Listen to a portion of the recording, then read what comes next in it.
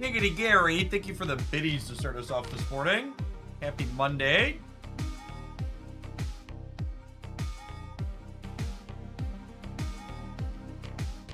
Get off our first viewer submission. Play whatever I want. That's kind of a viewer submission. Kinda. Durduadoshi, thank you for the over 3.5 years. Welcome back. Appreciate the 43 months. Pandasaurus, if you're still here, thank you for the 39 months. An ad made, one of Hoaglandia's OGs. One of the gamers formerly silly enough to travel around the country playing Magic the Gathering with me and others. Thanks for the 81 months. You're doing well.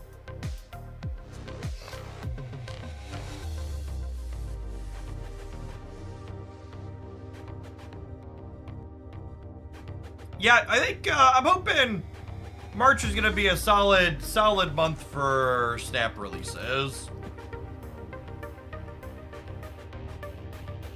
Feels like we have a chance for some actual meaningful, impactful stuff.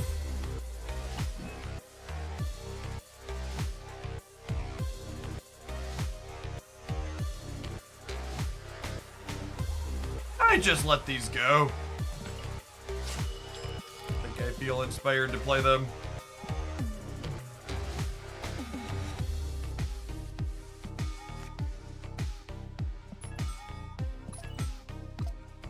Yeah, let's burn them. Just do piles of cards. No different than if we played them seriously, right? Think about some free wins potentially.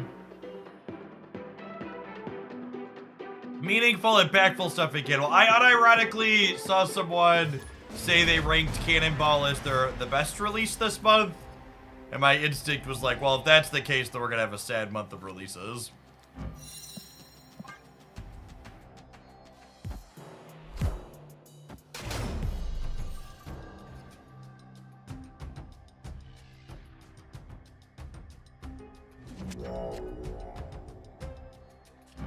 Unironically, Dr. Octopus is the best card in our deck in this matchup.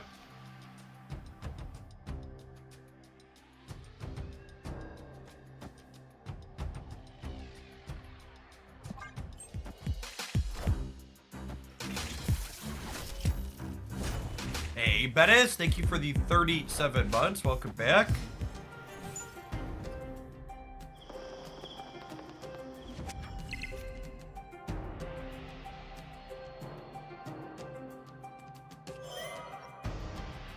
Yeah, I had pretty low expectations for the OTA, and I could definitely say we solidly exceeded them. I think I do this just to draw a card. It might be worth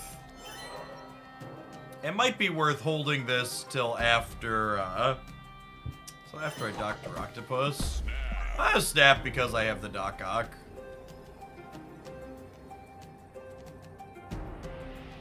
You're up against Tribunal ongoing, and you have no tech cards, so you just screwed. No, I think other good decks like Destroy can go toe-to-toe with the Tribunal deck with just raw power. But yeah, if your deck is bad, if your plan for your deck was don't have numbers to keep up and also not interact, yeah, your Marvel Snap deck's probably just shit. And you should consider playing something else. One of the important things I think enough people don't realize or talk about with the ongoing matchup is that the ongoing Tribunal deck isn't just ongoing hate that are tech cards against them. The ongoing Tribunal deck also gets disrupted by people disrupting their limbo, which is a big deal. So, like, yes, you need either bigger numbers or some way to keep up with them. Alright, this is all 3 cards out of their hands here. They have an 8-power Deadpool in their hands.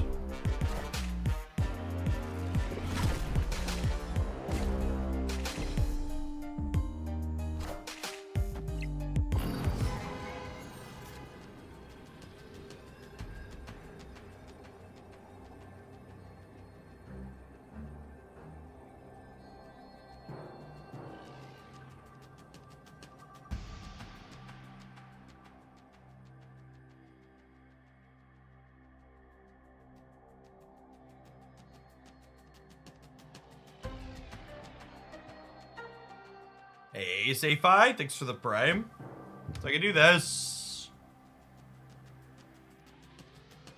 Opponent snapped.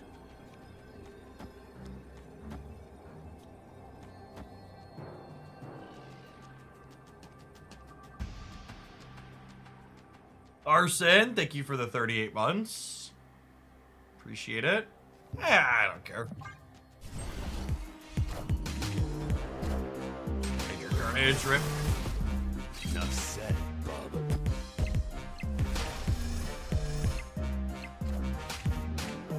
Lost Star, 50%er.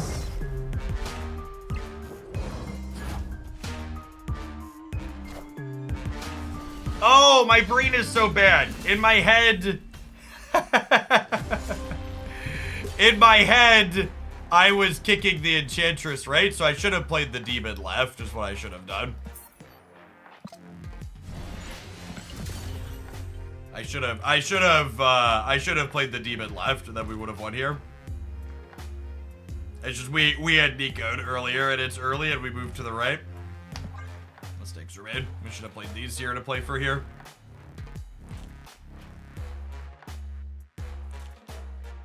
We win that basically every time if we, my brain processes where my cards are going.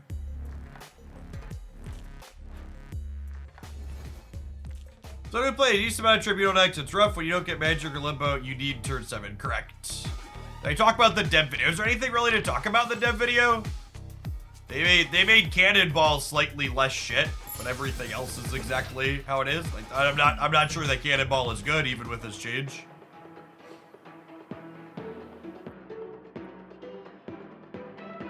To pin the deck submission link.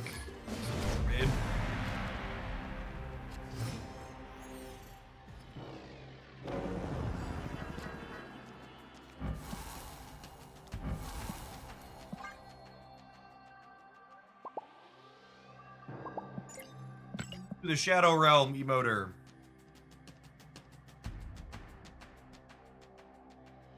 When I'm playing Thanos.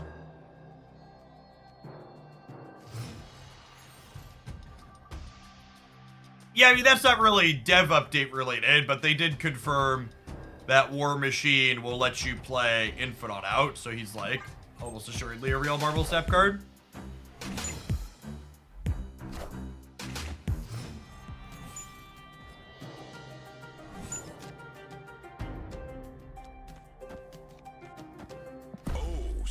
Like I said, I'm hopeful we'll have a month of some real, actual, meaningful releases for the first time in a little bit. I feel like we've had a pretty middling set of releases the last 2 months.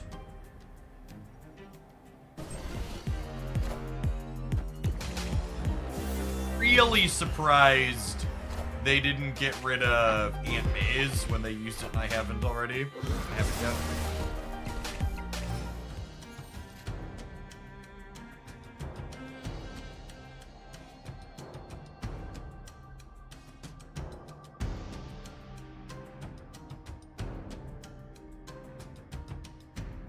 Someone paid you to pay the Nimrod Phoenix Force deck yet. We've not had a submission for that yet today.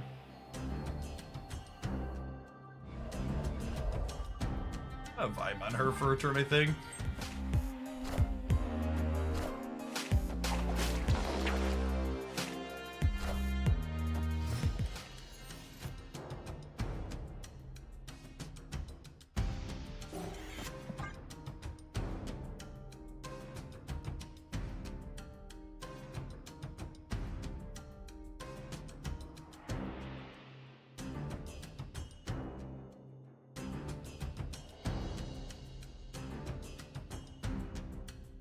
Yes, you're confirmed to be able to play Infinite and Ebony Ball with War Machine.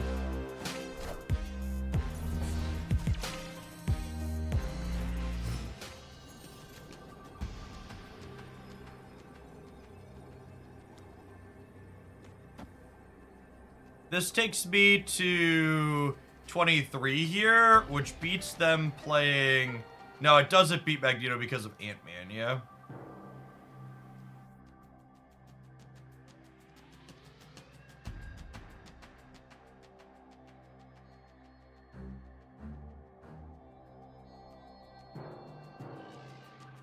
Any Infinity avatars this season? We won the one that we played with Kitty, whatever. I'm gonna give you a really good life lesson, though. Don't put your enjoyment of Marvel Snap into how many Infinity avatars you have for the season. Like, don't worry about or count that or instill your value or joy from playing Marvel Snap, and that is the thing. I think we're supposed to leave here, but I'm also just like burning these tickets and don't care.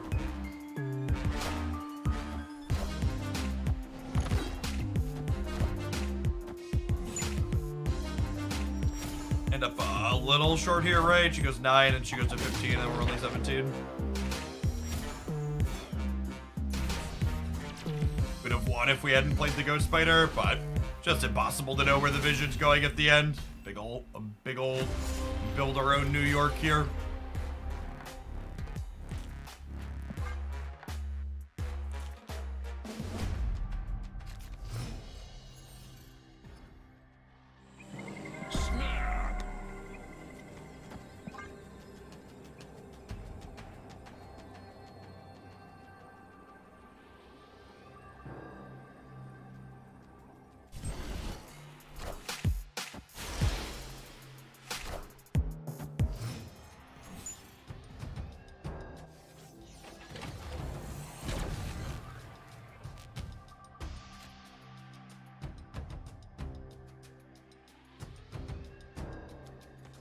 Hey, Infinity Conquest takes good RNG regardless of skill. It's 100% true. If you win like 80% of your matches, you're still only going to win an Infinite Conquest like 1 in 3 times. And when you combine the fact that you have to have a perfect record with the fact that when you combine that you have to have a perfect record with the fact that there is very little player agency inside of the deck variants. This format tends to have a kind of low skill cap.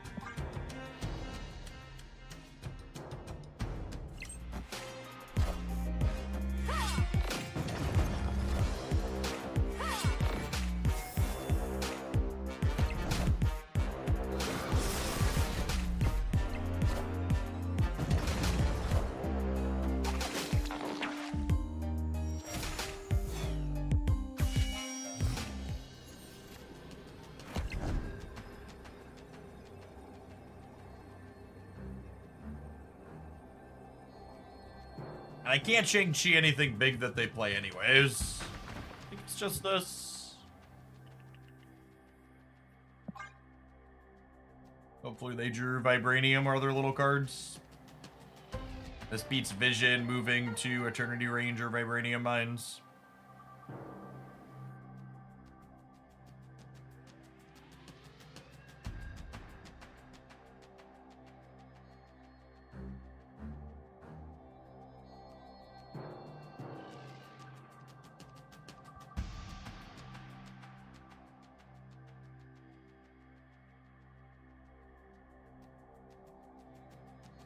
Hey, Rocky Combo, thanks for subbing 3 months in advance. I plan to be here. Thanks for keeping me around.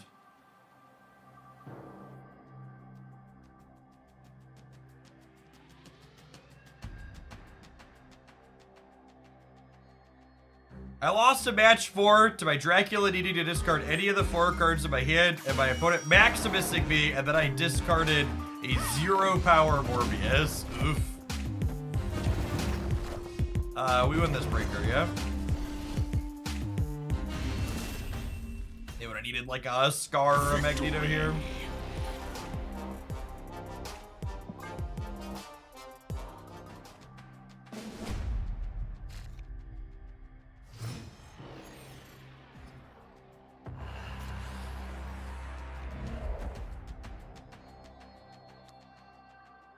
vibe on the hood for a second, because if I draw a Nico or a Carnage, I might play it in not Death's Domain so we get some value with it.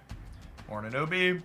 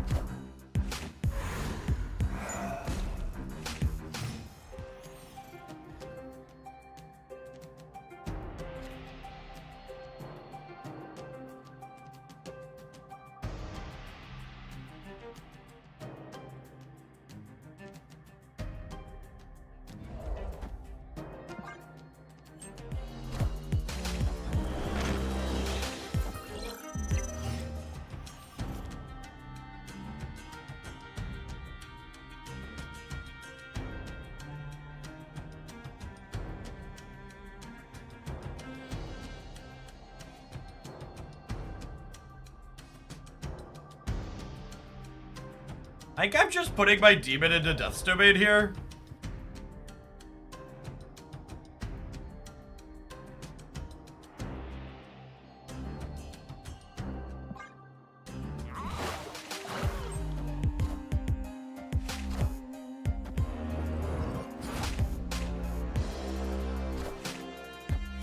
Pixie is definitely a card that's going to make gamers mad.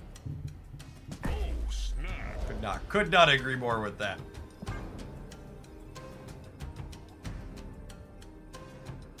Snap before the octopus happens here.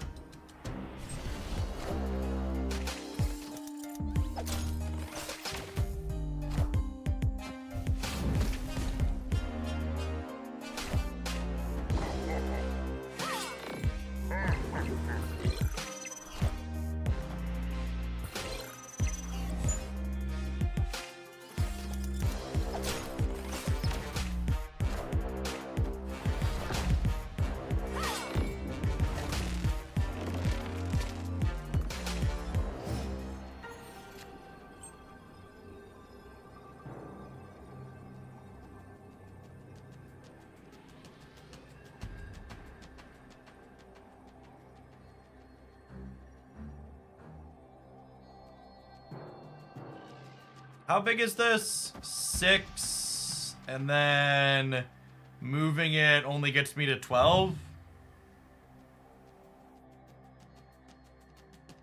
I think we're dead, yeah? I'm only going to 18, they're going to 19.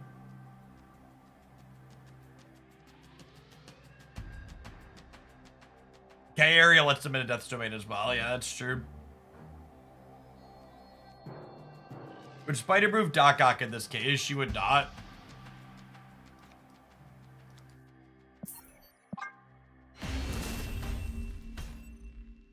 Escaped. Enchantress Kyeria. Why wouldn't Ghost Spider move Doc? Because it was destroyed and brought back, yeah? Does it still count? Maybe it still counts as the same game piece? Yeah, maybe you're right. It does count. I also just don't have a way, even if that's true. I think you're right, Steric. It does move Doc. But I just don't have a way to win 2 of the lanes still. But you're right. We could move Doc. Snap tracks cards through zones unlike other games. It's digital.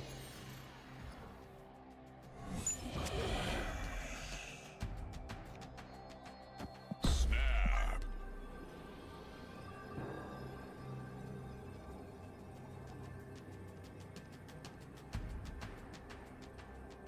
This morning's Infinite Conquest are explicitly not going to be an example of how to appropriately snap and retreat.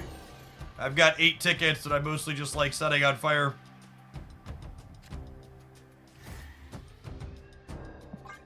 We hit a good run, great. If not, we're just gonna get rid of them anyways.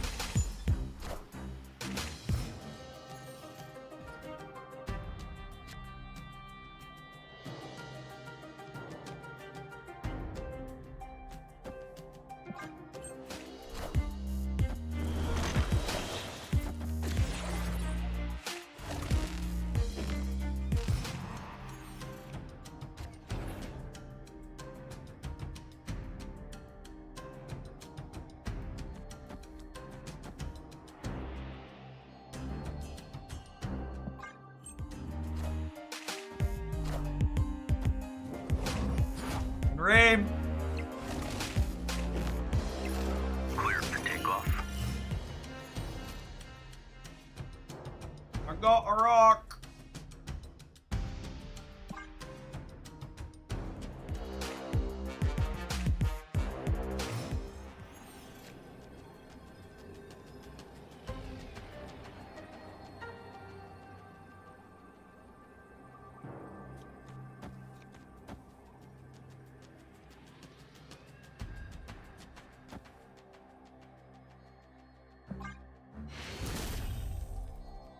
Victory. An infinite border here with the Moon Monkey deck. Nice pizza crust. Oh, I need to put a rock in the middle if I don't want Shang to move. Good call.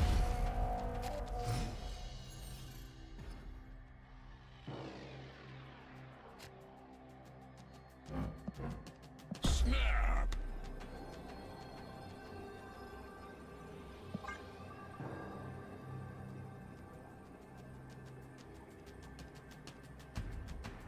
Alright, it's fine. Debris is good at this matchup. I have the carnage.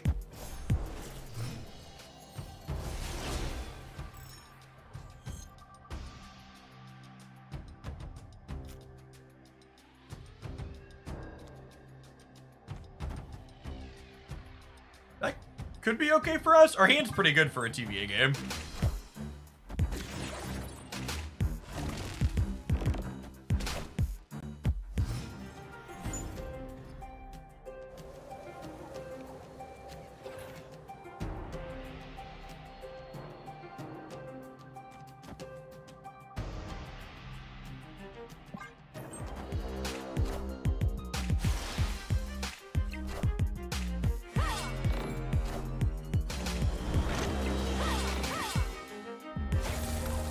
Have that.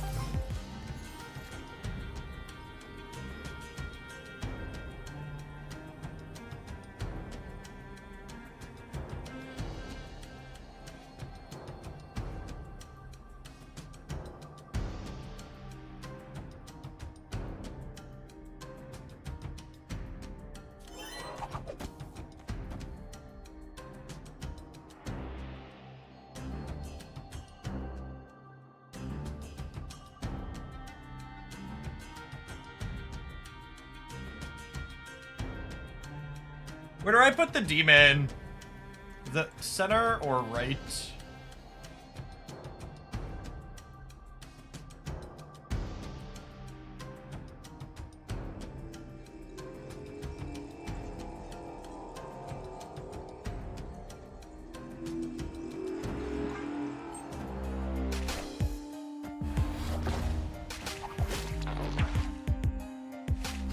They just didn't have any plays that weren't gonna get asteroid emmed.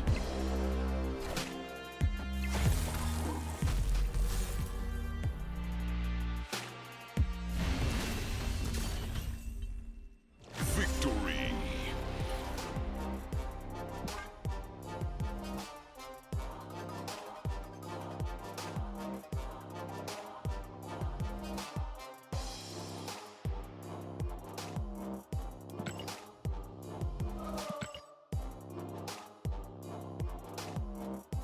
Alright, gamers. Looks like it's about time for some adverts.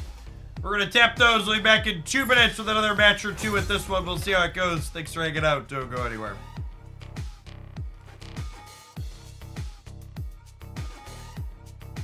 Loving the early streams. We weren't really live that early today. Went live for 20 minutes. Say between like 8:30 and 9 Central. Probably 8:45 Central. If you're watching on the YouTube side, consider tapping the like button on the stream.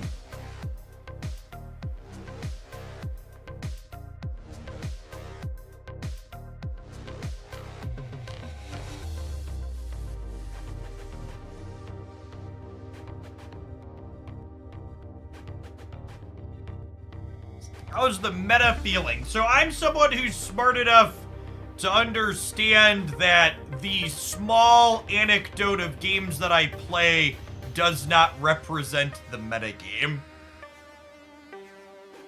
So I've been enjoying the games I've played for the most part, with some alliance hiding around the edges of the games that I've played, but the push comes to shove, blunt truth is, I think they changed enough in the OTA that we don't really know what a stock best deck, what's on top looks like, and then we have Hope and Pixie releasing tomorrow to where if we even had some inkling, it would just move again. So 13 months, Josh. Do Moon Girl and Pixie have potential synergy? How on God's green earth are those cards remotely related? Can you explain it to me? I feel like I must be missing something. Excess! Thank you for the prime. I appreciate it.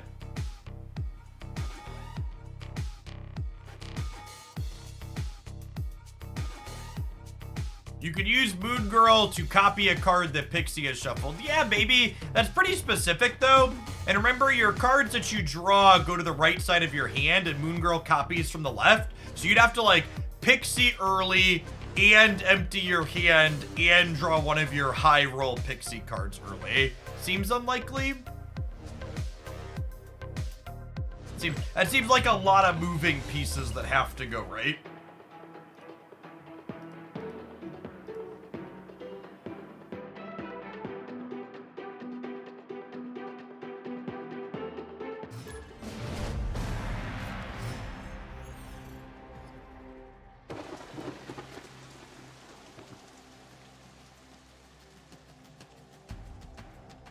Thanos Gamer here.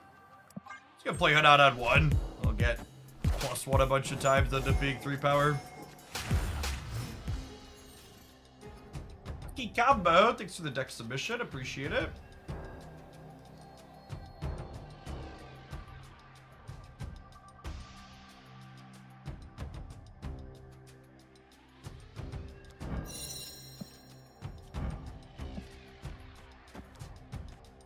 We could get Reality Stoned here and be sad, but that one a pretty okay spot.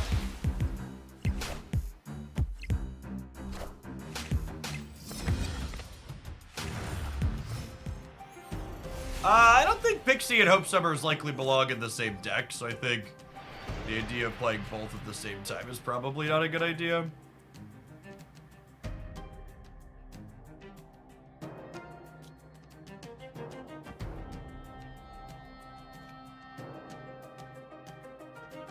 Man, that's an awkward combination of things.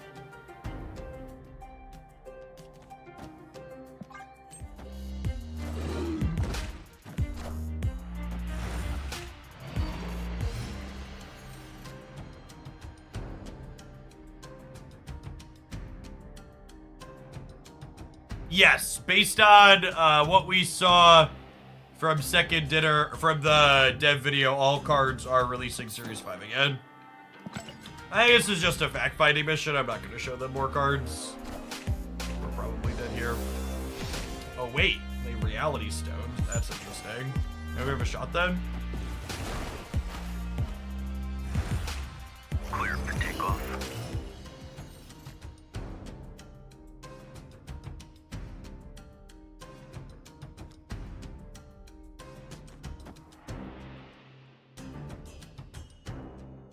I think I do this, and then next turn I have tech card +2 1-drops. They're getting rid of the what's it called there. It's very good for us.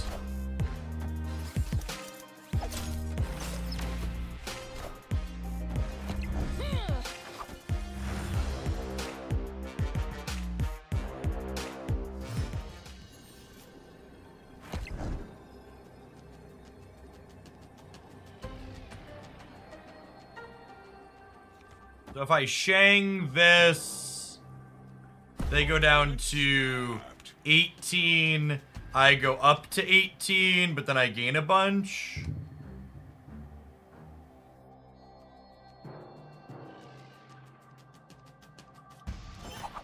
How are they beating me?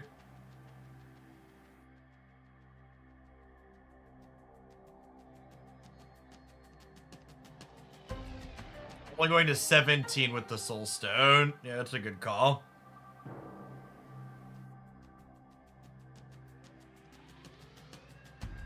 Means I only tie.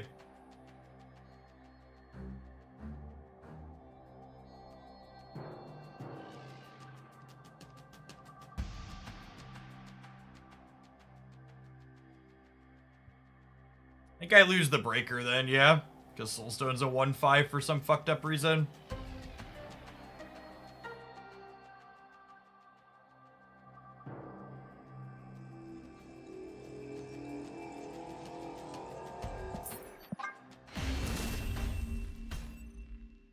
Escape. So 11 months, like Gilamo, welcome back. Winterfell with the 11 as well. Good morning, good morning. Ghostbiter the Doc Ock and Enchantress the Dino. That loses to most things. Like actual beats almost nothing. Yeah, so I'm tying the island, chat. I just can't win the tiebreaker. I'd have to like Shang the right, but then how am I? Just Shang-Chi's probably not winning the right. It loses to them. The Ant-Man makes them more likely to play 2 little cards. I don't know. Maybe you could limp in there and not feel too bad about it, but I think staying when they boomer snap me's real wrong. So the 56-month stacker.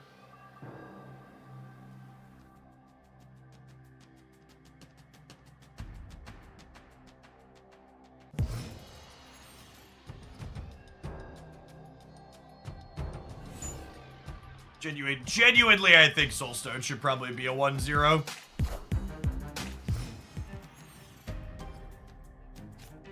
Wouldn't she be up 1 after the bonus from the island? Well, we'd be down 1, and then we'd get +1, so we would tie them.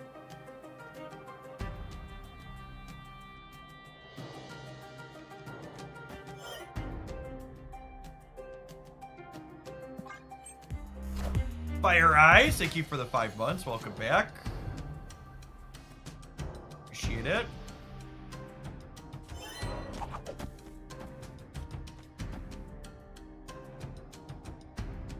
I think this works how I want. Let's find out. I think the copied Ghost Spider still pulls the Vulture, question mark. Sure does. Alright, see if we can dodge cartridge going middle.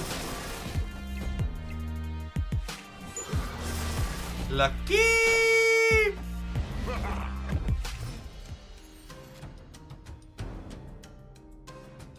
I love how you are consistently streaming. Consistency is everything in this industry. Very, very important to be live at predictable times and intervals. Oh, snap. Victory.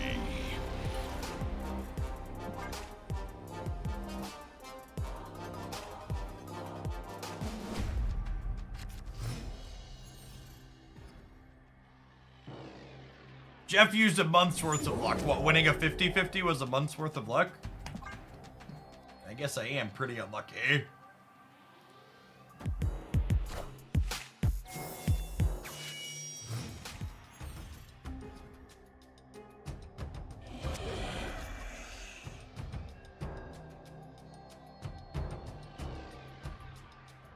How could a 94 have a 94-month sub without consistency? Ain't that the truth, D-Philly? Thank you for the almost 8 years here on the Twitch side. Thank you for the 3/4 of a year, Spark. Welcome back.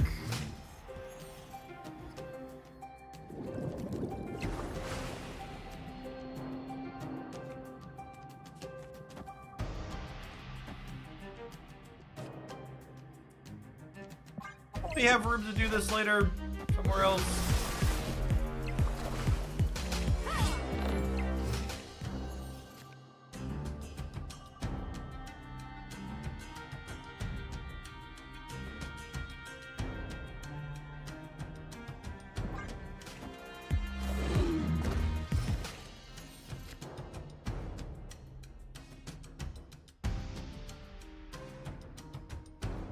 So Cole means my Shang is still live, which is nice.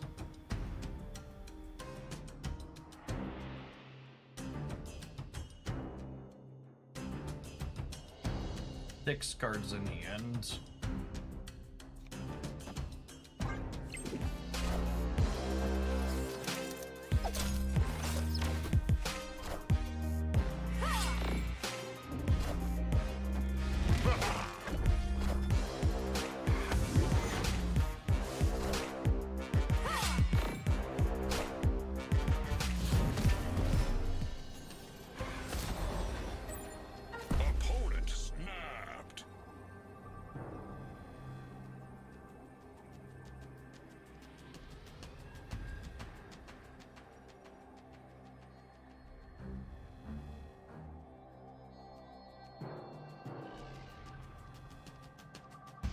Goliath deck?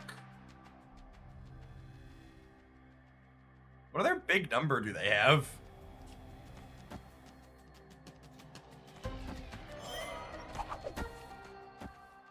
Does ever win the game? Their dino's only 5.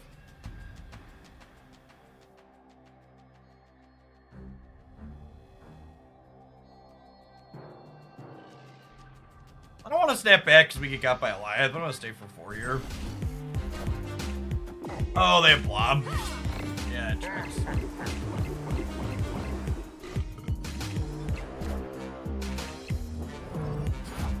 Unlucky.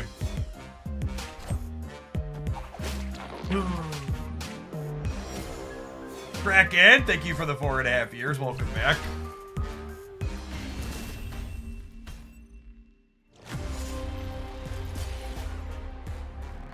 We have to work so hard for our big number, and they just do absolutely nothing other than play a card.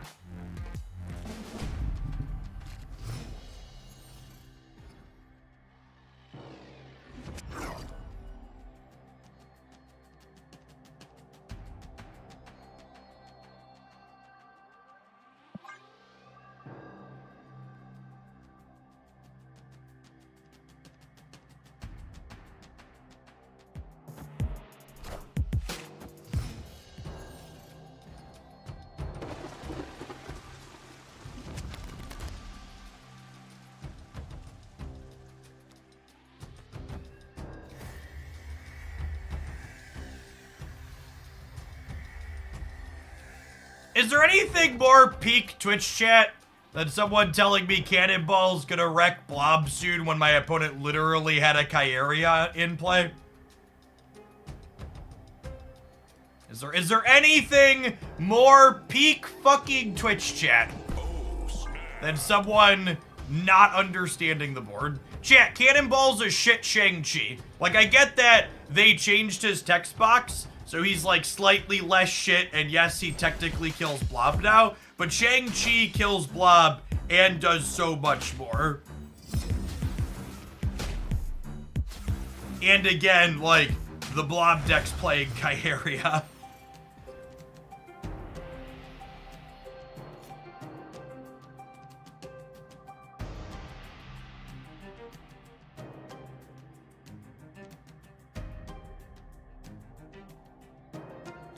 Cannonball looks fun. I just like to go on my Shang-Chi soapbox for a minute.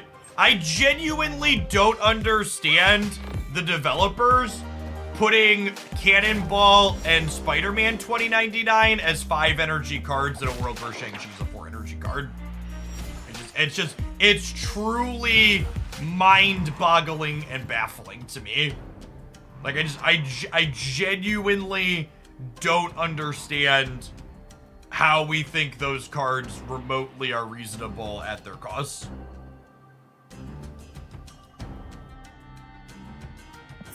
And this is just a reminder that at this point, this is not me asking you to ask me for my opinion on how to perfectly balance the game. I don't know how to perfectly balance the game. I don't have opinions or gonna pretend that I know how things will work out if they change things. I just know that having the universal answer cost 4 and the less flexible, clunkier answers be more expensive is strange. And not in the doctor way. A lot of folks asking me for my opinion on the releases this month. I'd encourage you to check out my leaked cards review for March and April.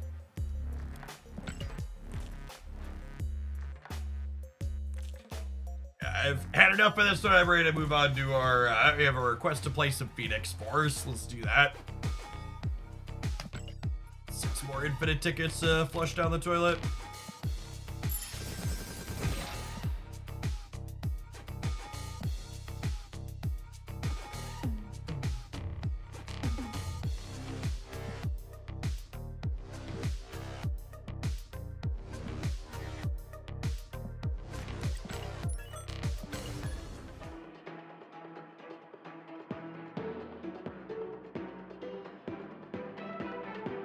I mean, I don't think Hope slots into any existing best decks, so if she's good, hopefully she's good in new places.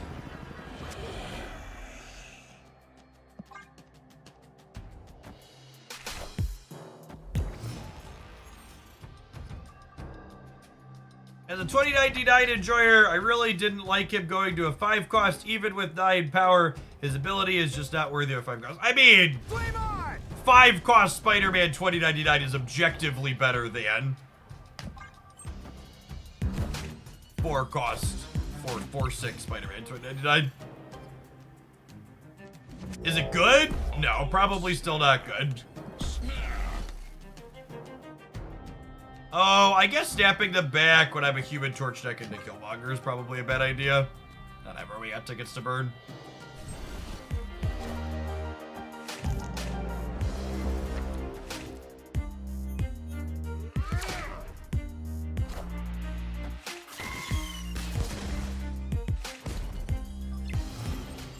Adrian Games, thank you for the 2/3 of a year. Welcome back. She might be good in Galactus. I don't think that's likely to be true.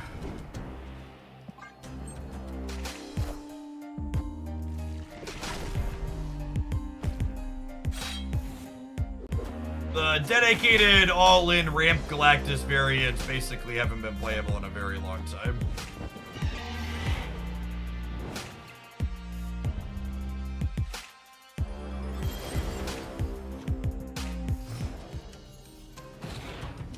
Wait, why didn't this get shuried?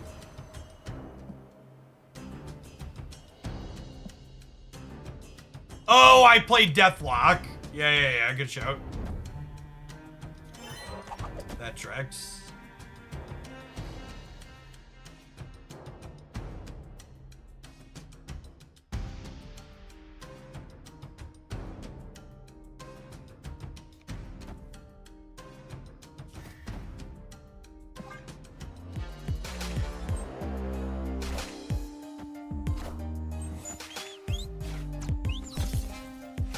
Corner's playing a funky build. I'm just gonna hope they don't have Killmonger shit. I assume we're gonna get Killmonger, but like I said, we've got infinite tickets to burn. Let's burn them. No Hercules. No, this is the stock Phoenix Force list that's been putting up good results. Yes, if there's a Killmonger in their deck, we're hoping Killmonger's not in their deck. If Killmonger's in their deck, they've got us. I guess we could also get got by a Shang-Chi.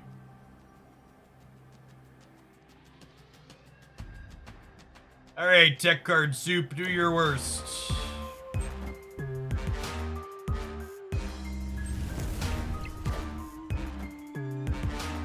Hail Hydra!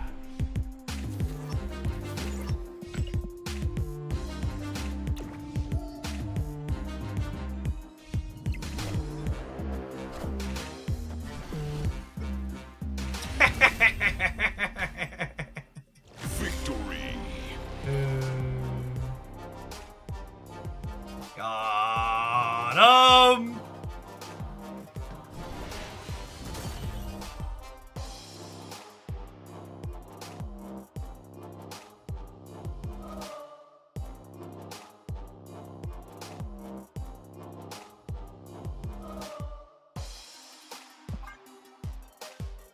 Decision DM, thanks for the 10 months, welcome back.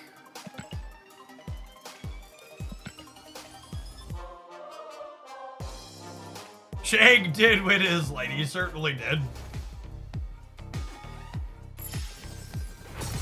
Can Kitty Shuri benefit from extra energy, maybe?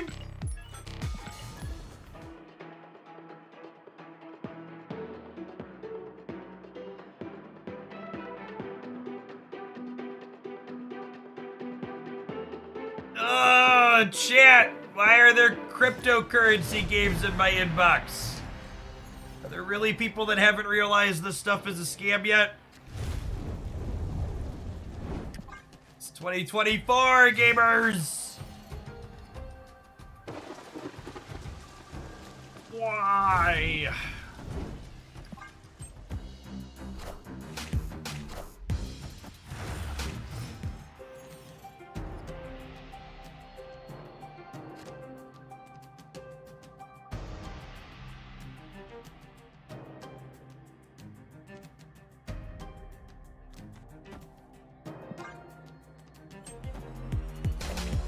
They started development in 2019. Well, so, I mean, that's true to be fair.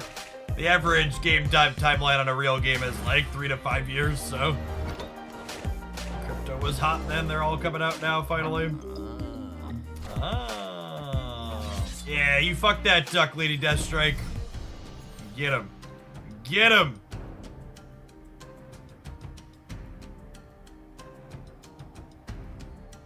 I think we've died.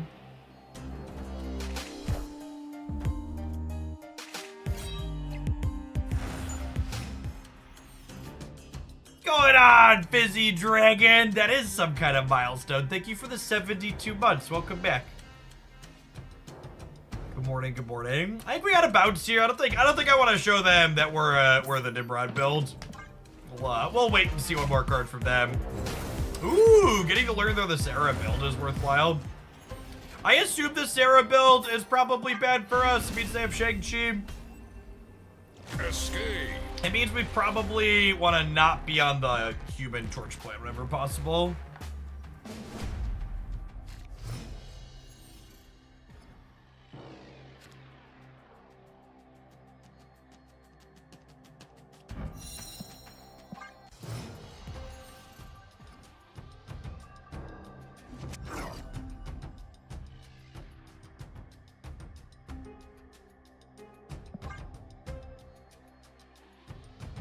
Dearest, thank you for the 2 entire years of support. Welcome back.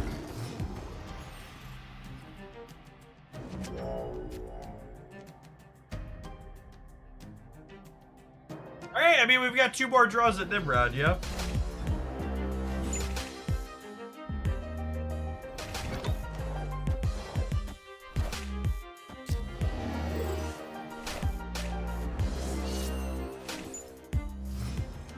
They got 10 power, we got 2 and lost a draw step.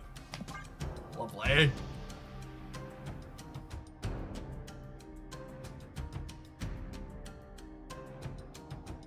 We can't update the best deck command link. Good shout.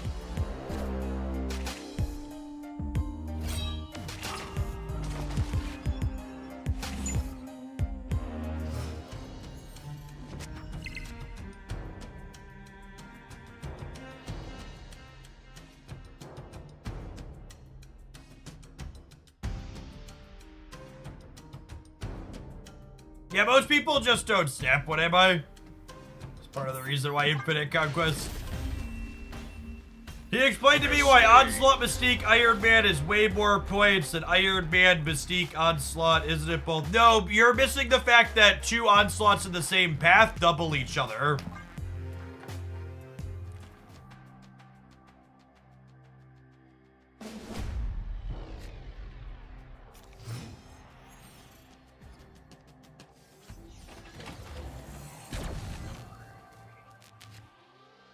They do the double-double. Our opponent never snapping is really good for our inconsistent combo deck.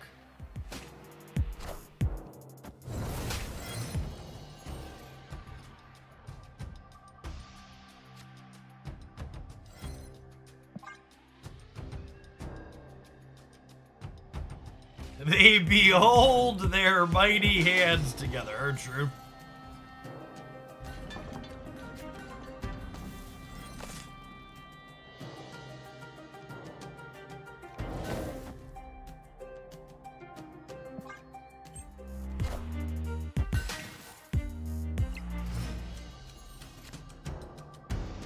I mean, am I supposed to snap them here?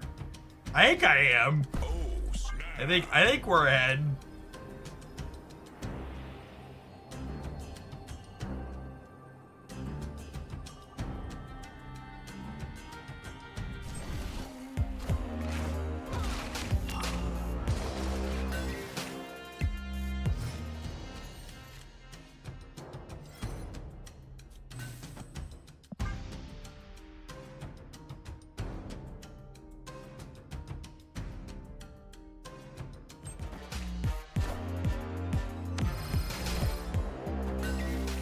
I can't see any Twitch Prime sub options. Yeah, they moved where it's at in the menu. You have to really dig for it. You should also be able to use it more easily at this sub-link. What does the opponent play? They're playing a mostly stock Black Knight deck, chat.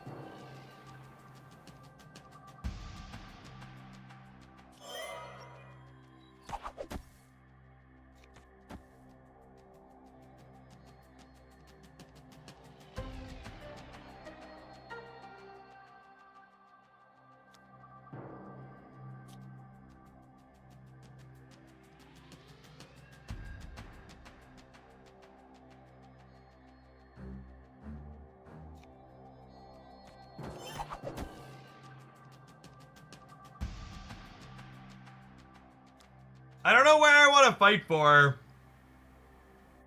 It's close. I'm bailing out of the center. They're leaving. Victory.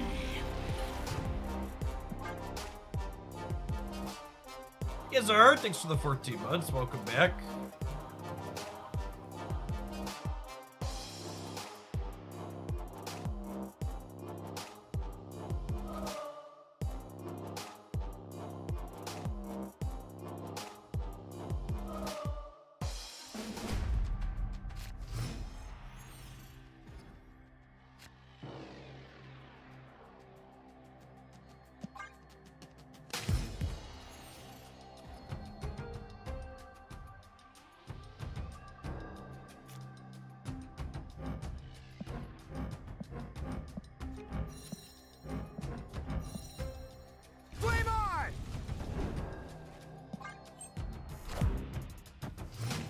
Johnny Sykes, thank you for the 11 months. Welcome back.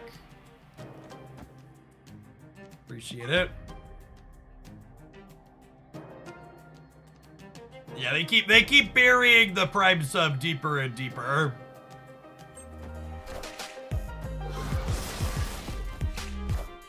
Yeah, we need something worth Zolaing.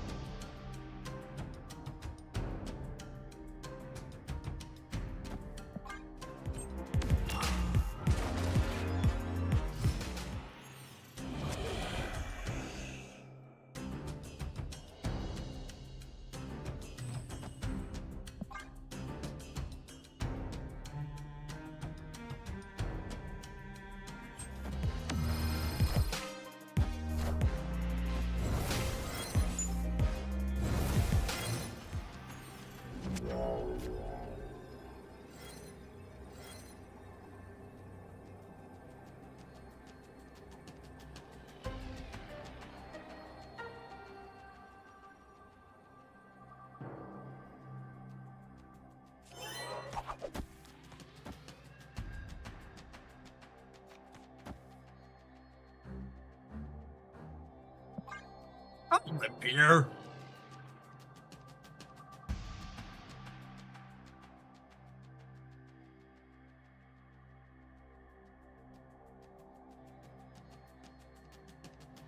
Oh! We did this earlier. We did this earlier with the Vulture. The Sinister London moves it again. That's fine. We'll retreat for one.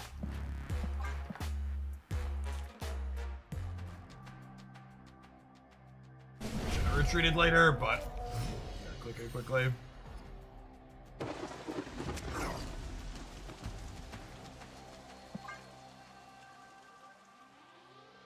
Bless your heart. Thank you for the 10 months. Appreciate that. Welcome back.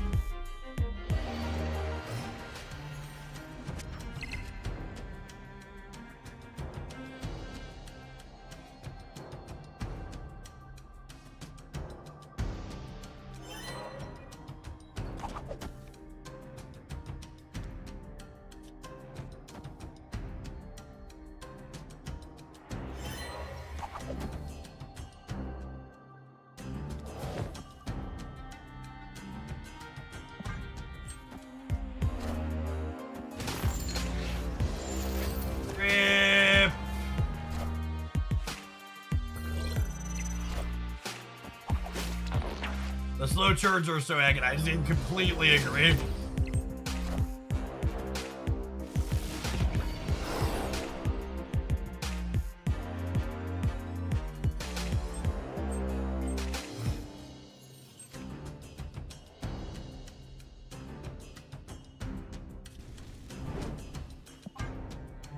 Opponent snapped. Ooh, they do know where the snap button is, chat. Escaped. They finally found it. I think the system needs adjustment. And the barest fucking minimum change they could make to the Marvel Snaps timer system is implementing a just timer. By the way, mods in chat, please be careful about unpinning the message.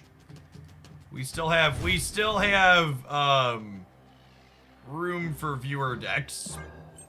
Someone unpinned it. Please and thank you.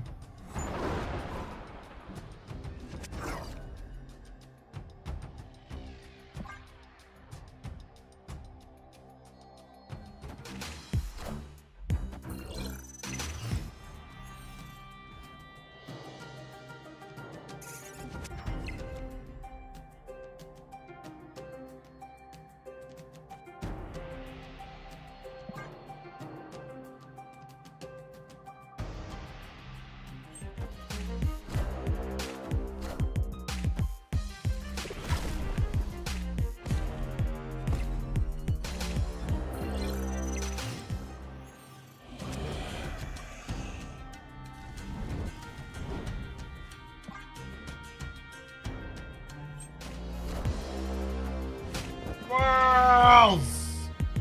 Sometimes lucky, rubber ducky.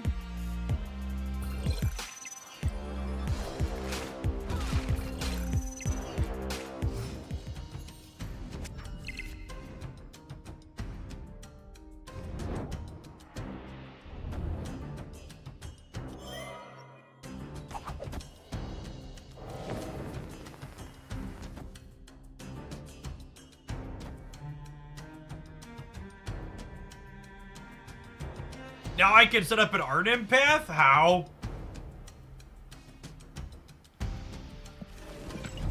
How do I set up an Arden path?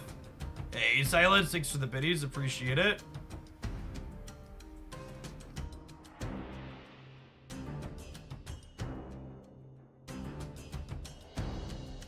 Oh, we can Carnage the Spider. Yeah, that's true, okay.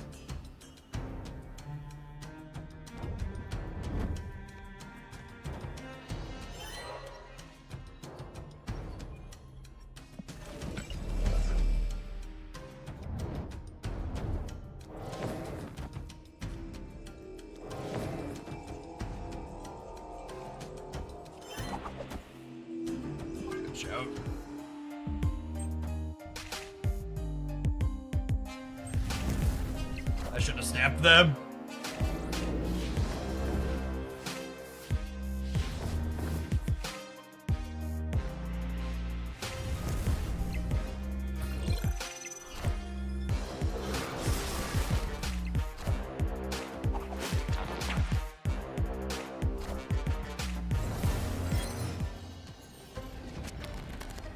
I suppose we do just eat shit to a Shang-Chi here, though, huh?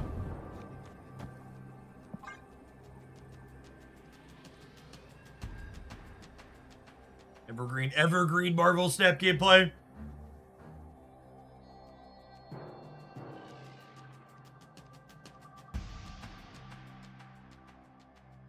Boomer them. I don't think there's any reason to Boomer Snap here. They might not have interaction on the She-Hulk build, yeah. I don't know. The Zabu Sarah gotta have Shang, right? It's only one more cube to Boomer Snap them, so I think I just let them limp in for 4 here. They might leave if they, I think they might stay without Shang if I don't snap.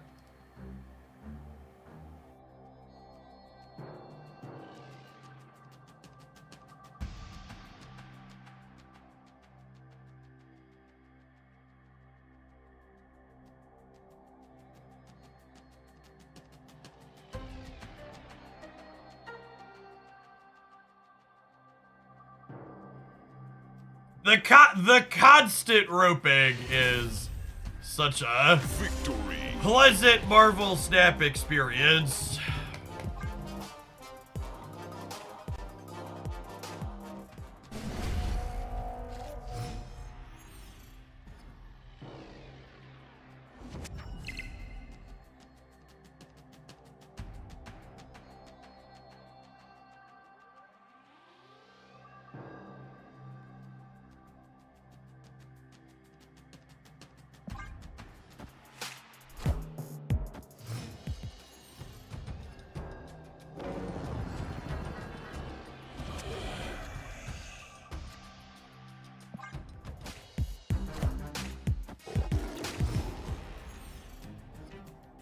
Hey, Karg, thank you for the gifted sub, appreciate it.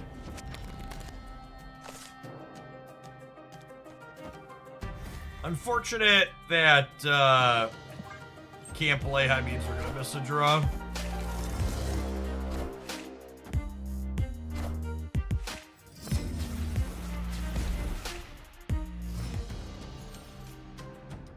Frustrating.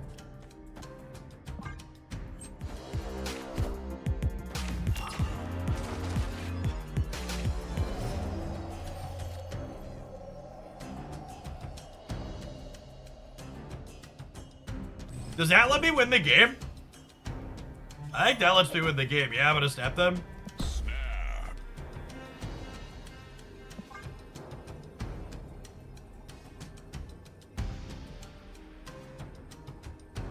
It worked out better than expected.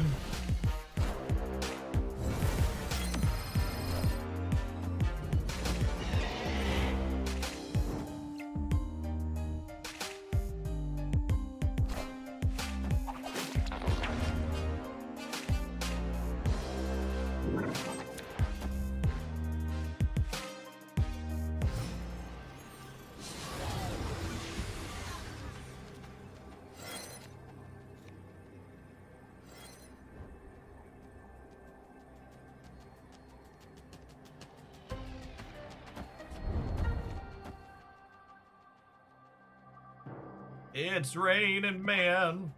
Hallelujah. It's raining, man. Amen. Do do do do. Be do do do do do do. Victory. This is an incorrect leave on their part because it's literally a free stay. We're in high stakes rounds, so 1 versus 2 is no different for them. And they could have taken my last cube on the off chance I mess it up and they win.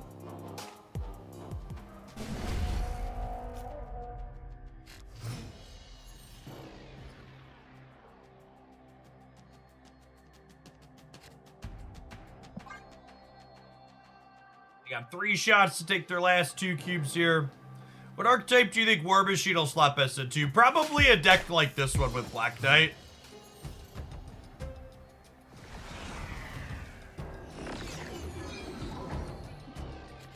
Until proven otherwise, I'm assuming operating under the assumption their last card we don't know is Shang-Chi.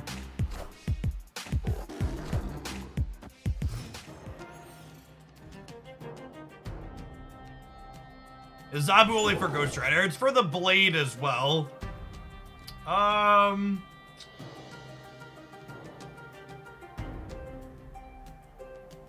Without a Phoenix Force in hand, I'm gonna vibe on both of these so I can Shuri into Nimrod, I think.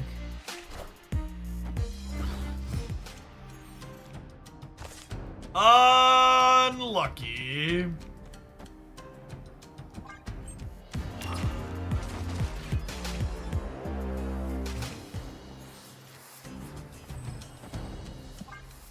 That's fine. This is probably still winnable.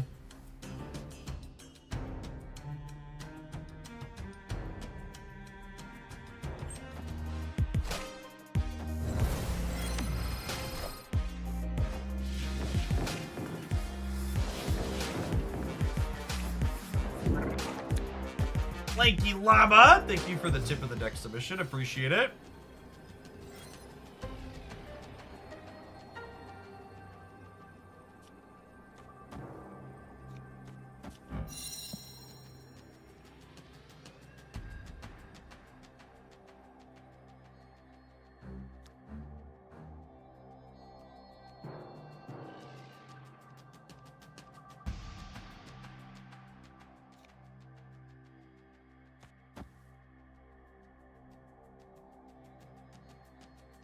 think this is 25 here. Whatever.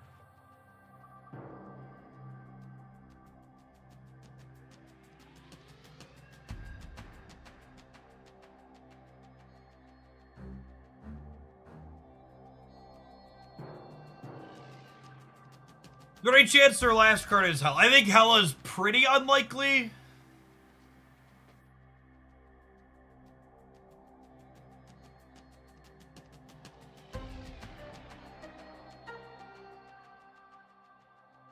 The patch is on my birthday. I hope Uncle Bro gets me something spicy. Yeah, we'll see.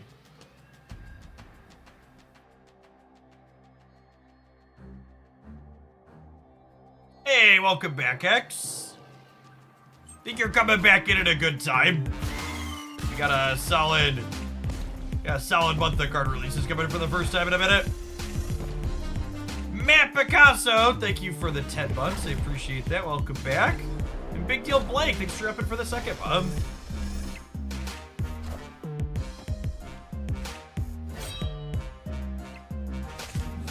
And then we're meeting whatever they have on the left here.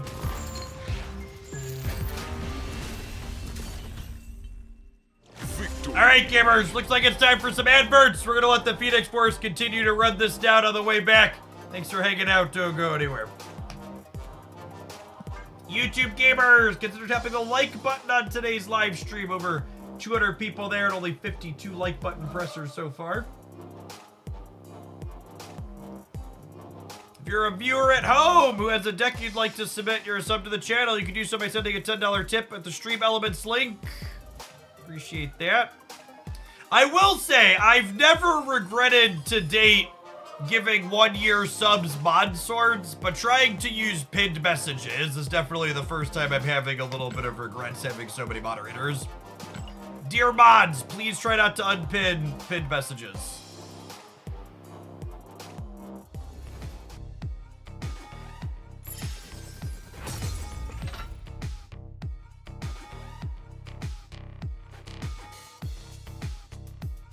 The first season in a while, having an infinite, I'm okay with that. Just didn't want to grind out of the 90s. Yeah, I feel that.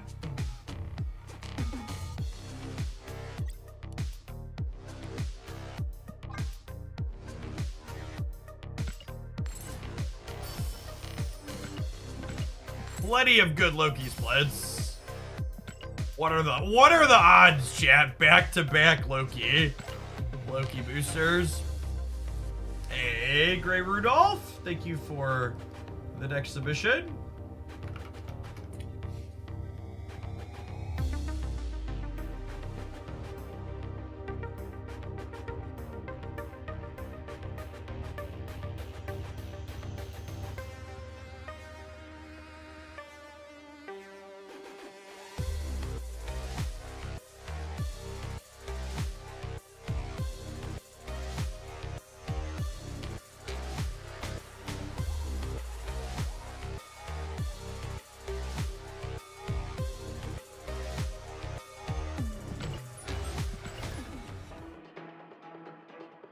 What's going on, Koran? Thanks for the Baker's Dozen. Welcome back.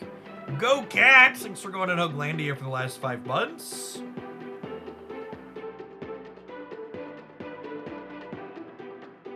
Regular ad breaks are a wonderful prime reminder. Superman, thank you for the 20 months.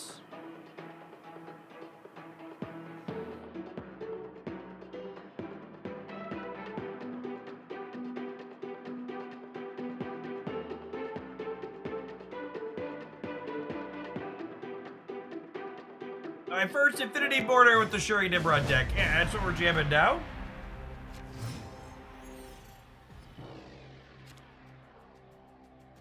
It's pretty all right. This deck's pretty good at out-linearing people.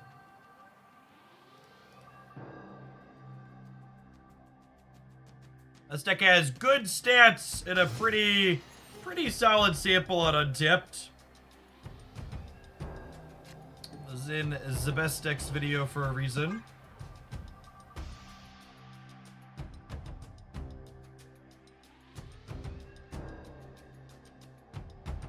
Hey, Chris, thanks for the 5 years. Welcome back. You have a sheet for avatars you want to hit infinity with? Nah, I mostly just don't care.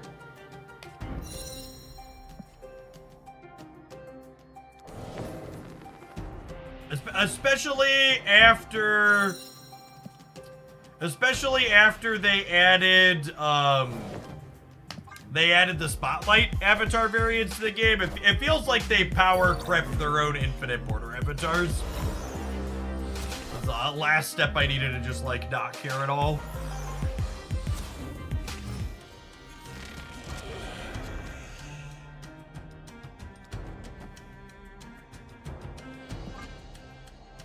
Infinite Conquest needs some other kind of reward. Counterpoint, if Infinite Conquest had better, more meaningful rewards, Escape. it would probably be a worse and more frustrating format. Dr. Paj, thank you for the 11 months. Welcome back.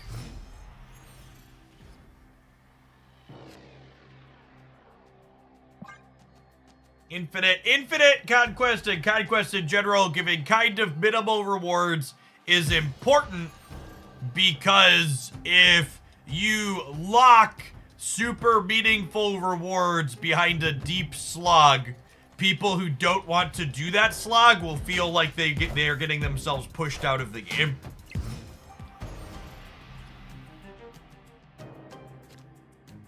I know people that are just always like more free stuff will be like, oh, you should just always give us more free stuff. But there's a limit. When you put up free stuff that's locked behind walls that are either time gated or skill gated and are too difficult to obtain, your players will stop playing the game. Because they're like, oh, I can't get the stuff I should be able to get. This is no longer worthwhile.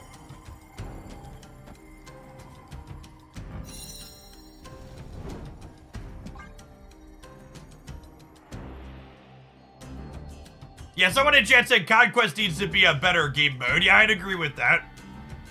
I mean, Conquest as is has some really key structural issues.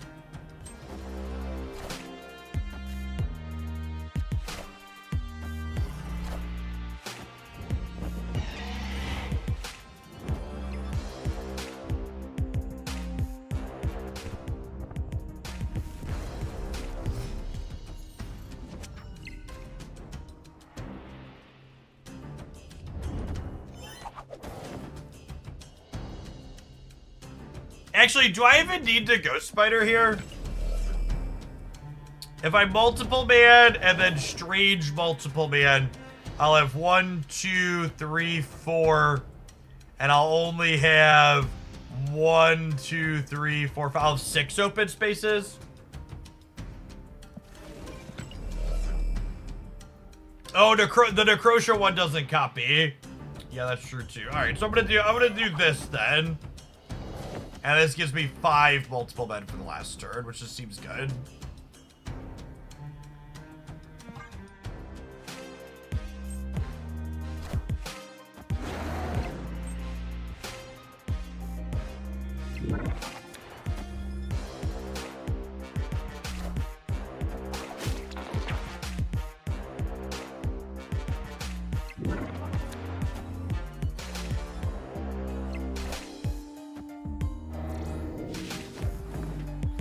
One True Bob, thank you for the 16 months. Appreciate that. Welcome back. Alright, so now I have 5 men, and I have 4 open board spaces.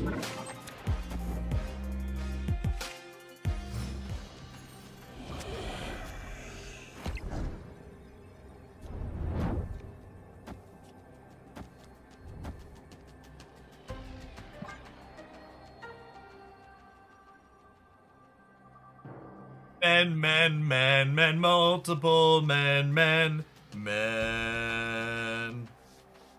Bionic Microbe, thanks for the 14 months. Welcome back.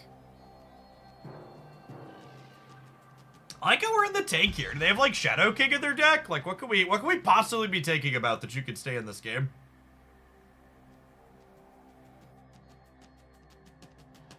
There really wasn't anything to discuss from the developer update video. I also think the fact that they call those developer updates is very stupid. Victory. They are 100% season announcement videos. Super Jivey, thank you for that. We've almost never get anything in them that's remotely related to development anymore. Ooh, Moon Girl She-Hulk stuff. I like. All right, we've got 5 viewer decks waiting to be played. I think we'll close submissions for now. Because some of them might run longer, because if I have things like this that are reasonable into Infinite Conquest, we're going to let it run a token down. Announcement videos featuring Cozy and Dexter, yeah. Yeah, the 2 of them living fairly close to the second dinner offices is definitely good for them.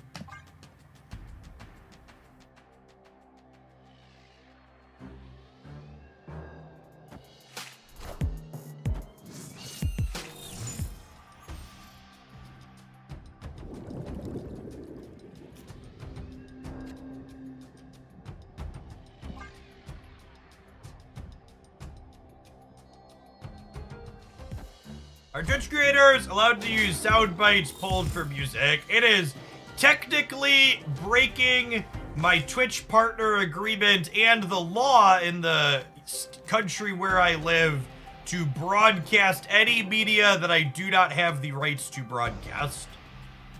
Anytime you open a Twitch stream and they are playing like regular top 40 or licensed music, they are technically breaking the law.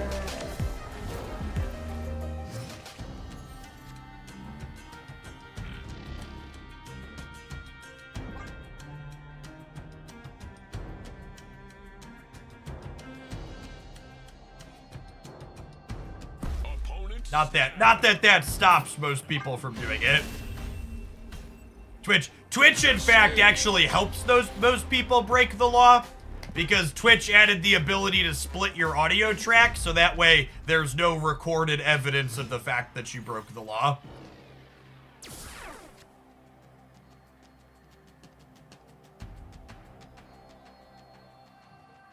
Can streamers pay fees to get the rights? Yeah, you technically could pay to license the music, but trust me when I say no individual streamer is making enough money to pay the licensing fee for top music.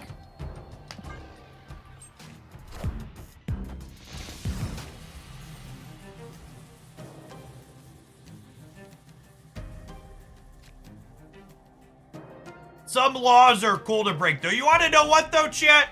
Past just the legality of it, I think it's both incredibly hypocritical and deeply shitty for people who are trying to make stuff for their living to steal things that other people have made for a living that they want to be paid for. It's really, really shitty to be like, hey, you should subscribe to my channel and pay me so I can do this for a living, but also I'm gonna steal the creative work of other creative people and not pay them for it. And before you're like, but Jeff, they're giving them free advertising. The people that want their music to have free advertising will license their music in a way so it's legal to play. Creative types can, and many do, license their music so it's free to play on Twitch streams. But there are many other people who understand or think that it's more profitable for them to do otherwise, explicitly do not license it that way.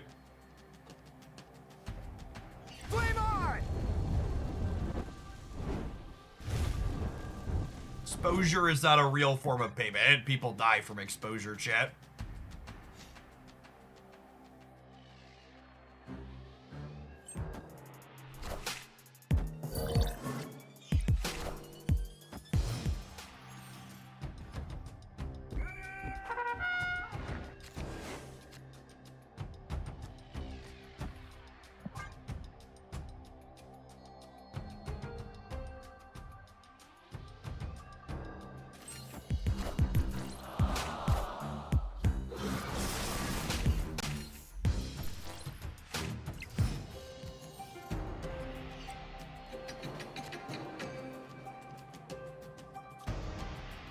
Slow and steady.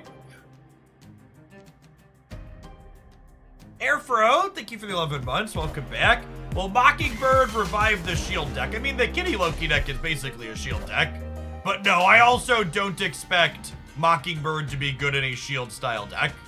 I expect Mockingbird to be good with Thanos, and I expect Mockingbird to be good with cards like Shauna, Squirrel Girl, and Mysterio. Opponent snapped.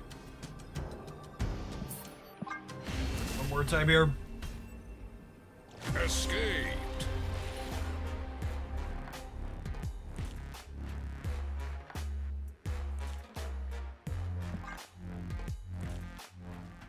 Yeah, Mockingbird Patriot sounds kind of fun. You didn't think of those, Chad. If you didn't think of cards like Shauna and Squirrel Girl with Mockingbird, you should definitely make sure you check out my leaked cards video, where I talk about all sorts of good and sweet potential upcoming synergies for card releases that are coming up in March and April.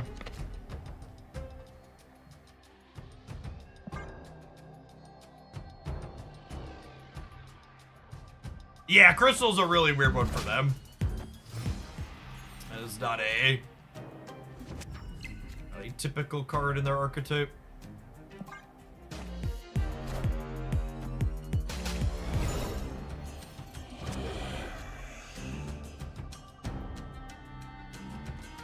Snap.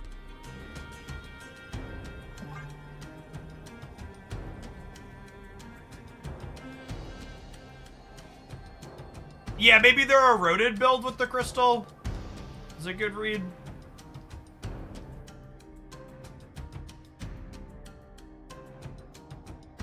No plays on 1, 2, 3, snap you on 4. The power of Nimrod.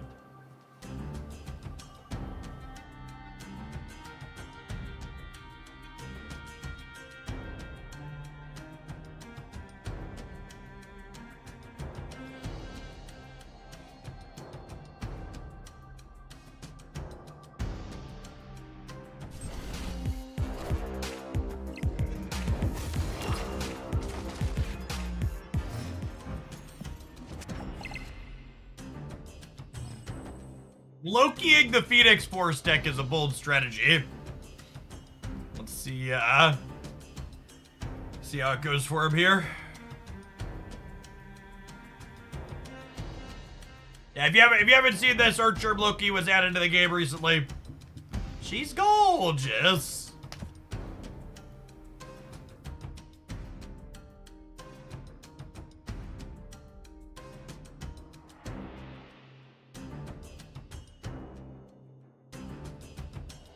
Yes, we are going to Carnage, then Venom, then Zola the Venom.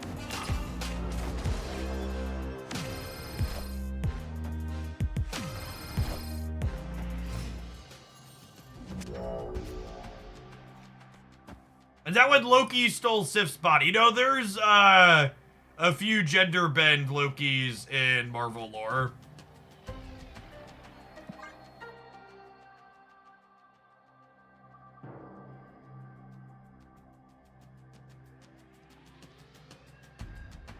You think I should rug pull? Nah, I don't think they can go over the top of us. I wanna make my things go burr. Oh wow, they hit the multiple, man.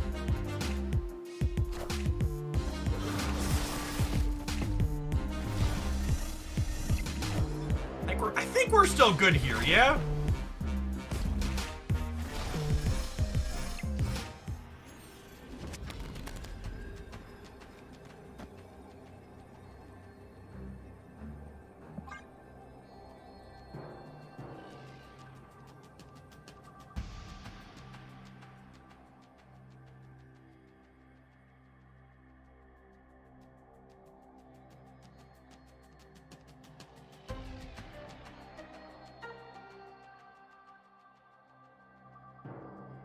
Right, we're gonna get dev update command. There really wasn't anything new or meaningful in the dev video posted for March.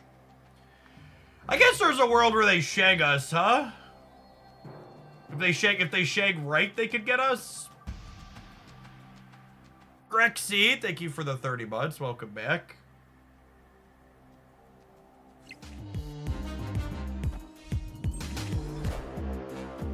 one head too more. No, I guess we probably still win the other two, though, yeah?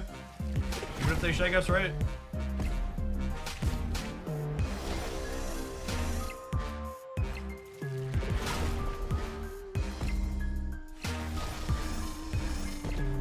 Oh, I should have Nico'd the Zola so the Zola wasn't there. Yeah, it's a good call. It'd have been 48 in the middle.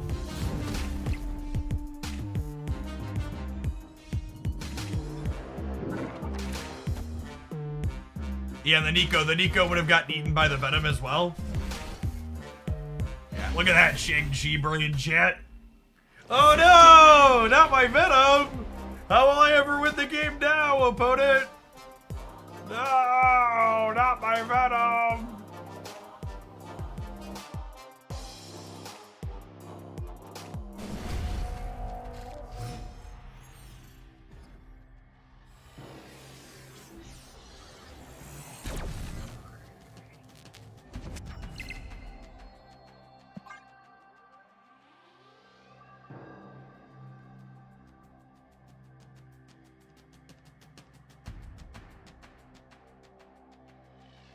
Why should I snap? My hand's not very good. I guess I have Shuri stuff. Do I snap on Shuri stuff? Maybe?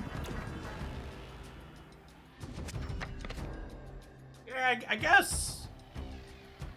Oh, snap.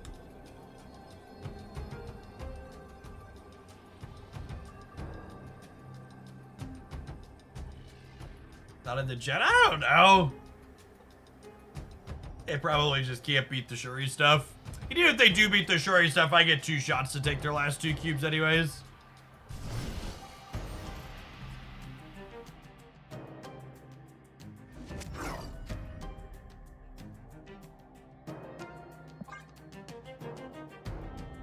Yeah, their Loki that last game was one of the better Lokis they could have into our deck for sure.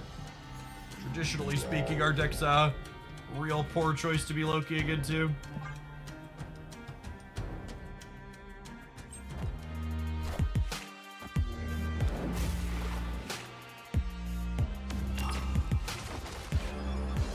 Untapped is bugged when your opponent is playing Loki for people that have been not playing Marvel Snap recently.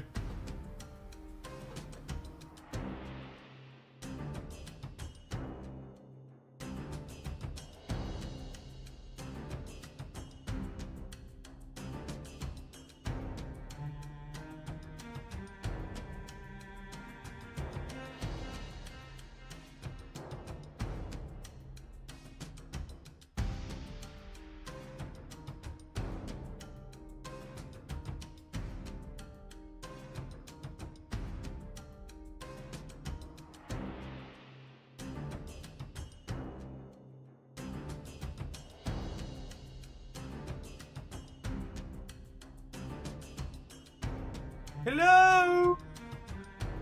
Hello? Hello? Man, I wanted to burn my infinite tickets today, but like, it's been kind of excruciating, chat.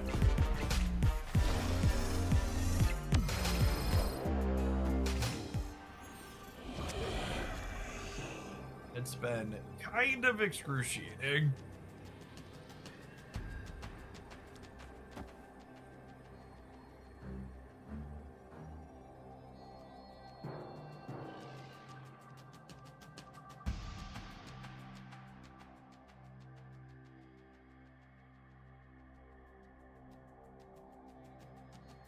I really just am so surprised it's not a priority for them to make the pacing better.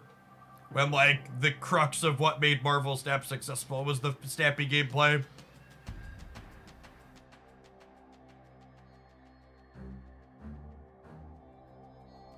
Asteroid M, what about it? I'm punting the left, chat. We're playing for the center and the right.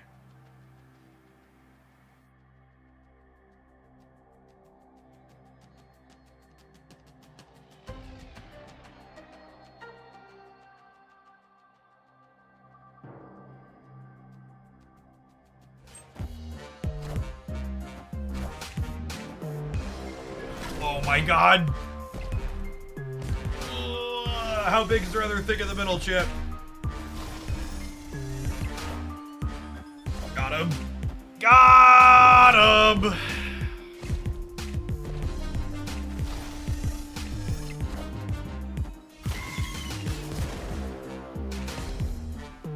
How did they get it to run? They rolled the Nico copy mode. Victory.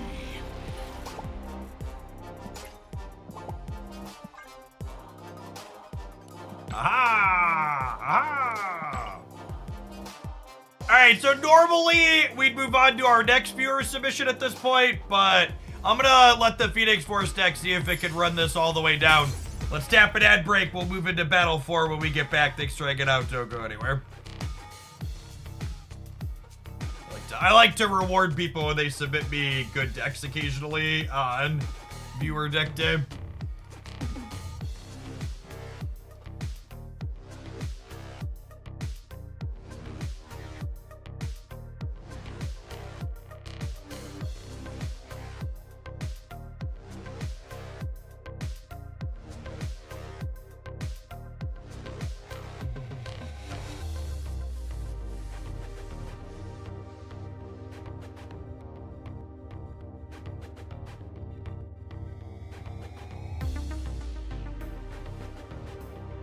Yep. Yeah, Shuri Nimrod. It's a good answer to all the shags everywhere. What does the metagame look like for Conquest specifically? Mostly just Loki.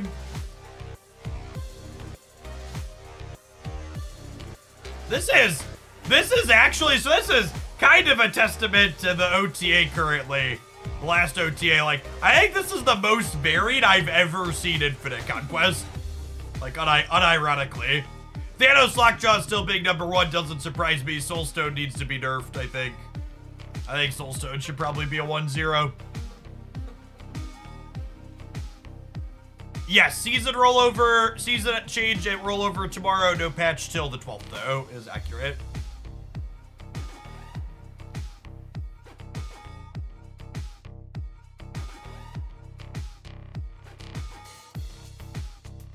And I think Soulstone used to draw a card. Yep.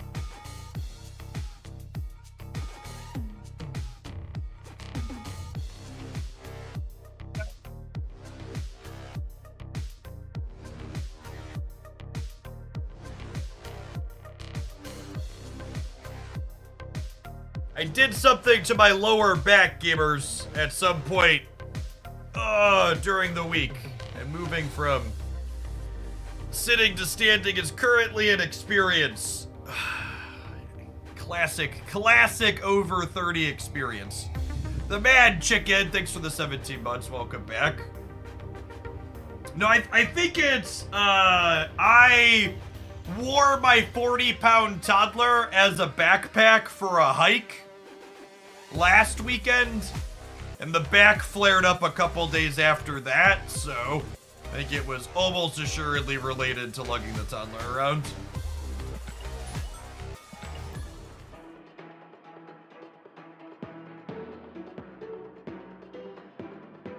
I'm playing the Stature Proxima deck and it's been fun. Yeah.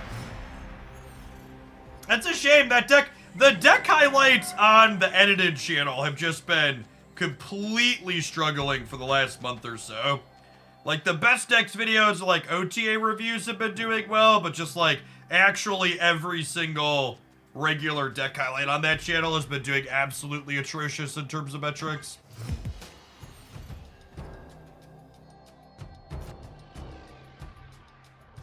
Full Sedge.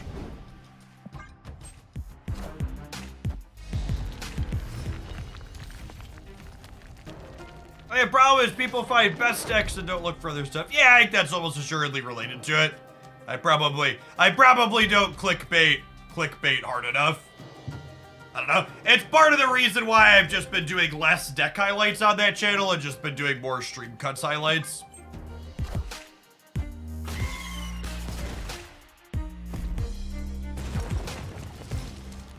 Stream cuts are less work, so it doesn't really matter if they don't perform well.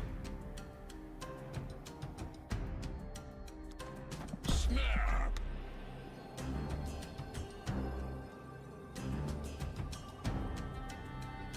Snizer, thank you for the baker's dozen. Welcome back. Is it possible the other channel is cannibalizing the edited channel? No, I started posting the stream cuts on the secondary channel when the main channel had a downturn.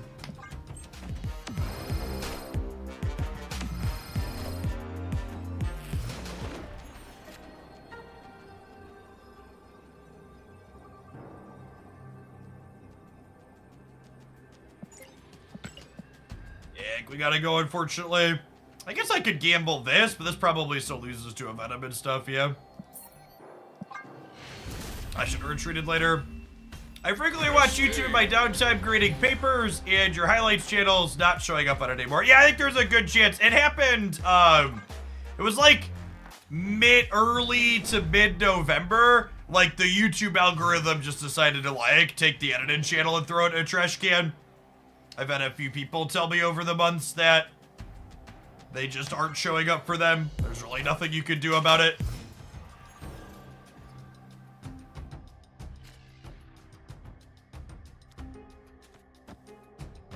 This kind of is what it is. One of the plethora of reasons that Twitch.tv is my primary platform of choice, and YouTube largely just exists for me as a way to push viewers from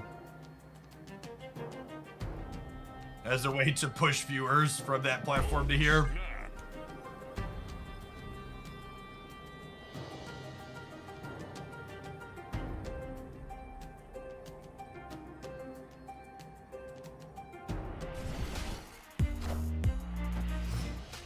ProZD had a great video about how awful the YouTube algorithm is.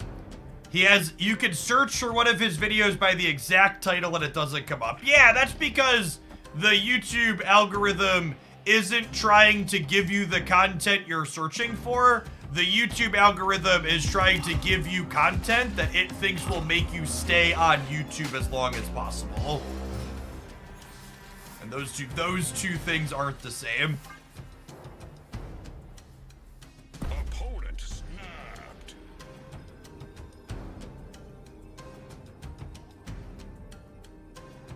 On my subscription page, it's been hiding your edited channel and only shows the other one. That's weird. I wonder if it got blackballed or somehow. It's like extra weird though, because my Jeff Hoagland YouTube channel is the one that gets tagged almost daily as we can't monetize this stream. So it's weird that the other one's the one that's getting shipped.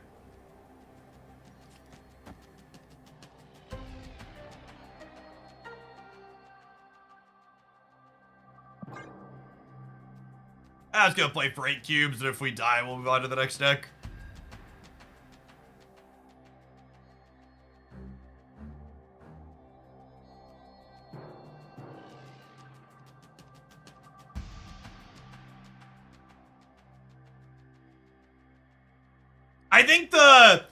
I think the number one thing that really made me realize, oh, I'm never gonna put a ton of energy into YouTube was when I hired the full-time editor and the quality of my edited channel increased dramatically, the metrics didn't budge.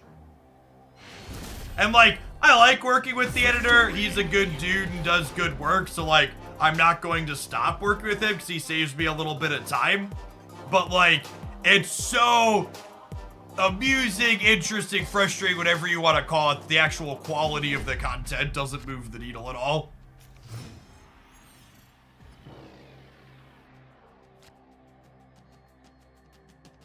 Opponent snapped. Oh, snap. I've noticed that some of my YouTube content have longer ads and more frequently, makes it unwatchable. Yours seem to be okay. Do you have control over that? Just like on Twitch.tv, YouTube creators have full and complete control over the number of ads their videos have. However, they don't have control over which ads they're getting. So like long versus short, etc. YouTube just picks what it thinks is best.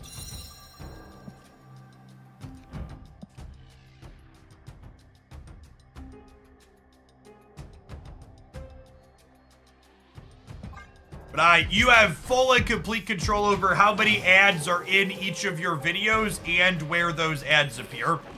It's funny, YouTube recently started cracking down on ad blockers, and there were a bunch of people who commented, well, YouTube without ad blocker is unwatchable.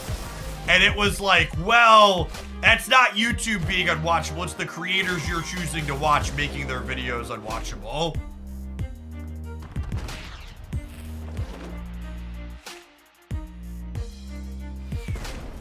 Can you do anything to stop ads you disagree with? I think there is technically a really obtuse way to stop getting ads from specific places, but last I checked it wasn't really straightforward. I didn't have the time or energy to invest into figuring it out further. Does YouTube handle ads differently depending on the platform? Anecdotally, I get more ads when watching on the set-top boxes than on mobile apps. So, one thing that YouTube does, and this is another thing that a lot of people don't know, is that YouTube will not serve you an ad if it thinks serving you that ad is going to make you leave the platform. So, when you are someone who stomachs watching lots of ads on a YouTube video that a creator has put up, you're telling YouTube that your ad tolerance is really fucking high.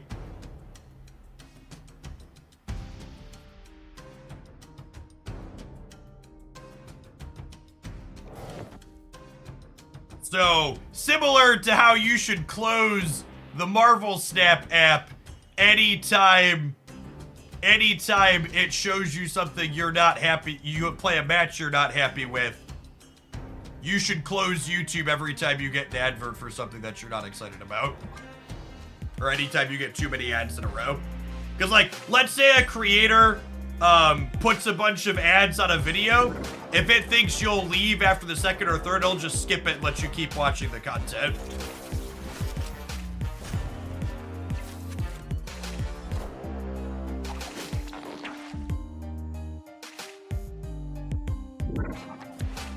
Opponent did not understand how to use Hulkbuster in their deck.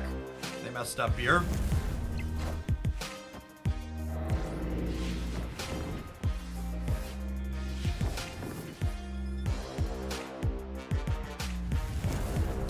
I think we're gonna be good though, right? I've got two 56 power things here.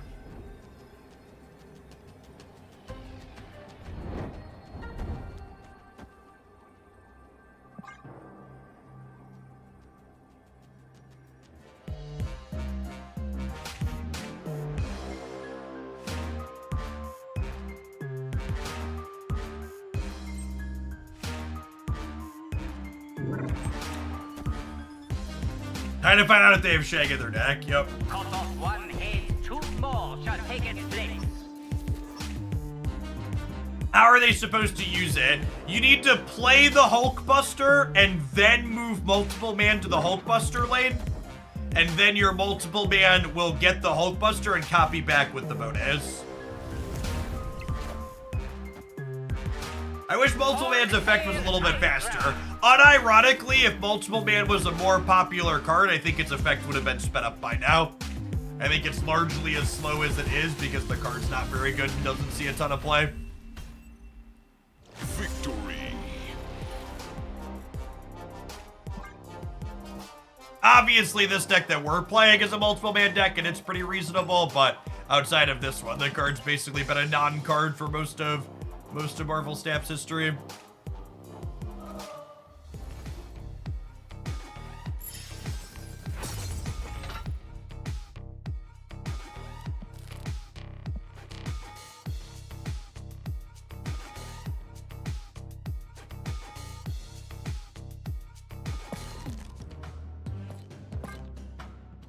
I think the only other avatar I kind of want to border on is this one. It's one of our most recent whale avatars. We'll give her a try. Moon Knight was the only one I really kind of wanted to think on this season. Just before before I forget.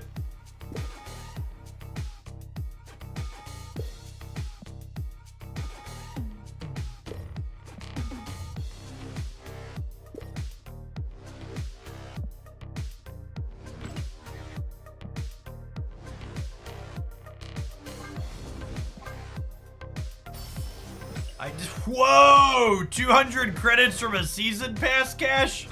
Running hot, chat. Running hot!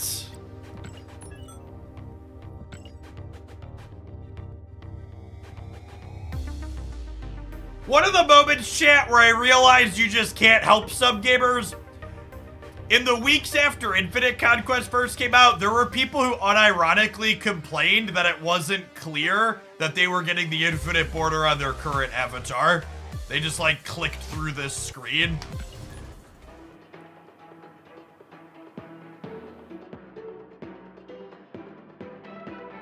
I think Snap's got a lot of interface problems that are like reasonable to be critical of. But making it abundantly clear what's happening with your infinite border avatar is definitely not one of them. Reading, not even once. Yep.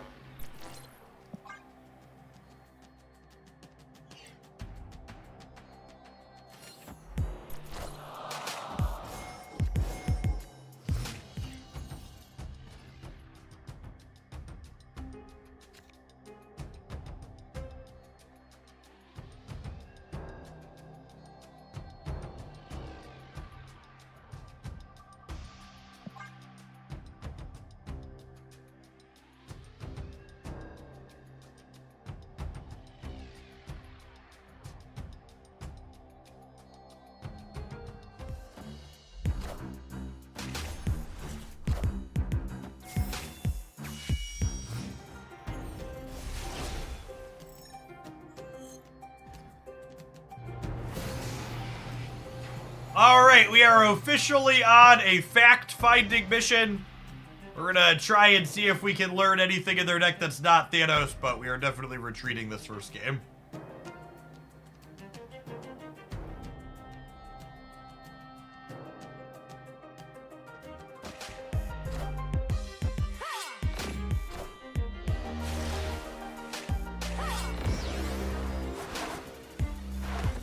Alright, Kyeria should tell us that they're playing the Lockjaw build. That's fine. Take your cube. You told us which Thanos deck you're playing. That's all we needed to know.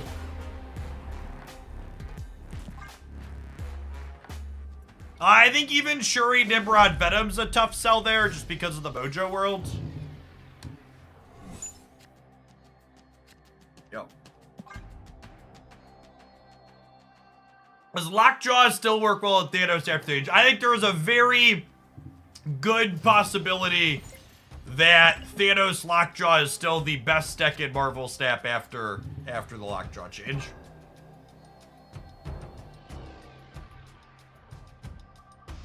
Why does Kyeria imply Lockjaw? It means Kyeria means there's more sixes in their deck.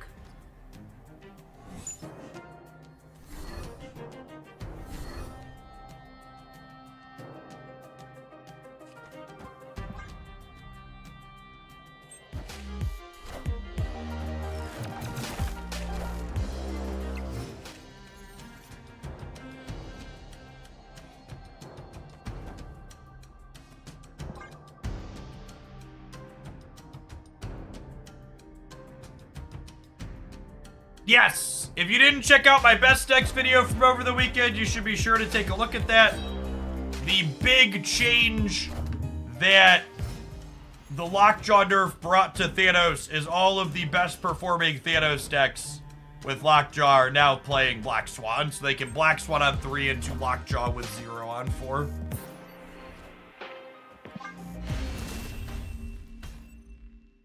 Escaped.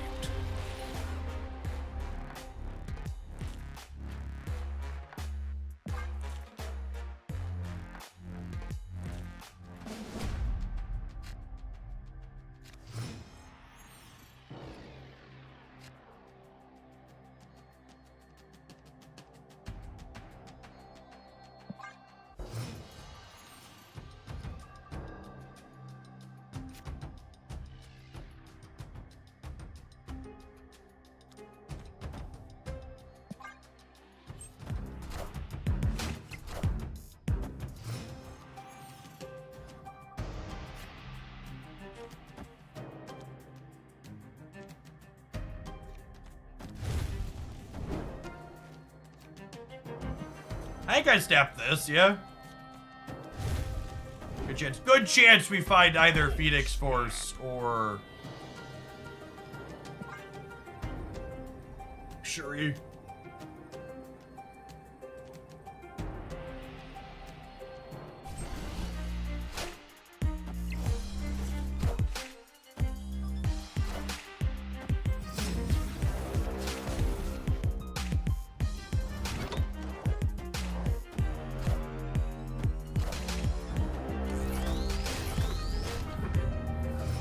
I wonder if they run Professor X. So, typically speaking, the builds of Thanos that don't play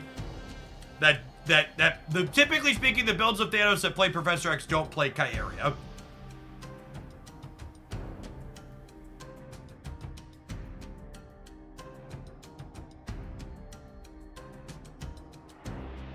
Not a guarantee, obviously, but that's my general expectation in a matchup like this.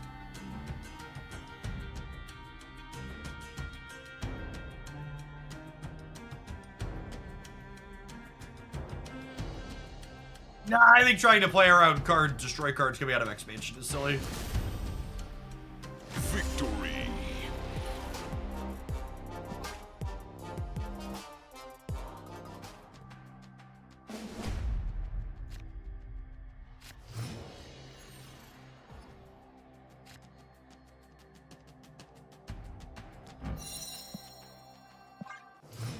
Yeah, that shell was one of the best decks in the game for a little while, Darkrai. Snap. It's very, very reasonable. Flame on! I think you should basically just always snap Nico and draw cards in this mode.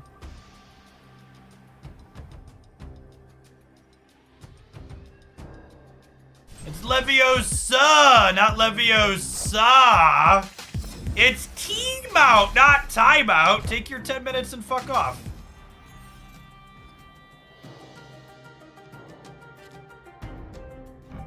Oopsie daisy.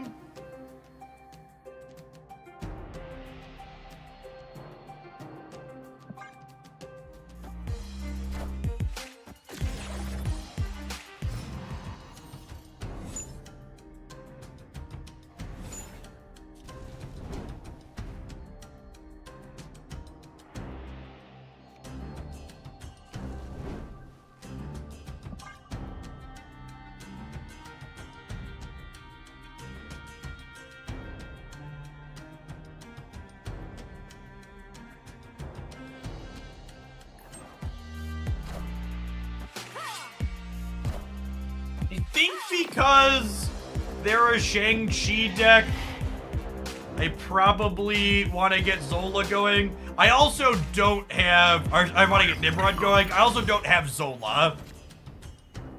There's a Zola. It's a shame I can't, it's a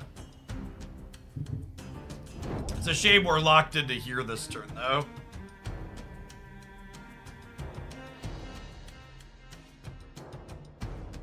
I think the possibility of Shang means I'm supposed to just go with Deathlock. They have priority. So the problem is getting Shang-Chi on the last turn, gamers. It's not like, I know I said Shang-Chi and you're only thinking about this turn. But the problem is getting Shang-Chi on the last turn.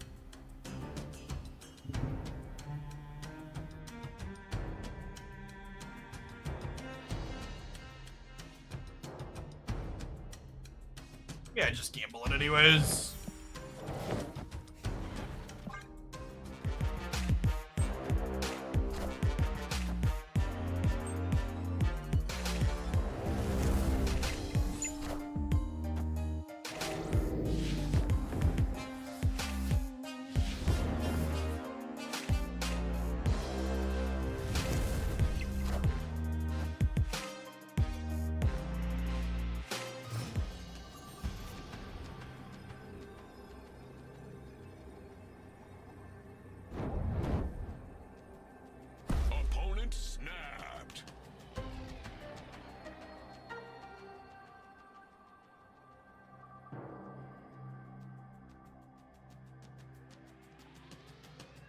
Yeah, probably just supposed to play the Nimrod.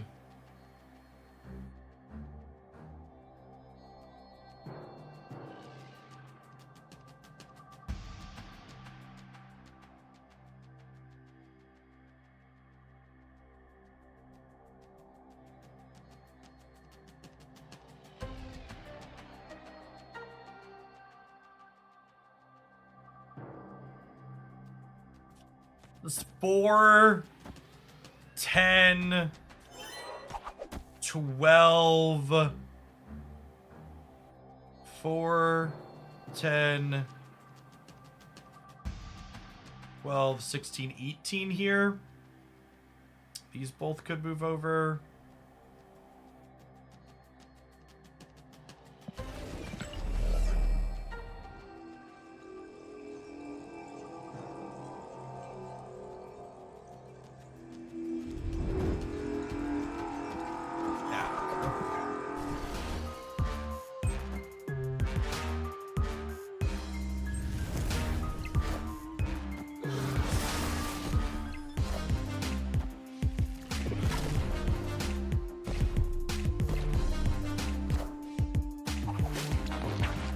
This is a Shang we win. Okay, cool. Victory. Marvel Steps, a skill-based game. Doo-da, doo-da. Marvel Steps, a skill-based game. Oh, the doo-da day. I never really think I messed up. I 110% should have played Nimrod on 5 instead of playing the Doctor Strange. We got lucky and what a flip here at the end. I don't know, like, that's just the thing, right? Like, people in chat are like saying nice play. I'm like, sure, we got him. But like, I don't feel smart after winning this game, right? Like, I think I played turn 6 as best as I could play it after I messed up on turn 5.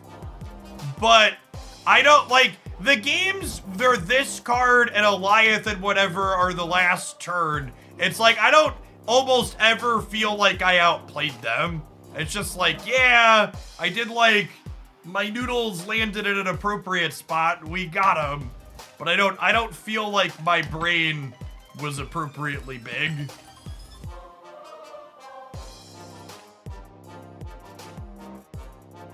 Nice noodles, yep. All right, what's our next pile of cards this morning?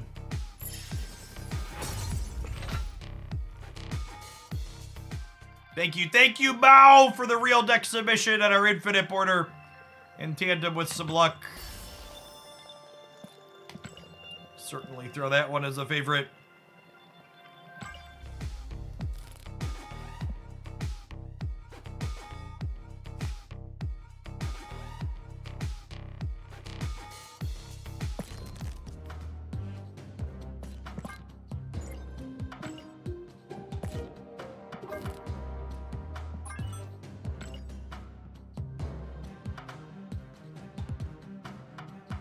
Alright, so we've got a Century and Nihilist package, and we've got Lady Deathstrike stuff trying to fuel death. And we have a Shang-Chi. Seems fine. Century and Nihilist Shang-Chi. Probably will get on the scoreboard a few times.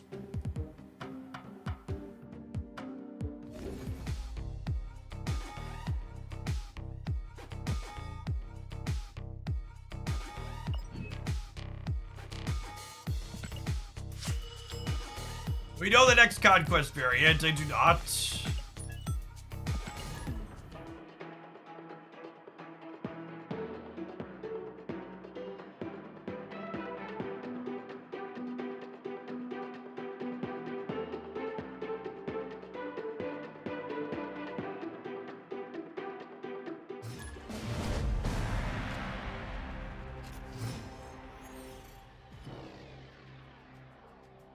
Have you played with new Darkhawk yet? Yeah, we played a little bit of Bounce Hawk with the new Hawk.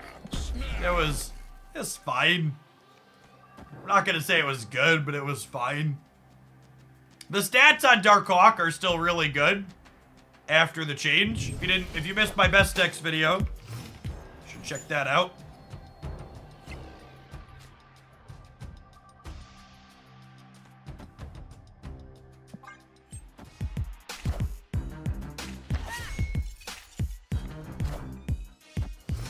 Okoye Gaming. Sebastian Shaw, mayhaps. Carnage is a hungry boy, chat.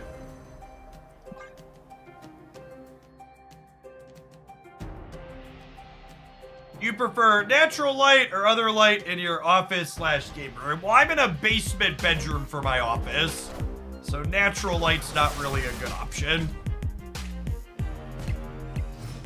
In fact, I have a bed sheet, curtain covering my window, so that way the lighting in my office is more consistent. All right, so we'll go Sentry into Killmonger, Demon into a Nihilist Death.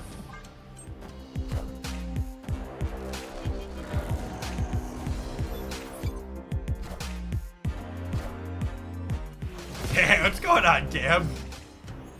You just missed us cleaning up an Infinite border with what's his name? The Phoenix Force deck.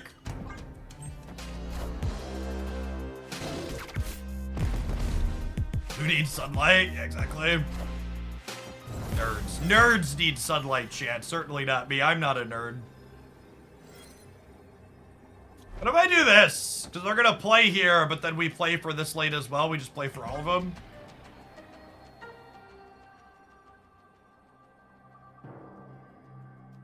You have too much natural light in your basement. It's probably a bad sign for structural integrity. That's not true. We have, like, nice egress windows that let light through at certain times of day.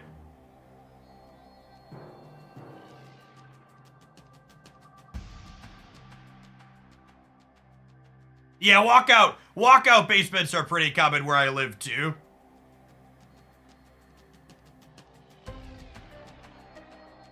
The subtitle bot is cooking. It knew the word egress. Yeah, it's pretty surprising the words it gets pretty consistently.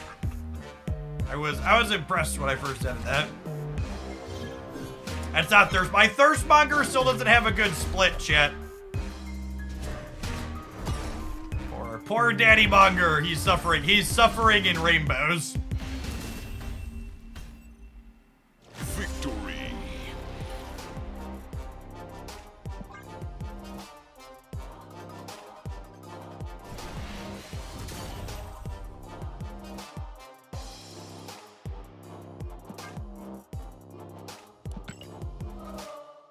Glad we got to do our thing on the first try. Central Park. Helping out there.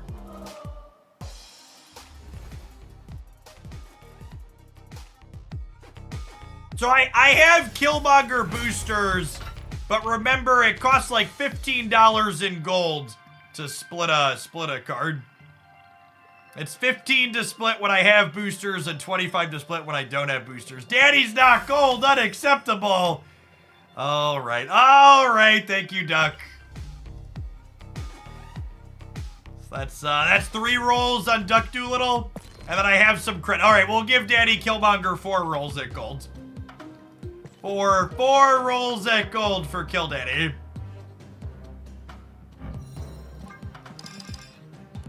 Thank you for your absurd generosity as always, Duck. Rhino, thank you for the 14 months. Welcome back. Infinity. Is this gonna tap me out on gold? Do I need to go buy the gold bundle in my shop now? Let's see how many it takes up. Oh, chat. Look at that. Duck's money always splits my cards super fast.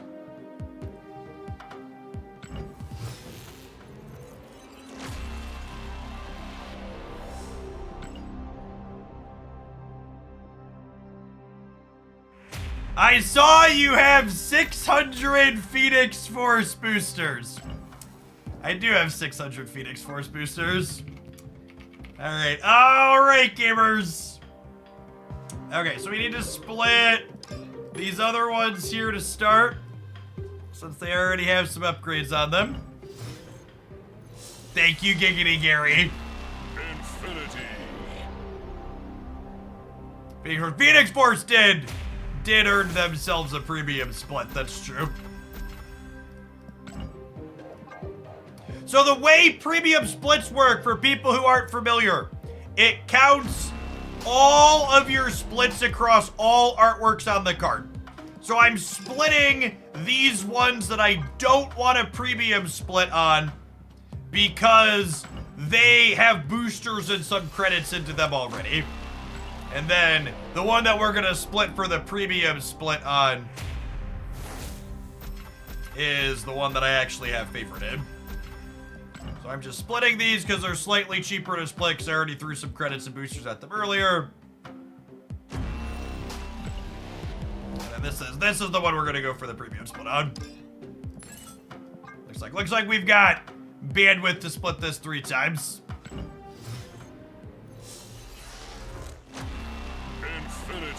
Infinity. Less than 50 keys, what kind of... To be fair, I could get back above 50 keys, but like, claiming things on the track takes just way too long. I am full cope hope that the reason why they pushed back the patch a week is because we're gonna get some client optimizations, because goddamn do we need them. It's real bad. All right, so this one could not be a premium split. We got 2 shots and a premium split here. Has there been any communication or second dinner about this? I have had acknowledgement that they are aware of the collection track slowdown.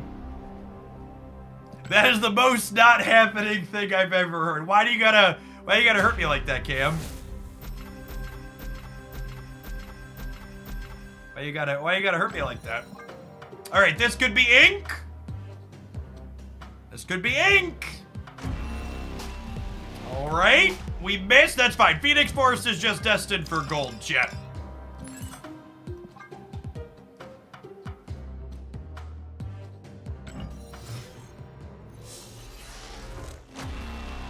So your 4th split is a 10% chance at ink. Your 5th split on is 10% chance for gold. So 20% chance of one of those premium finishes once you're splitting 5 and beyond.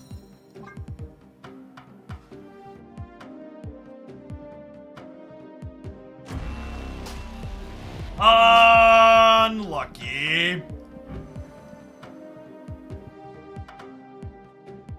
I'm also down to, yes, Crackle started at 6. We're down to our last 3,000 gold. So I was going to skip buying this bundle, but we're low enough on gold now that I think I need to pick it up.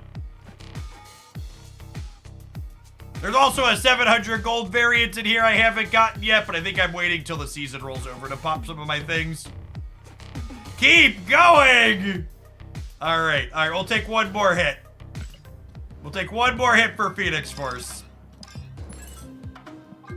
This is the last one. 2 more times, please, bro. Oh, God. Oh, no. The whales are confident, chat. Hoaglandia's sea mammals, they need them a shiny bird. Speaking of shiny birds, thank you for the 33 months, bird. What an appropriate resub username. Ooh! I really want to hammer home an important point to everybody in chat. 99% of gamblers stop before they hit it big. Hoaglandia's Krakens make sure that we're the 1%. Perfection. We'll use the rest of that to round out our gold on gold. This one's for the Hoaglandia Krakens.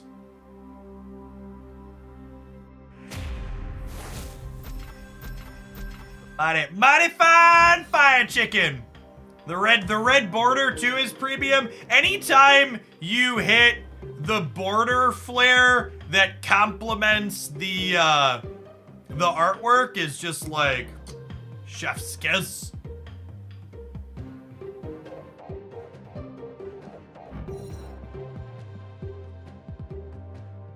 It's called bird affection. All right, back to playing Kill Daddy, chat.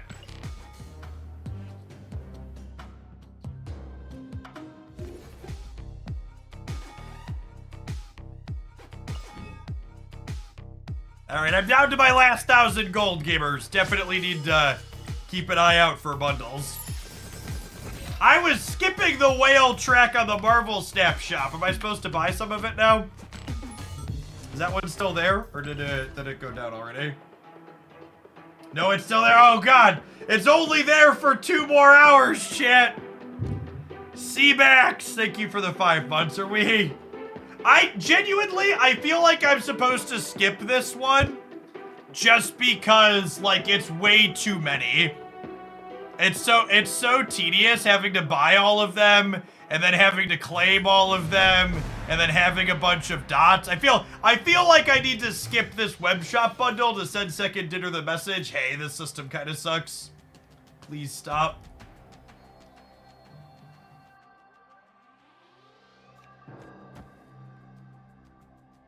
Oh, sorry, that's you see that Killmonger split again. Here's Kill Daddy.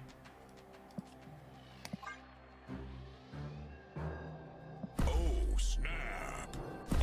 The other problem is the variance along. So KM, it's a fine track for currency. It comes out to $165 for 16,000 credits and 10,000-ish gold. So in terms of, like, split equity, it's fine. I'm not gonna say it's good, because it's probably not good, but it's fine. We gotta remember everything Thirst Daddy kills is coming back in the Valley of the Hands. Yeah, it's like super par cam. Alright, not coming back anymore. Got it.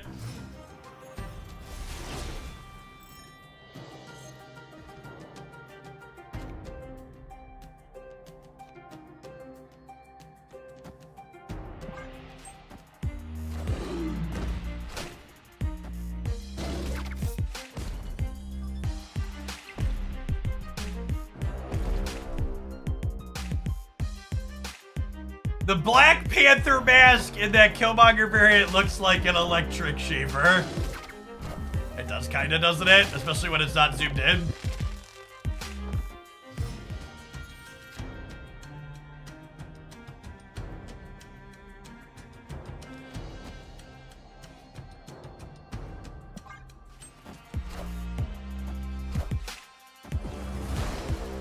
Yeah, mansion diff worked out here.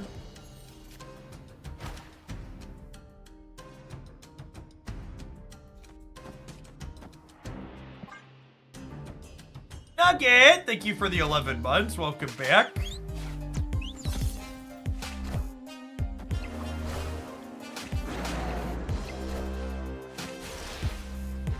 Ooh!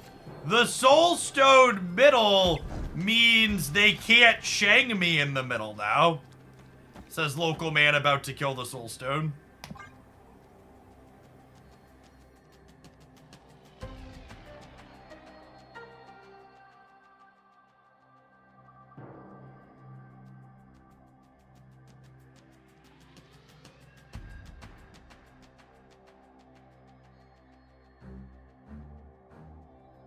They don't, in theory, they don't know that, yes. Victory.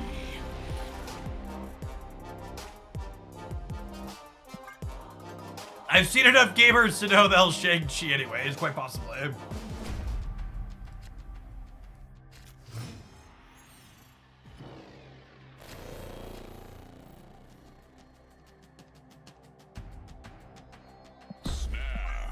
How do you feel about Yondu in this? I'm skeptical if Yondu's good enough for just enabling death. Like, I think if that's the primary thing it's doing, like, maybe it's supposed to be like Squirrel Girl, so that way with Killmonger you make death super cheap.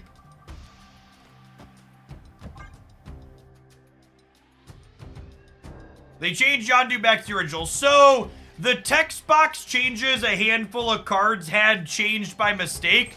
never functionally changed the rules text. They were just the visual string on what they were displaying in the client.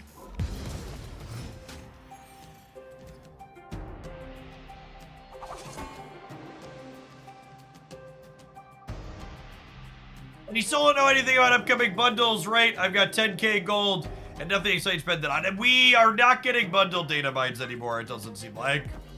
Scruff McGruffin, thank you for the 52 months. Welcome back. I think that works out for us, yeah.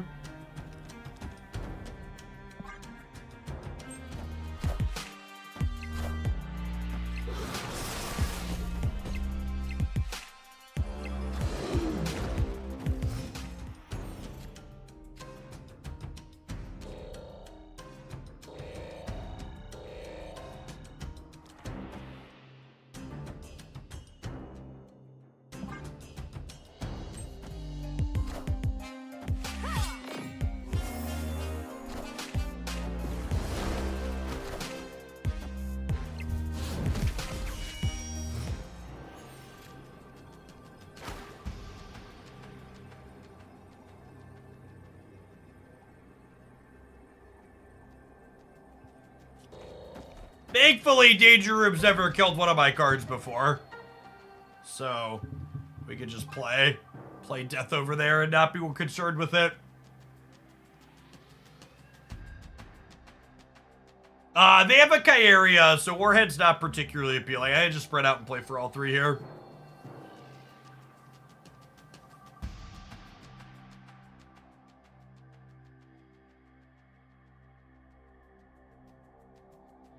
Plus, chat, our death is gorgeous. You'd never die here.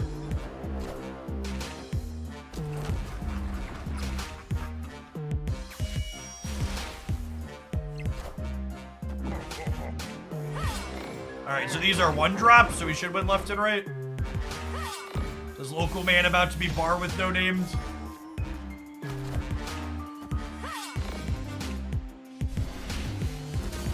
Is Kyaria protected before it's fully staged? Yes. Victory. Alright, we're not done with this deck yet, but we do need to be ready to dive into some adverts. We'll see you in 120 seconds with some more gameplay. As always, we'll never roll ads over the top of that here. Thanks for hanging out. Don't go anywhere. YouTube gamers, don't forget to tap the like button if you're watching the live stream on that platform. 291 concurrent viewers, only 90 like button pressers so far. We could pump that way up.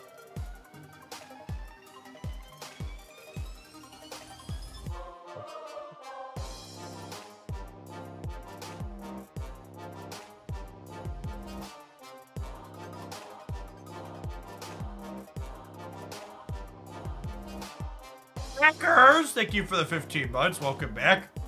KM Best, when are you and Jeff doing your next collab stream? So the collab pieces KM Best and I have done have mostly been debates over whether or not a new powerful card is good or bad for the game and why. And Marvel Snap has conveniently not released any powerful cards for the last 3 months. So, you know. Hartley, thank you for the 7 months. Welcome back. I could see a Pixie debate in the not too distant future if she ends up being playable. Except Blob, which everybody agreed was bad. Yeah, basically.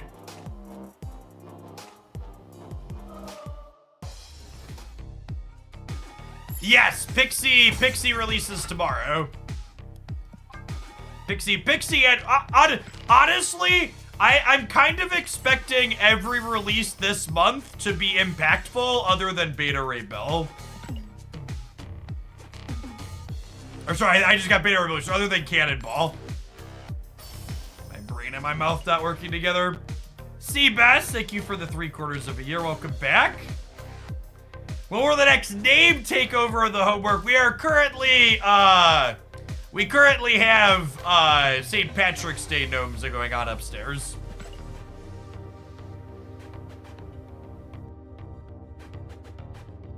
Pixie's gonna be a super fun card.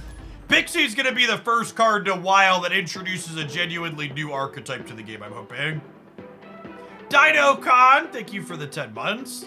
Not even after the text change to Cannonball. I mean, the text change to Cannonball makes him slightly less bad. He's still probably bad. There really isn't like, maybe there's a Cannonball deck that also plays Shang-Chi. Maybe. But like, as is, there just isn't really a compelling reason to play Cannonball instead of Shang. You think Pixie will see the return of Mobius? Or 100% Mobius is going to be everywhere. And in part, that's because every Pixie deck needs to play Mobius. Because by playing Pixie in your Mobius deck, or Mobius in your Pixie deck, you ensure that your cards only ever get cheaper, not more expensive. Unlucky.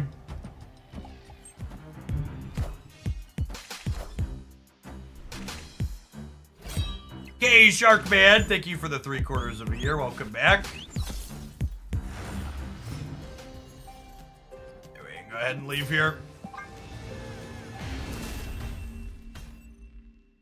Escaped.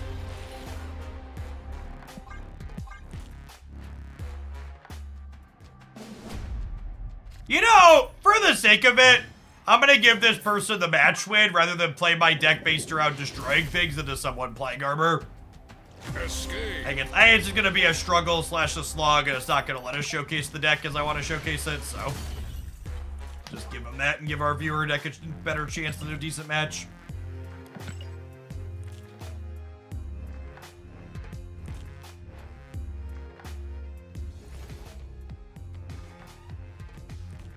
Am I dumb, or is it kind of hard to play against Black Knight decks right now? Well, the thing about Black Knight decks is interacting with them tends to not be super profitable.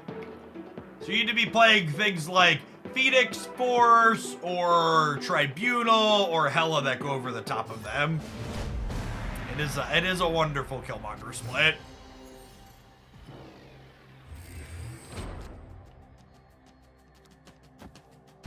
Snap.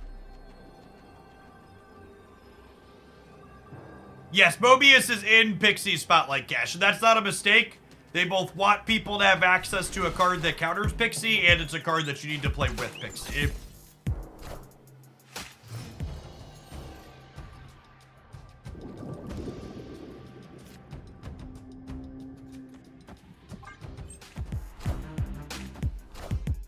The Lockjaw nerf was pretty meaningful to Hela decks. Yeah, I agree with that.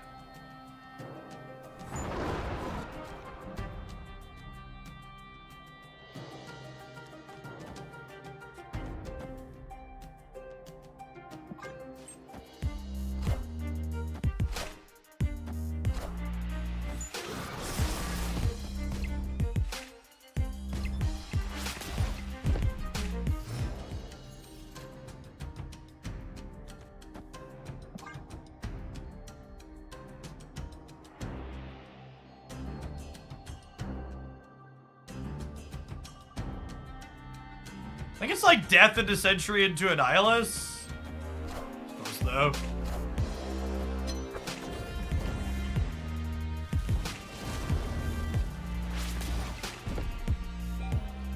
Alright, I think I just Lady Deathstrike now, yeah? She misses, or we could kill Daddy.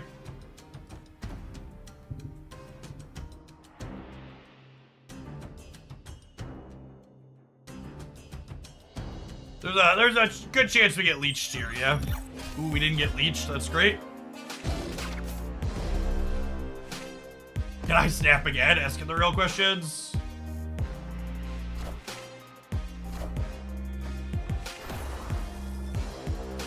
Okay, so Scorpion usually means they're not the leech version, but I guess the Scorpion builds don't usually play magic either. This could go either way.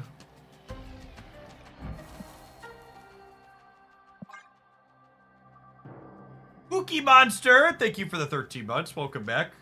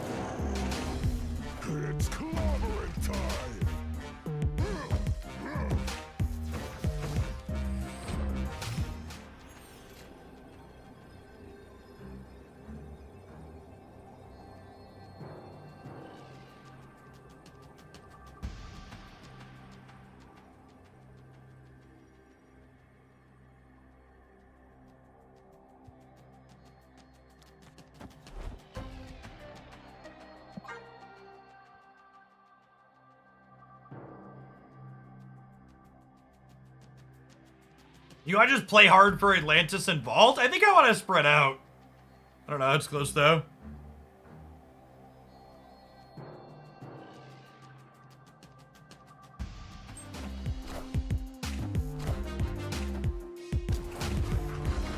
I guess I'm only going to 12 here.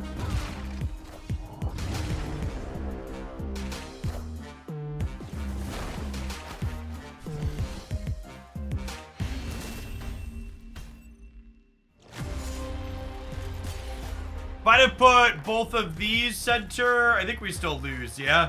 So that'd only be +5 here, so we'd be 19 to 19. And then I'd be up 20. No, we'd have won the breaker if we were 19 to 19, yeah?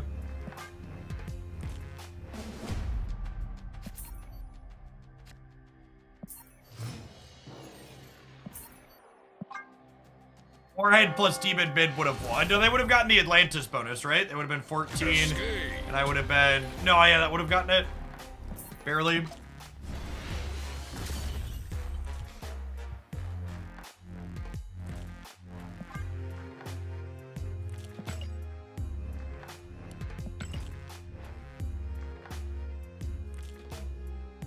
If I looked like Kill Daddy, I'd never not be shirtless. I mean, you'd have to work really hard to look like that, right? So you'd want to show it off.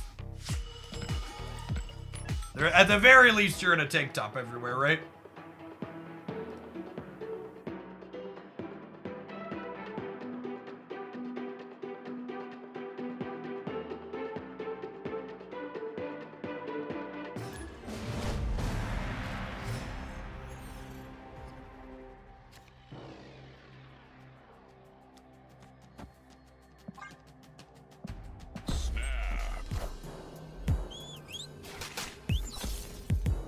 My Annihilus is fool's gold.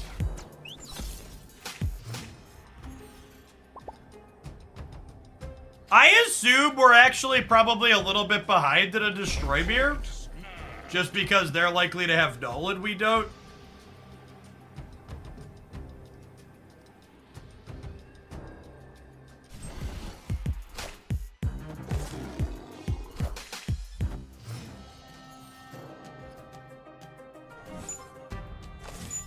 But we have Lady Deathstrike. Yeah, unfortunately, that's not a huge leg up. That's fine. Gladiator's gonna murder Null right now. Oh, they're Yondu Zabu.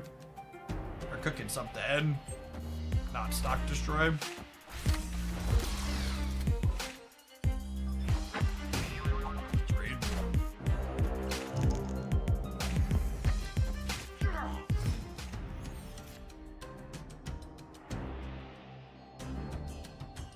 I think we've died, gamers.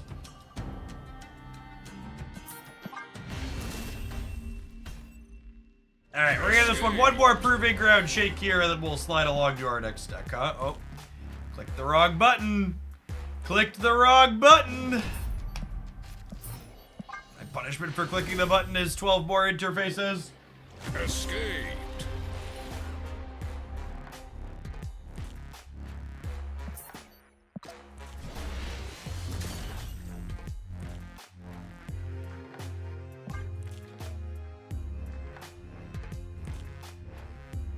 And you're rewarded with one more booster. That's true.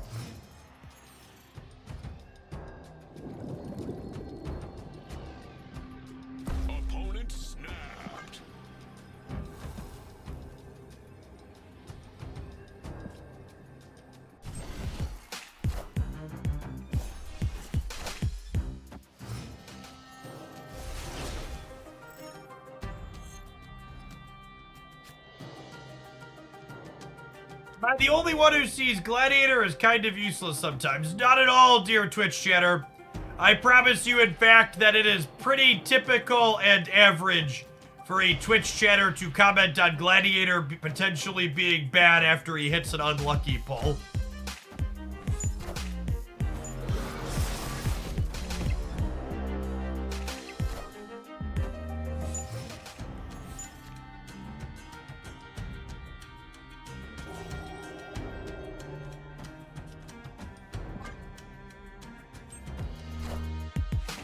He's kind of mediocre in this matchup, though. Thanks to Atlantis, we got him, though, gamers. Look at this. Look at this skill-based Marvel snapping that we're doing. Oh, cool. And now Lady Deathstrike can kill Lockjaw.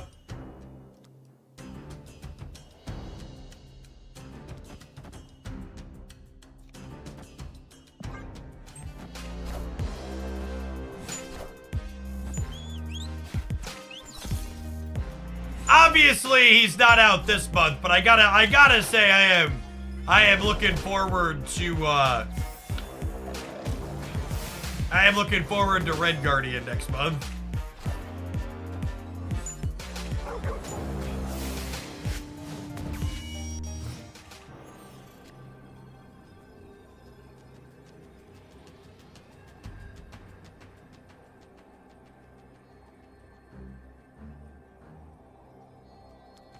You see upcoming cards listed, you should check out my leaked cards review video, where I talk through what I think will be good and why.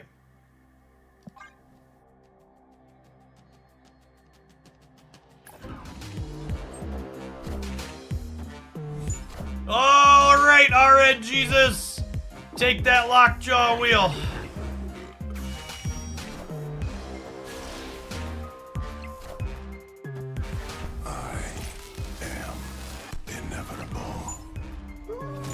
One card in their deck. Oh my god, it's Thanos, and Thanos is huge because they get... No, they drew the Power Stone back with Space Stone. Got him. I was like, oh, we're dead because the Power Stone comes back out. But the Space Stone draws the Power Stone and then there's nothing to Lockjaw. Nailed it. Proxima Meek Strong Guy. All right. Our next pile of cards has some bacon going on. I'm curious to see what how this feels. You know, we'll find out how it feels in about 30 minutes once I'm through all the conquest menus. Give me a second here.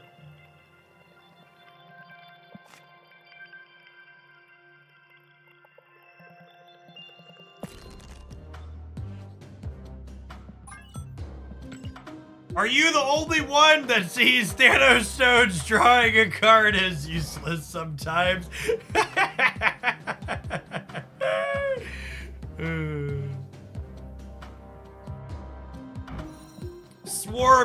Swarm Strong Guy is a bold strategy. We'll see how it works out here.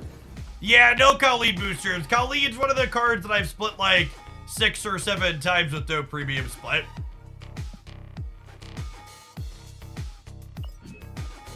I'm the only one who thinks Shang-Chi is useless sometimes. No! Second Dinner very clearly thinks Shang-Chi is useless sometimes, and that's why the card with a 40% play rate hasn't been adjusted.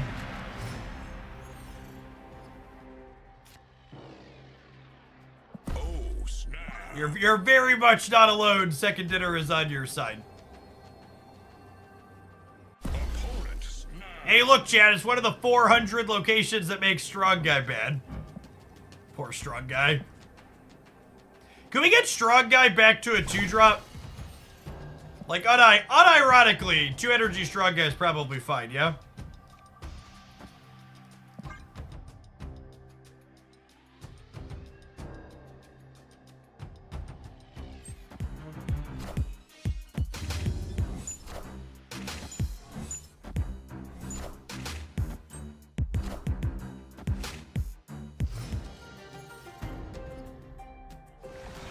For people that are newer to Marvel Snap, by the way, Strong Guy Once Upon a Time was a 2 energy card.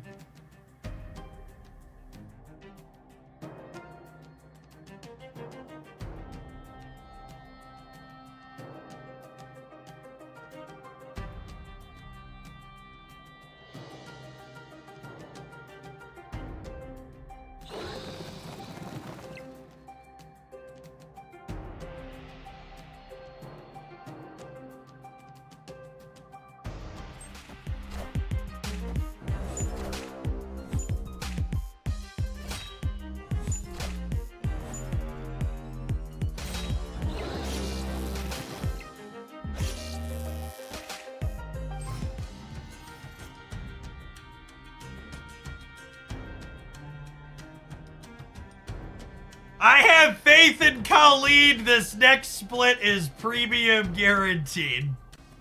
Thank you for the minis, Benjamin. I'm gonna have to go give Brood some blood money.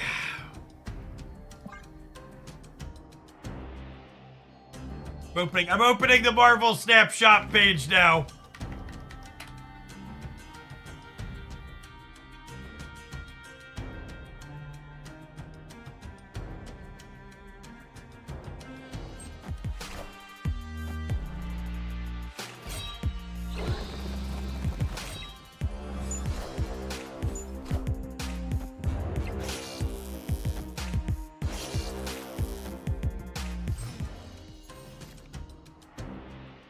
Strong Guy used to be top tier. Next thing you're gonna tell me is Nova used to give +2. LOL.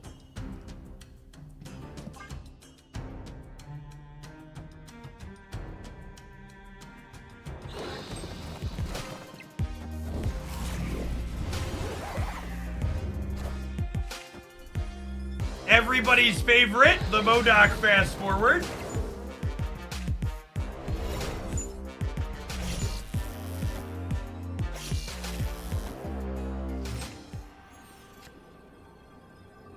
And look at that!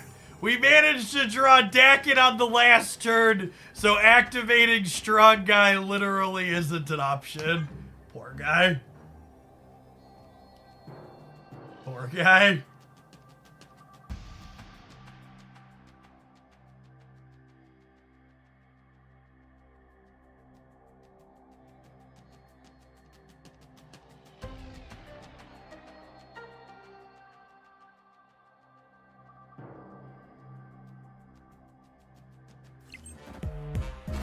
I'm willing to admit my addiction. I no longer have discretionary income. Second dinner is my heroin dealer, effectively. It's because the Khalid is a non-premium variant. That's true, honestly.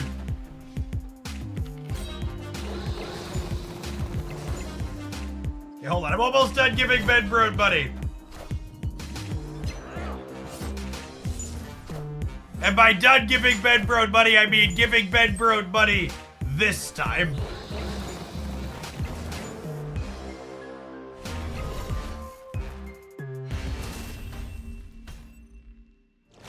Unfortunately, even if we had +6 on the Strong Guy, we were still very dead there.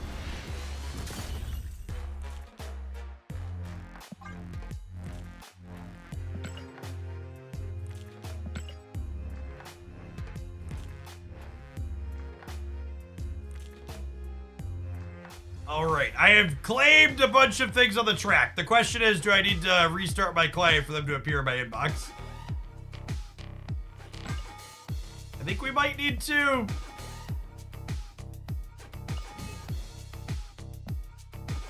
I think the ones that don't have the claim button, you have to restart for them to appear.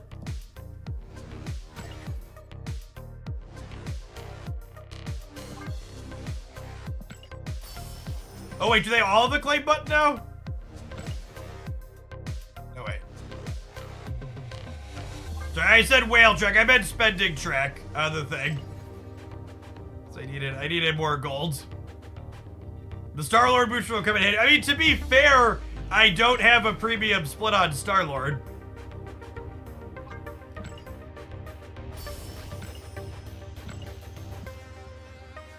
This is the other part, like, it takes so long to click through purchasing everything on their website. And then, on top of taking a while to claim everything on the website, you also have to, like, click through here and slowly claim it. Like, I feel like when people are giving you money, they should not be remotely as annoyed as it feels when you have to claim all this stuff.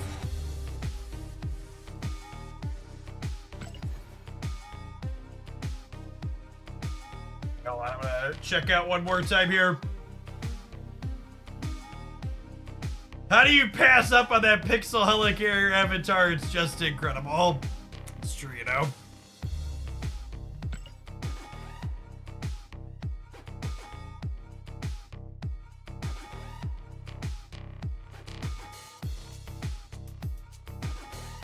Okay. We did get the 700 gold Maximus variant, yeah. Alright, let me restart my client here really quick so the rest of the rewards can show up. Rewards, purchases, I should say. Let's tap an ad break while I'm clicking through this. It's almost time anyways. We'll split the cow lead and we'll play some more when we get back. Thanks for hanging out.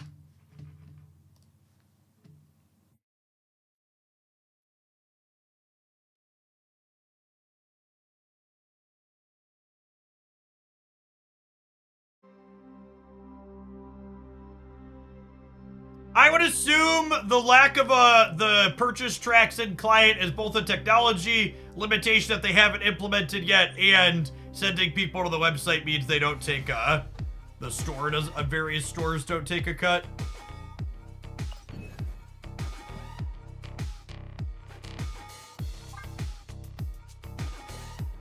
Thank you for your purchase. Please enjoy a break from the game as you chew through everything. Yeah. Oh! Oh, wait! Holy shit, that changes all the math. Chat. Does the whale track turn does the whale purchases? I assumed it was gonna turn them into avatars. But does it just give me 200 extra gold for mystery variants while I'm mystery variant complete? Because that's where this 200 gold is from. I think some of them are avatars baked in, though.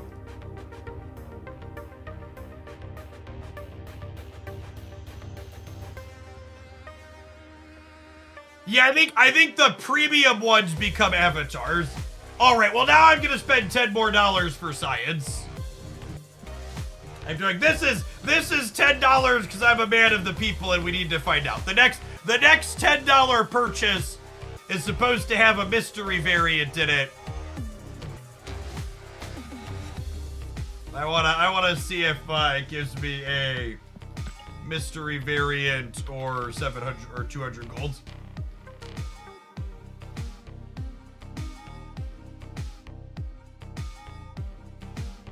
Hey, Night Radiant, thank you for the 15 months. Welcome back. It still hasn't showed up though. All right, let's split the cow lead and then we'll see if it shows up.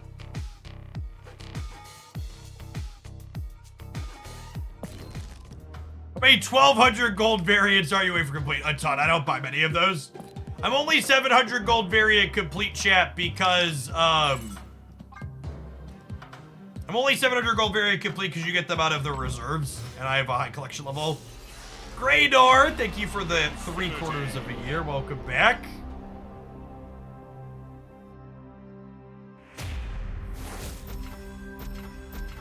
Approach 40,000. All right, Miss Wing. Survey says, heyo! We take those. We take those.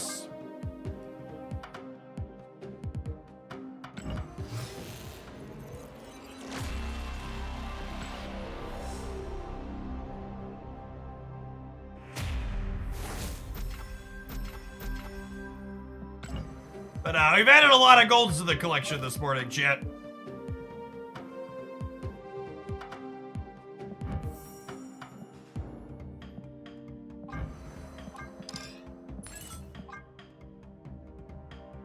We're on a streak, chat. We're on a streak. What do you want me to do? Not split the stack and looking for gold? Infinity. We're playing attack and deck.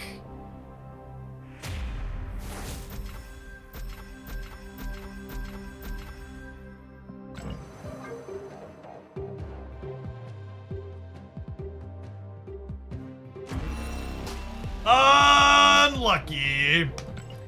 Unlucky. It generates a gold card. It's high value. Exactly. Exactly. Did my other rewards show up yet, or do I need to restart my stupid client again? Oh my god, I need to restart my stupid client again.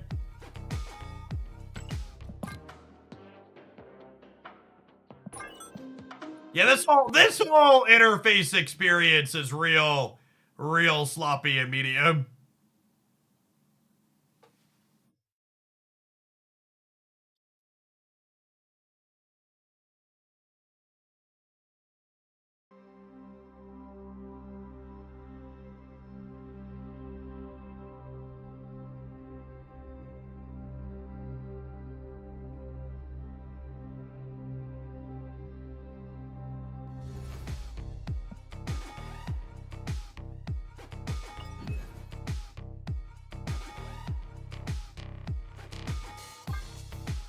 It does! Okay. So all of the mystery variants from the track turn into 200 extra gold for me. That's good from the purchase track. That's good to know. Dragsy27, thank you for the 16 months. Welcome back. That's ass? No, that's better than getting random avatars.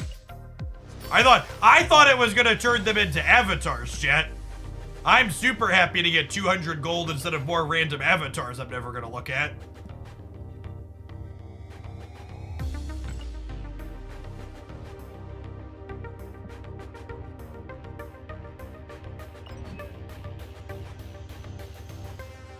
Literally anything is better than the avatars. Yup.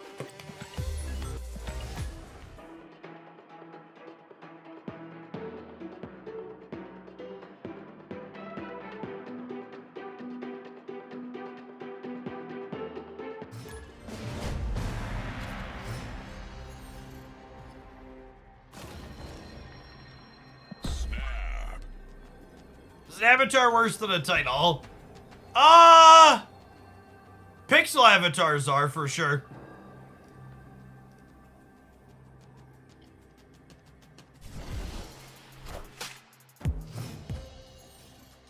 And chat, just to reinforce how healthy and reasonable the purchase track is on Second Dinner's website, my wife just sent me a message asking me if that was me or if our card had been stolen and she needed to cancel it.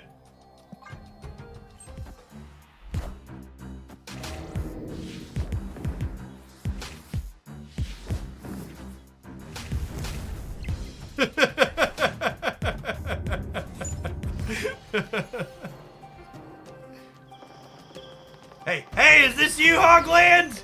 You fucking stupid enough to make all these little purchases?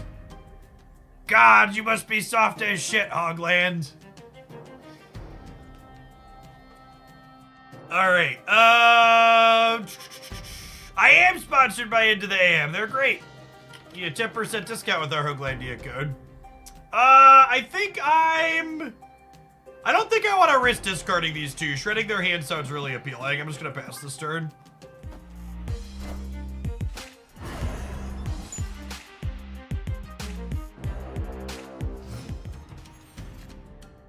Just tell her the whales made you do it. I mean, she understands the purchasing habits that work with my game and my job.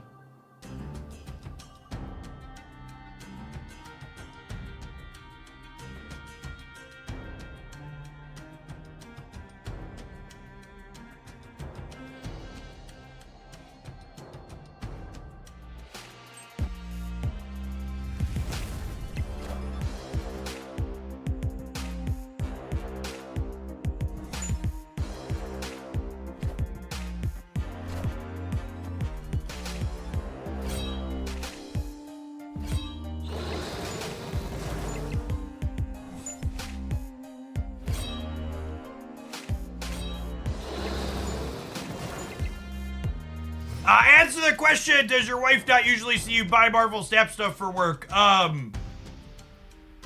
The purchases when they come up through that web shop look very different than the typical purchases in the Google Play Store.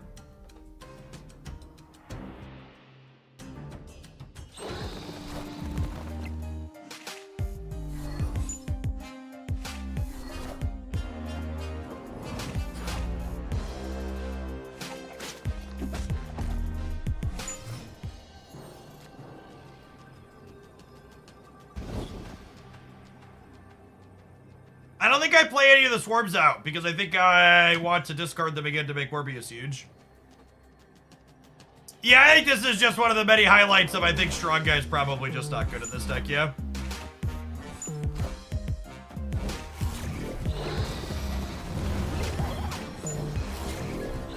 I think the idea of this deck is fine, I just don't buy that Strong Guy's good in it. These discard shells are definitely good. What's Proxima Midnight doing over here, chat? Just like lurking in the corner? Anybody see this? Lower left? There 4-7 over here.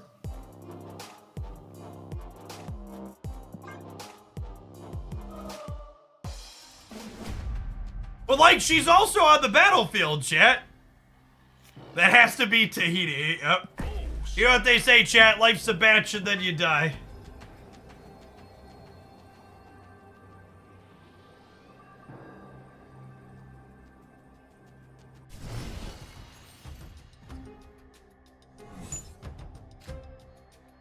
Oh, I just moved in a way that my back was not pleased with, gamers. She didn't know where the lowest power location was at. Yep. That tracks.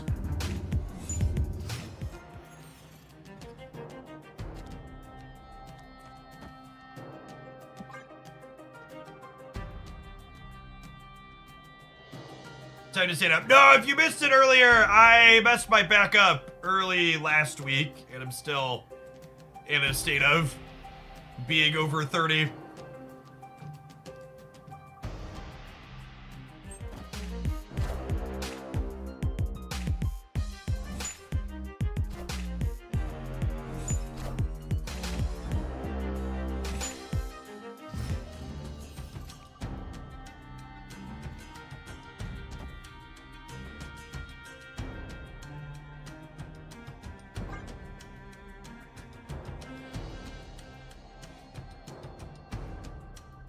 When do you plan to exit the state of being over 30? Hopefully a few decades.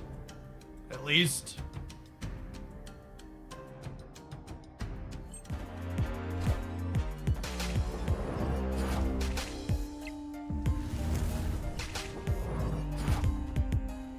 I have a Falcon here.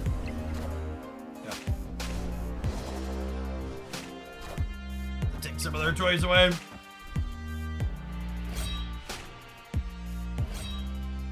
The back assurance, you get to pick what you want. I believe so. I think it's just basically like a combo deal. Mother of God. Oh no, chat. If I Modoc twice, I don't have enough space on the board to get my hand empty for Strong Guy.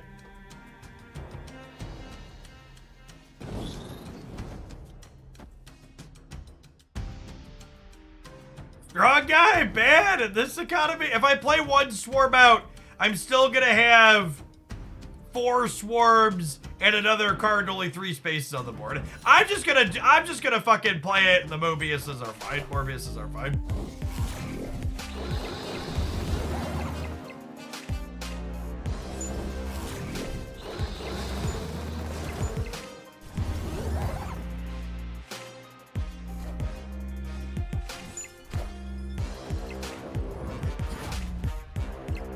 Sometimes he's just a guy. Yep. Dude.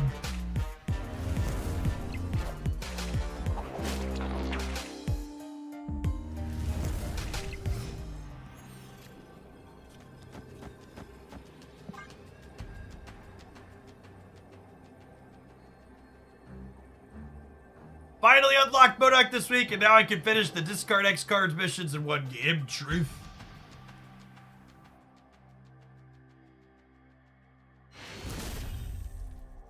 Victory.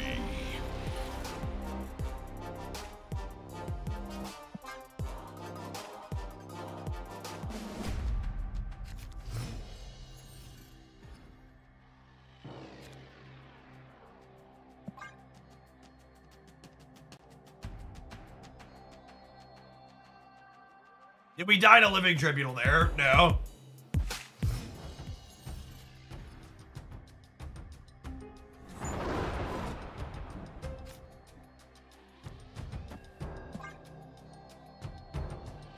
Alright, we need to draw a cow lead wing, gamers.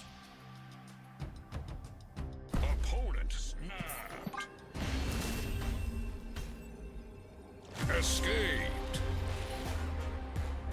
This person's getting really sweaty in the proving grounds, but I think I'm pot committed at this point. We're gonna run him down.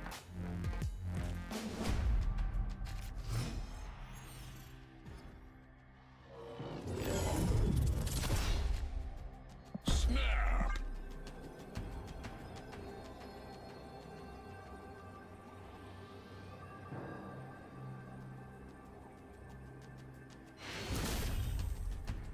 Victory.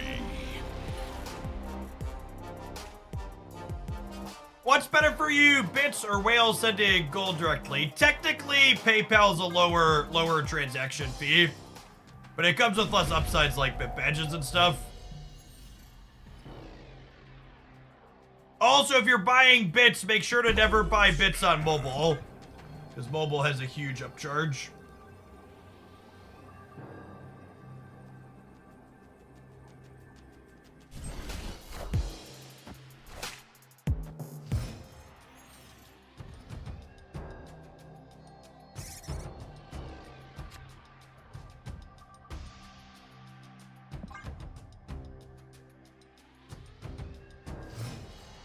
Does it matter on Android versus iOS? No, you should always purchase. I think iOS takes slightly more, but Android markup is still big as well. You should always buy bits through the mobile browser, just like you should never pay to subscribe to a Twitch channel using the mobile app, chat. If you pay to subscribe to a Twitch channel using either mobile app, you're gonna pay extra money for that subscription in perpetuity, and the extra money goes directly into the App Store's pocket, not to the creator and not to Twitch.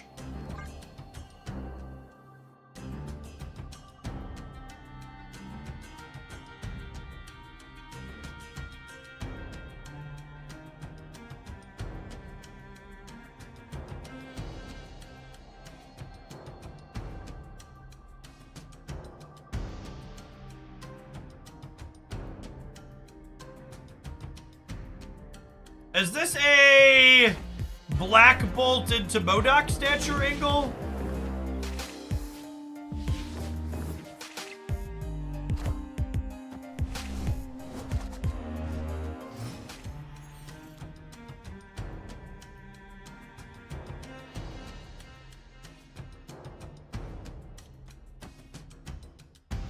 If I Modok this turn, I get to play Swarms out next turn. That probably doesn't matter.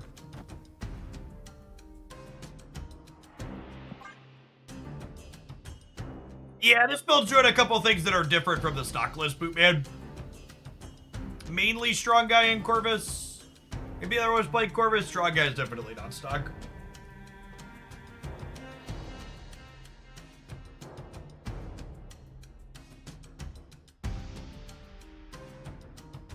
Yeah, it could have been right here, honestly, to Morbius, the Onslaught Citadel.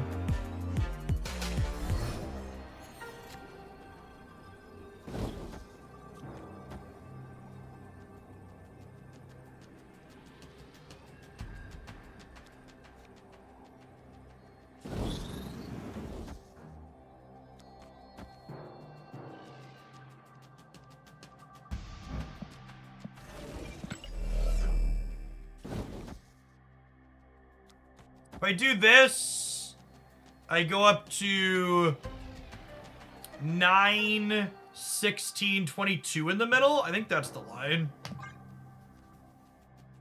And Meek jumps right.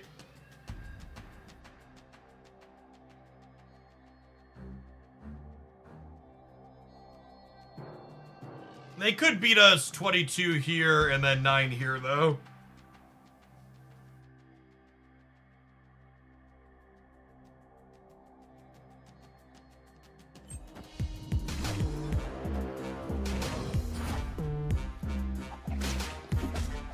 Ah, yes!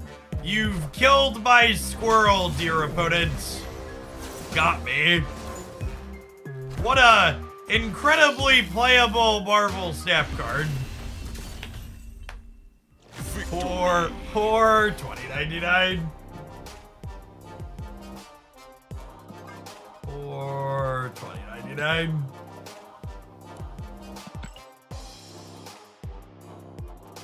Like, Meek is my biggest FOMO skip. I mean, Meek is only Series 4.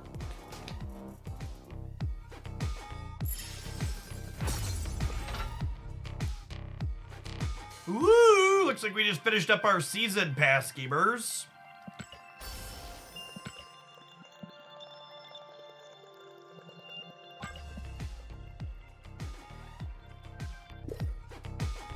Cut strong guy for something. Yeah, we can do that.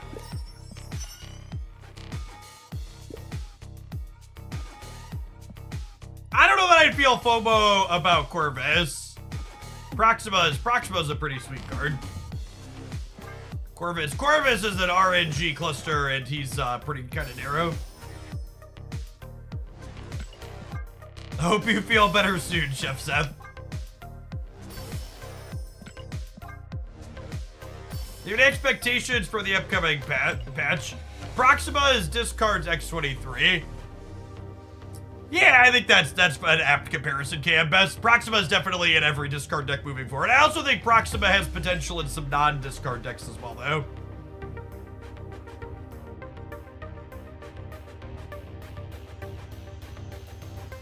Some strong guy for something for our next couple of games.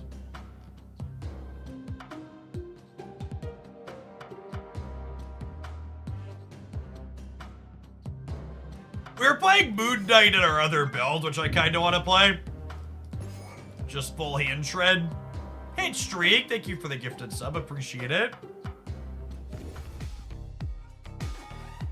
You give the Monkey, Swan, Proxima, Strong Guy deck a try to dot. Can't say that I have. Corvus, discard most to your hand, you have nothing left to do with the extra. That is how he works out a lot of the time, unfortunately.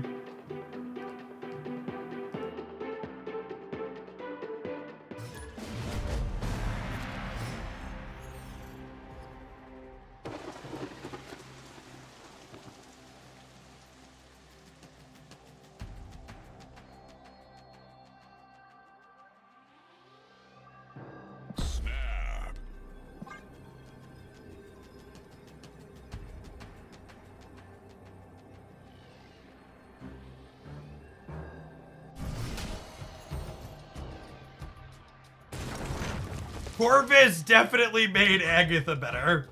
Straight out.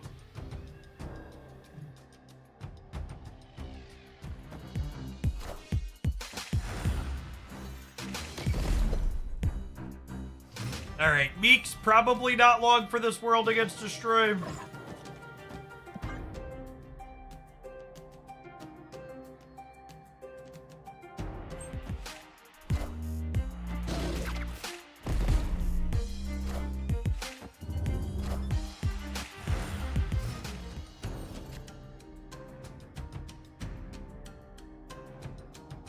Ooh, that's good timing for us. Opponent snapped.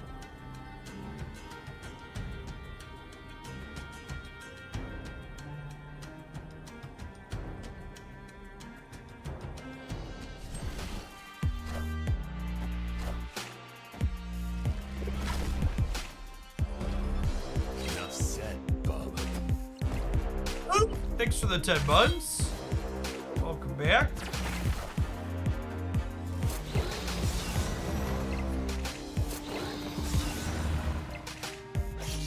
A little unlucky, but not the end of the world.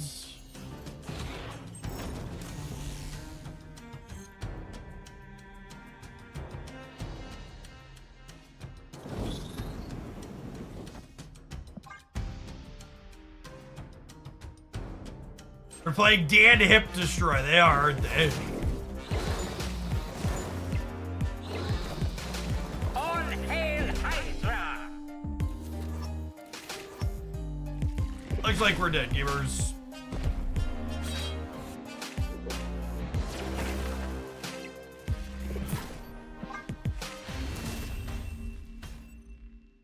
Escaped.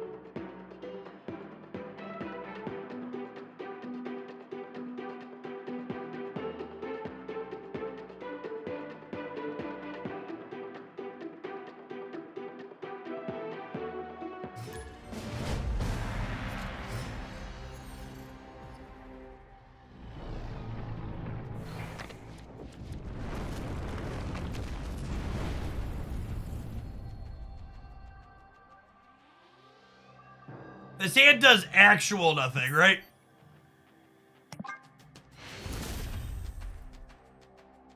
Escaped.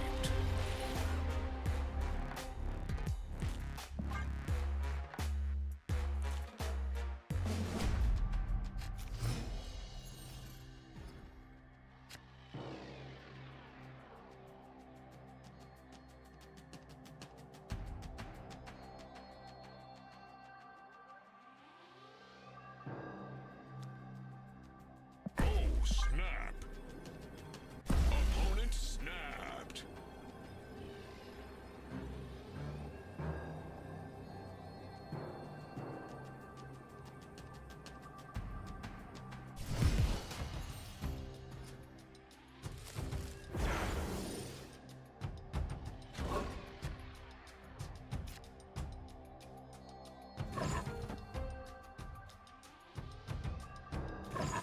I could regret this if it's a mirror, but on average, this is a fine play. Oh, it's hella.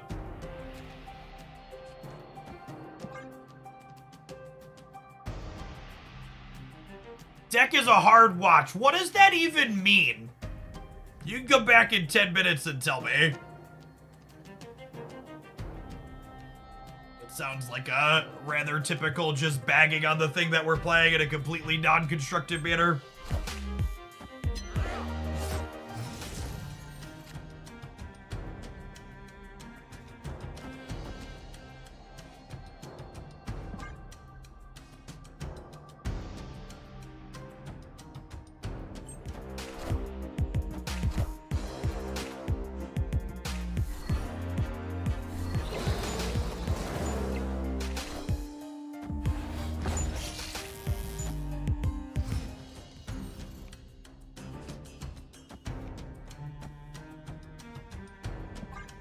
Evan Dragon Rider, thank you for the 11 months. Welcome back.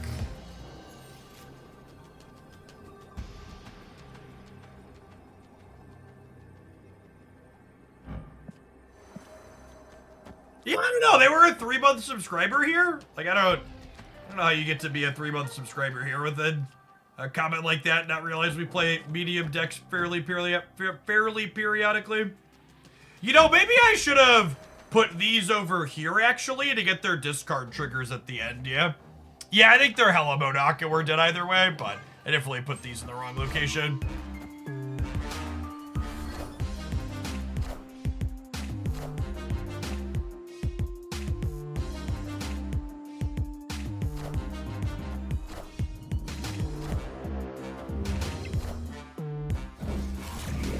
This far as Saturday streams go, Saturday's stream was the worst metrics I have had on Twitch.tv in the last year and a half. I don't envision I will ever be doing weekend streams again.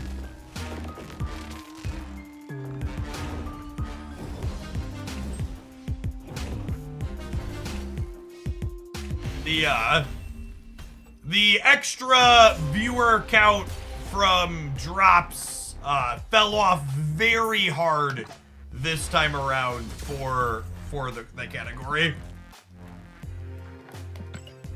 There were just not the same amount of extra boost previous drops campaigns for Snap had given.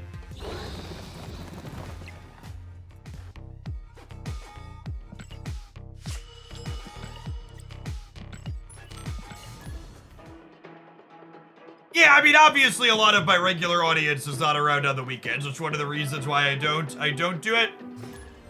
But during some previous drops campaigns, there was enough extra added people in the category that it was still fine for numbers.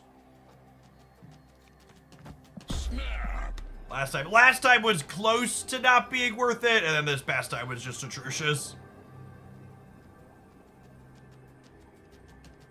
For reference, if you're a regular and you want notifications on when I'm going live, unironically, you should make sure you turn notifications on for the Jeff Hoagland YouTube channel. Because Twitch notifications don't actually work most of the time. It doesn't actually ping people. I have no idea what it actually does, but I didn't get your notification when you went live on Twitch as a common complaint.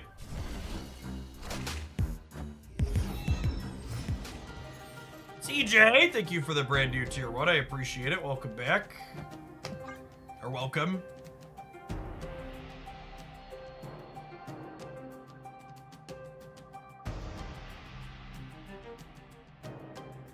Is another MODOK Hella Gamer?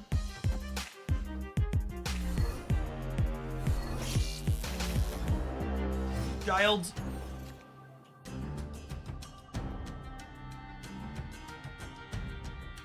And burning hot dinner. Don't hurt yourself, child. Don't touch the bottom. I'm aware. Thank you for carrying it down carefully. Oh, the fork's hot.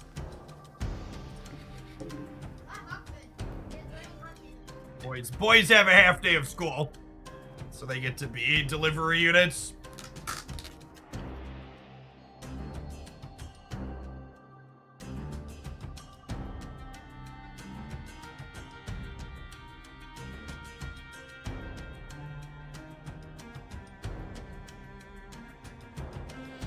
We have our, and to quote my my wonderful delivery 8-year-old, my burning hot dinner. Our wonderful Factor meal here, hashtag sponsored. Shout out to them for delivering wonderful meals to my door, ready to heat and eat in just a couple of minutes.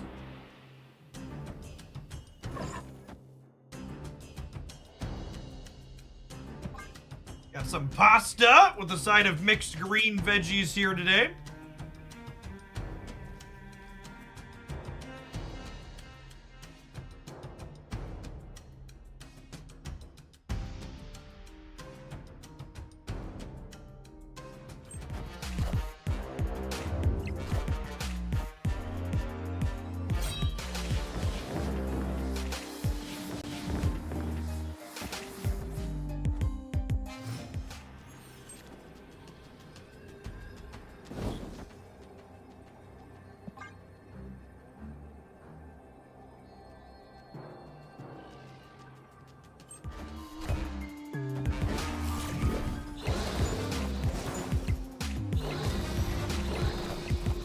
Minions to me.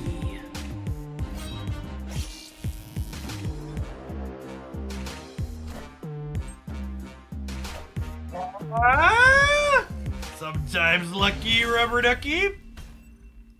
Victory.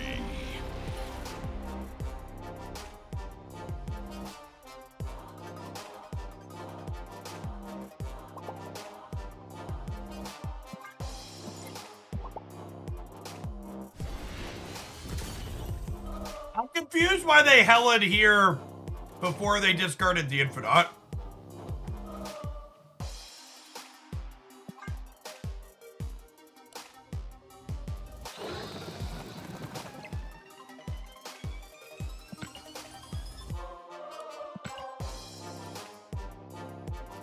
We did miss on splitting deck in, yeah.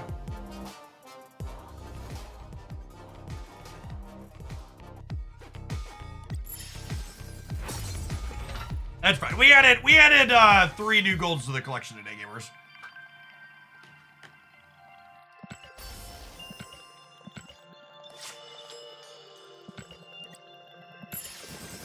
Can't win them all.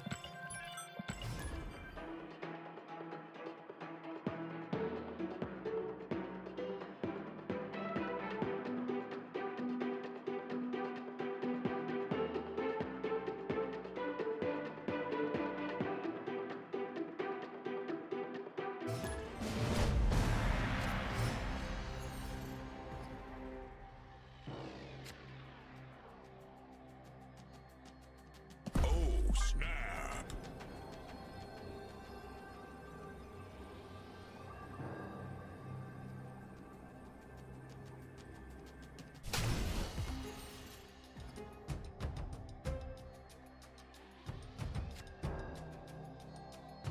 I'm surprised by these invisible men decks with Goliath lurking in the shadows. I actually have not been playing against that much Goliath lately.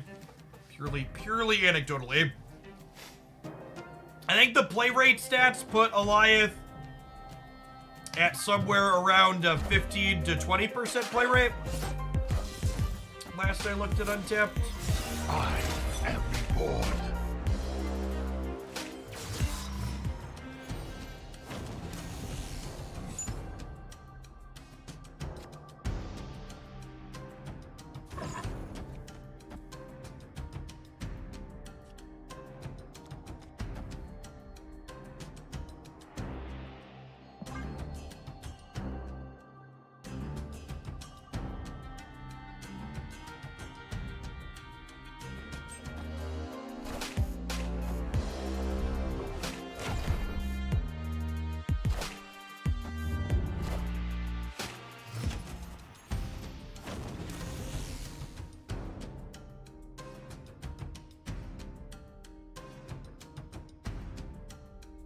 Opponent just discarded their Hela.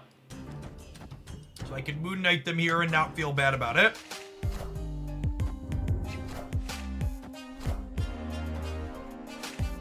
Oh, I guess they have Apocalypse in their hand though still, yeah?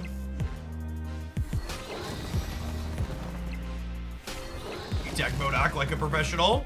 All systems go. All systems go.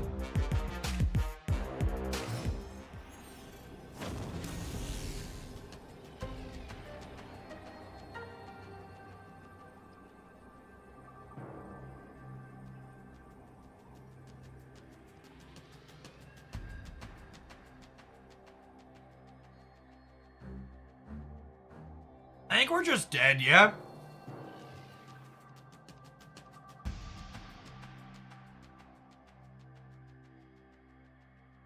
I can get to 19 here.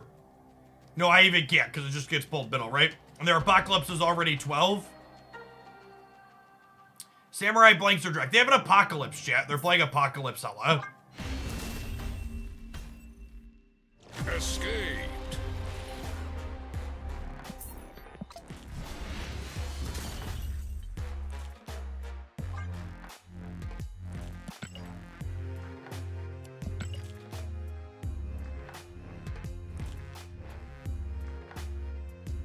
Trying to play my triple hand date deck in too. Someone playing Apocalypse sounds not great.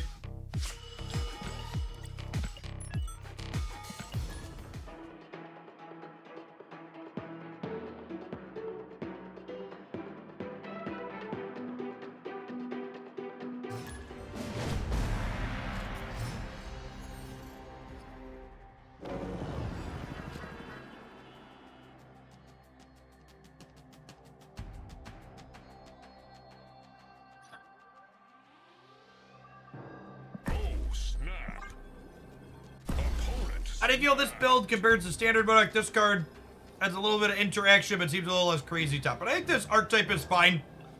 I think I definitely prefer the build that I highlighted on the YouTube channel this morning. It's 2 cards different. That build is playing Blade over Colleen Wing and Gambit over Corvus. And I think those are worthwhile exchanges. Corvus is really just not a card that I've enjoyed.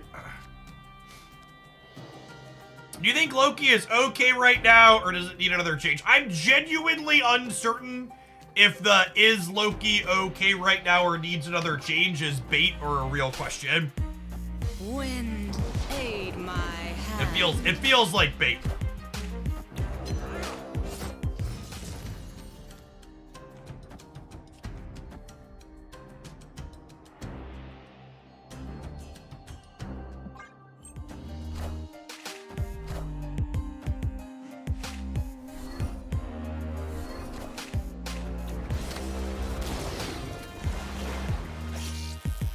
Risk to reward on Corvus isn't there. Yeah, I'm inclined to agree with that. I replaced Corvus all these decks, discard decks with Swordmaster. I mean, that's probably better, but it's still not good. I like Gambit. You can play Gambit on turn 6 for good value.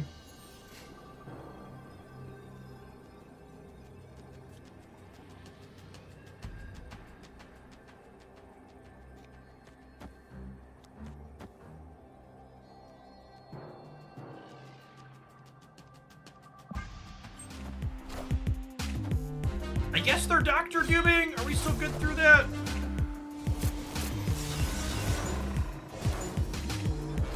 No, because they hit the Miss Marvel bonus everywhere, right? I guess if Beak jumps middle, we're good. No, because we're gonna get Nebula. So close. No, because I played there. If Beak would have jumped middle, we would have won, yeah? We lost the 50-50 at the end.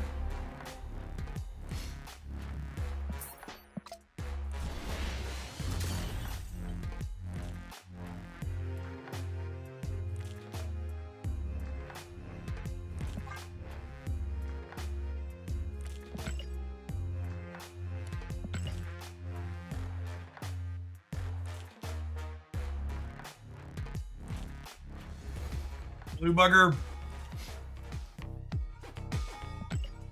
Alright, let's hit one more with this, then we'll slide along to an ad break in our next viewer deck.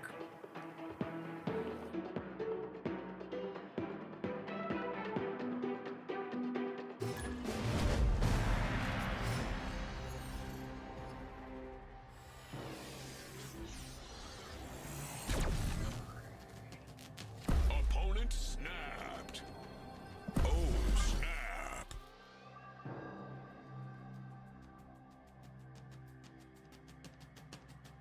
That avatar looks great. Love it.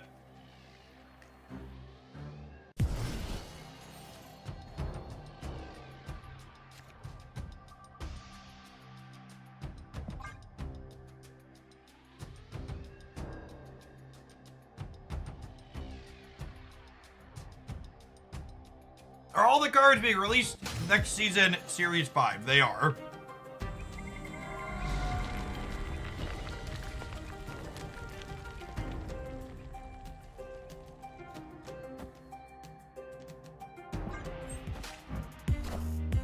You're late, Meek.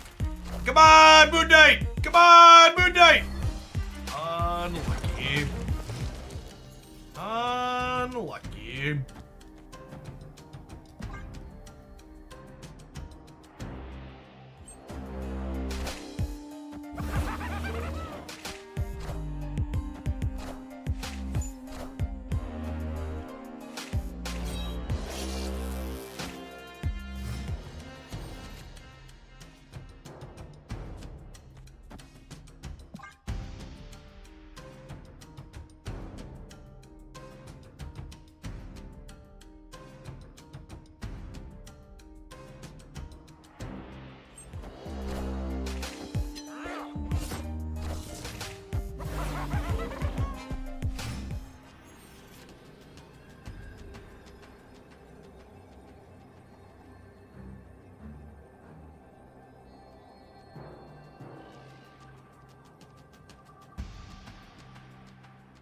This isn't enough, right? This only gives me +9 here, up to 2.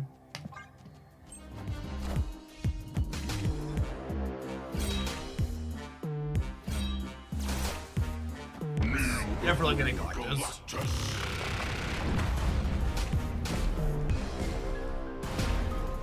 don't know why Series 4 and 5 still exist. Why don't they just merge them all into one on paper since Series drops don't happen anymore? I mean, we had a Series drop in January, and they said they would be a few times a year again, so... I don't know. Is it releasing everything at Series 5 kind of like what you're asking for? Or if by make everything the same, do what you really mean is that a thinly veiled just make everything cheaper?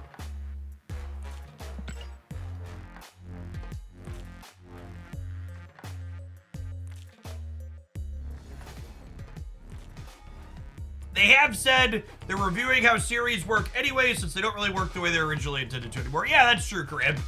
The original series system was definitely structured when, before Spotlights existed. All right, gamers, ad break, new viewer deck when we get back. Thanks for hanging out, don't go anywhere.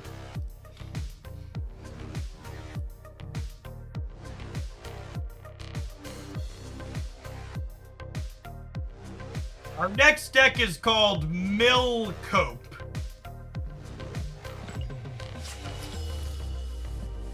I think this is the most awkward archetype people try and play. Just because there's no payoff for it.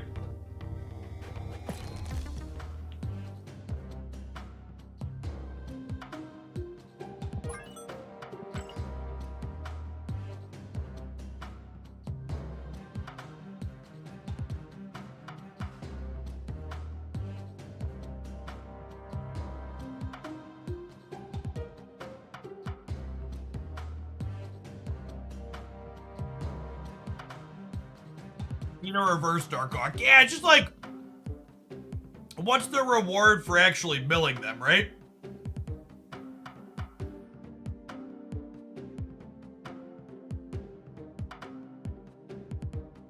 We do have a nice Mantis variant. Shame she isn't playable.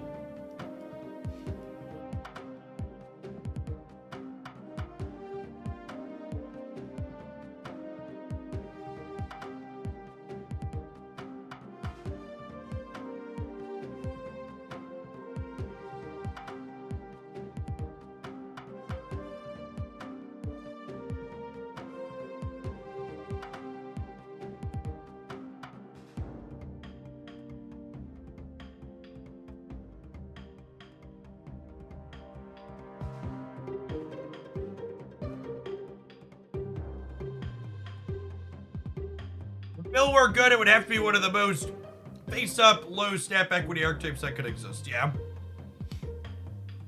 No Wong. Champ, by the time you put a Wong into play, it's too late. At a minimum, I'm gonna shove a copy of Null in here.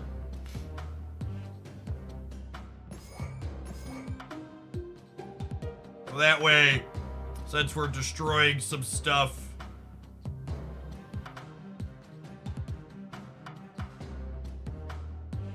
gonna have something of a payoff.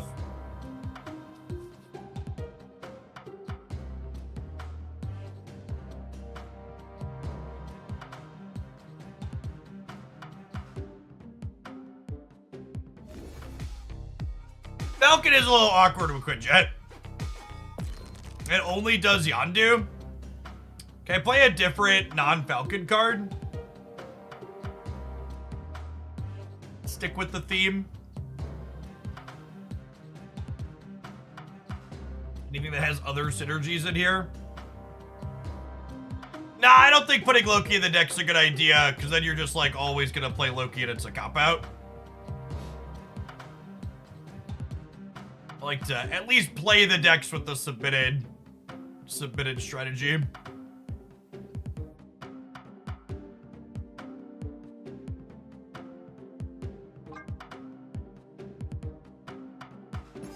Honestly, let's play Magic, because Magic is a card that technically rewards us for milling them out.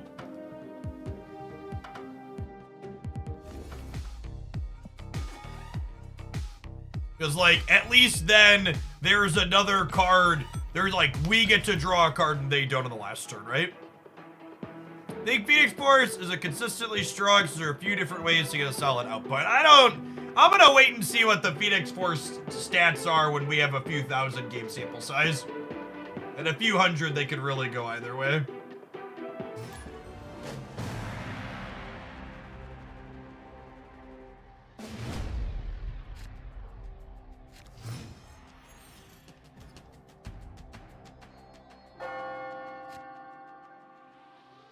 Opponent snapped. Snap.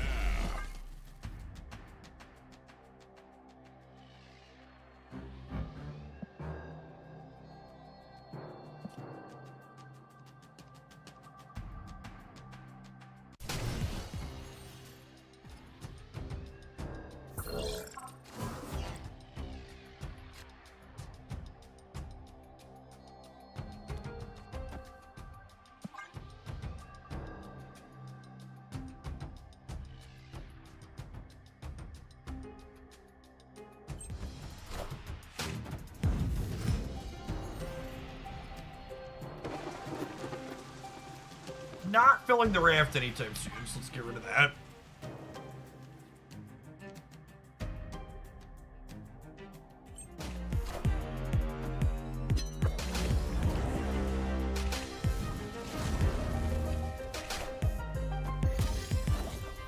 Oh, punish for not slamming Gladiator right away. Rip. Is there a patch tomorrow? Nope. And for reference, you can always come into my chat and type !OTA or !patch to get the next dates for scheduled OTA/patches.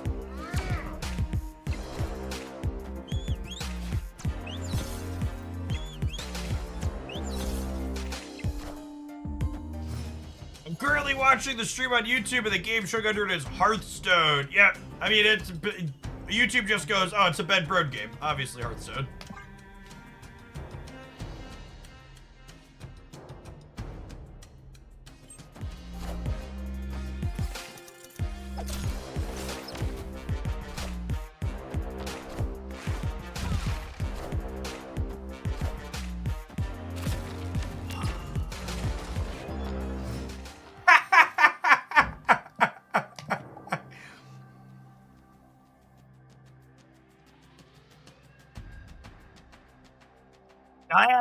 That's funny.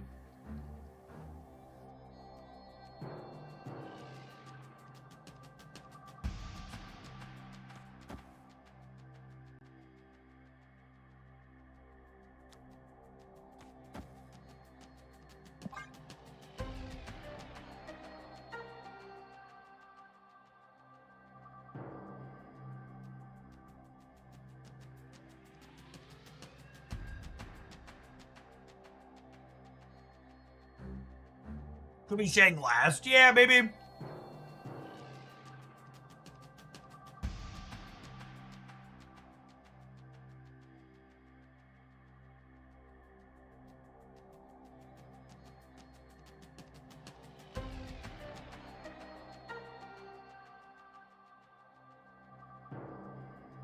They salted off, chat.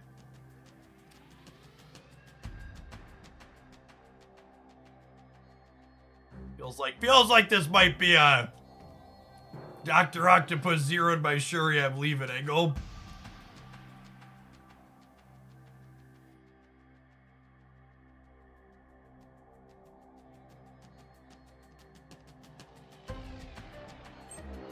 Yep. Too much sodium's bad for your diet, gamers. Why Quinjet and not Grandmaster on Yondu to make the null bigger? Because there's 0 cards in their deck last turn, chap.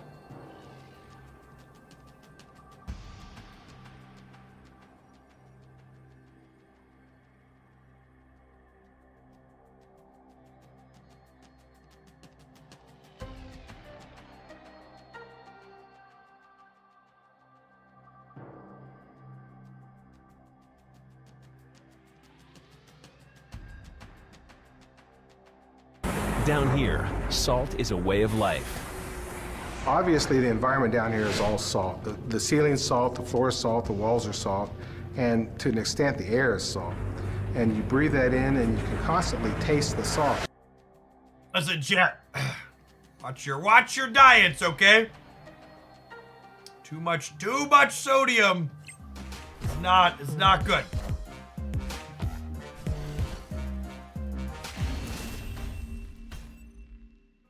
Well, they came back to play a card. Maybe they're just having connection issues. Conveniently, after we zeroed their Shuri. No ads over gameplay, but some salt over gameplay. Chat, there was no gameplay occurring. Salt over gameplay is fake news.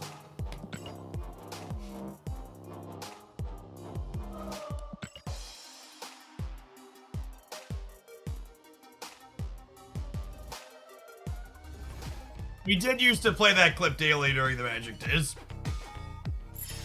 Playing for Moto tickets brings out the sodium in people. Turns out people get mad when they lose an online gambling.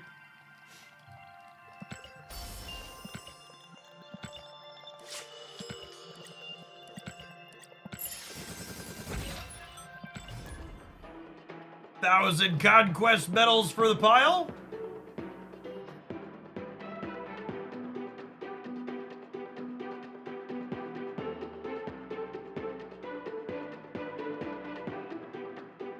Oh look, another email about a video from 2.5 years ago that YouTube says they can no longer monetize because someone's claiming copyright audio in it.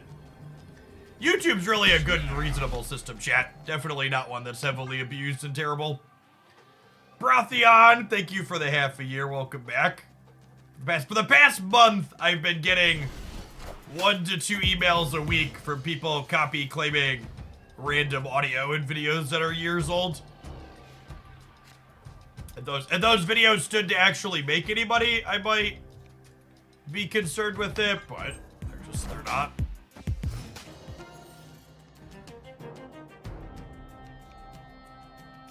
I have no idea how Jeff plays so much Conquest. That's because most of the Conquest I play isn't like even real Conquest, right? It's just me just like snapping and not caring. Do people watch old content for a live service game? No, not usually. Oh no! Yikes. Hey, thanks for the quarter of a year, not my dance. Welcome back. Alright, 4 cards in deck. Sure would be a damn shame if something happened to him here, chat.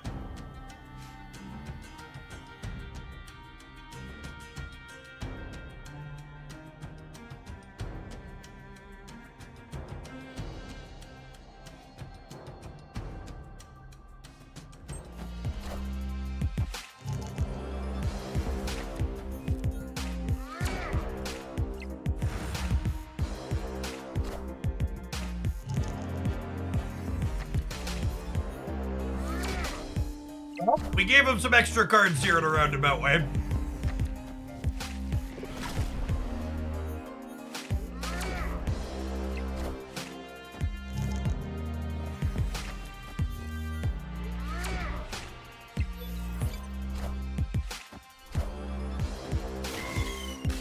Oh my god, their Deadpool's just gone, chat. Their Deadpool's just gone. Going gone. Thank you, Moon Girl. Appreciate you. That's funny.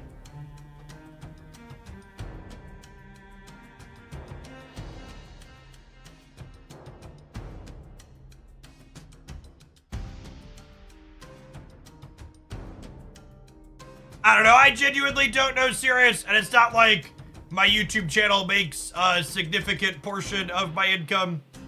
It's like typically sub 10% or so. Whatever the YouTube channel does, great. Otherwise, I don't spend a whole lot of time worrying about it.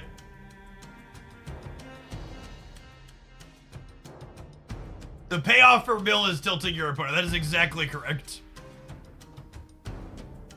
How many Gladiator boosters do we have? Not many, like 250 or so.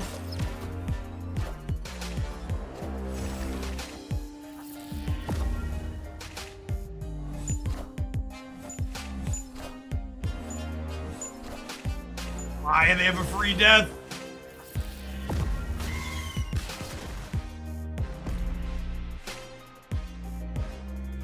All systems go.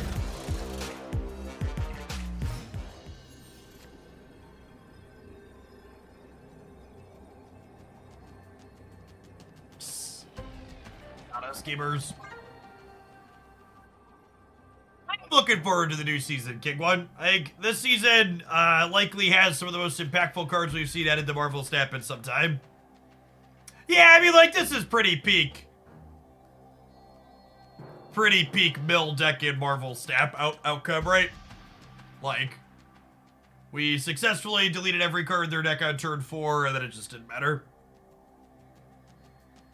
There aren't some of the variant sites. I'm sad that they changed the data mined Miss Marvel Spotlight variant.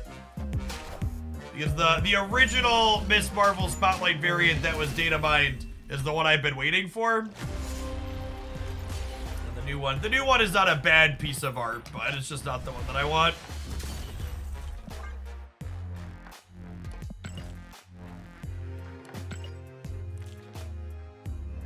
Hopefully the new one will be in a bundle at some point. They're not just saving it for a future Spotlight variant. This was originally data mined to be the variant coming, and then this is the one that's actually coming, right?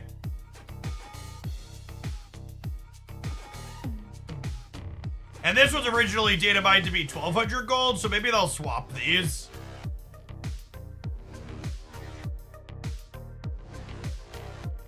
Oh, there's more Hellfire Gala variants that haven't released yet. Interesting. Yeah, this looks like the one from the Disney Plus show. This is the Marvel variant I'm saving boosters to resplit for gold on. This one's not bad either. Very different style of art. There's a lot of good pieces for her character.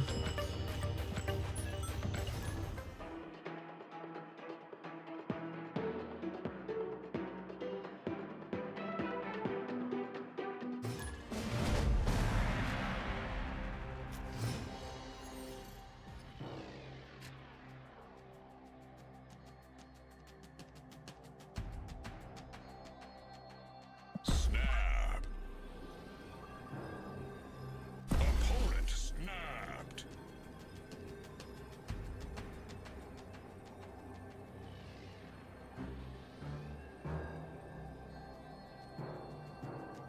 Looking forward to Justina, Nakia, and Okoye. Yeah, that'll be one I pick up. Hey, Justina's probably my favorite individual artist in the game at the moment.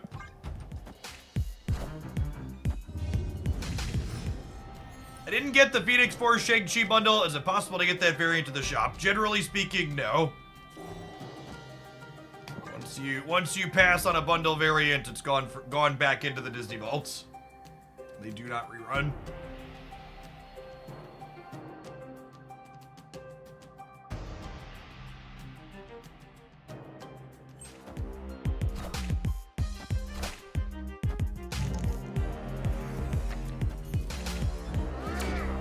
I would love to murder your lockjaw. Thank you for asking.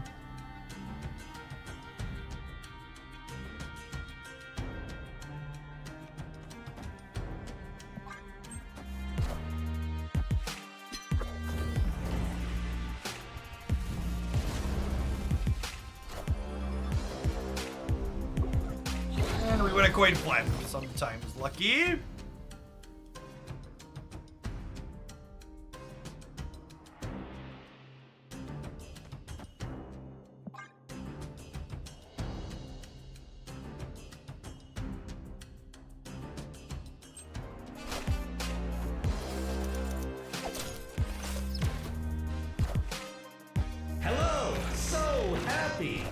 So happy! Minions to me.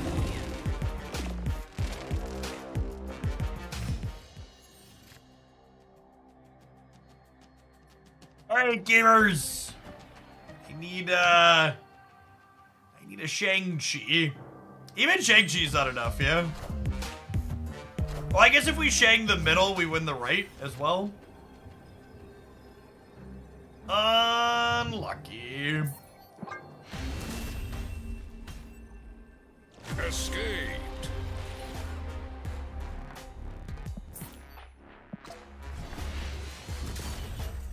Drew 1 rock, we drew 3. Tale as old as time. Snapping with the broad.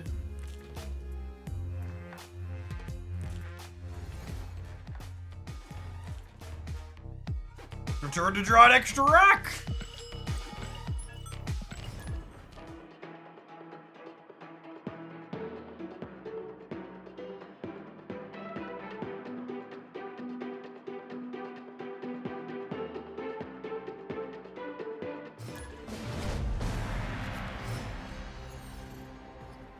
Oh, snap.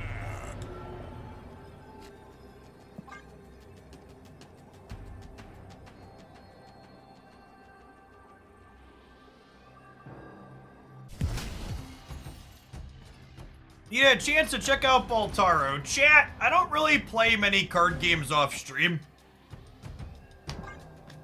Whatever card game is my primary game I'm currently playing on stream usually fills my card game niche for me. Most of what I play off stream is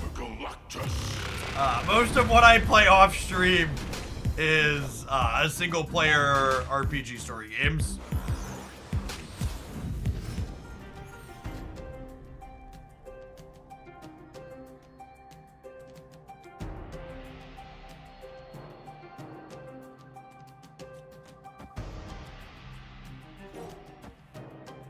They got a free doll? That's cheating.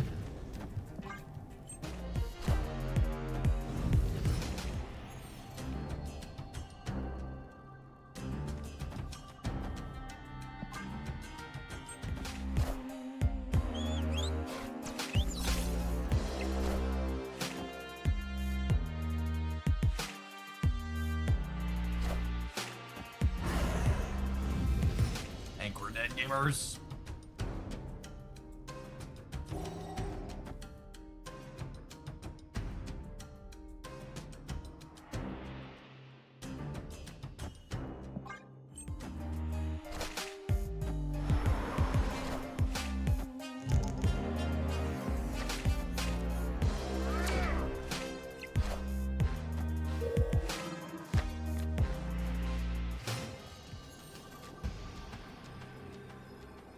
Yachten to push into Shang range? Yeah, probably.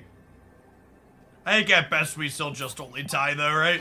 Even if we push this here, they have to like play Magneto and then Shang ties it.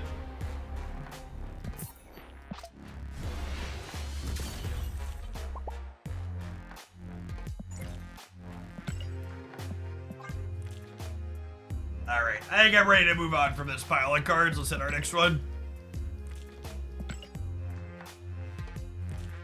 Oh, we've got some Dakin combo. Oh, no Dracula in this build is. A choice.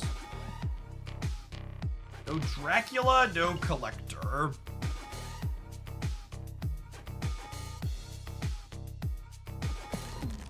Split the Dakin! Oh, we are about to play Dakin combo. Thank you for the biddies, Benjamin. Alright, we got two rolls on this land, gamers. Courtesy of Benjamin in chat.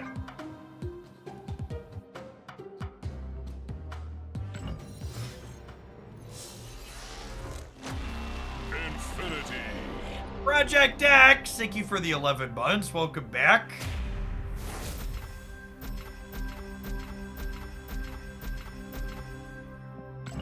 You're gonna look great in gold, Mr. Dakin. I can feel it.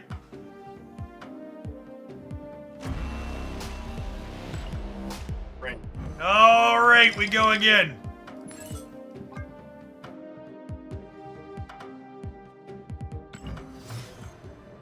You can buy twice the biddies on PC for $20 more. It's 3x value. It's true, you know.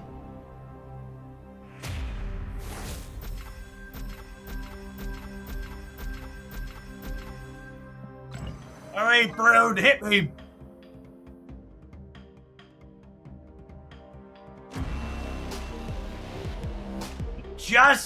just refuses to go, gamers.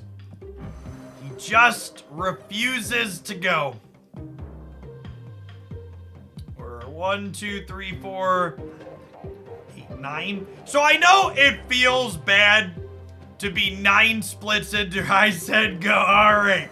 Alright, Dakin.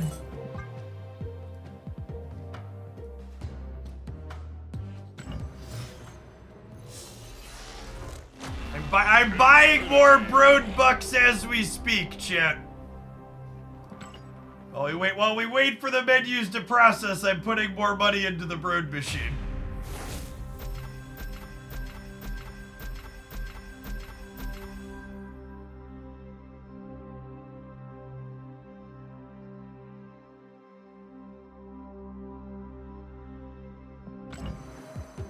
You buying straight gold or the bundles? I'm buying... There's a spending track that ends in 45 minutes that I was going to skip, but Hoaglandia's whales today decided to make waves in our waters, so needless to say, it looks like we're finishing the track out.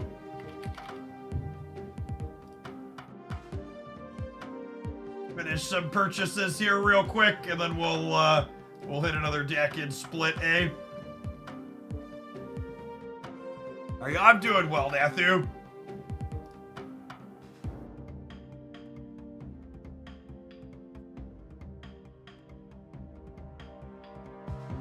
Right, hold on, hold please. It takes 8 years to purchase these bundles.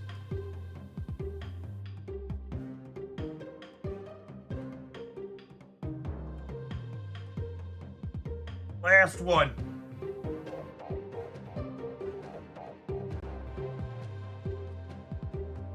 Restart the old client and click claim through it all.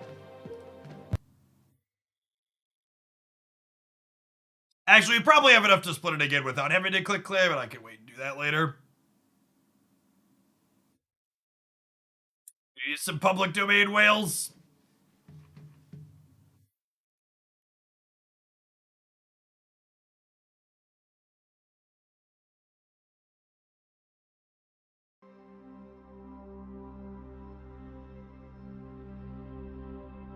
I buy Stogard to play Loki or Ravona. I don't know. Do you want to play Loki next more, or do you want to play Ravona next more? Well, no, Ravona goes into a wider range of things for sure.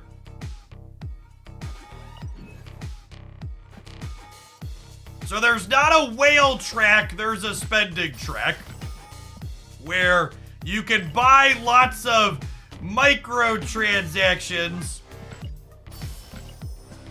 to get stuff off of there. And by that, I mean it's a bunch of like $5 to $12 things that obfuscates how much you're truly spending. So that way people are more likely to spend more by getting trapped in the predatory treadmill of only spending in small amounts. It's easier to convince someone to buy $25 things than $5 $20 things. Alright, this is the Dakin split. I can feel it. It's good clean value.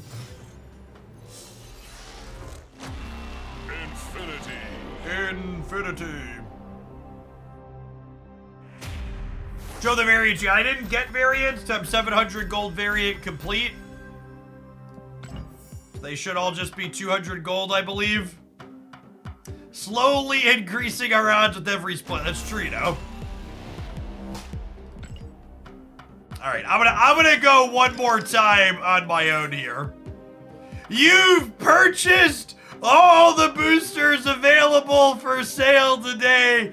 Come back tomorrow. It's like Bro doesn't even want my money, chat. They've cut us off.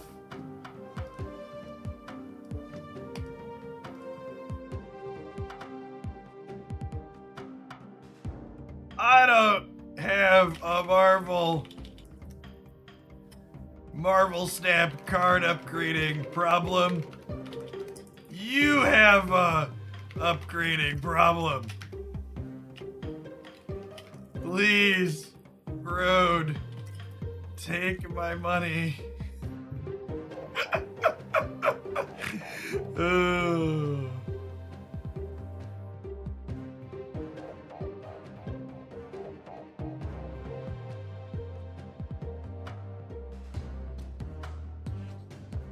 Then send help. Oh, that's true. That's true. This rolls over in 40 minutes, right? So we could go again then. All right. I guess we'll play the game associated with my slot machine.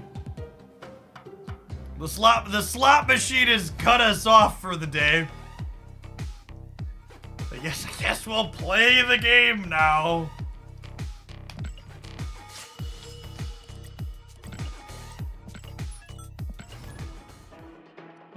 I think the booster purchase limit is 1,000, if I recall correctly.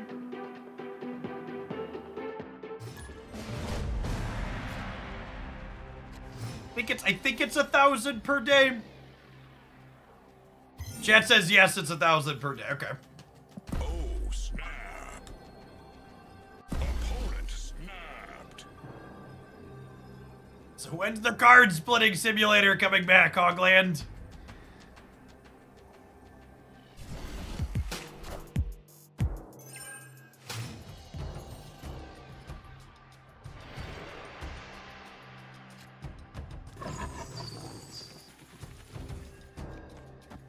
Zyra Voda, and then we can Morbius and Mystique next turn, yeah?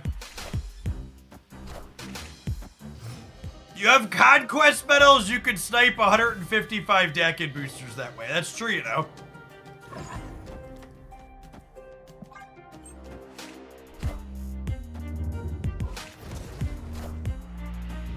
They took my Arnim Zola, gamers.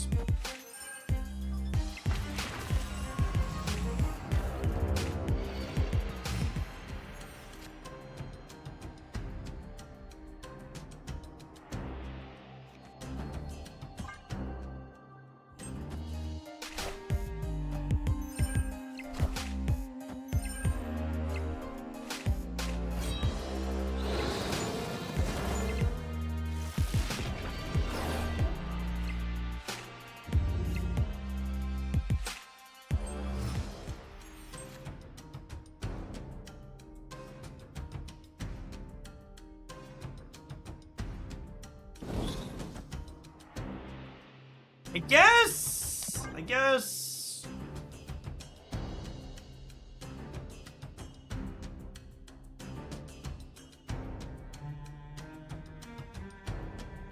The lack of gold on the deck is terrifying. It's true. It's true. 35 minutes till we can go again.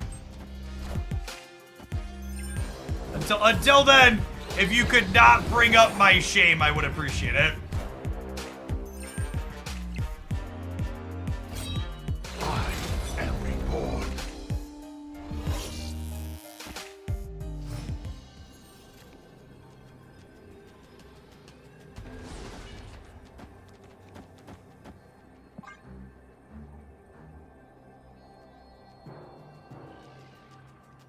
We sent Dak into the discard bin where that split belongs. Oof. Oof. Poor Dak in chat. Lad just can't catch a break.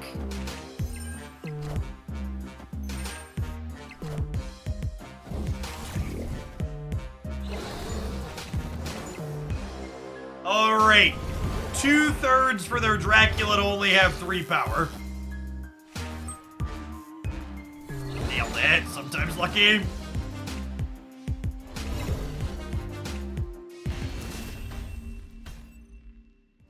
I really feel like Dracula in these discard collector decks is incredibly suspect. You see stuff like this happen all the time. Their hand's just not empty on the last turn.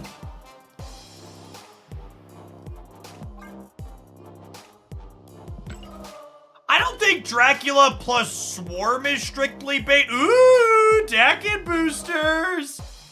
So much as, like, you just can't Modok on the last turn if you're playing Swarm with Drac, right? You have to Modok on 5. which that really kind of hamstrings your sequencing.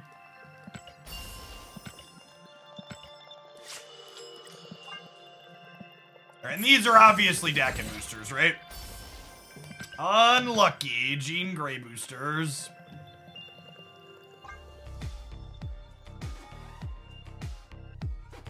You can still Bodok on 6 if you're lucky, that's true.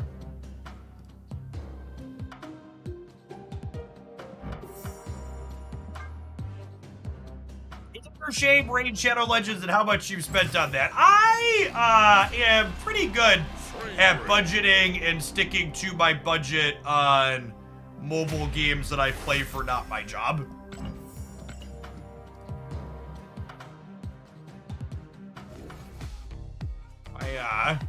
I played Raid Shadow Legends almost every day for nearly 2 years, and my average spend on that was less than $100 a month.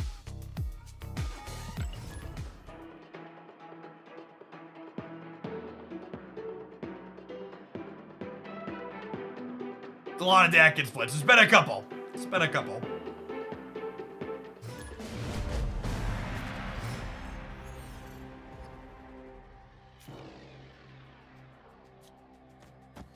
I would love a Proxima Midnight. Thank you for asking. Casual 110. Casual 110, not bad. What if all those unclaimed 10 boosters are Dakins? It would take, literally, it would take me longer than waiting for the rollover to reset than it would to claim all those boosters off the track. Like, unironically, I'm better off waiting a half hour. It's just that slow and there's that many things to claim. How's Tribunal this been? I think Tribunal is probably more competitive than it's ever been, and it's still only like B+ tier at best.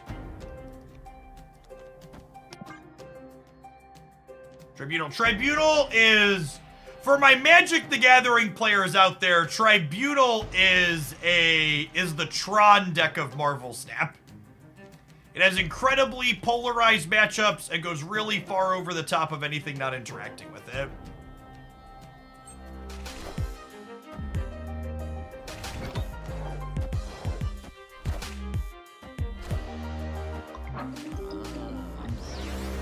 You didn't have to sell me that hard, Jeff. Yeah.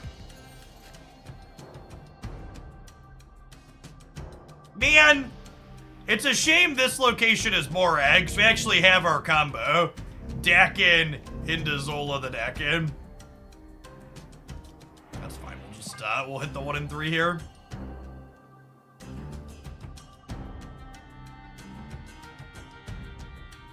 I also played Raid Daily for almost 2 years, and being honest with myself, was only fun for about half of that. Yeah, Raid Shadow Legends hits the issue that I've talked about Snap being good at avoiding a number of times, and that is Raid puts too much content in their game and too many places to collect all your free rewards from, which ultimately makes it end up feeling like a chore, and then eventually you feel pushed out of the game because you don't have time to do all of the chores. Or an interest in doing all of the chores.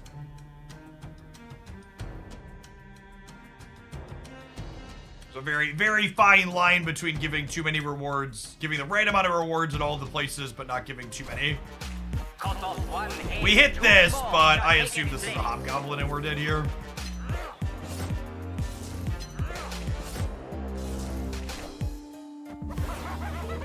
Unlucky. Average Galactus player, though, had only a singular legal play that automatically wins them the game, took the most of the room to figure it out. Escaped.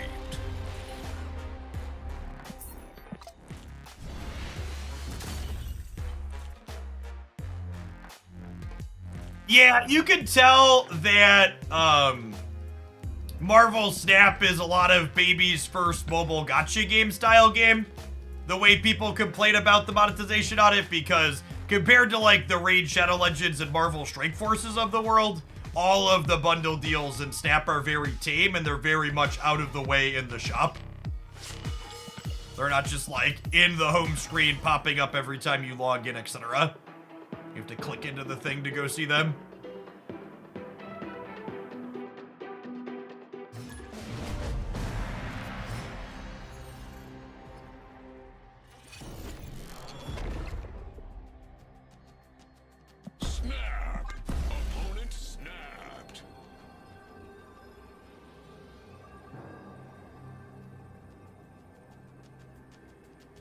a second mobile game? Anyone have recommendations that aren't Genshin or Star Rail? Are you looking for a turn-based game or something like active where you have to push buttons?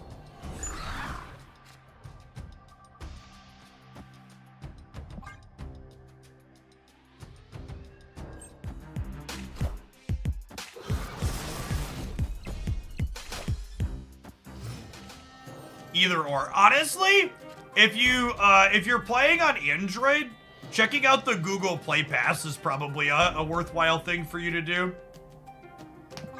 There's a ton of like good indies and quality games on there. They're just like free with the nominal monthly subscription.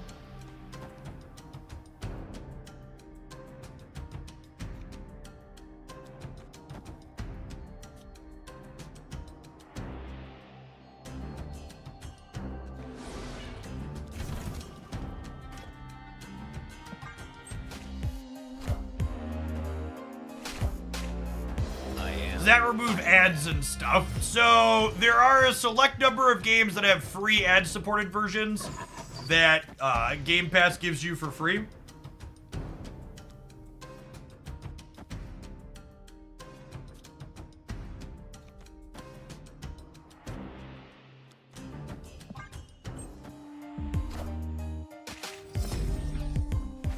The Dramo.Nico into their Nimrod, gross.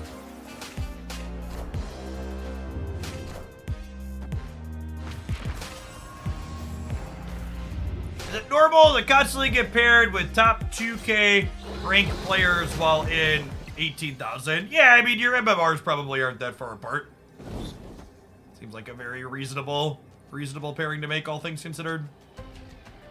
I assume we're dead here.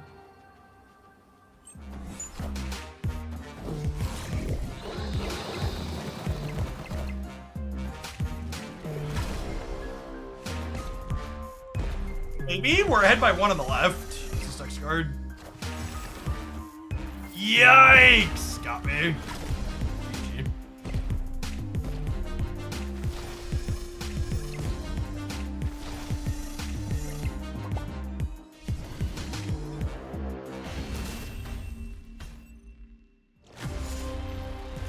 Are no longer 1 point ahead.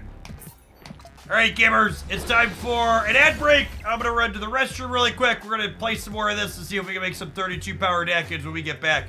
Thanks for hanging out. Don't go anywhere.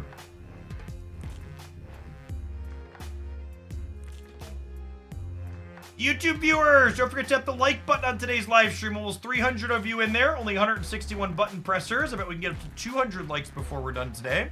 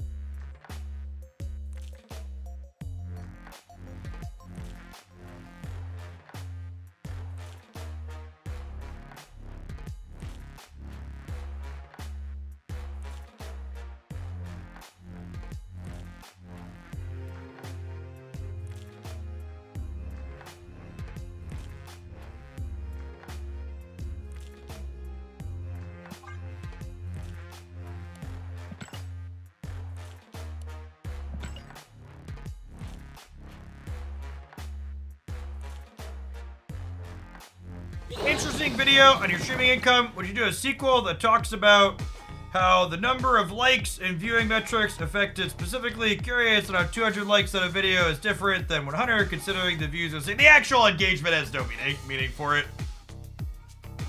Honestly, I probably shouldn't even bother with it. It's just like a thing to make people pay attention that they're there. In reality, the best practices thing is that like engagement like that is supposed to help your channel grow, but the YouTube live stream is like solidly plateaued with the metrics that it has, and like had some growth for like the first month or so that we're doing, but it's just like solidly in the same viewer metrics for the last like month and a half to 2 months, and maybe more than that, honestly.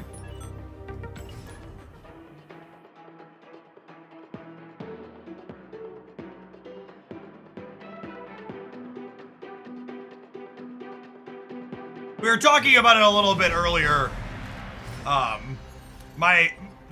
far as YouTube income goes, but my Twitch income's been relatively stable despite Twitch's metrics being up and down in the Snap category, just because we have a really solid subscriber base here that comes back most months, it feels like, based on the metrics. But YouTube numbers are like all over the place and mostly down. I'll probably do a second year in review for Marvel Snap stuff if I'm full-time Marvel Snap through the entire second year. But at the moment, I would wager / expect my my second year of YouTube income to probably be like half to 2/3 of what the first year was. Auntie, thank you for the 15 months. Welcome back.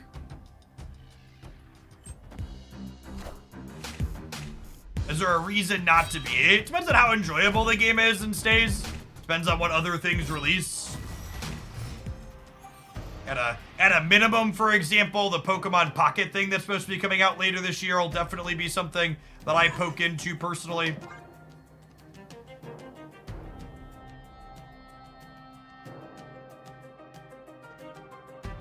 I don't think there's any other upcoming releases on the horizon that I'll probably dip into on stream non-sponsor, but that one will definitely something that happens.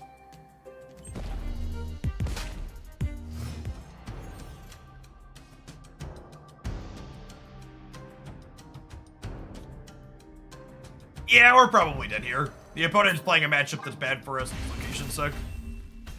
Yogba, thank you for the 3rd of the year. Welcome back. Looking forward to Pokemon TCG. Always wanted to learn the game. Isn't easy. So the base rules of Pokemon aren't too bad, but the mechanics of their competitive play are one of the more complicated card games in existence. Definitely more complicated than Magic the Gathering.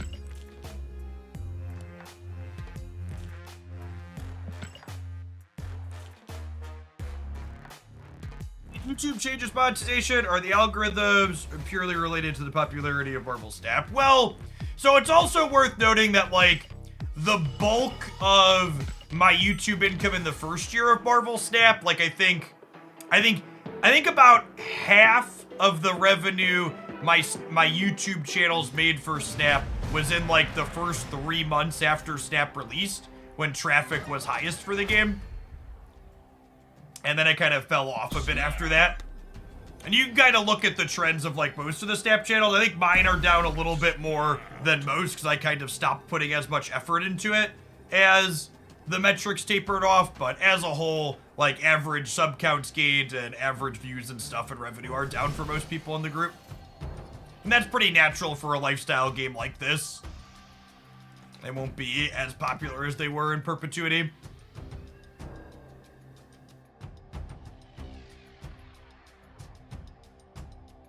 Does Pokemon have complicated interactions in cards or complicated unexpected interactions? A lot of complex sequencing.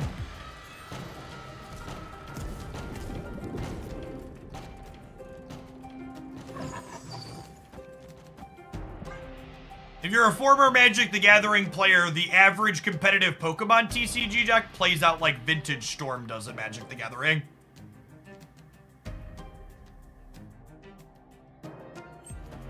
I'd heard the gameplay of Pokemon Pocket is based on the My First Battle decks aimed at younger kids. Do you have a source on that, or is it just some salty winking nerd on the internet making shit up about something we don't have any information about yet?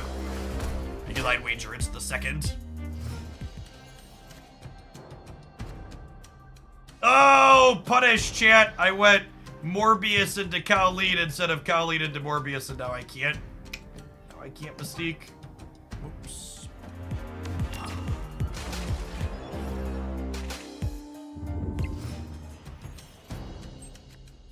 Big mistake here, all things considered.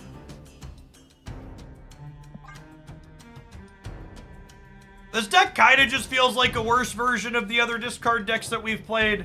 The combo aspect of it is so inconsistent. It loses to a bunch of location variants, feels hard to pull together.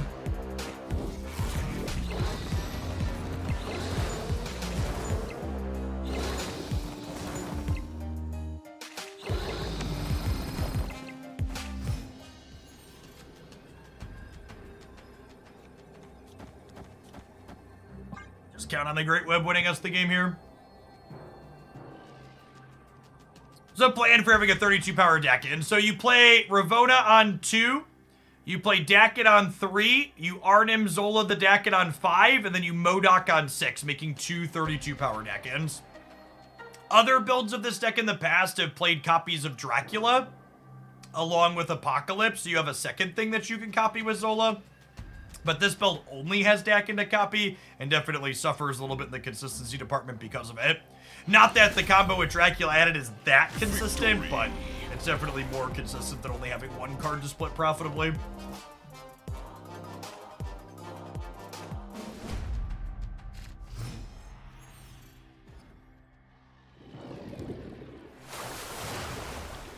Opponent snapped. Can't play Bladed to Lamaria. Because we might have a different card next turn to discard.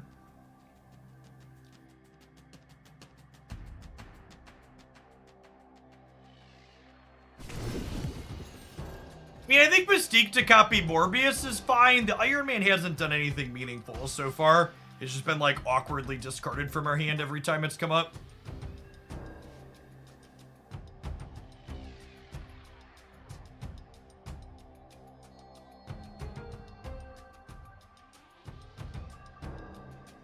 Excuse me, Reddit told me if metrics of the game are infinitely growing, the game is completely dead. I don't think I've ever made content for a live service game that someone didn't tell me wasn't dead or dying.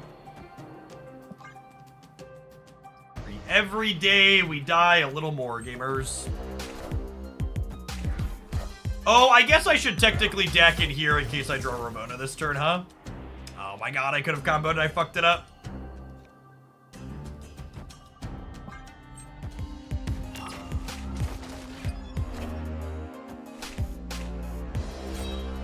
Oh my god, and Samurai discards that instead of this.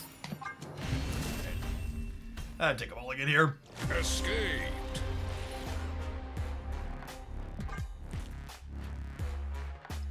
Okay.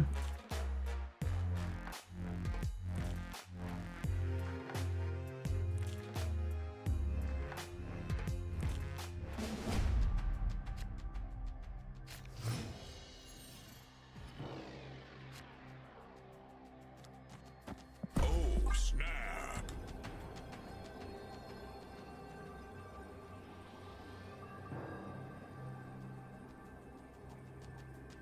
These are 66. Yeah, it's just like so unlikely that you assemble your 4-card combo that like it feels bad that I fucked up because of the location. One of the few games that actually came together for us.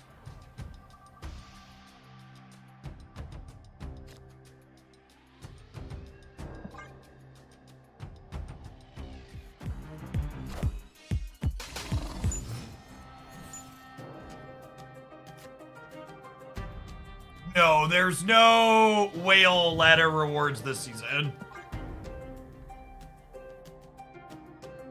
I think this is Silver Samurai and the Bar Sinister angle, huh?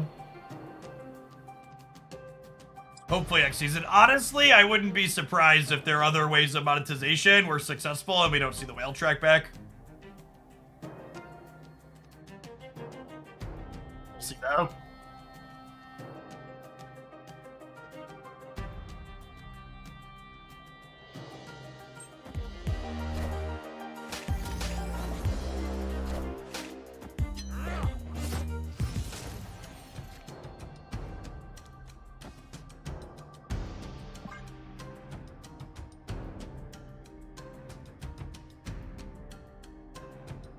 Yeah, if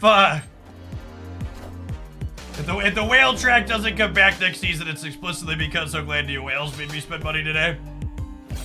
I was gonna hold out strong, but alas, they came for me.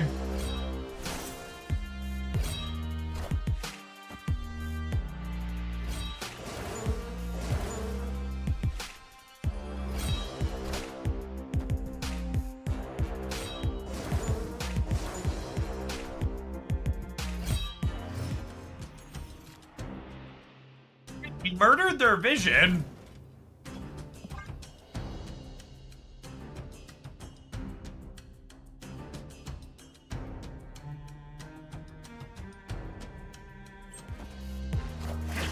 Opinion on second dinner making gold not a relevant currency in the game. Okay, I'll answer your question, but you have to answer mine first. Opinion on me having to answer stupid fucking questions not based in reality, like second dinner making gold not be a relevant currency in the game anymore. You let me know what you think on that topic, and then I'll let you know the answer to your question. Fucking video gamers.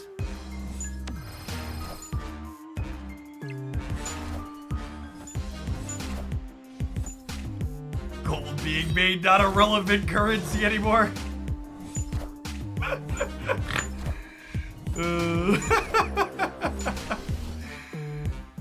Are gamers okay, chat? Are they okay?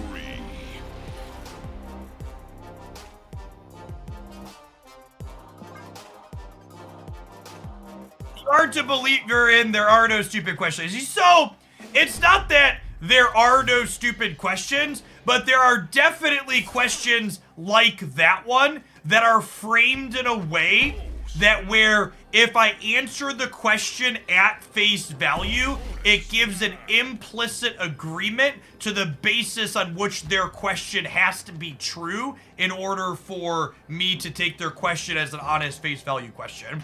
Which obviously, for those that don't follow, that loaded question there is based on the recent amounts of complaining we've had in the Marvel Snap community of explicitly second dinner is not doing good gold bundles yet.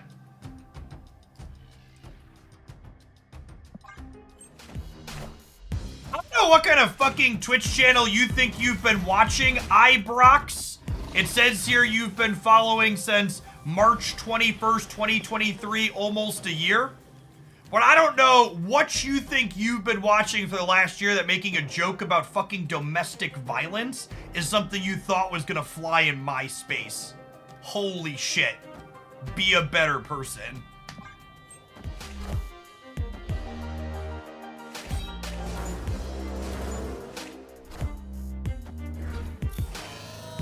You're truly and genuinely, like...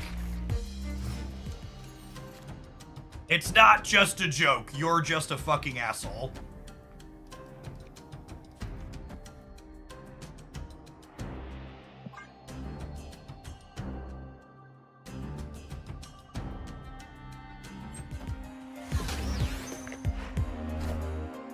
Icy Shard, thank you for the gifted subs. It's very generous of you. Appreciate the support. Yeah, I think I'm gonna Zola the Hulks and then just not play for the Gamma Lab is my plan here. And then with the Ravona, I can like Morbius and MODOK next turn.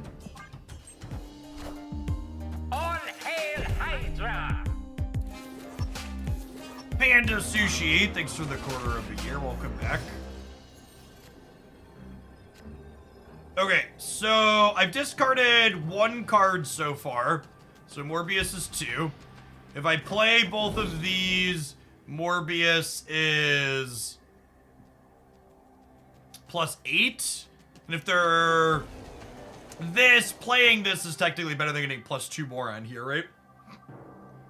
Red Skull puts them to 31 here, and I'm going to 12, 20, 28, 31 myself. We will lose if they have a 0 afterwards, but they've already played Ebony Maw.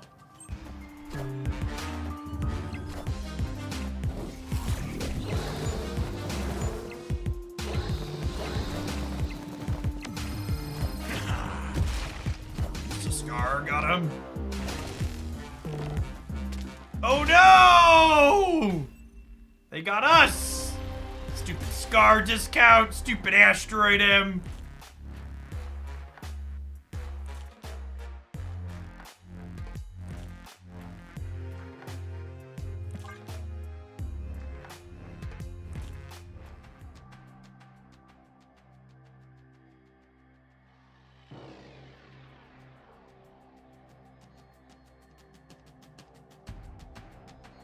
We have a set stream schedule available anywhere. Loosely, it's Monday through Friday, 9 a.m. Central till 3 p.m. Central.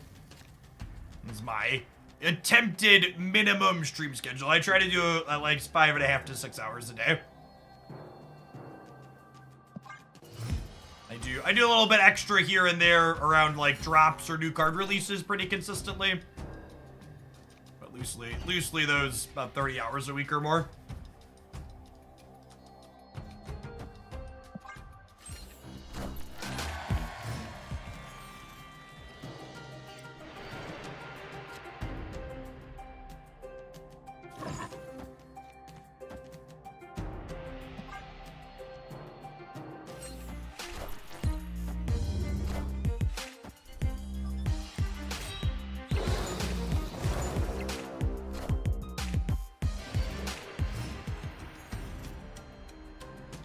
Oh my god, I did it again!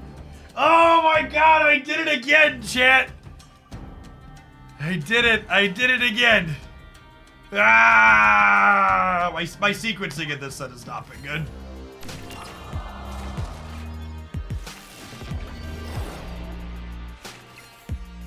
Let's see if they understand that there's Shuri bonuses in Mojo World.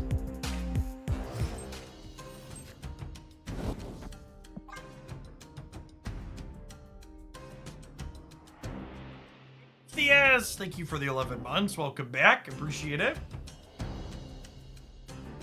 Is Proxima a must-own for discard players? Yes. I think Proxima is the best Marvel staff card to release in a long time. Unironically, I think Proxima is our best release since Blob. I think is likely true. Is it ever Samurai to try and bid their Taskmaster? Yeah, maybe. Maybe I was supposed to do that. I could see that being the case. There's only 15 here. Yeah, I think we're dead, unfortunately. I messed up. I should have had another 10 power card in play. On a scale of 1 to Proxima, how is Meek? I think Meek is pretty important for discard specifically, but I think Proxima is more flexible. I think there are non-dedicated discard decks. Oh, it is 16, you're right. I think there are non-dedicated discard decks where Proxima is fine. Math, not even once. Or did the Taskmaster 1-drop here? Also the Scar Lizard.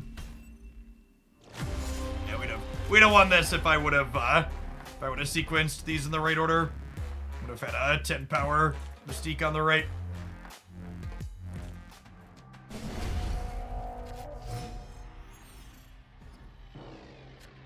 You should have played MODOK off of Mojo World because we were going to fill with swarms anyways. Yeah, that's a good shout. It's a second mistake that I made. Good call.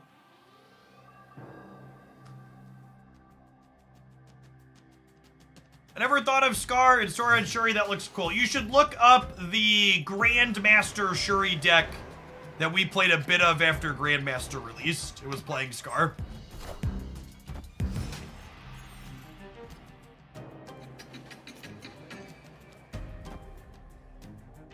Hey, Liquid Tagger. Thanks for the 5 bucks. Welcome back.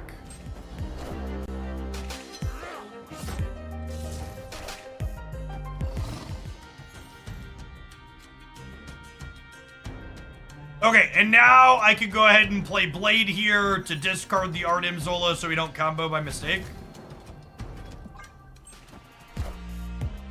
I am Iron Man. Silver, thank you for the prime. I appreciate it. Welcome back.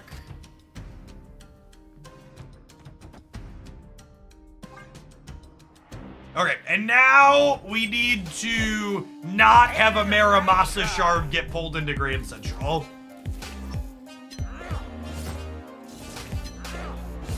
Four sevens for this to be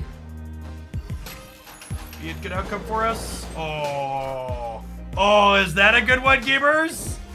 Is that a good one, gamers? Let's go. Now they do have Enchantress for the right. If this Grand Central pulls Enchantress or Taskmaster, then they have the other. We could lose. this is our combo. Oh no! Oh no! Wonka. Can we get it?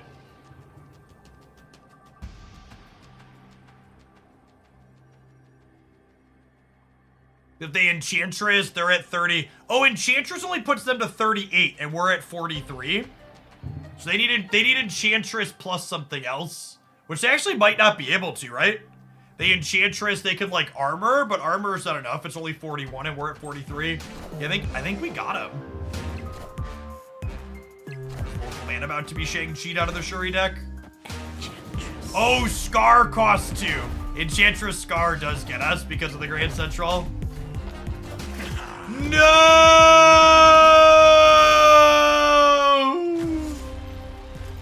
Rip. Rip. Full comboed and not nearly enough.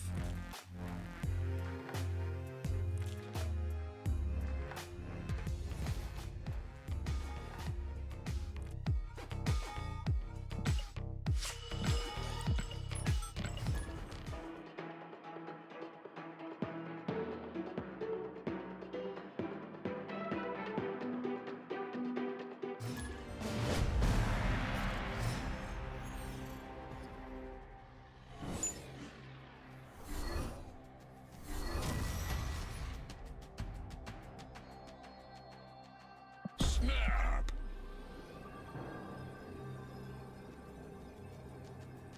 Opponent snapped.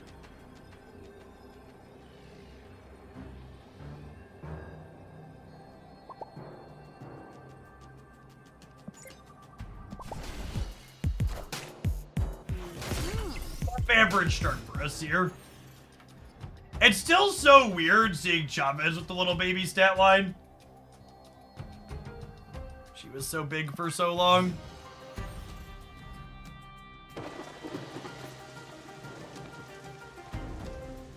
It's a piece of candy. Alright, we need to draw Ravona next turn.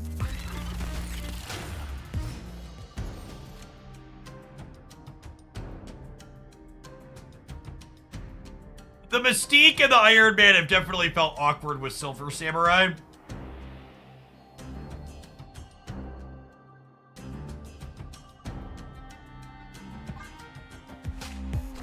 Yes, Chavez to 1-2 is part of the OTA.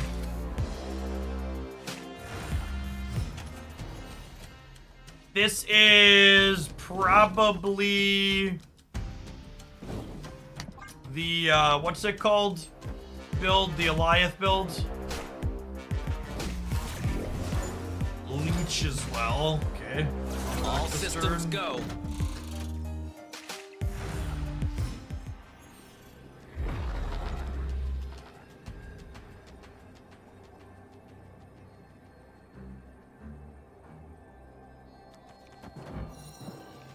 What's the doctor name?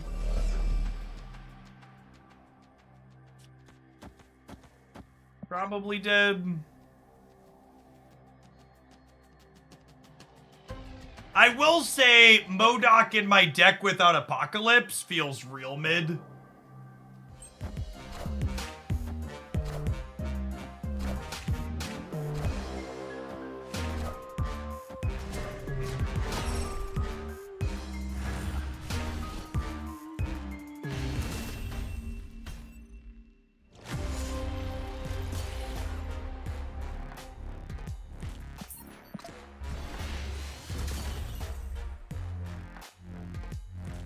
One, yeah, playing full center. No, that wouldn't have worked. They would have beaten us here. We'd have lost the breaker. Go to the date. Did the day roll over?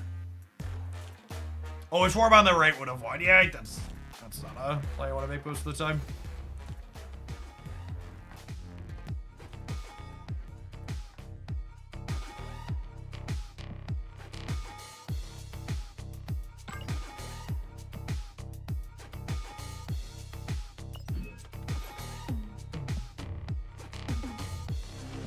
Oh, goody gamers, a new pixel variant.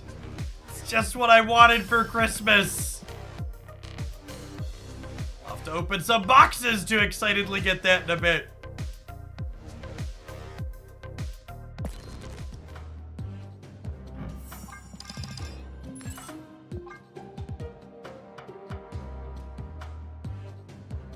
What a day to be 700 gold variant complete. Infinity.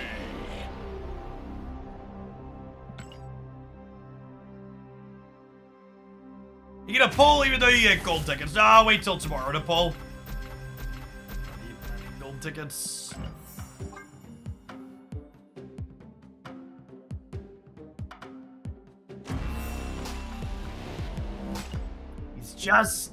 He's just not cooperative, chat.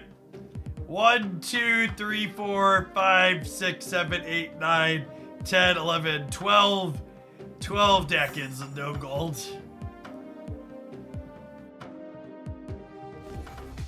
So he's so displeased with us. 13th times the charm. Okay. Okay. Benjamin found the discount biddies. Wait. Your username is Benjamin. What's your last name? What's your last name, Benjamin?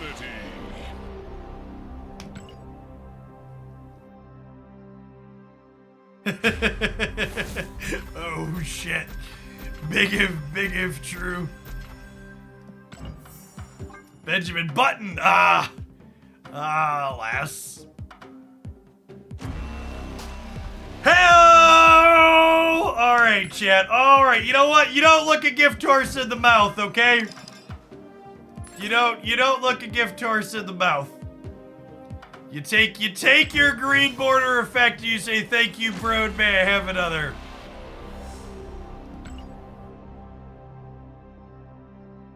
He matches Colleen Wing now, chat.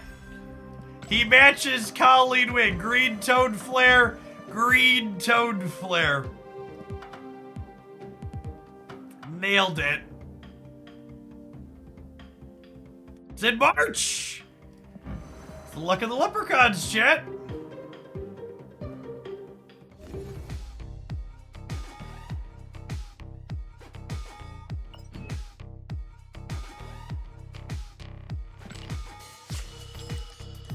It's not ugly if they match, right? Go.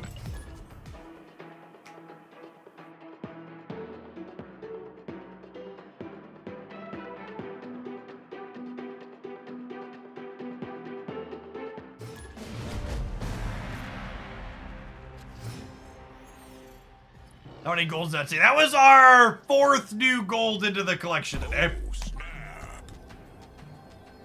Every day we get closer to the all gold collection.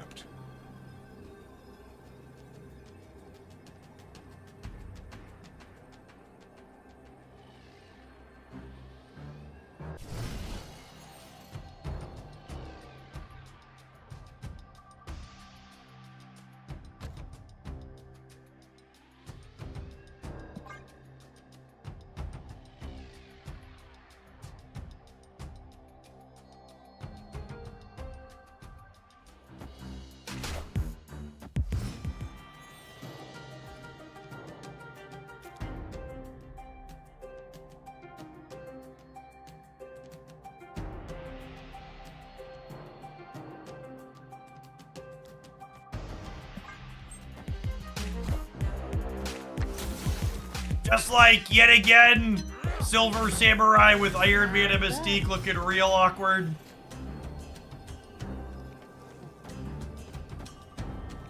You know who doesn't look awkward though, chat? This gorgeous gold deckin.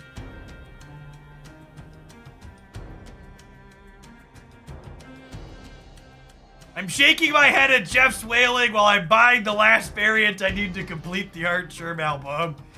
Fully harpooned, gamers. Fully harpooned.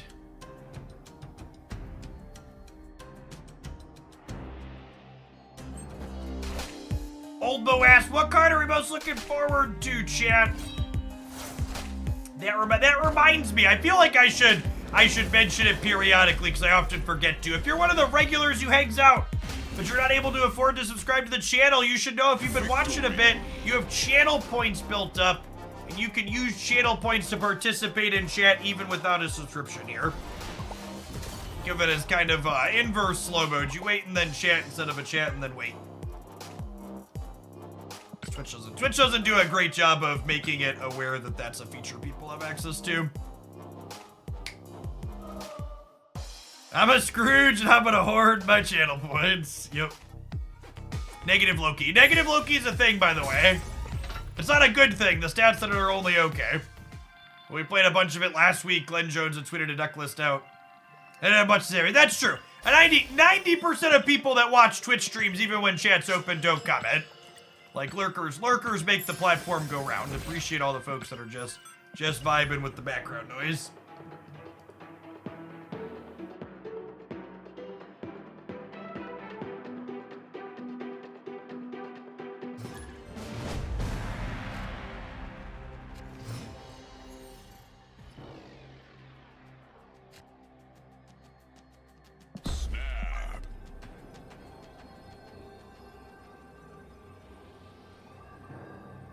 I'm most looking forward to next season. I think it's Pixie.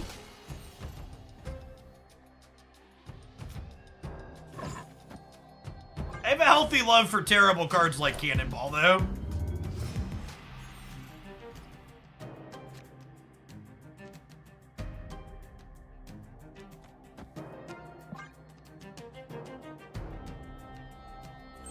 Hey, Socialist Mango, thank you for the 2/3 of the year. Welcome back.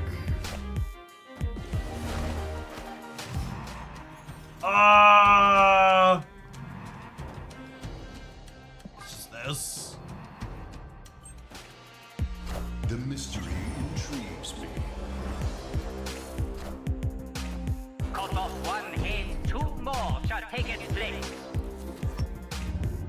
I think Pixie is gonna be frustrating. I had a called shot last week that I expect Pixie to be the new card people complain the most about in Marvel Snap.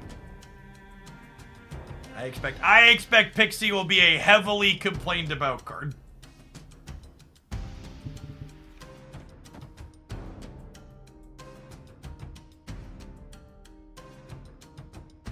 I think it's Dakin, and the next turn we Modoc Blade.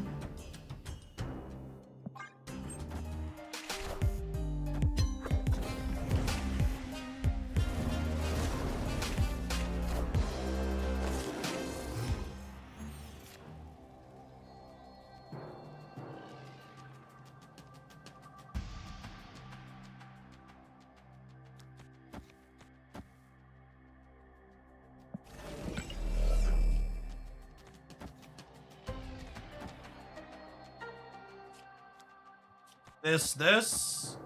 Final answer.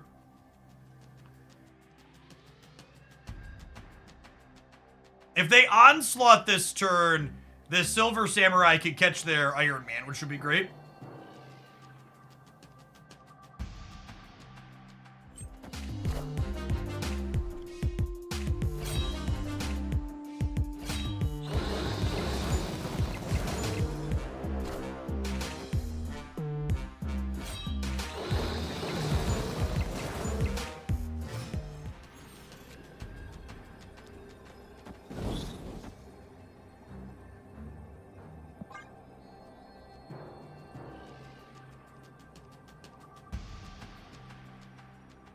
This Pixel Giganto is fire. Fire is definitely one word for it.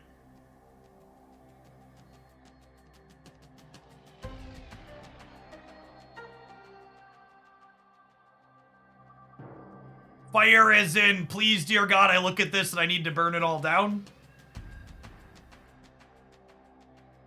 Fire of the dumpster variety. Yeah, see, lots of different ways to be fire. Victory.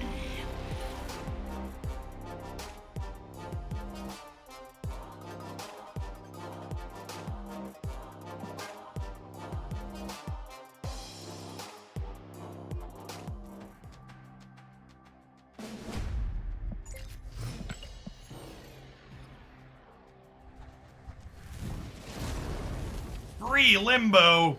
To be fair, playing against a Limbo deck makes us more likely to combo. Does it burning my eyes count as fire? Asking the important questions.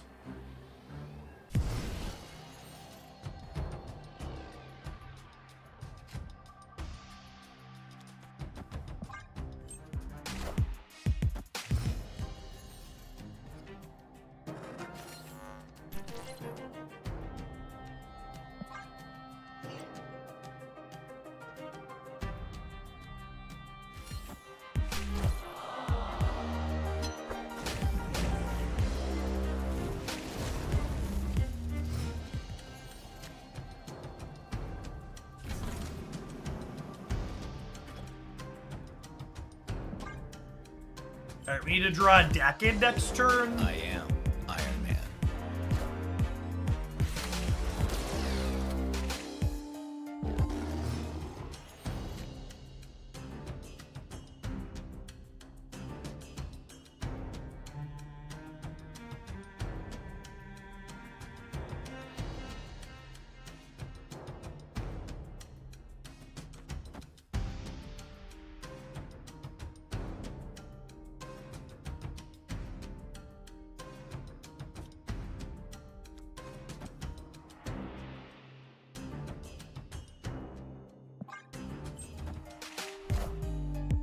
I am Iron Man.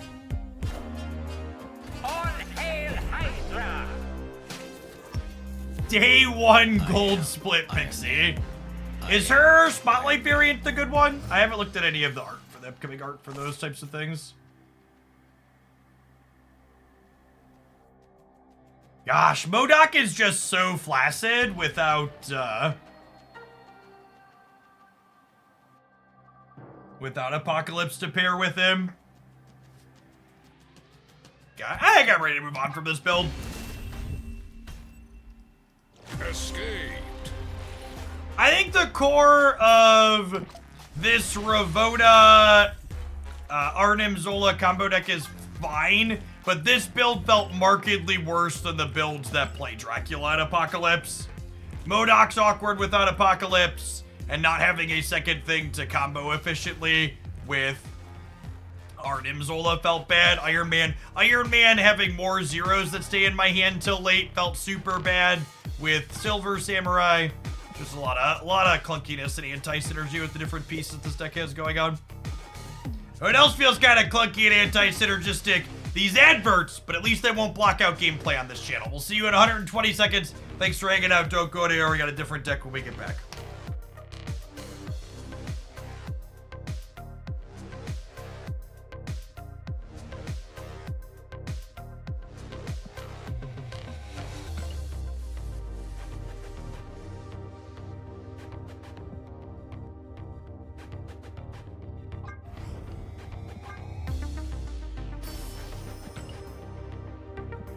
Hey, Eric, thank you for the baker's dozen. Appreciate the 13 months. Welcome back.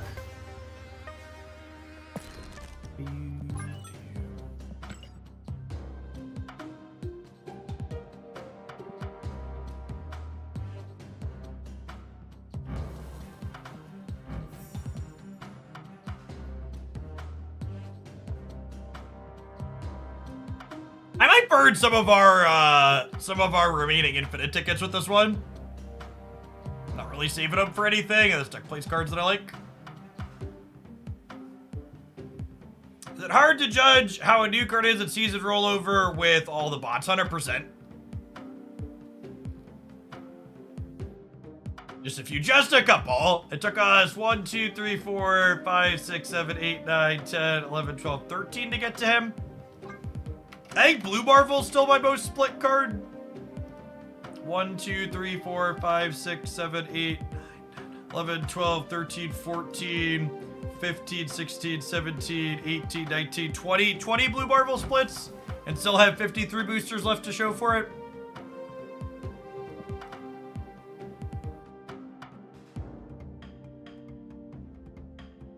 There's a few different community sites that post data mine stuff, Orthober. What's my best split? I have a couple of these. I think the gold on gold is the best split. The ones that complement the card art are also pretty good though. Like gold on green crackle enchantress. Your bishop? I guess it complements blue Stardust. It's fine. It's not bad. How do you sub multiple months with Prime? You cannot sub for multiple months with Prime. All of the multiple months in advance is done with paid cash subs. Meatball. Prime sub is month to month. They want you to have to come back and click on the button every single month. Which is increasingly a challenge. They keep hiding it further and further into the menus every month. You should love the American Chavez with gold and no border effect. They do, yeah. Yeah, they didn't get rid of those splits. They just made it not possible to get more of them in the future.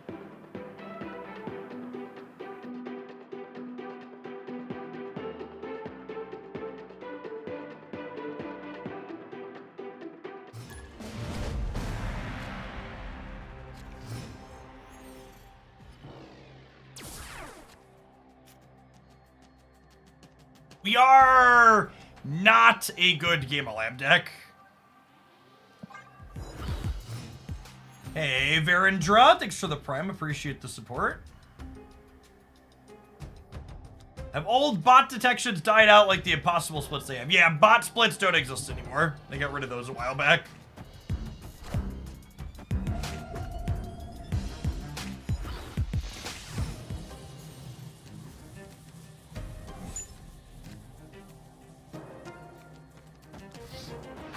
The problem here is my opponent is almost assuredly playing a Shang deck as Loki.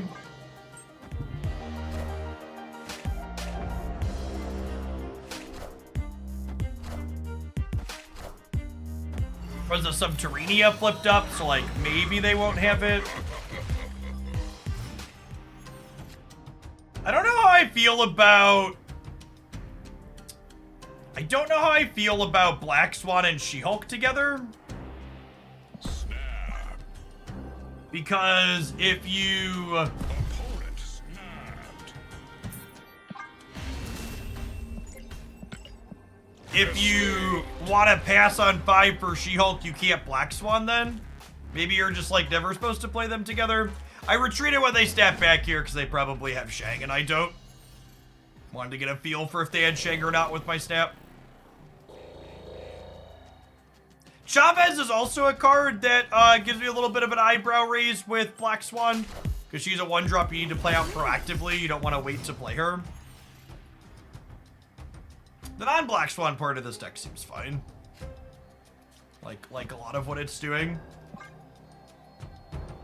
Opponent snapped. They're snapping, so they're going to play Zabu into the Onslaught Citadel here. I'm going to stay.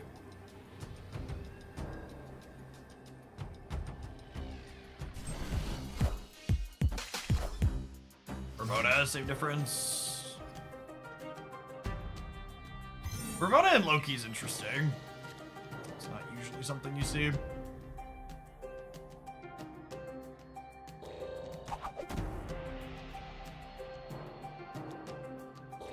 Could be Cerebro 3. That's a good shout.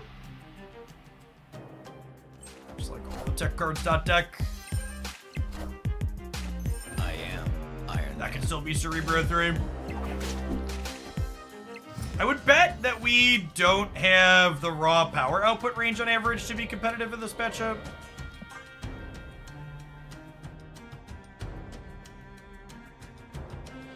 Oh, someone said there's a new Moon Girl animation. We actually haven't played her since. I heard that was a thing, so let's see, huh?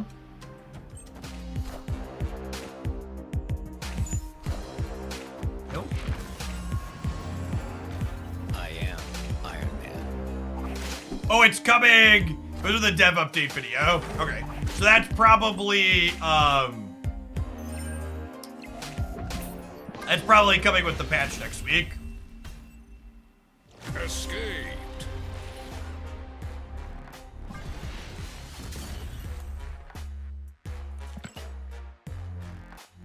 My opponent decided they were done? Okay.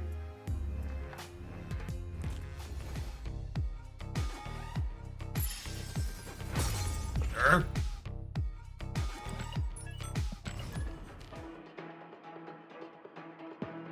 No, they had to push the buttons.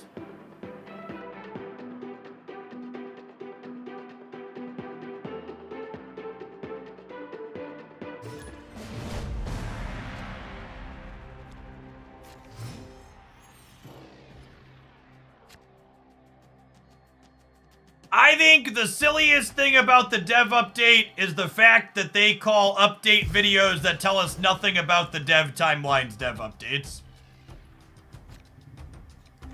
Hashtag rebrand them season announcement videos.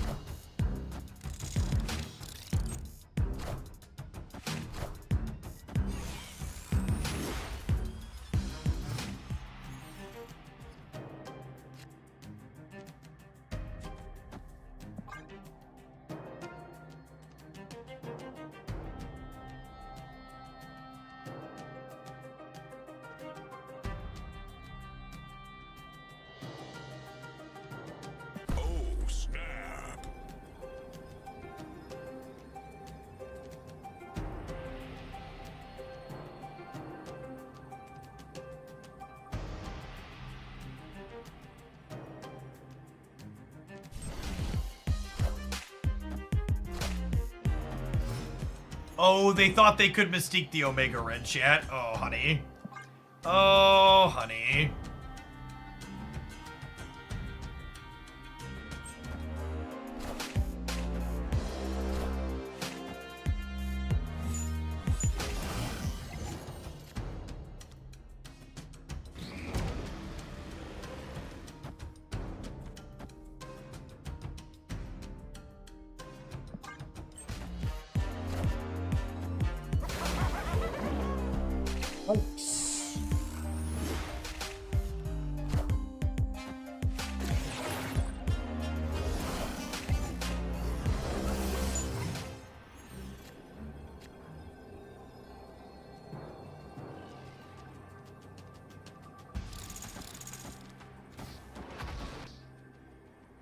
Alright, I mean, we got to Black Swan and She-Hulk here. Which is what we were musing about earlier. Is that enough? Could those two coexist together? They have to add 3 in the middle to maintain their Omega Red bonus. And we're gaining 14 on the left up to 20 there. And we're gaining a bunch on the right. Yeah, absolutely crushed. Weird build for the opponent here.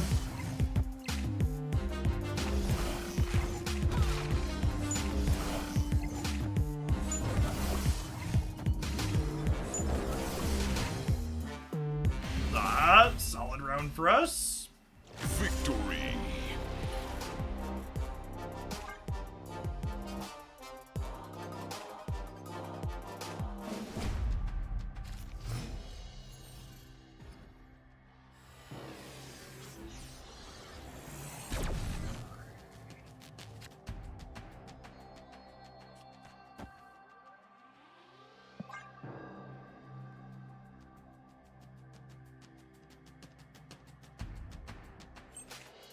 I like the idea of using Moon Girl to double up Chavez's bonus.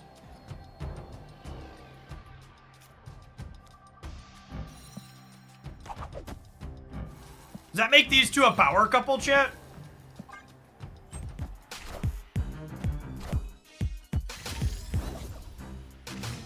What do you think is the most impactful random surprise card you included in your deck for AQ victories? Agent Coulson.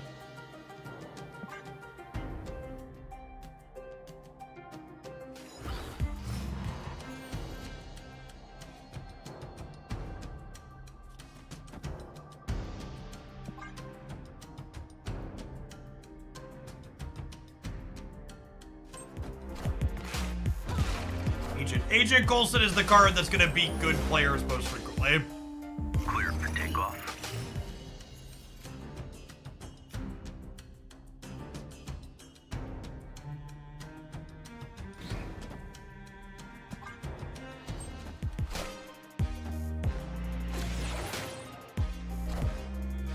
I am Iron Man.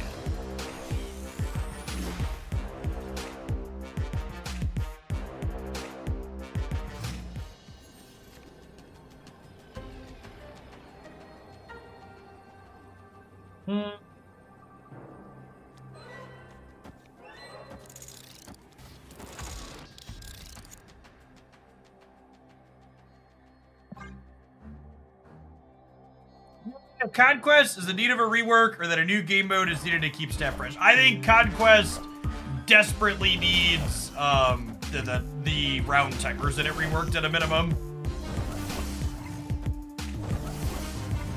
I wouldn't mind a new game mode on top of that, but at a minimum, the round timers need to be revisited. Ooh, got us. Close game.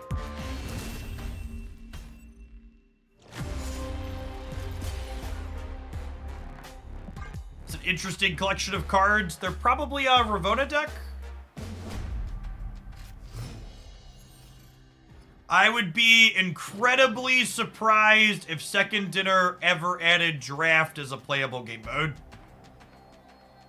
I think Draft is one of those game modes that struggles to monetize in basically every digital card game. It was so poorly received in Runeterra, they literally had to scrap it before they scrapped the client altogether.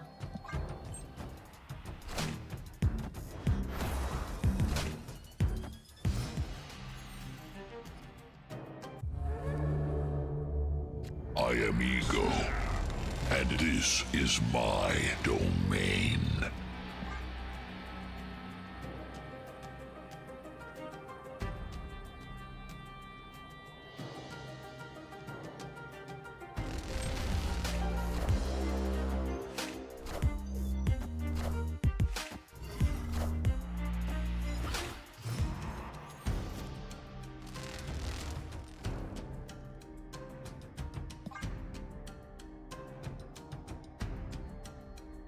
There go my one drops. Do do do do do. It's big sad that Avengers Compound is here, so they don't have a chance to Clear for takeoff. they don't have a chance to hobgoblin their Cosmopath.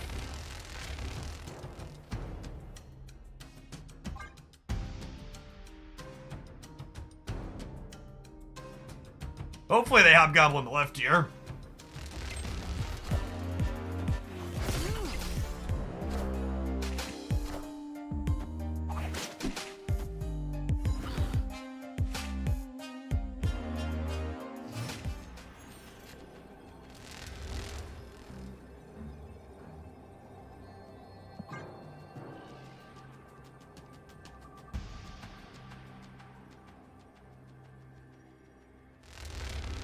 Martyr could lose us the game here. Nope, got him. Thank you, Ego. Victory. See my check to Broad cleared for the month. It's good to have.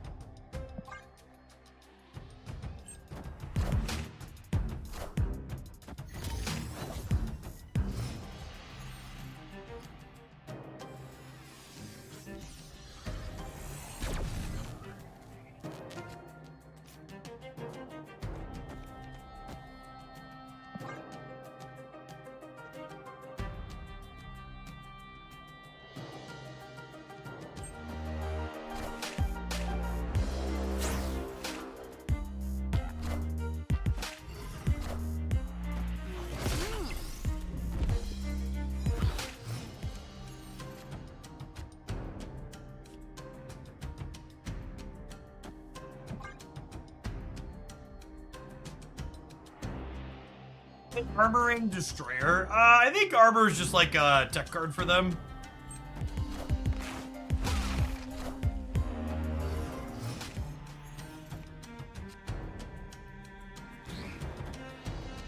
I'm putting Black Swan over here, so that way we can avoid... I forgot that we were 8-2. I should set them on 1. I want to avoid Hobgoblin, right? Yeah, I think their lower collection level Spectro is probably accurate.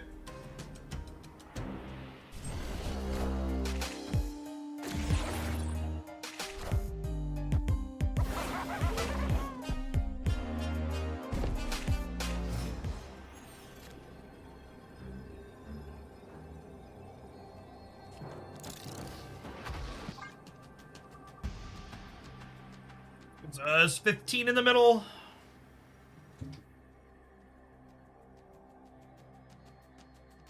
It's 12 on the left.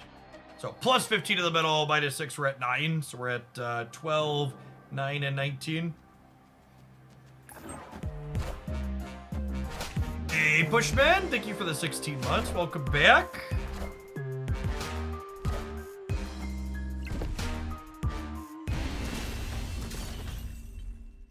Victory.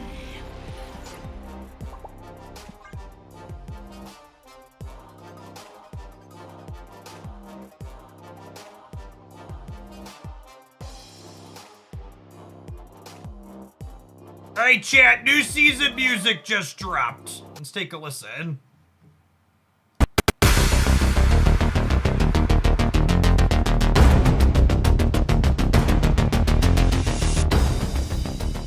Oh!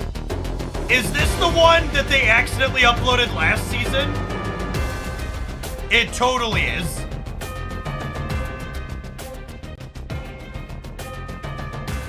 They posted this and then they took it down. Yes, this is. That's why he made an oopsie last season.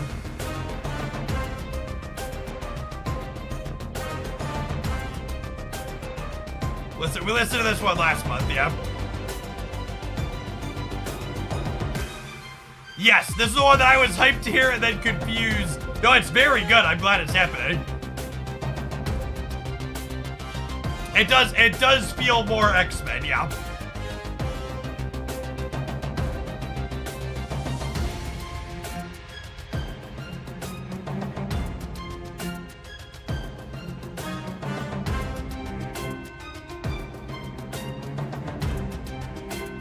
You have the copyright to play this song. Yeah, Second Dinner works to make sure all of their music is royalty-free and good to include in content.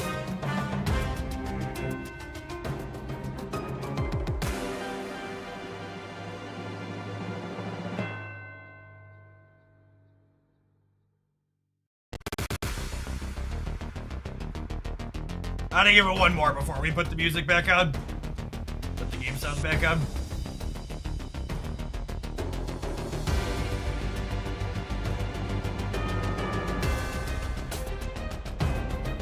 Showtime! Thank you for the 16 months. Welcome back. Jeff, you tried Ballatro? Nah, most of the off-stream games I play are RPGs.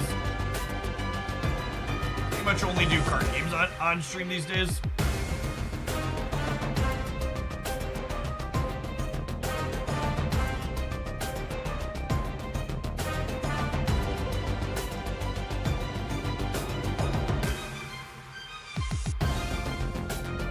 It's smart. More companies should release their music royalty. I think it makes sense to have your music be royalty free when your music isn't the primary product that you're trying to sell / move. At some point, I will play Final Fantasy VII Rebirth. Yeah, I did the first one on stream years ago when it came out. Be something I poke at. It's getting added to the laundry list of games that I would like to play but don't have time for in the short term.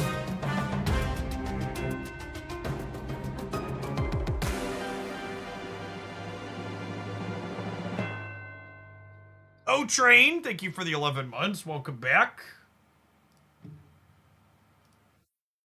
In addition to my live service RPGs, Honkai and Genshin, I'm currently working through a new game plus in Witcher 3. The game's a masterpiece. Just mean it's a Skellige. That's a leech.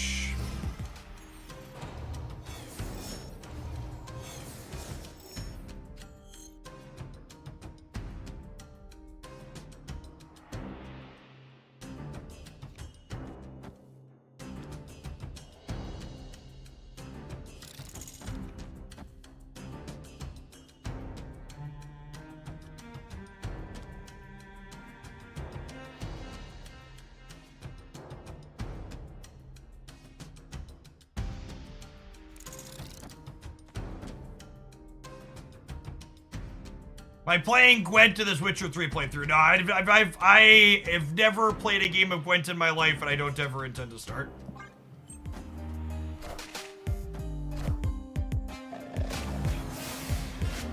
Minions to me.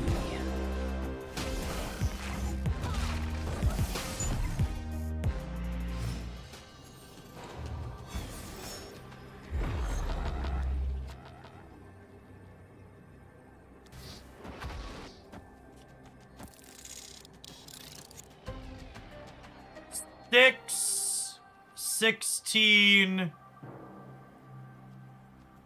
18, 21, because we're gonna win here.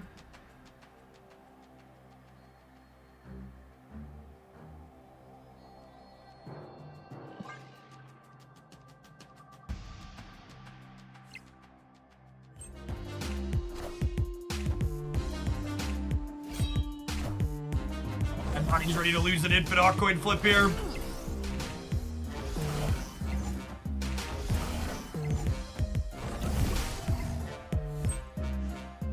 I hate everything. That's so fucking miserable, gamers.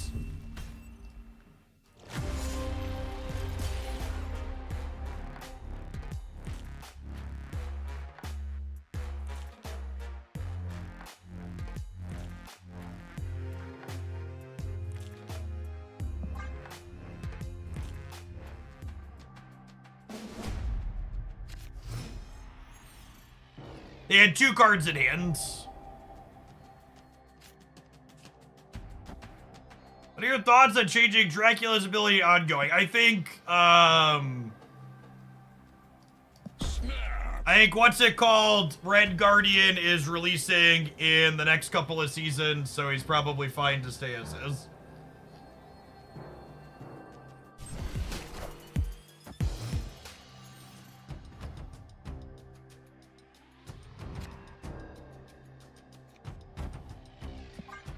Hey, Covain, thank you for the 65 months and for the continually generous tier 3.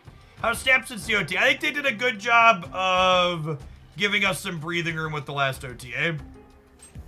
What do you think of War Machine allowing Infinite on turn 6 without skipping? I think it'll introduce a new 3-card package to the game. It'll be interesting to see people build around.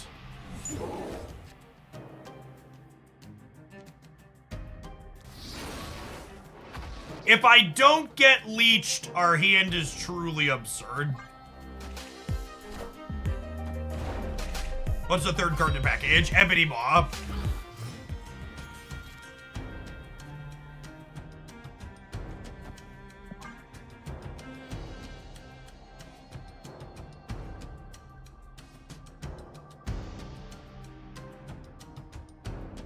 Our hand copies left to right, hard hand size limit of 7.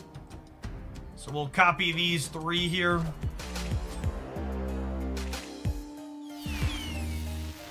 Minions to me.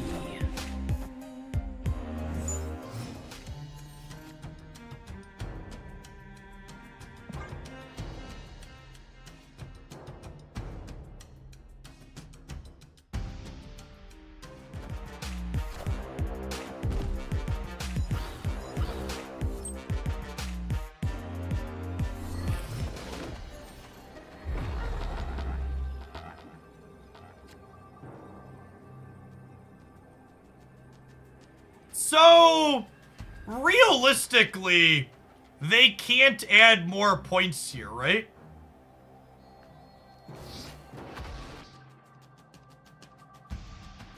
If I put these 2 here, that gets 1. And if I put these 2 here, oh, I guess Dazzler's less tiebreakers. I was thinking I could play all of them, but I can't play all of them. You're correct. Might as well play more for tiebreakers. So I play these here, and then I play these here. So I go to 24 to 22, and then I'm 6 to 0. So they would have to put 3 here while also putting 7 here.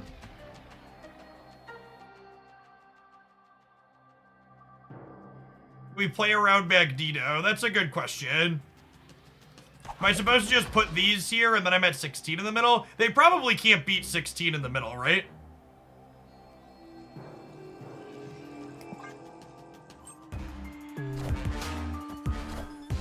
Oh my god, I'm gonna get fucking Dracula coin flipped again because chat talked me out of it.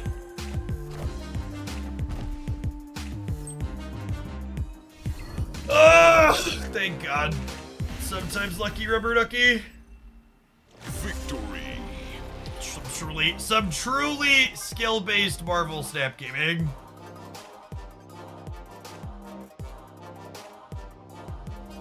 I'd like the record to reflect my line also beat that.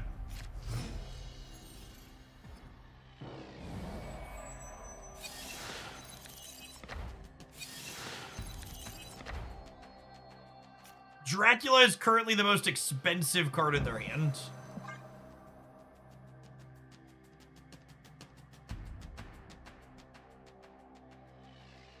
Yes, my line would have been a sure thing against Dracula.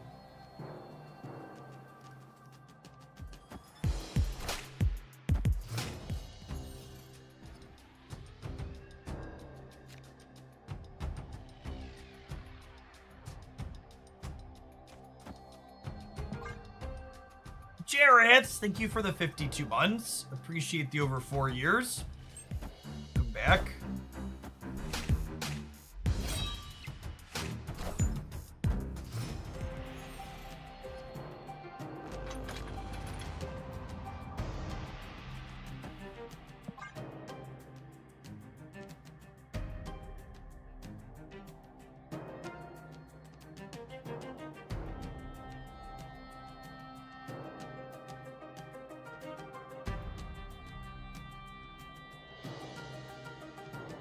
They have a 412 Black Knight Blade in hand.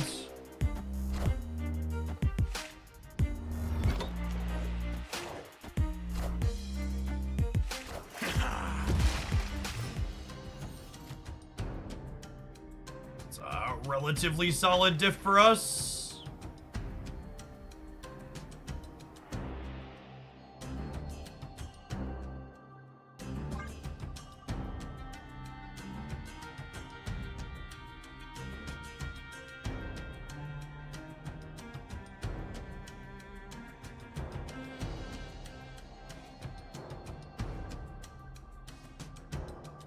Probably just like She-Hulk next turn.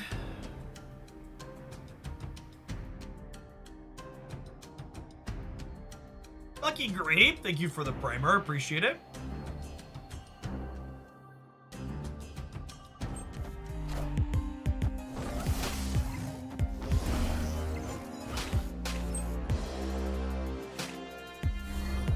They have Magneto and Black Cat discarded.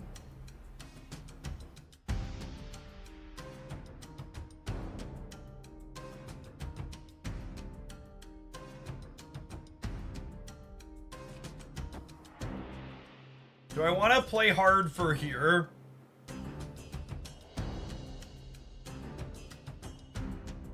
Do I want to split up? Drawing a Vibranium next turn is better than any of the other cards I could draw from my deck, yeah? Lefty, thank you for the prize. I'm gonna play these two here. Play that Vibranium, hopefully.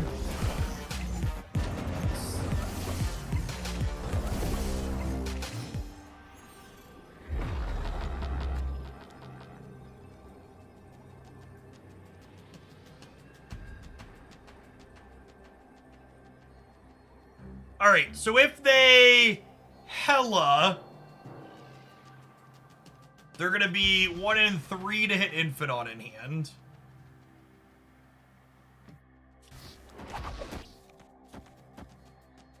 This gives me 5 more here, up to 12, up to 16.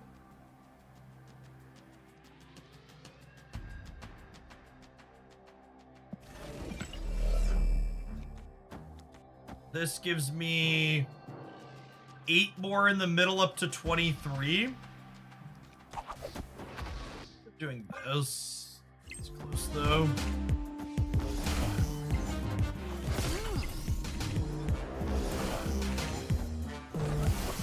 come down to the typical Hella RNG Fiesta. Or they're just dead every time and stayed for some reason. Victory. Lone Lockjaw turn 6 is definitely a legal stay they are allowed to make.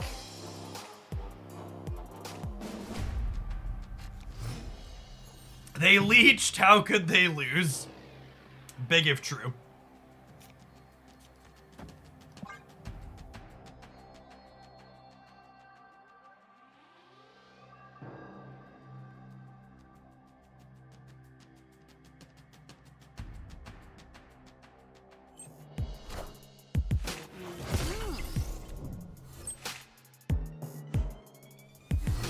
Alright, give me something good on this Chavez hit, huh?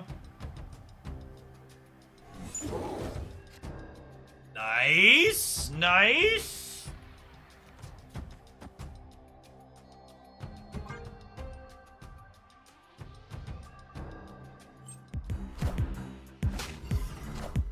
Yeah, I think maybe the opponent was hoping my hand was bad enough that I would retreat in that last game. Obviously that didn't work out for them though. Oh, snap.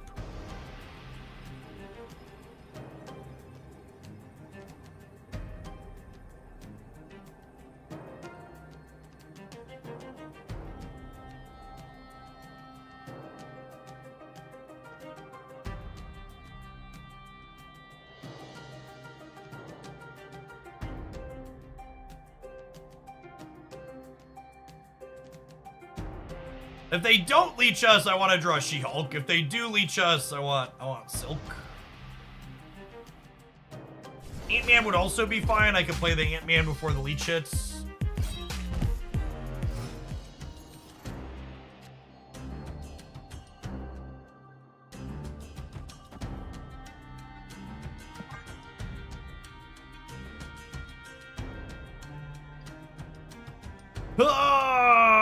I think we're gonna do... I think we do our Utah Teen impersonation, but it's gonna feel bad to get leeched.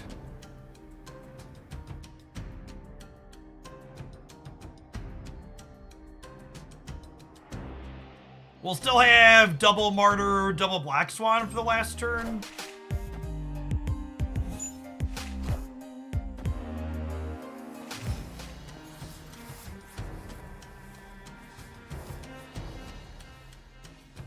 Do I want to play Wasp out so I can draw a card? No, I don't think so.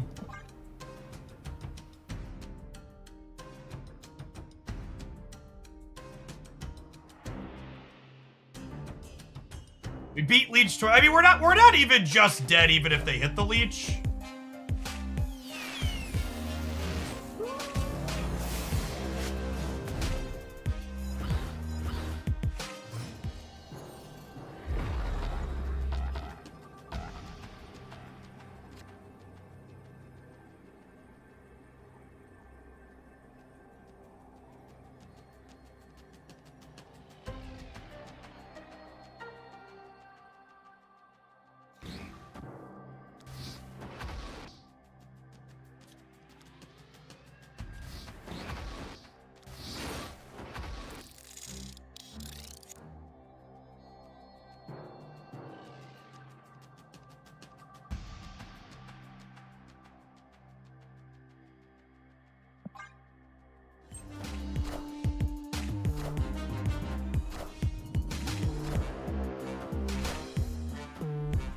Oh my god, they're gambling on the 50-50 into the deck. Oh, they bricked! Get fucked. Oh, yeah. Alright. You all appreciated my outplaying the Leech Hella Gamer.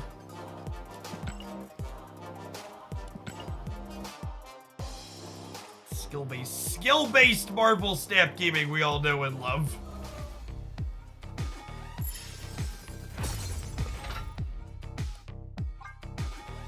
Some Silk boosters so I can split her.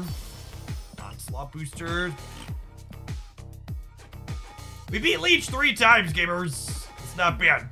All right, you know what else isn't always bad? These adverts, unless they're for Coinbase, in which case, fuck Coinbase. We'll see you in 2 minutes for round 4 of this Infinite Conquest. Thanks for hanging out. Don't go anywhere. I do have a premium on Onslaught already. Those are wasted boosties.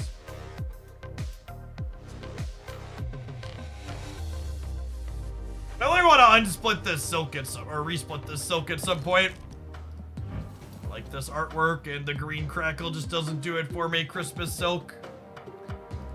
Can you explain the Utah teen reference? Google soaking on a non-work computer. Probably in an incognito browser too, if you don't need that in your search history for later.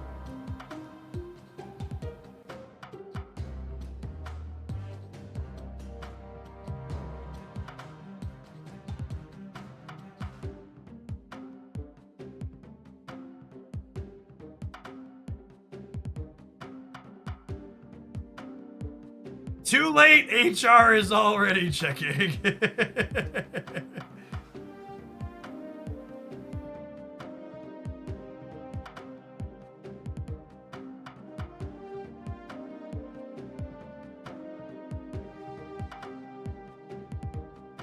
Remember, kids, God is watching. It's his kink.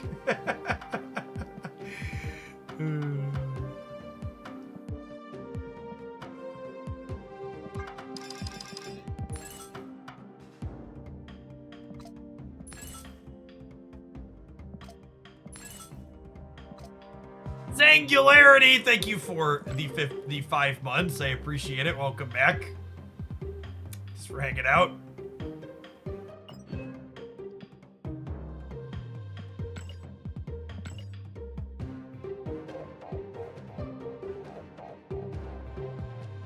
Why does it take so long for me to claim boosters, chat? Why? Why does it take so long?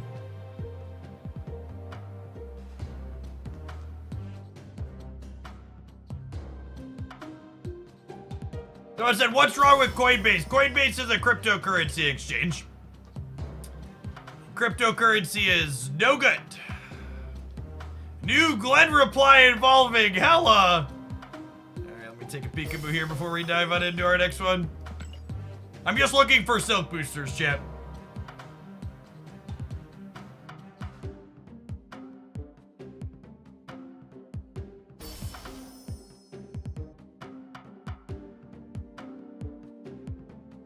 Oh yeah, Agatha boosters. Always need more of those. You addressed the metrics of Hella and how she looks fine from a win rate and cube rate standpoint. My question is regarding the fun aspect of the card. Of course, for players playing the card, it's always fun. The person made the deck because they like it. But in the community, there's a growing sentiment of how powerless any deck feels when your opponent Hella deck has a good draw. Do you form any measuring of this kind of feeling in the community? And if so, is it important to you to decide to adjust a card even if the metrics say it's okay? We do. As a side note, I know you want Hella to feel powerful to play, but isn't she maybe too powerful in how many points she can add to the field with no counterplay? I don't know that no counterplay is accurate. Your counterplay for Hella is simply before Hella gets played with things like Korg and stuff.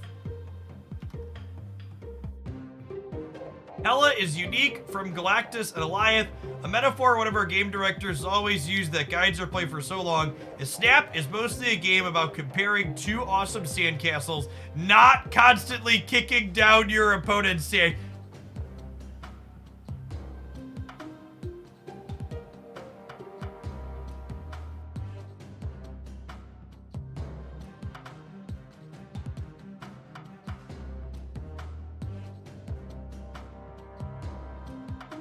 All right, I feel like that one needs a tweet.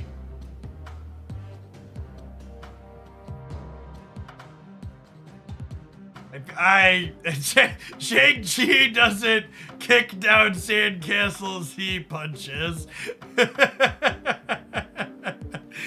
Ooh, Shang-Chi, am I a joke to you?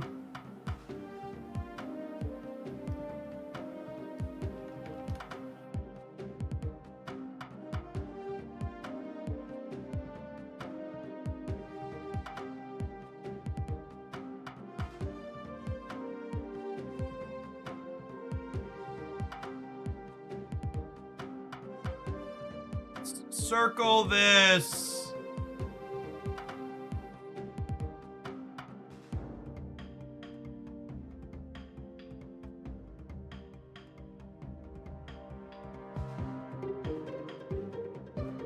Hey, I don't need to put cleanse. Yeah. Alright, hold on. This one definitely needs a social media meme.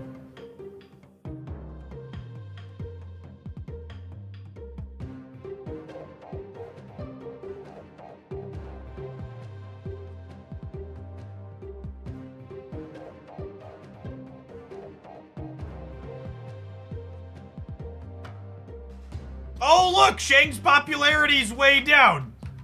He's only at 31%.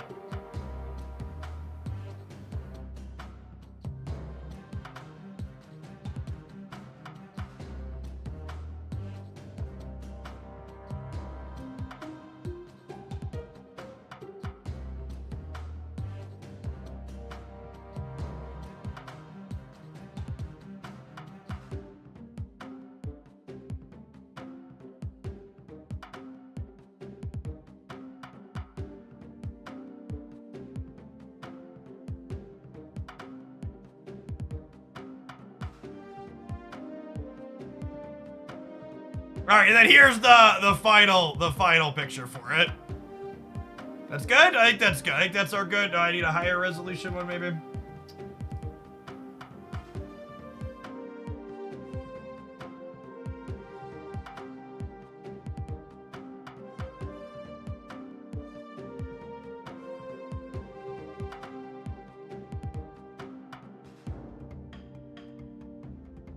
I say we go lower res. Job Goob, thank you for the happy year. I appreciate that. Welcome back. I mean, for what it's worth, I think this should be a guiding principle, and I think it's generally a good thing. It's just so weird to me that Shang's allowed to be in all of the decks. I don't get it. It feels like such an outlier, right? And thank you for the biddies. I'll take a spin on the silk.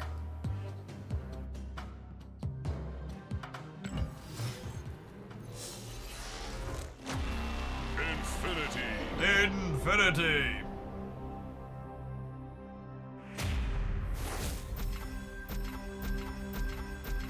Bounce is like the ultimate sandcastle deck and they keep hitting it. To be fair, I think Bounce deserved some of its nerfs. The most recent beast change was weird, but most of the nerfs Bounce has hit over the years. It's deserved. Alright, you know what? We didn't hit gold, but we went from a shit tier border effect to a premium border effect, so we'll take that. We'll take that.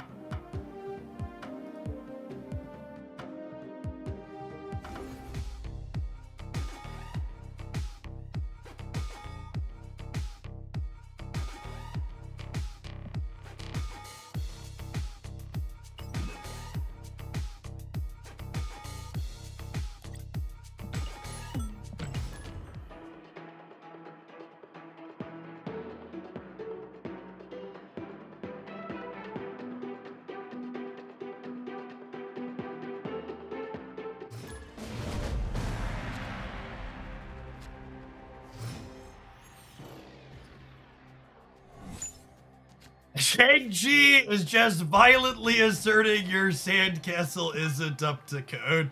Is this sandcastle OSHA compliant? Hotcha! Ow, way to kill my gorgeous silk. Oh no, Yondu. Yondu probably means there's a Killmonger in our future, yeah?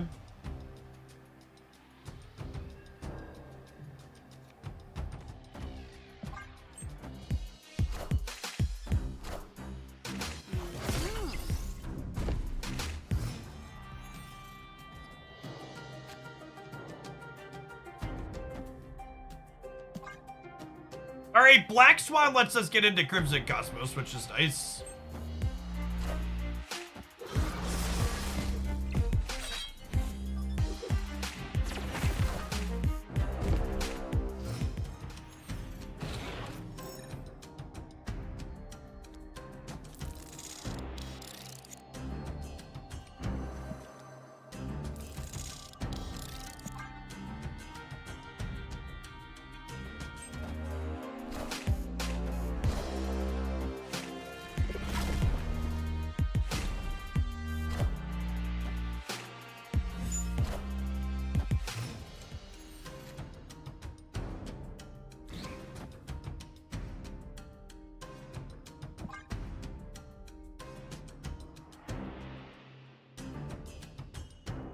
Yeah, our deck not playing Arbor or Cosmo.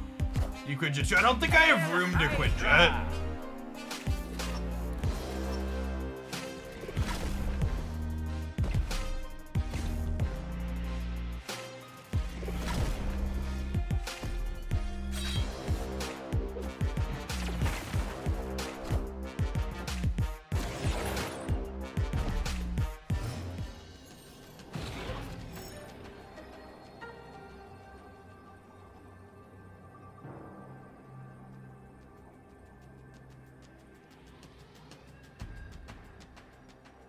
I think that was the best draw in my deck, but I don't know that it's actually enough.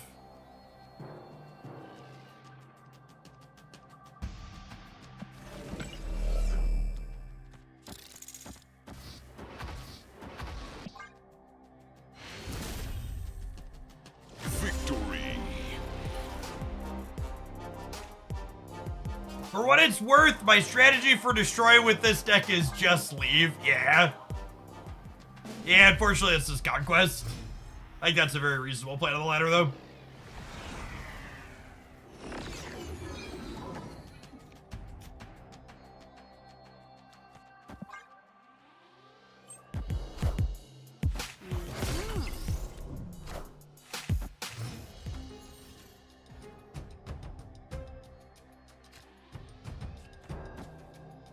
We need to fill up Fist Tower so that way Martyr and Silk can't eat themselves into it. Yeah, ideally we try and avoid priority in the matchup. That's just not always going to be an option. Opponent snapped. I think it's kind of okay. I'm going to stay. Especially if we find like a Black Swan, we could like Magneto in one drop to the last turn. Could be okay.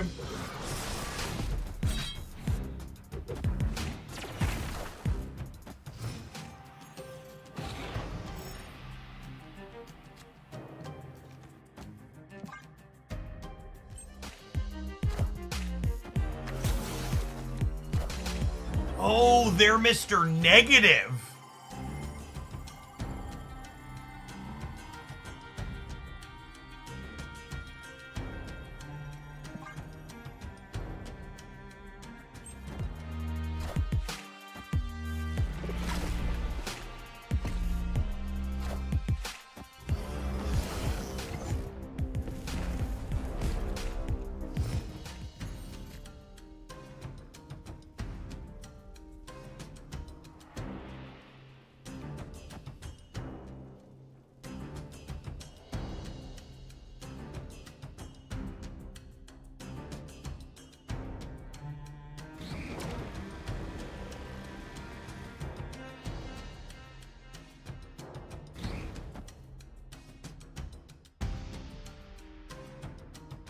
I don't know if this is actually useful here.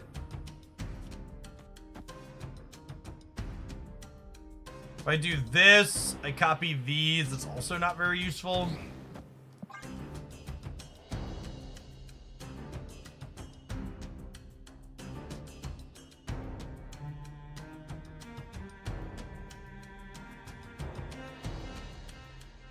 I think it's Black Swan.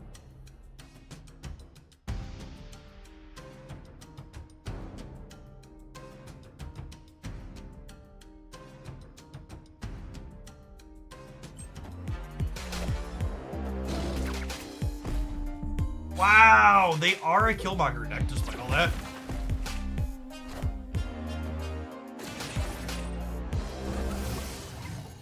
I'm gonna draw Ant-Man here.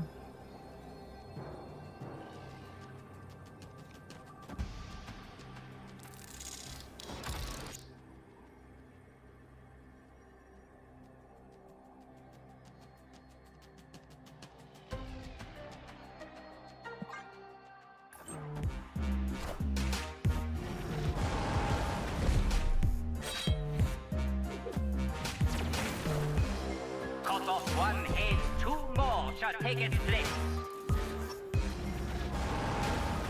Wait,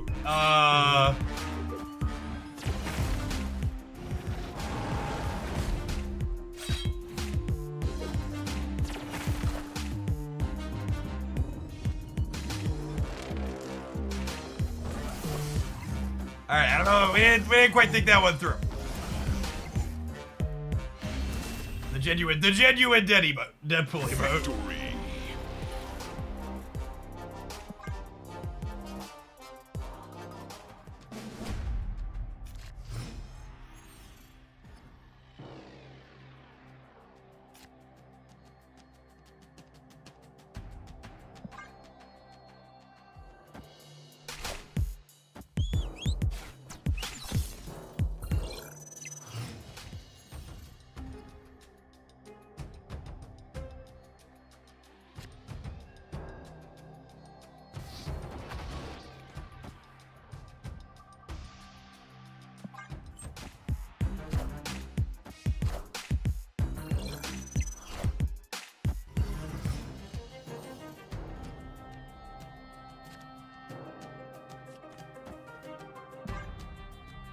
I was thinking 10 power martyr usually can't move and lose the game, but Fist Tower challenging that.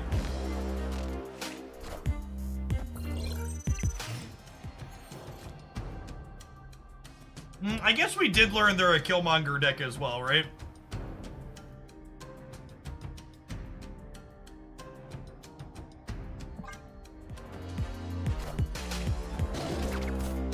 Playing out martyr is probably right for that.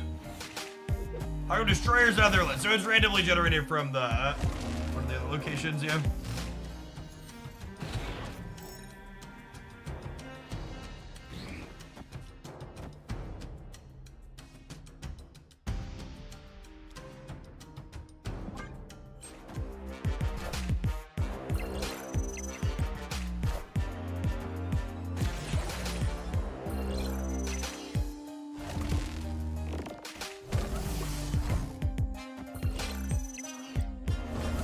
And then Arnim Zola here gives them 244 power things.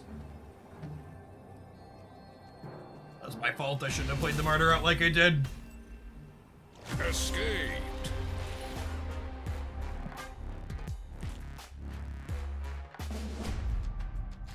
I'm glad they gave us a 4-cube handicap, because realistically we're gonna need it.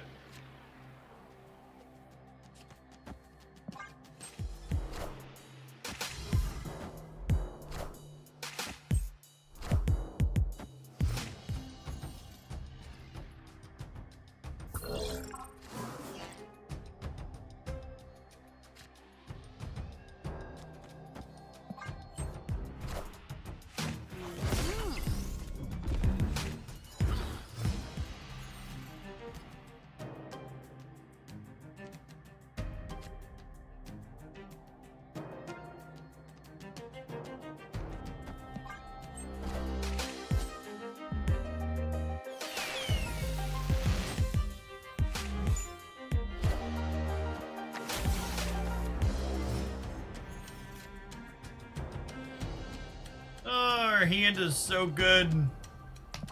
Their deck is just a better linear deck than we are, so I'm not sure that it matters.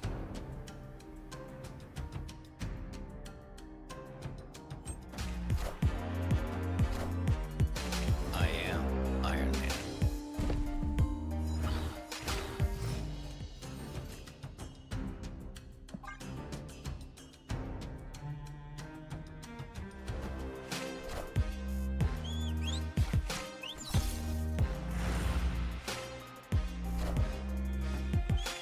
Newt, is this Venom, Carnage, or Killmonger is the question over here. Joke said Neo hasn't drawn another card anyways.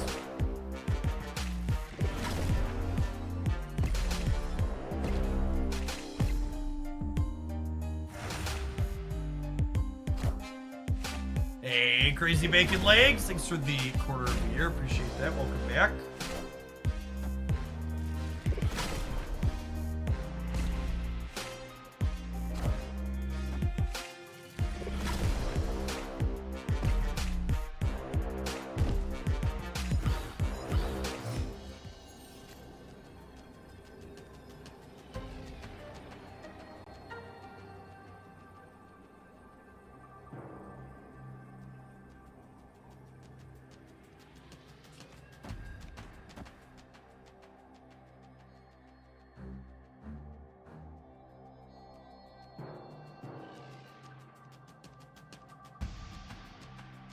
Are we dead to Zola?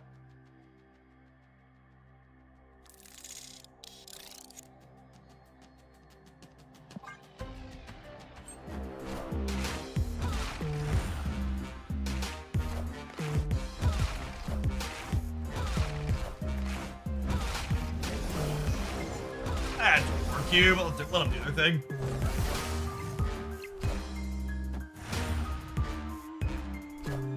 Or it's one more cube and they limp and die.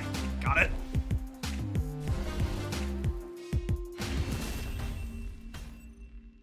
Victory. I'm lucky rubber ducky.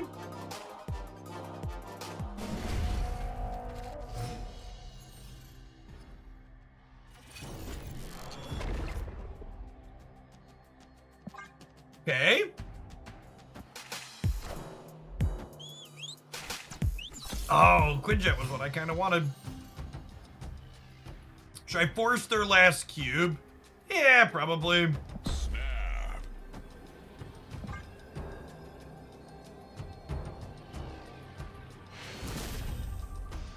Victory. Pan's not good, so now they have to win 5 games in a row.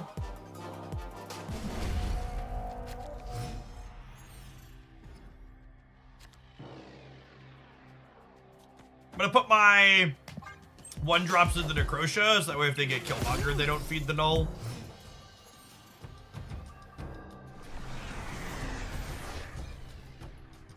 That's really appealing, but I think they're probably just getting murdered anyways, so.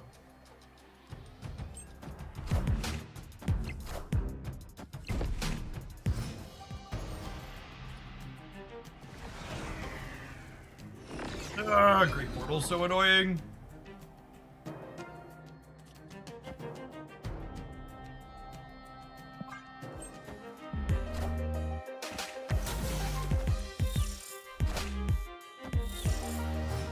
To copy the cards we care about with Moon Girl.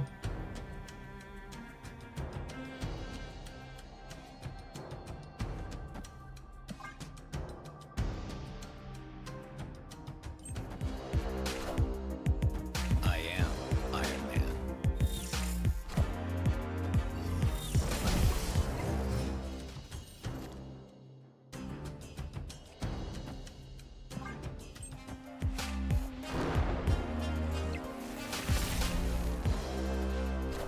They only drew a single 0 energy card there.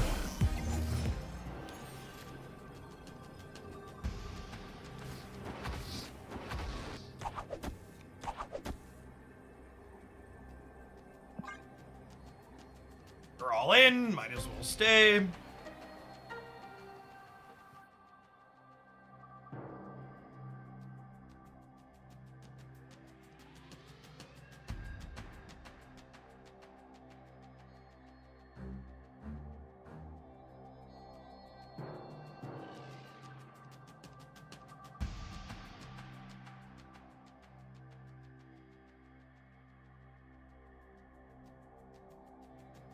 There's War Machine, what do you need him?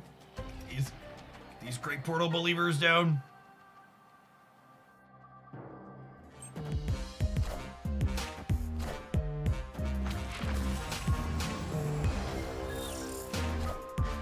Cut off one head, 2 more shall take its place.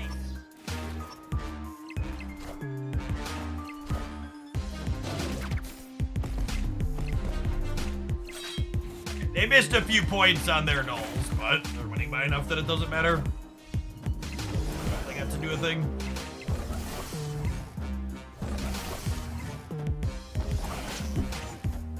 We did win a path, though.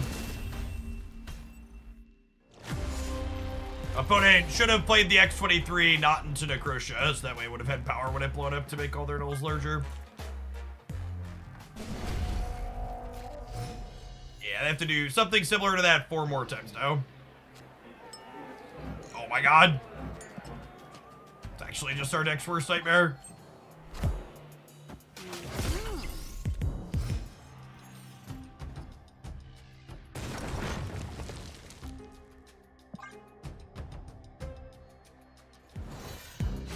They can't Zola now. That's not true.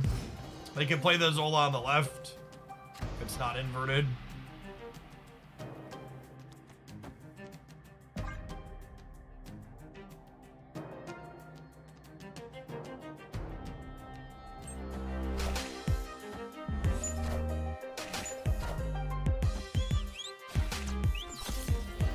It's fine. I don't want to draw Sunspot.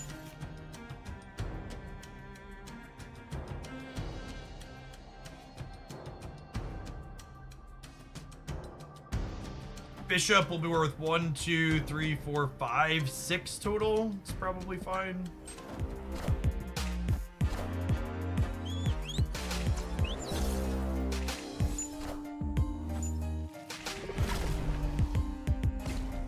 Is Chavez here instead of 0? Because that's what the deck submitter sent us.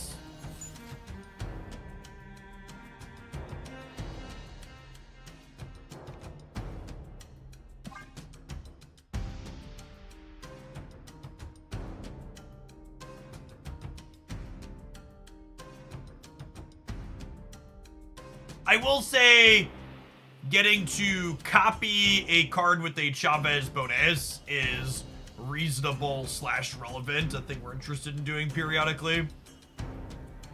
Feels like we're super dead. I'm inclined to agree with that. Phone is taking forever. I'm gonna go next. Escaped.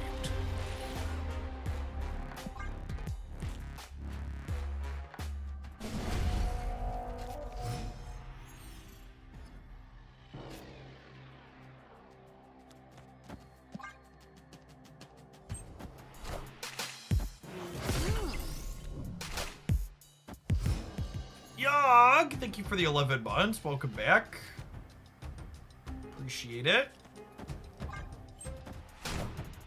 No, Chavez, I don't want your bonus on Moon Girl. I want your bonus on the card I Moon Girl-ing.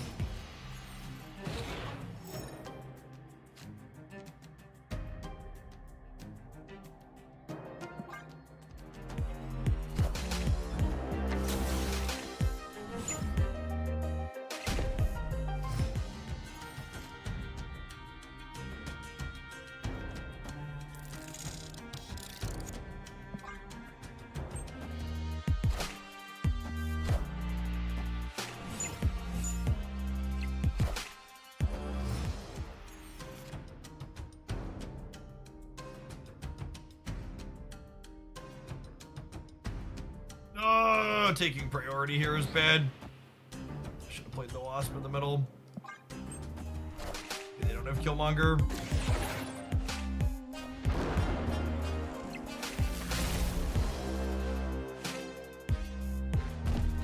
They drew 3 0 energy cards. I'm in danger.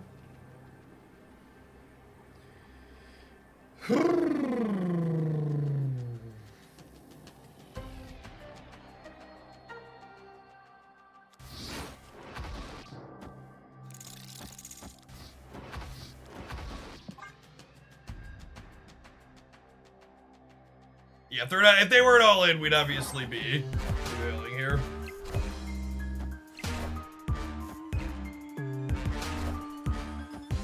They only have to win 2 more after this. Let's slip it away.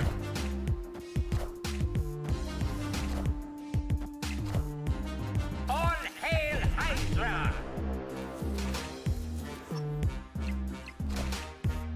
I am Iron Man. I am Iron Man. Our opponent just fundamentally doesn't understand a key part of their deck.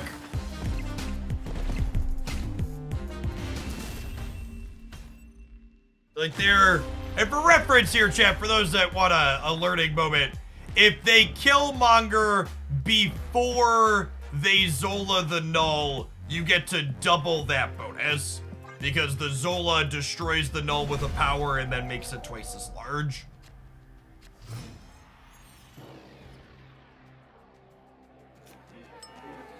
You gotta be kidding me.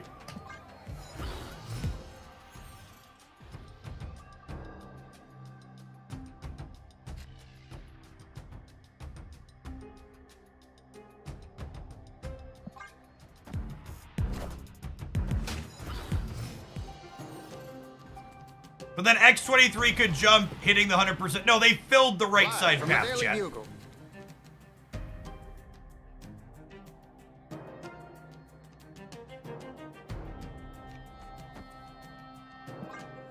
They missed Killmonger sequencing with their deck in an earlier game as well.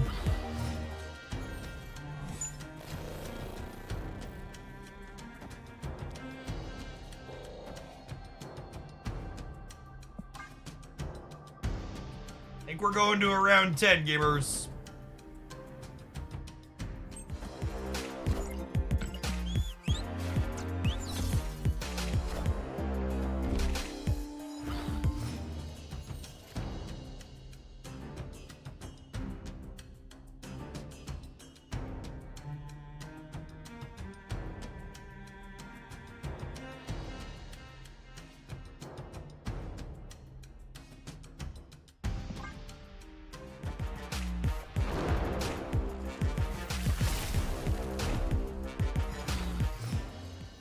They drew nothing with Jane there.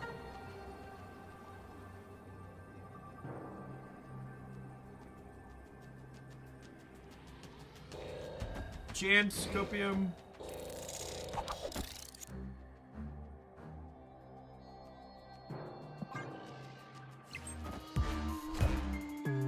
I am Iron Man.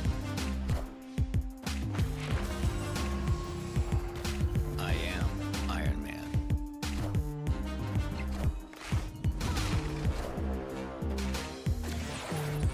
Yeah, I just can't even compete with their mediocre draw.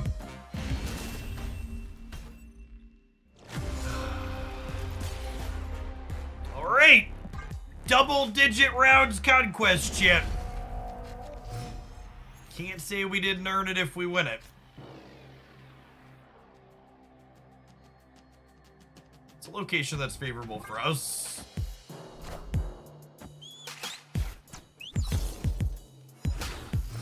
No, this is round 4 of Infinite Conquest, chat.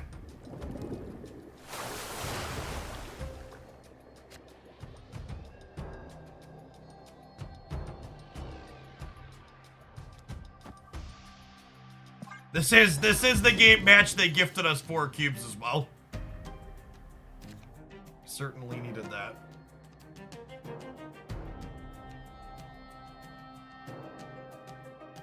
I'm playing this in case we draw Moon Girl next turn.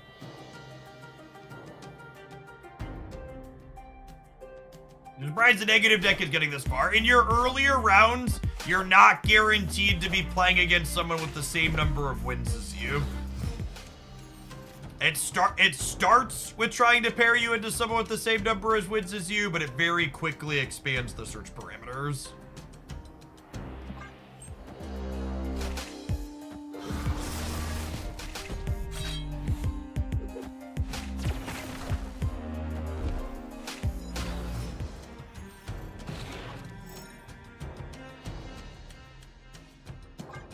Dodge Killmonger. Is there a line where you play She-Hulk on 4? No, putting She-Hulk into play makes it more likely that I have priority on the last turn, which makes us even worse into Killmonger than we already are.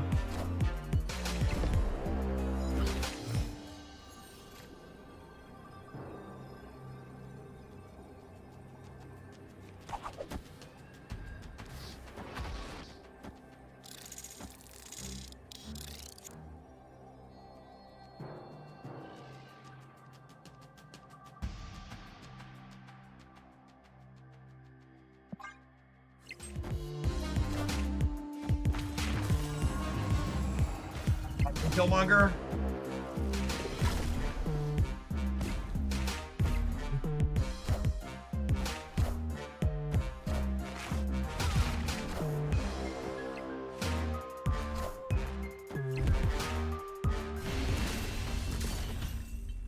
This is like one of those, if I wasn't streaming, I would close the game and not relaunch it for the day. Spending an hour and a half to have nothing to show for it is so brutal in Infinite Conquest. It's such an emotionally taxing format. Where you're just like, well, I tried and played really well for a long time, And then we lost some 50-50 / in a polarized matchup, and then it's all just gone in a flash. Thinking of being gone in a flash! Have some adverts flashing across your screen. We played a different deck when we get back. Thanks for hanging out. Don't go anywhere. Yeah, and then we got boosters for the card in my collection that has the most boosters on to boot.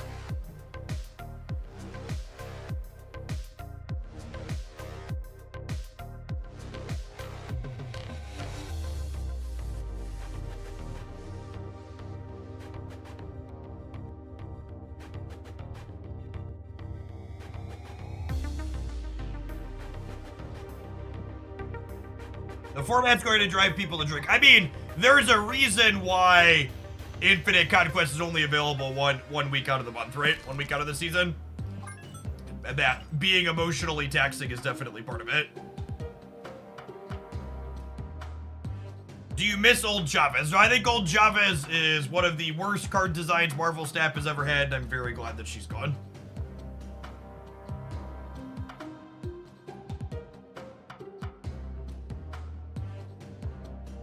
I don't know that I buy Shauna and Hitmonkey should be in the same deck. Also, there's no Mysterio in here.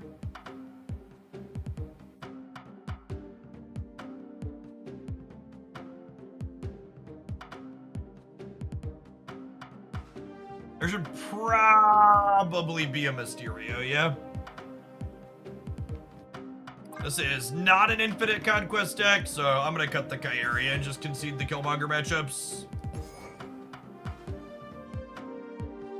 Why do you think old Chavez was bad? Not bad as in you shouldn't play her. Bad as in a terribly designed card that makes deck building deeply uninteresting, and I'm not upset that she's gone. Chavez was an inherently very powerful card that when it was right to play her, she made the game less interesting and less fun. Old Chavez was a very boring card. Having a game piece that you put into your deck that you didn't explicitly want to play is just like real medium.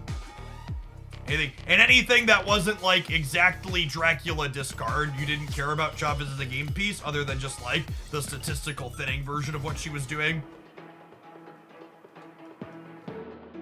See, High Evo. Yeah, but at least High Evo exists to serve a game piece purpose as opposed to just like, I'm statistically more consistent in the early turns.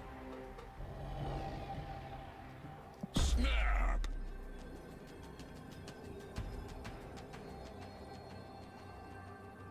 I view Conquest as unranked. Yeah, I do too for the most part.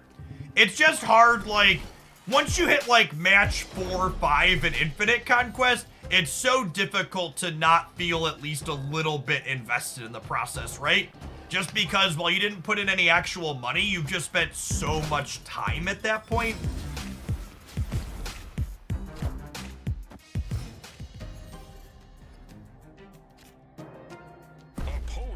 I agree that I largely view Conquest, even the first couple matches of Infinite Conquest, is just like, whatever.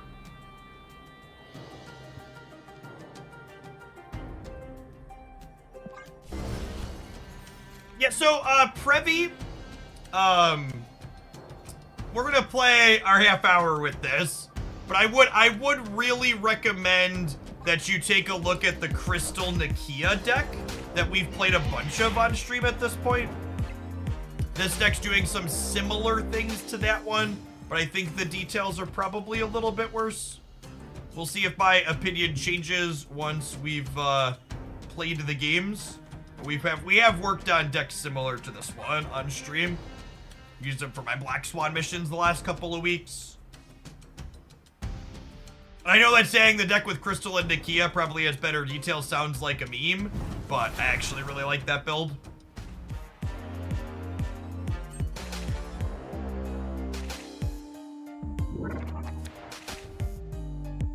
Oh yeah, I 100% should have electroed the Nico. We were just talking and clicking. Give him a coin flip on their Phoenix Force. It's a good show.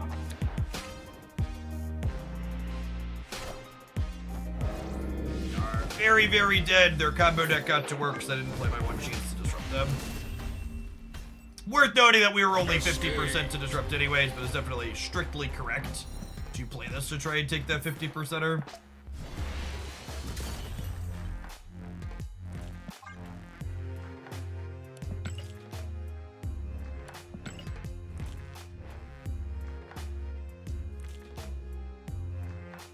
Codified a woman's right to choose into its constitution. And it's nice to know that there's at least some governments out there that aren't a complete right-wing shit show in 2024. Good for France.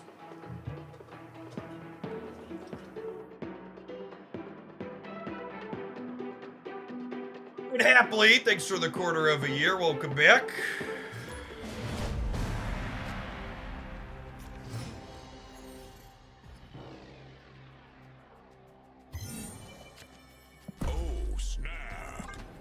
For anybody that's new to the channel, looks like we popped up over 3,000 people here on the last day of drops going on.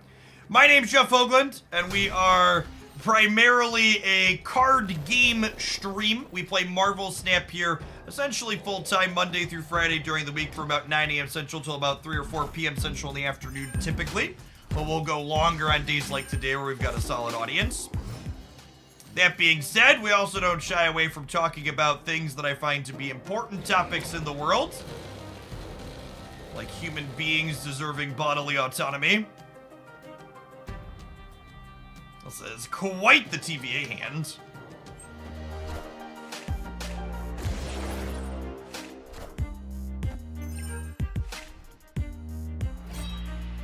Time's up.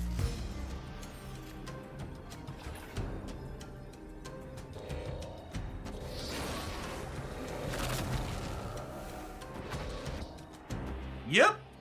I already stabbed gamers.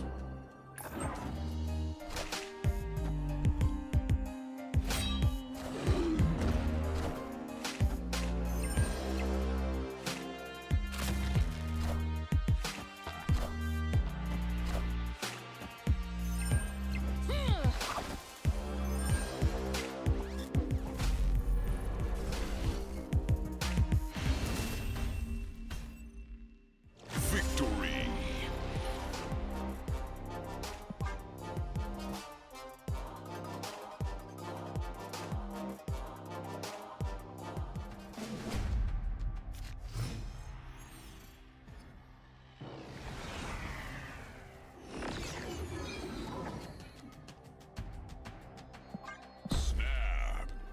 Looks like the opponent's likely playing the Zabu Black Knight kind of good stuff deck. They discarded an Annihilus with the blade.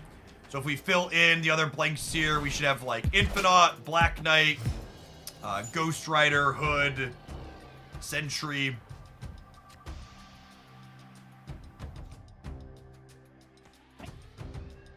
I'm torn, because like I could, if they play the Demon out, I want to Electra the Demon.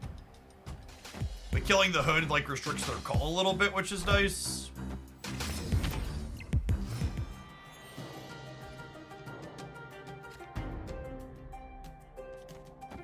Yeah, I'm gonna take this coin flip on the right here. All right, Electra. She's glorious in her gold, chat.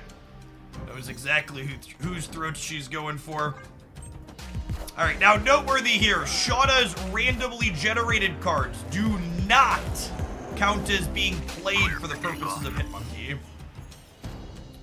Which is one of the reasons why having her inside of a shell like this is something that's a little bit uncommon. Unfortunately, the opponent has priority because I guessed wrong on Khazar versus Sentry. So I can't fill the right this turn, which we would have been able to do otherwise. I guess I can fill with this. Is this the play? It's probably gotta be this, right? And actually, let's zero the Martyr because they'll still have priority next turn, so we can play just Titania as our last card. I need to fill the right side this turn, so that way their giant negative power things here can't come across the board. And then, what's our best draw here? Mysterio, so we can go Hitmonkey, Mysterio, Titania all on the left.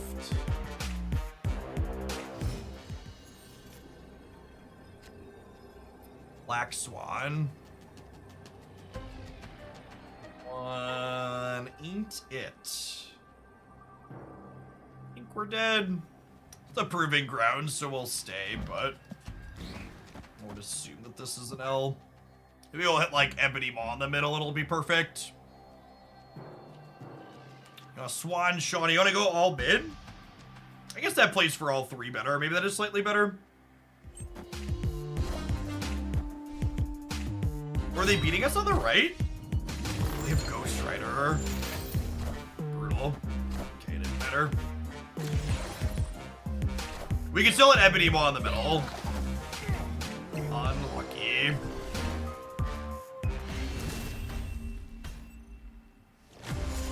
Oh, Titania would have been one more because of Kazar. Sure, good shout.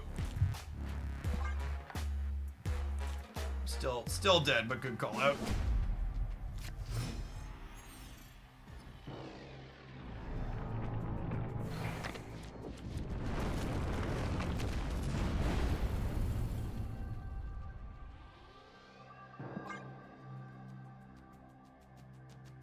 Not the droid we're looking for.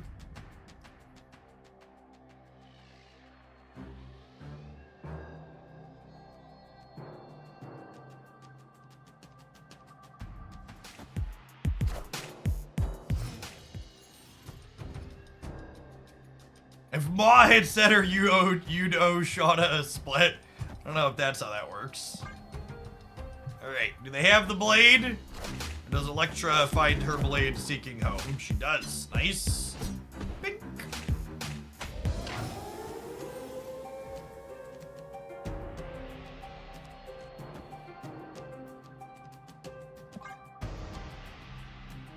The Quantum Tunnel does not swap anything out with nothing in the deck, so it is just another runes.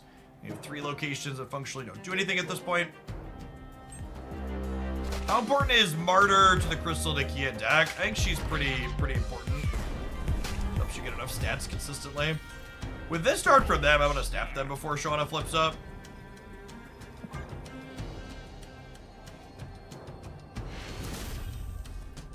Victory. Killing the Black Knight probably didn't matter there. They didn't have anything to discard to the Ghost Knight anyways.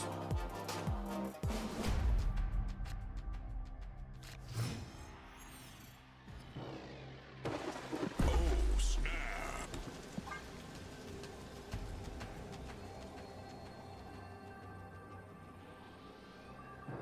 Yeah, we'll make this the deciding game. If they beat us, we'll bounce. Some variety in our matchups in.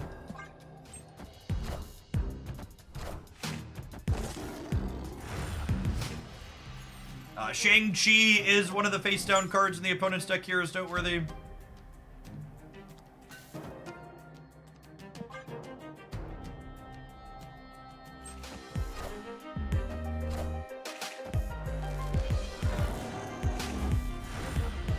They're missing one. Shang-Chi and... thinking what the last one could be. Is Mobius going to counter Pixie? Mobius will be both a counter to Pixie and a card you have to play with Pixie. Yeah, Shang and one of their last two. Good show.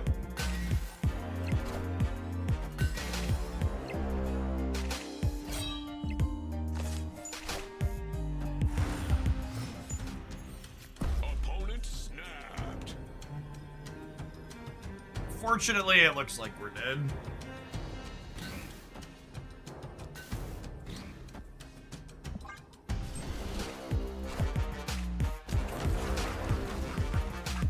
More than okay.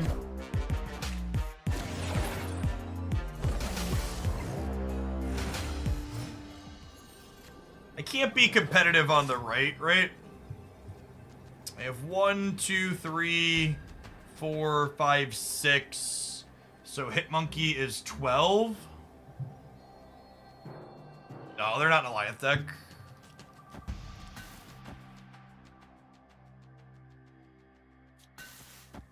Does Electra let me win the center?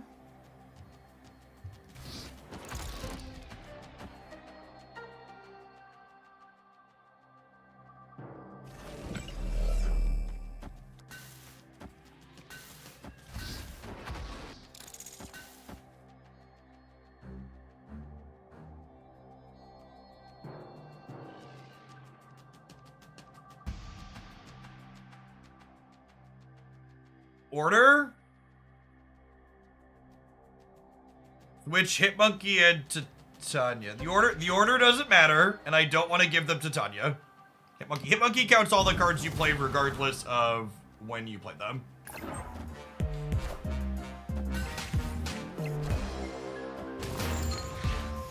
Where are we in the middle? Do we win if we kill one of their things?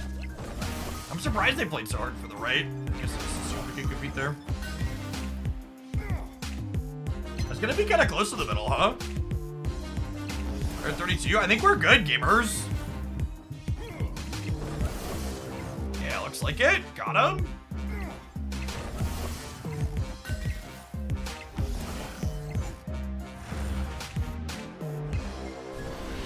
That'll do.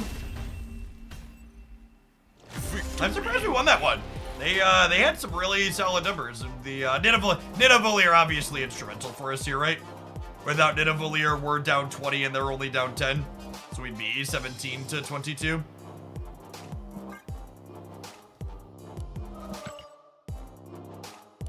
Electra's an alright Marvel Snap card. I think she's serviceable.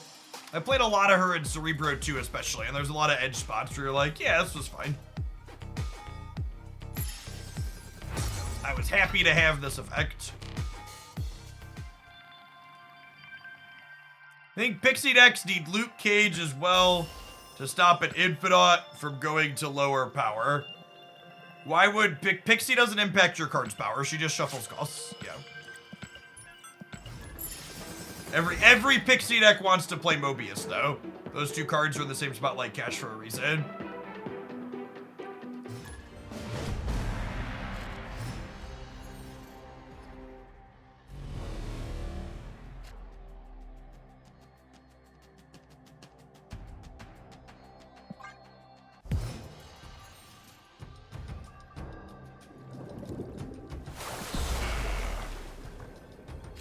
Shame this was Titania and not Martyr.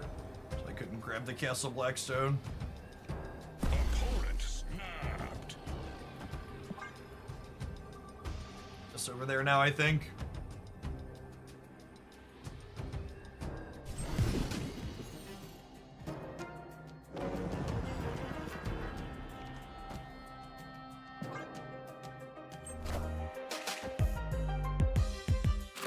Any cards you're concerned about this month? I don't think so, not without playing with them.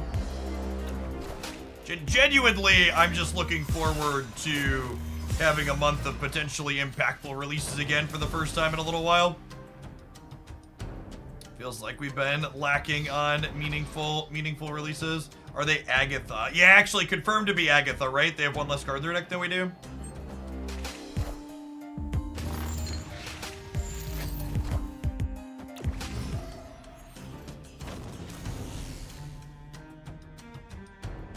Even Agatha is fucking leeching me.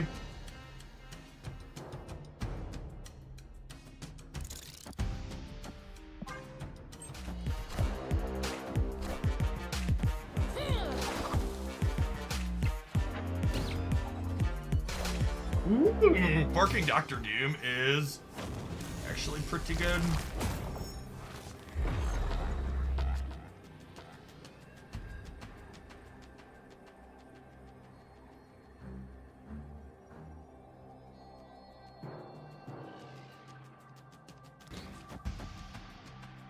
I have to play center because otherwise Martyr jumps out.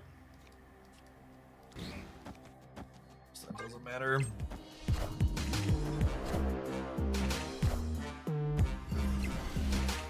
Got him! Got him!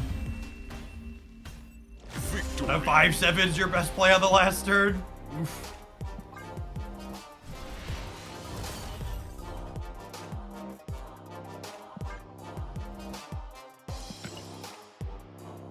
Poor Ronan. He's definitely the worst of the on-growing cards. I think Ronan and Adam Warlock are both cards I expected are probably in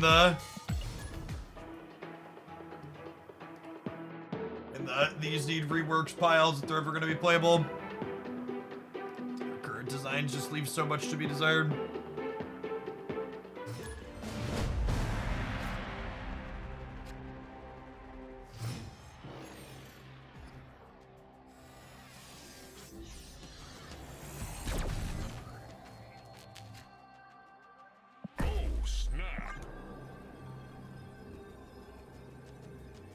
the last day of the season. For anybody wondering about snapping, I'm auto-snapping on one in every format that's not Infinite Conquest. Even Infinite Conquest, we're snapping pretty aggressively.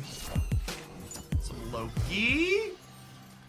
Love to murder your Quinjet.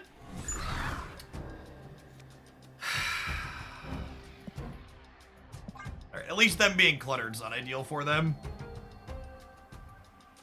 Run into OP if he's +3 per card. Once upon a time, during the Marvel Snap closed beta, Ronin was like a 5-0 that got +3 per card for like a week.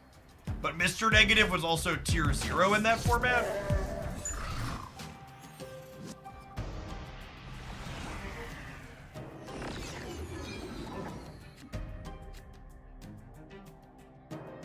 Well, at least I got one I can use.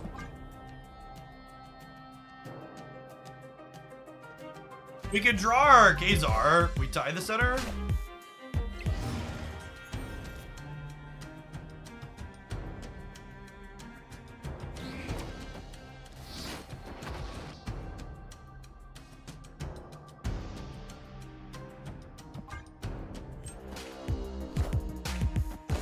So Black Swan obviously doesn't have text here. I'm just playing her out as a 3/5.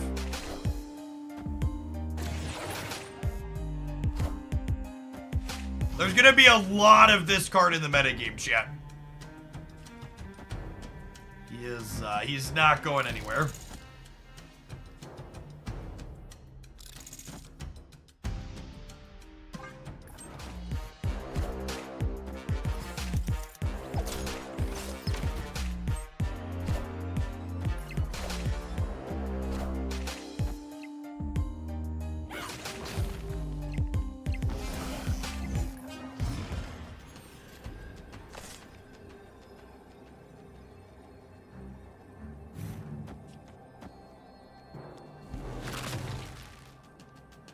Worlds exist where this is game winning, yeah?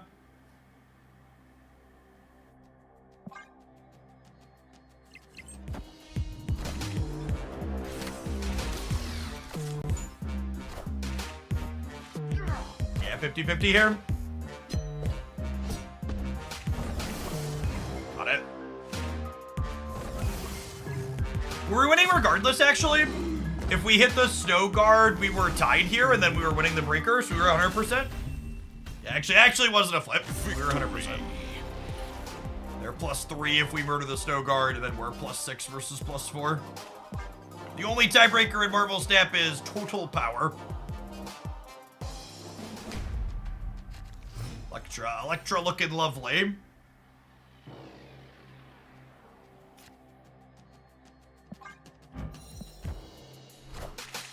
Our wonderful demonized split here too.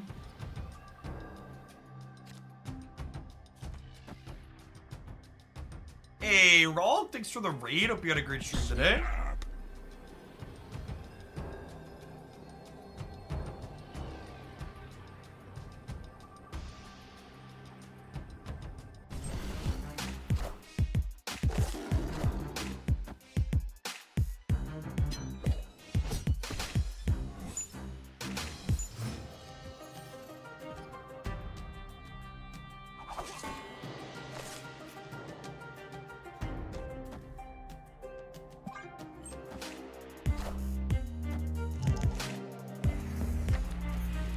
My gosh, they're gonna Shauna put things across our board.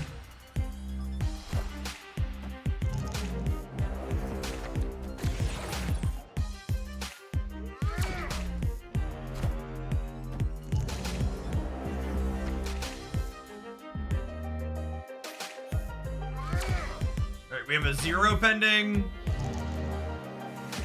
Alright, we dodged Shauna jacking up our board. Oh, we don't have a 0 pending. They're zeroing our Dazzler. Rip. Rip.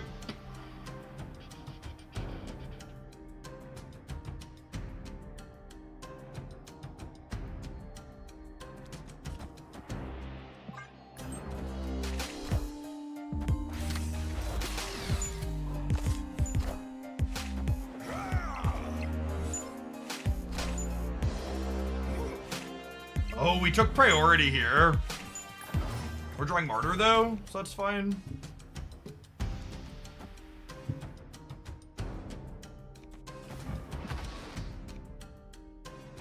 Oh, the game's also not over yet, huh?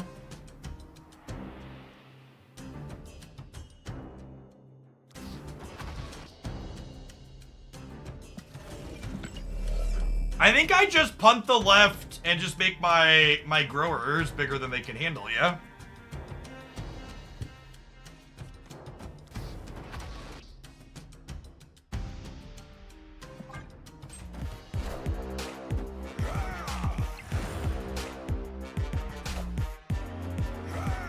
It's a shame Dazzler got zeroed, but...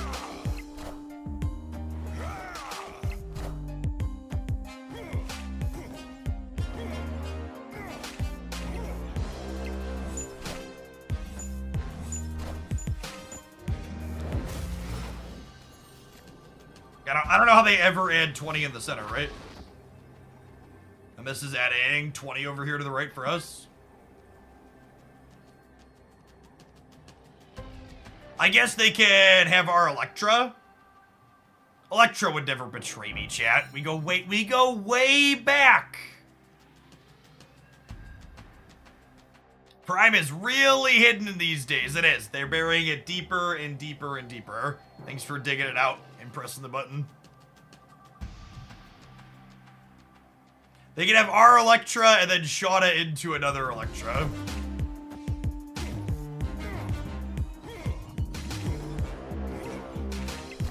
Pardon my Khazar grunts, chat.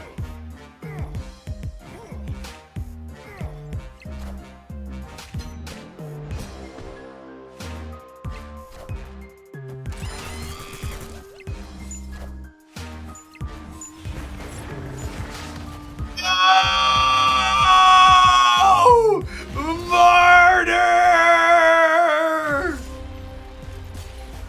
Betrayed. Betrayed. The harsh sting of betrayal.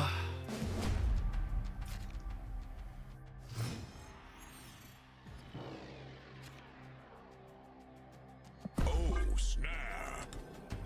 Our hand's really good, except for playing against someone playing Mobius, so it becomes less good.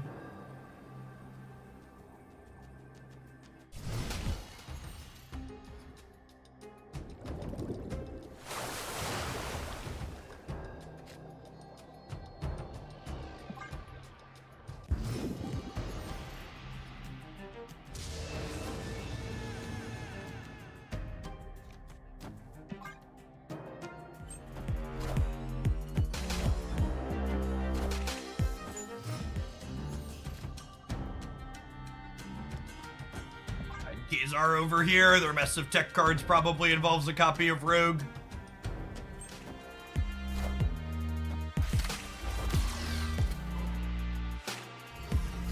Does Martyr deserve a split for losing us the game? Nah. There's a Justina Martyr coming out at some point. She's definitely the one we're saving the split for.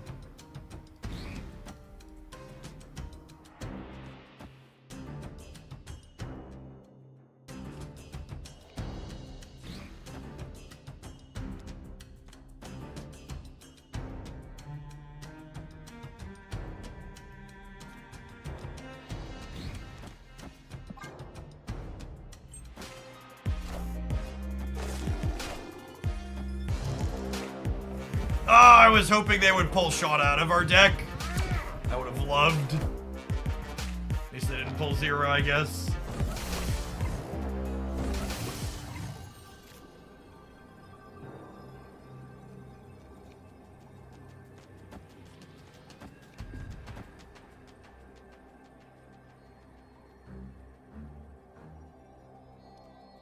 This is 10 up to 12.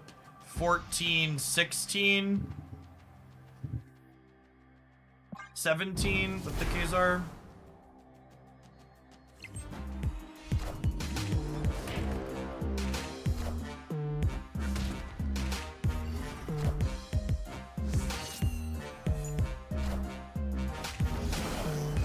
It's actually gonna be kind of close on the breaker, yeah. Is it a full tie? It's a full tie, yeah? Funny. Like I mentioned earlier, there's no second tiebreaker in Marvel Snap.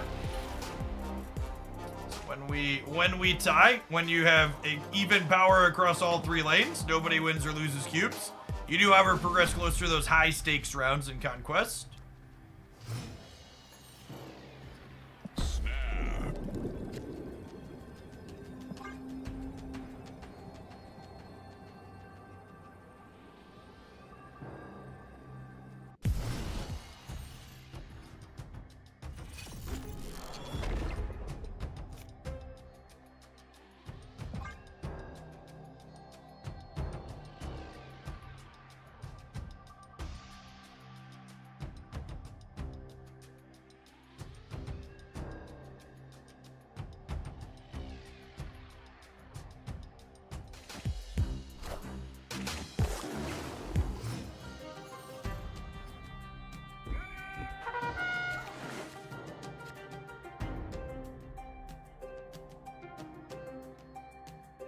Lee?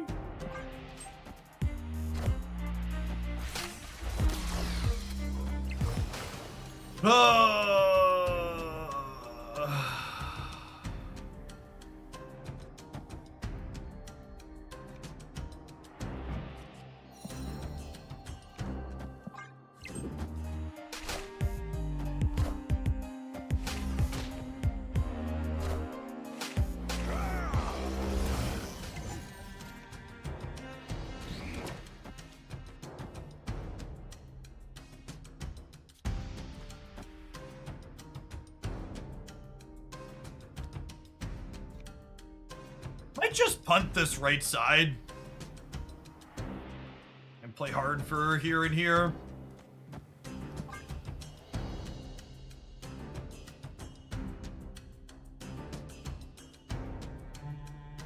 Oh, we could Venom the left. Sure can.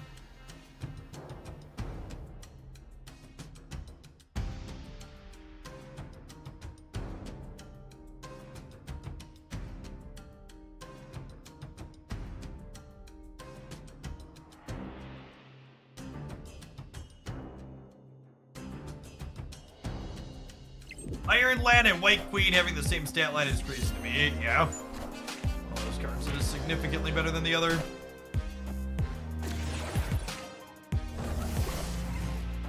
Well, I'm gonna zero the Martyr hit streak.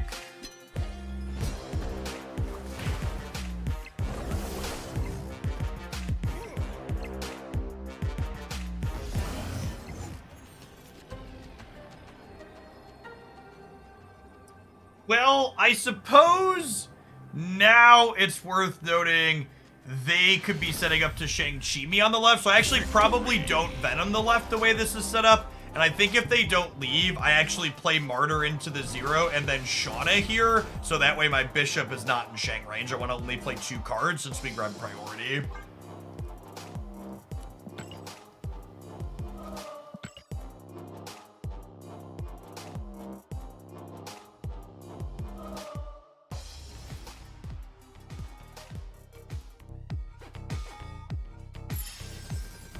Looks like we're up into the gold Conquest gaming. We'll let our viewer submitted pile of cards see how far I can run into Conquest today. It's our last viewer deck submission of the day.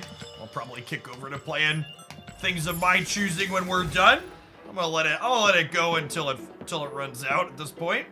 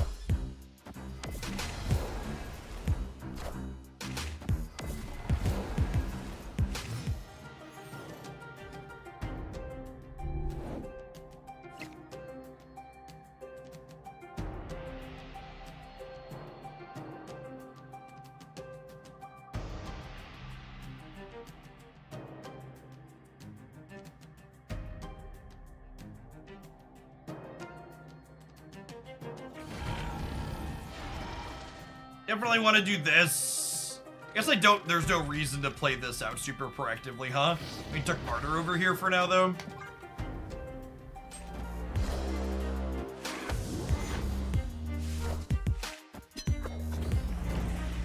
Nor dimensions going away. Rude. Honestly, that's probably fine for us. We got a big play here off the Doc-Ock. See if that bites us. Oh, I guess putting Martyr over here before I played this out makes the Yellow Jacket slightly worse.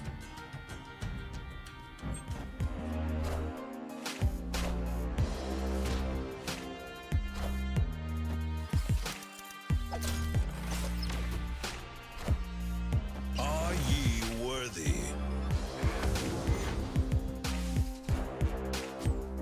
Well, we denied them the Jubilee trigger, but we gave them 2 extra energy. I'm gonna consider that a glass half full pull.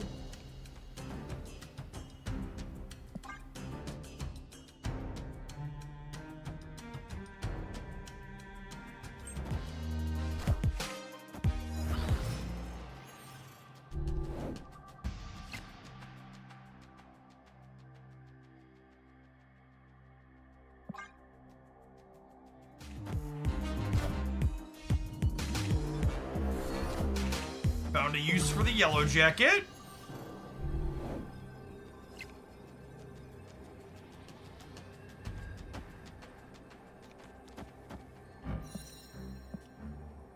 I think there's a good chance we're dead here. Guess I need to fan out and play for all of them if I want to stay. So that way Martyr can't screw us as hard. Makes Dazzler a touch worse though. Behold my mighty hand.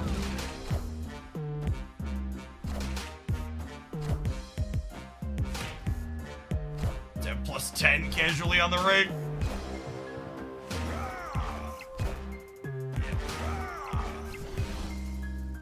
Martyr.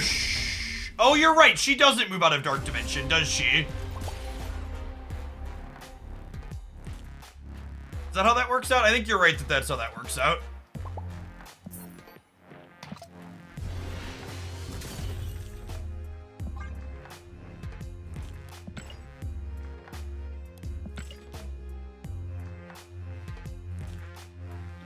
Okay, thank you for the 14 months of Prime. I appreciate that. Welcome back.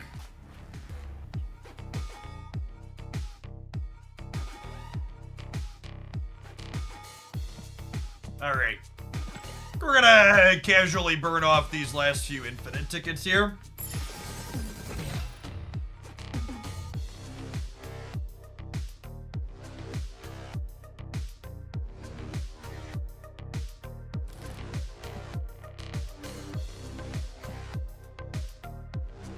Yeah, we can play some Loki. Yes, I enjoy in this format.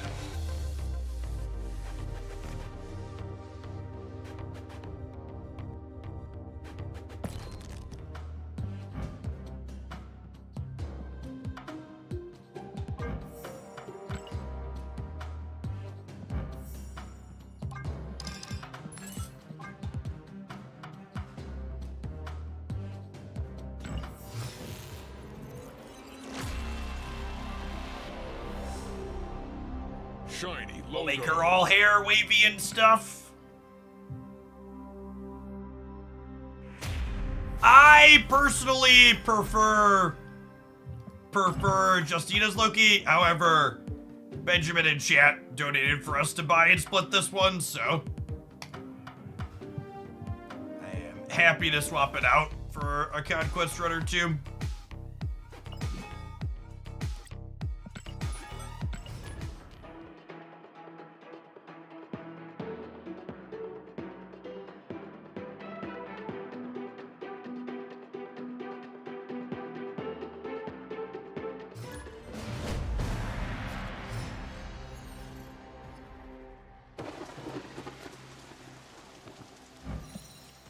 Lame.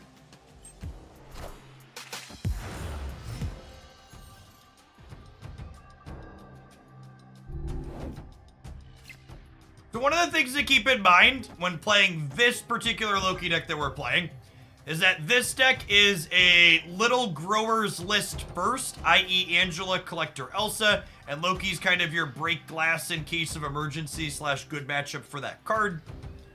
Destroy and Annihilus decks are probably the two most prominent things that you want to aggressively Loki into.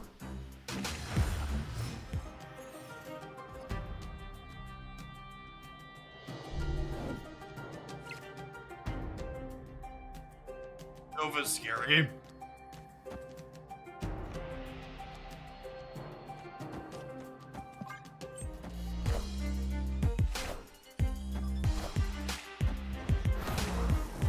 Scorpion. Probably a low collection level gamer.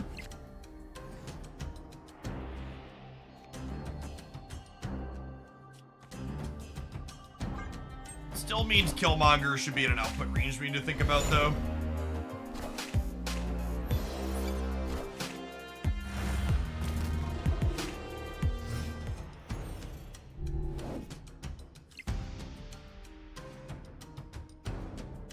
I feel like I'm supposed to Loki here, if only because of the threat of Killmonger, and I'm gonna have priority in the last turn.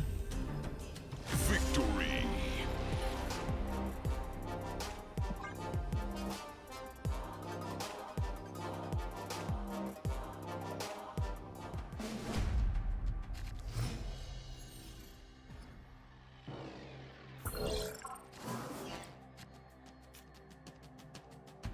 Random Nick Fury could do some work for us here. We could go Quinjet into Angela, into Nick, into Loki.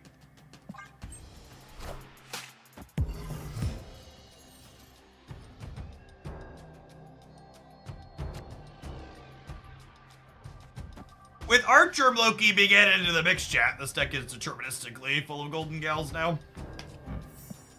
They look so lovely.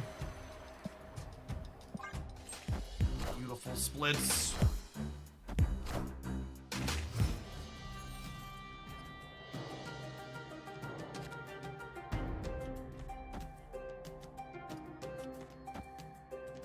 Do I want to cut myself off a draw next turn? I think cutting myself off a draw before I Loki is good, because it means I can't lose my Shang-Chi to Loki. So we'll be able to Loki on curve and then potentially draw Shang-Chi in our last two draws of the game afterwards. Excuse me.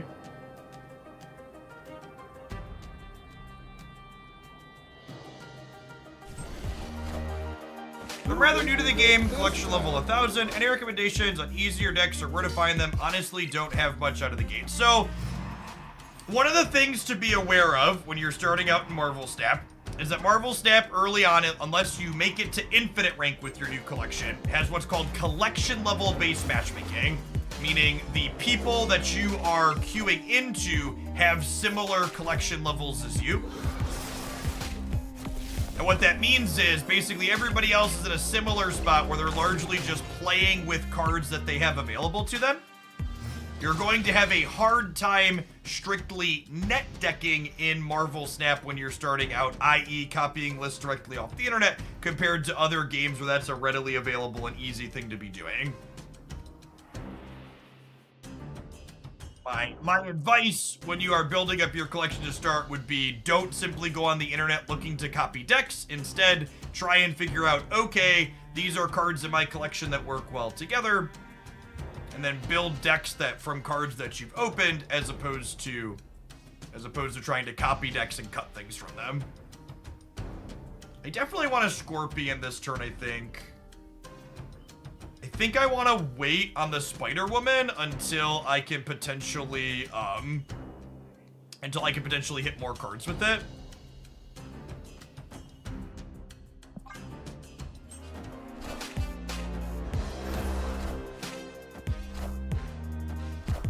They have Shang. I don't currently have Shang on our radar. Yeah, bricking on destroy cards when we hit Nova and Mucky's a little sad.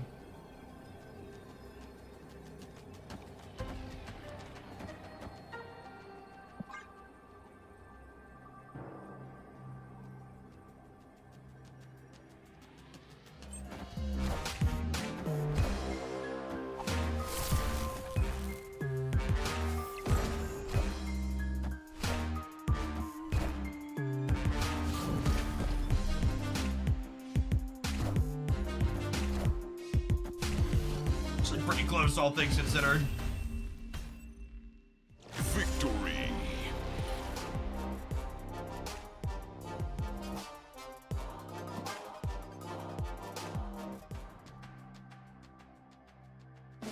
Yeah, getting to see their Shang-Chi around where we win is really solid. Also true. We haven't seen Killmonger yet, but I would assume that that's lurking over there somewhere.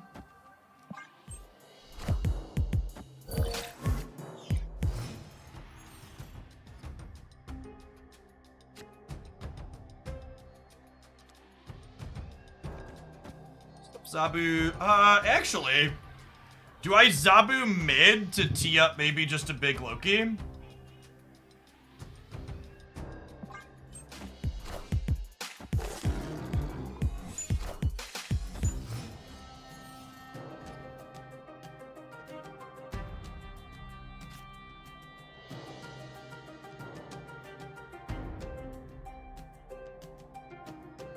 This location is incredibly favorable for them.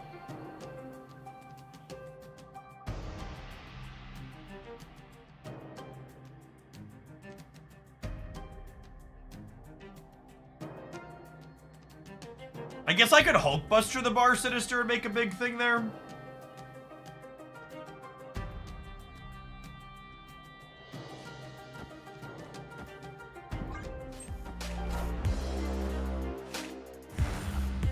Elsa does not work with Hulkbuster. Is there anything weird that could speed up my turns? If you're playing a District X game, it means that District X generated an Agatha in your deck, and then that's a known bug. Or you're playing Agatha to start, and Agatha has her turn timer reduced by design.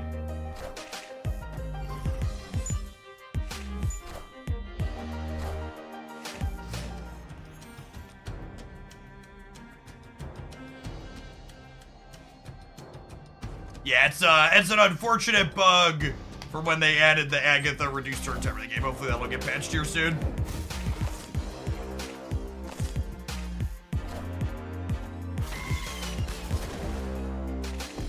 Speaking of lower collection levels, I would assume we're currently playing at somewhat lower collection level, although ironically it makes our deck worse to Loki into them. But we also haven't been drawing particularly good non-Loki draws, so kind of a medium spot overall.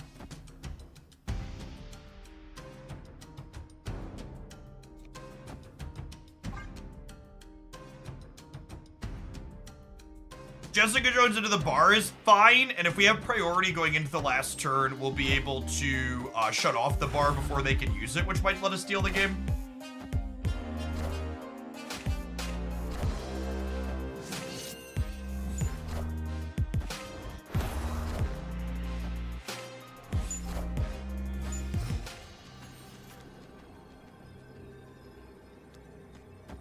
I think this wins enough of the time that we limp in here.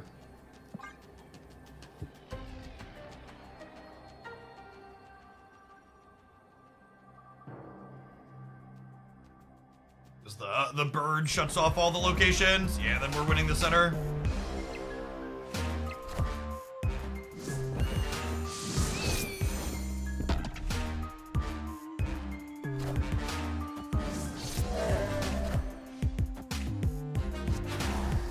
Might have been snap worthy. Maybe. I don't know. I feel like there's a real chance that they I snap them and then maybe they overcommit to the center.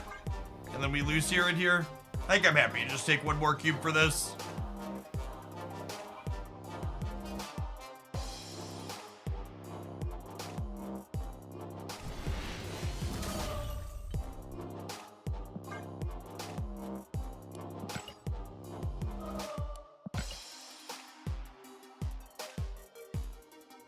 All right, before we dive into our second round of Infinite Conquest for this pile of cards, looks like it's time for our scheduled ad break. We'll see you in 120 seconds. Thanks for hanging out. Don't go anywhere, gamers. Subscribers, I'm gonna run in and fill my water bottle real quick. BRB.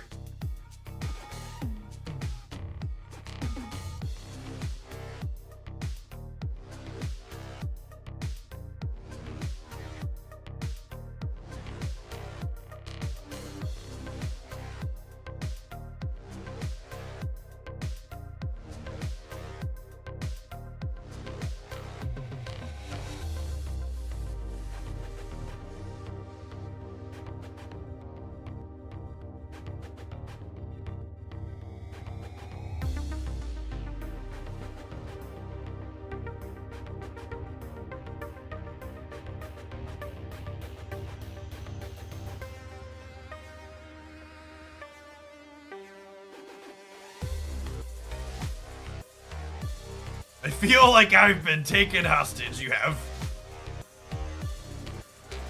Have a chair stream.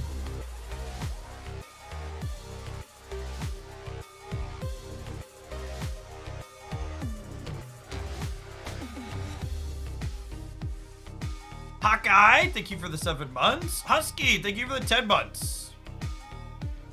The OTA command says next Tuesday. That is correct. The next patch is Tuesday the 12th. The OTA command stays up to date as closely as we can. So OTA next Tuesday, week from tomorrow. Or sorry, patch next Tuesday, a week from tomorrow. OTA on the 21st or whatever it is. The Thursday following. Yeah, 21st. We will have a season rollover and 2 new card releases tomorrow, though.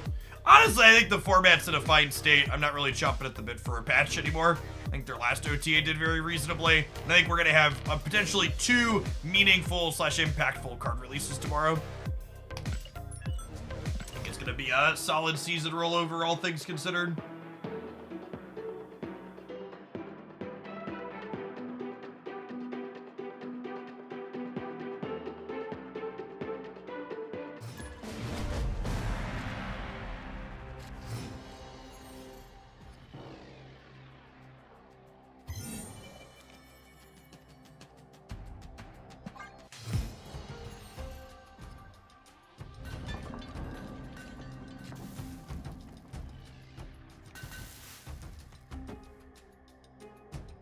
Almost feels snappable. I'll wait and see what they do. Nothing yet. Could smell like Hella. Nidavellir is a pretty solid location for us into Hella. I would not be super excited to run into... That makes our sequence a little less good here. Could also be something like Sandman Ramp, which would be a pretty rough matchup for us. Magic. Yeah, Nidavellir into Tribunal is tough. Although I suppose Shang-Chi is live for that type of sequencing. Is that snappable? I think that's snappable, yeah. Snap.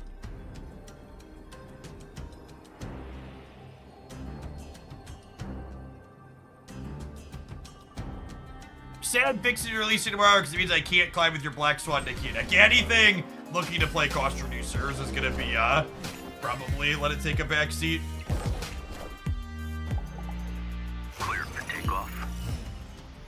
Oh man, that's super unfortunate.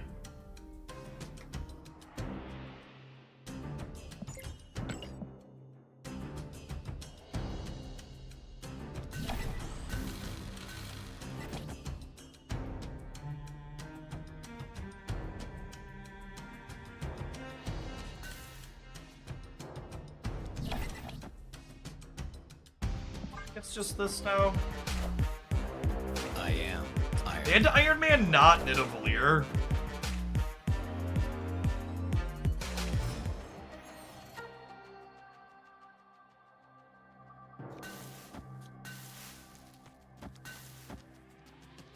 think I'm doing this to try and spike their Iron Man.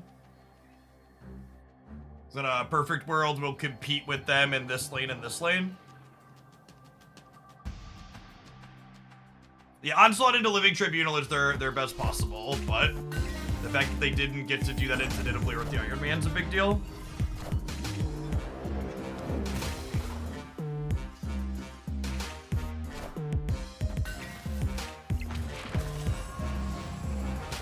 I am Iron Man.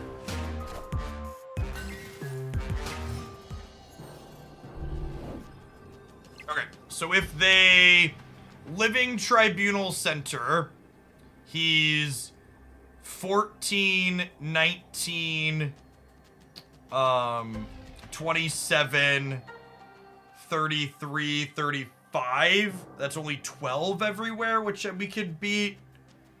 If they Onslaught Center, they're huge here.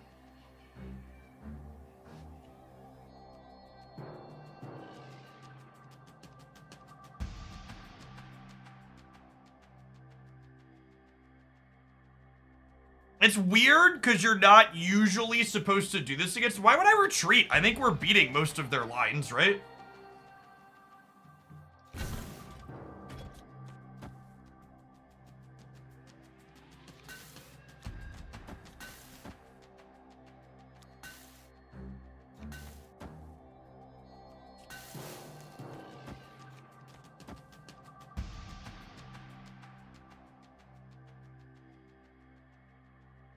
I want to be winning here and here in case they onslaught the center. And then this is big enough to beat Living Tribunal Middle, is my understanding. Use counts. They should have 12-ish everywhere. Such is They should have 12 or 13 everywhere. So again, wait, what did I miscount?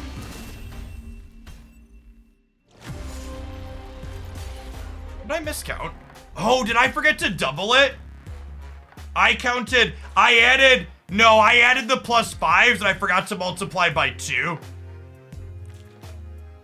I counted 14, 19, 27, 30. I counted 35 and I forgot to multiply by 2 for the Iron Man.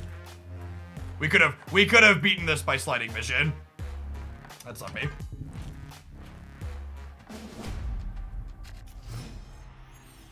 100% my fault.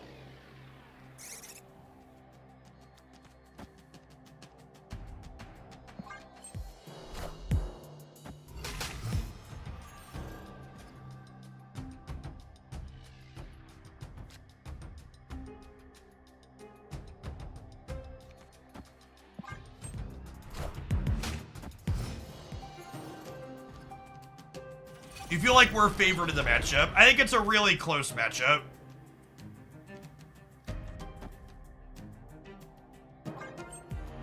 It largely revolves around, if both our decks are functional, it largely comes down to does my Snow Guard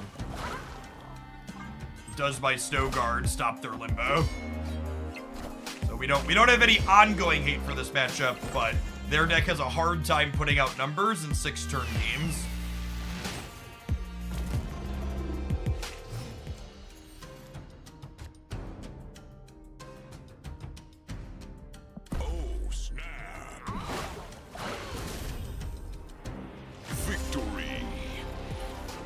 Sucks that we're down 4 cubes. We should be up 4 cubes, but this is a deck where we want to Loki early. No, this is like one of the many matchups where you usually don't want to Loki unless you don't have Snow Guard in sight.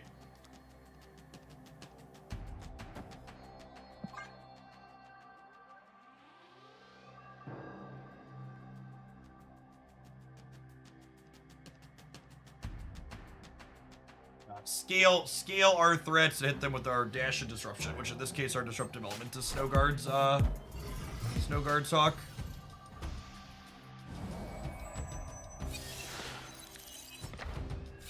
one of the harder matchups for Loki by experience unless you could turn off Limbo. Oh yeah, but I think you turn off Limbo pretty consistently. Just factual that that's a thing you can do.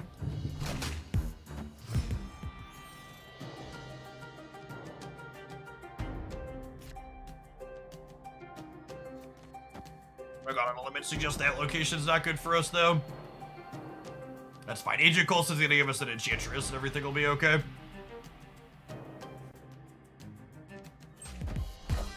We're still not in high stakes rounds, so we very much get to...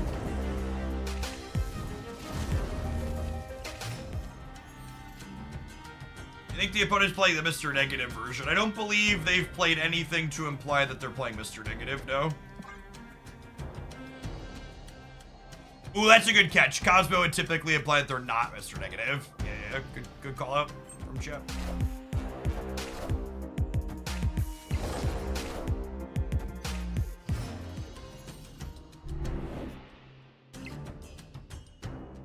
Playing Hawk on turn 6 rug pulls, yes.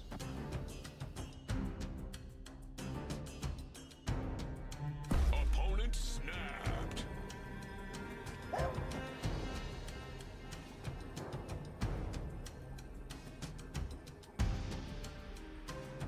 I snap him back, yeah? Oh, snap.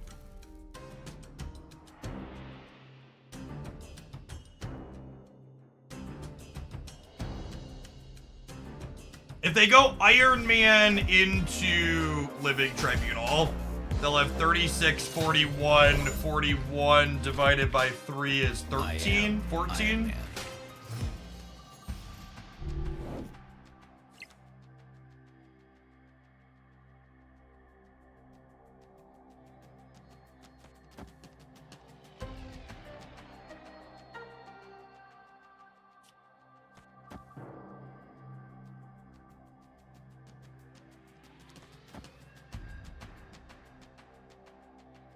I don't have the tools to beat Onslaught and Living Tribunal here, but they're leaving because they know about the Hawk. Cool. Have to think about it.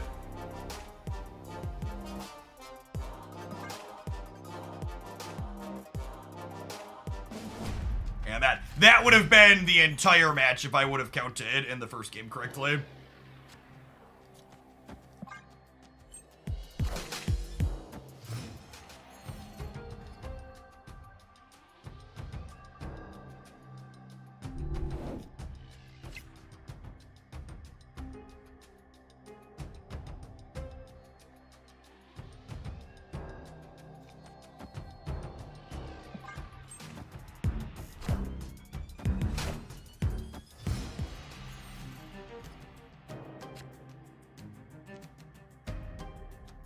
I still don't think I can snap. In a non-combo matchup, I would be inclined to snap here, simply because our hand is linearly good. We're executing our game plan appropriately. But without Snowguard's Hawk, I think we're just not quite in it enough.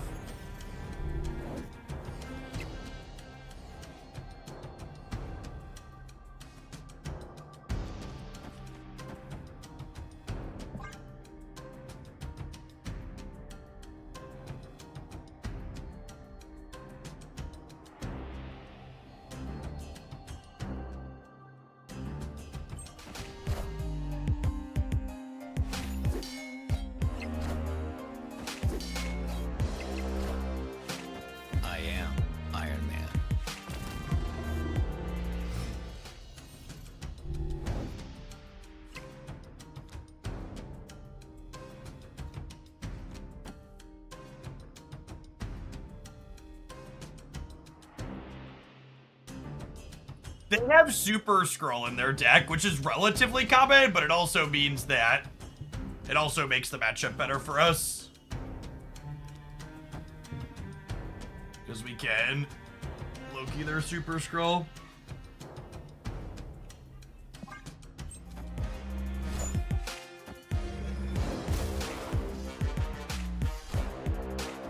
They are the Mr. Negative build.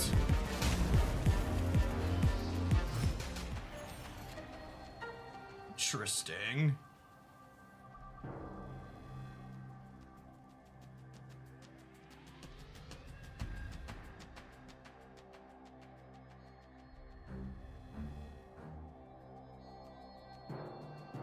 I think I snapped them, yeah? Because I have Scroll plus Mystique. Snap. I almost snapped before the Loki, but I'm a bit of a coward, so I didn't.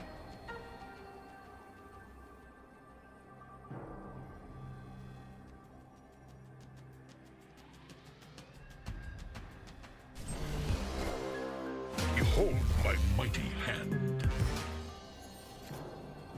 What's better to Onslaught here? Do I Mystique the Onslaught or do I Mystique the Super Scroll?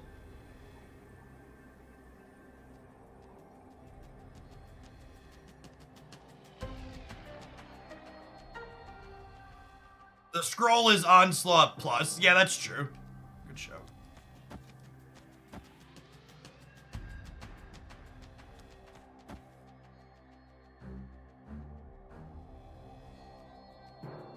Jeff right, just in case they don't play Living Tribunal.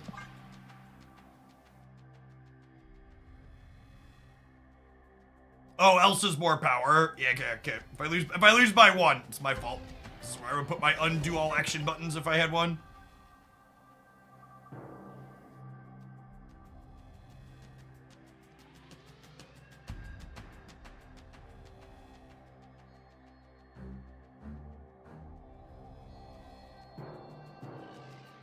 These scrolls do not create an infinite loop with each other on each side.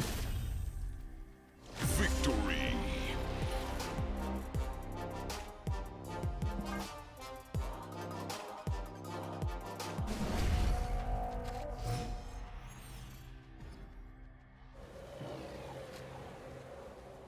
Oh, snap.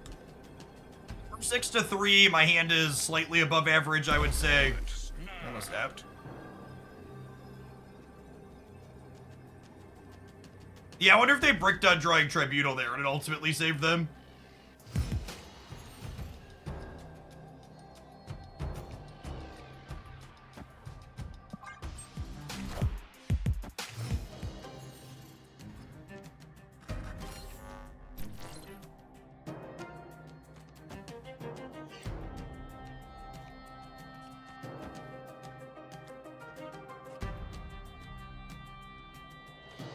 So I do this so I can go Elsa, Jeff, into Quinjet, Loki.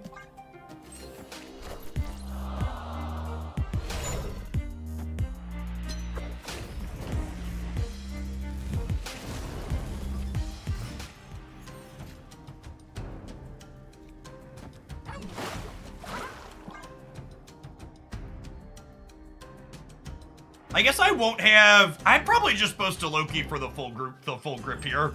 That's as bad. I should have just Loki for 6.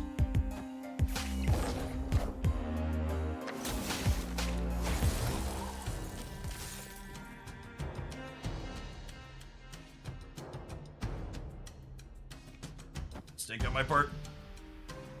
My Loki is a lot less likely to be impactful.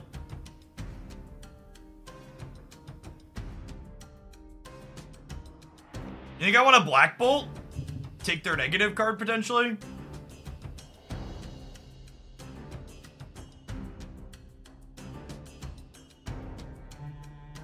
I think that's greedy. They're just looking for 6 last turn. Let's try and salvage it.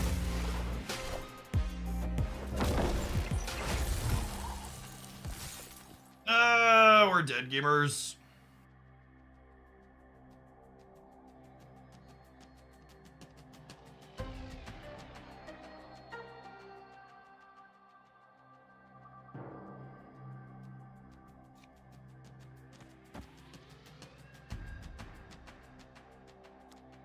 In chat, there's no bluffing. They're all in.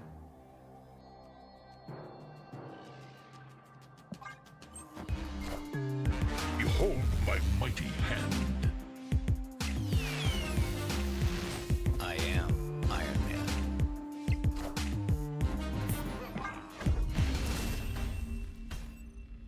Yeah, I Loki'd on the wrong turn this game, and we threw one earlier. Got one, maybe a handful more.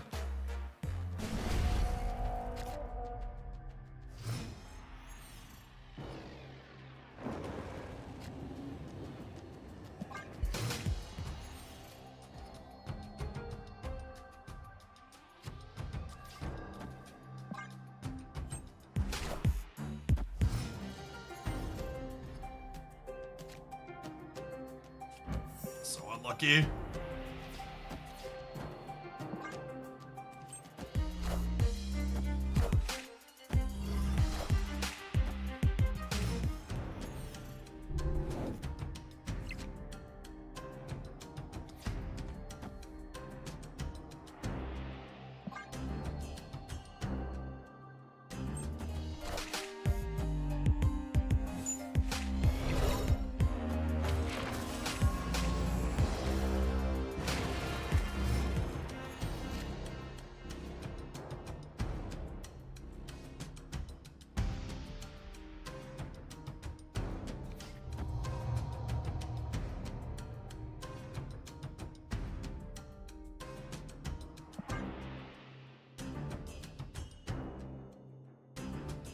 This is the game, gamers.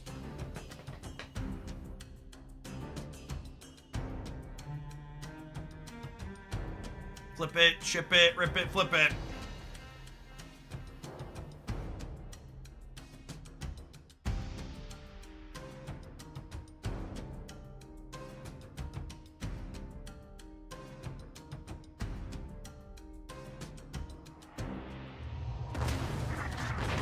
Don't they need limbo? I don't know. Find out.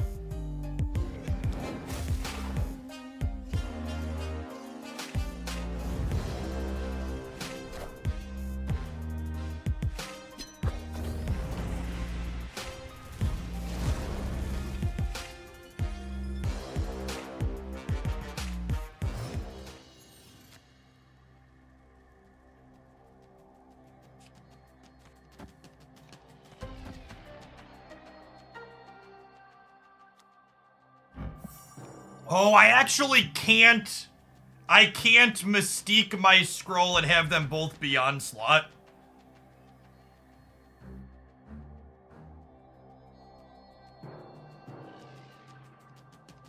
Because my scroll is Cosmo. That might lose us the game.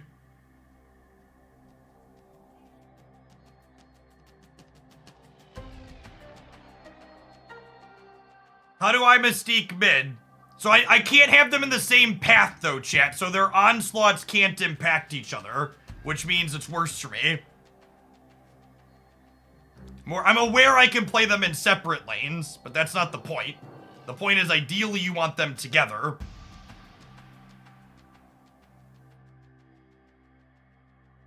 It turns off their Mystique. They already played their Mystique, chat.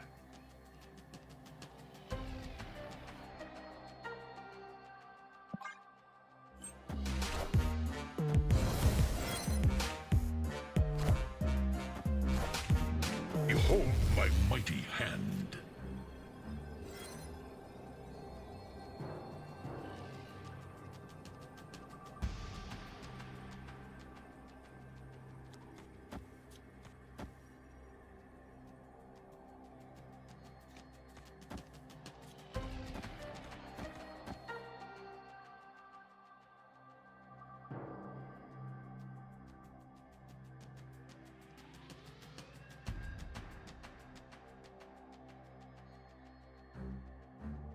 Oh, I should snow guard before scroll. Yeah, because I'm turning off the snow guard. Good shout.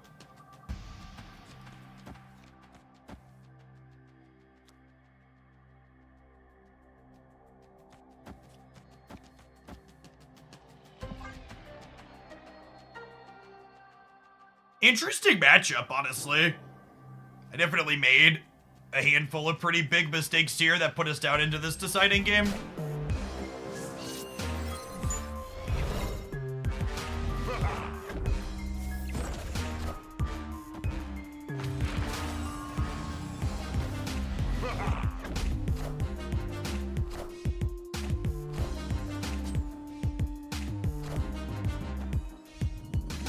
I am Iron Man.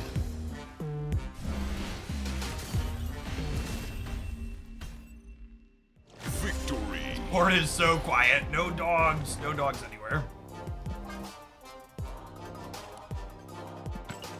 Yes, it was a slugfest in an interesting way. Agree.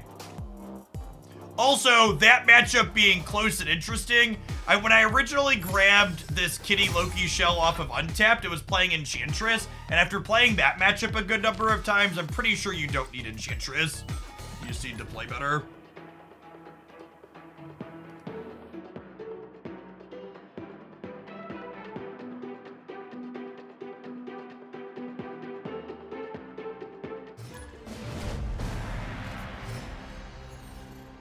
I feel attacked. You should.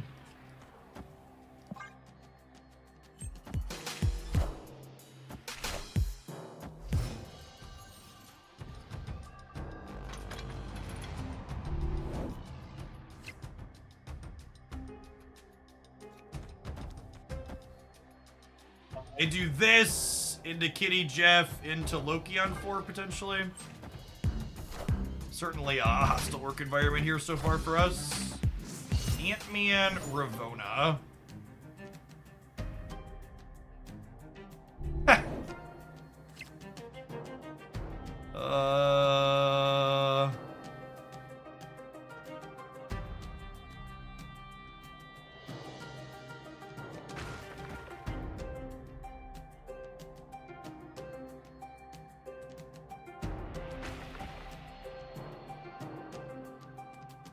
I don't know that I really need to draw any more of the cards out of my deck, right? I'm just gonna do this.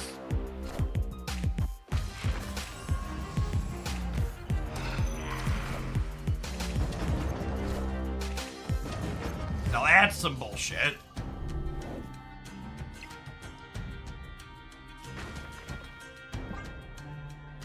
Hopefully they don't snap us, so we can take a look at what they're playing here before we decide whether or not we want to retreat.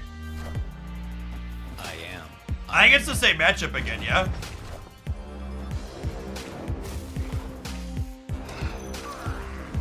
It is the same matchup again. I just gave up my birds.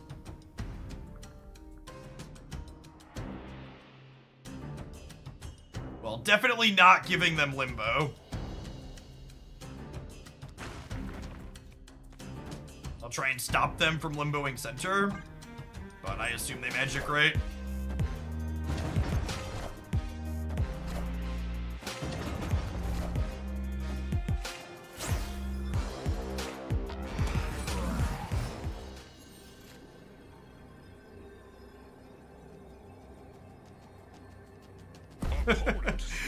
Yeah.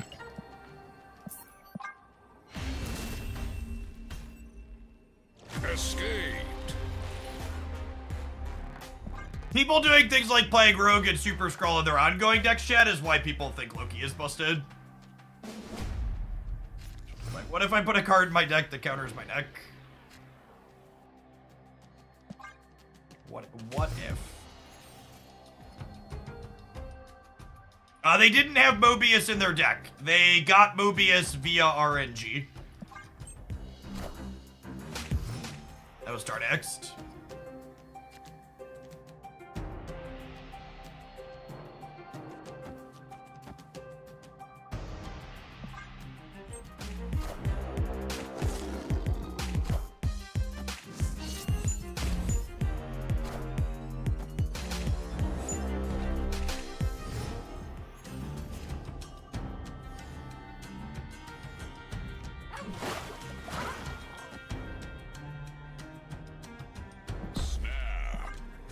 Snap with the hawk in hand here.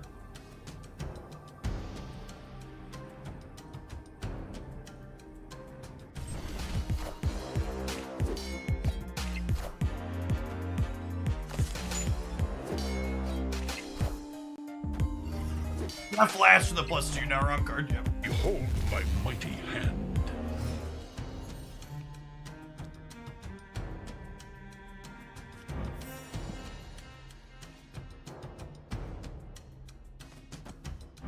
Agent Coulson's actually one of the best cards in Marvel Snap, by the way, chat.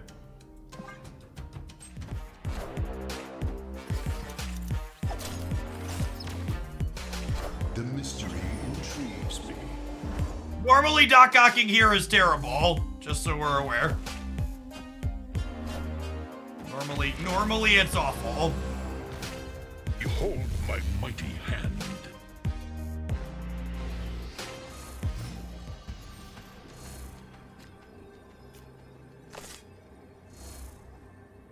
Tribunal's having a moment here.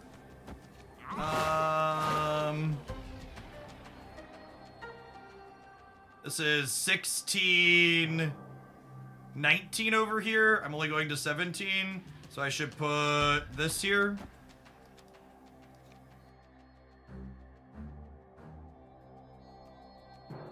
You put this here. Right, just double count. This is 16, 19, they're even. Okay.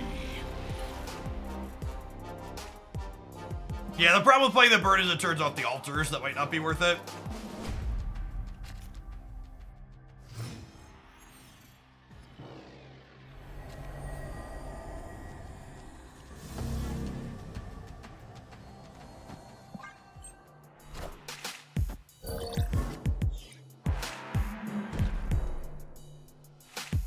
Maria.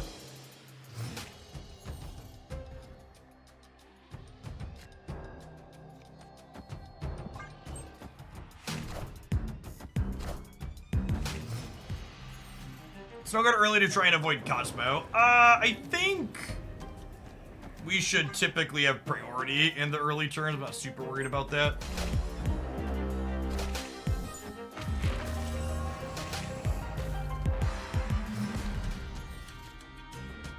So that play would imply that they don't have magic, yeah?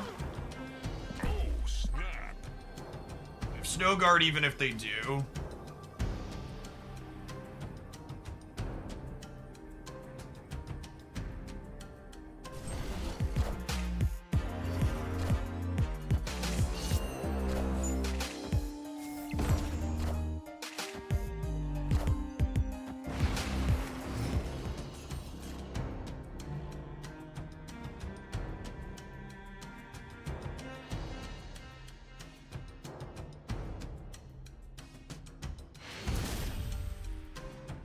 Before the Mount Vesuvius happens.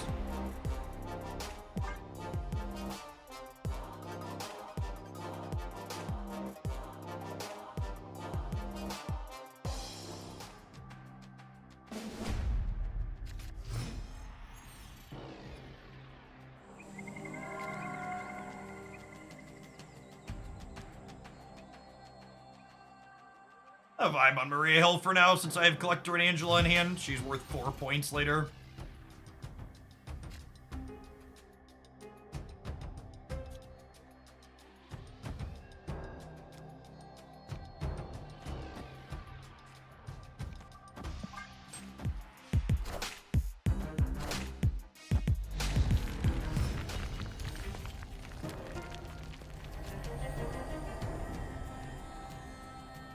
I'll let to play around Cosmo here.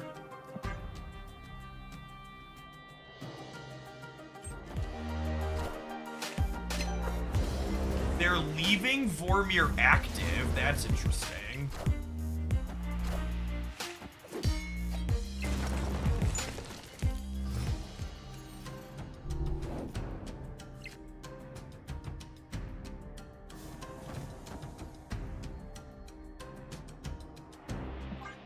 I don't think I can snap them here because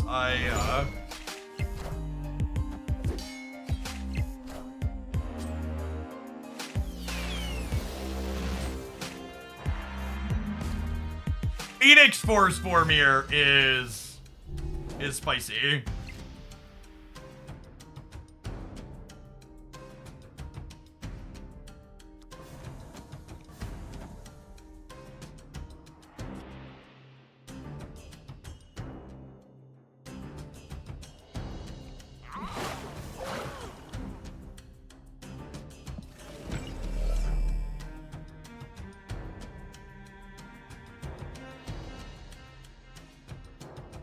I think I'm supposed to Loki here without my...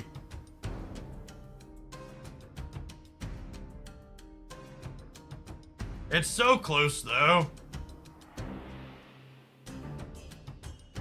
Yeah, without Snow Guard, I think I'm just supposed to Loki because I don't have Snow Guard. There's so many cute lines we could do here if we were just playing for our own deck, or if we weren't, like, playing against this hyper combo deck. I am Iron Man. I think when we break here, we have to leave now.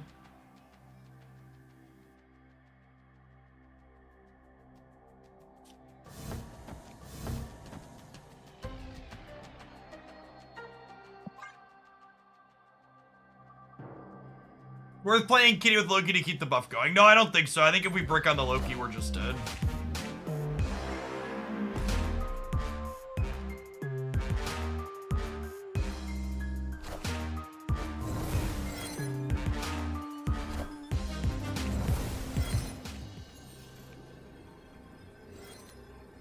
And maybe that's the wrong approach here. Maybe I am just supposed to develop my own board. There were a lot of choices. There were a lot of choices that turn.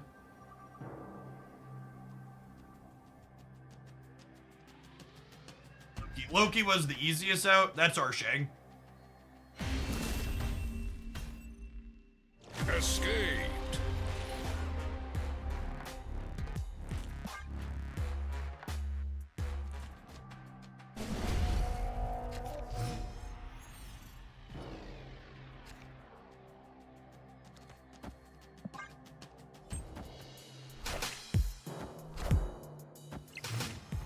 made a good choice, maybe.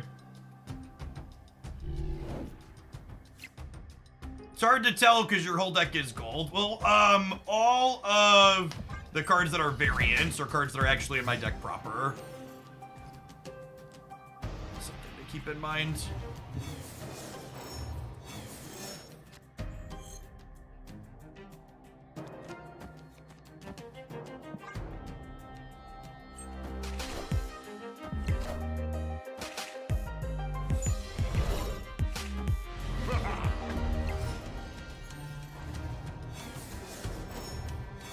Super Scroll. They have Super Scroll and Rogue in their deck. Freaking gamers, chat.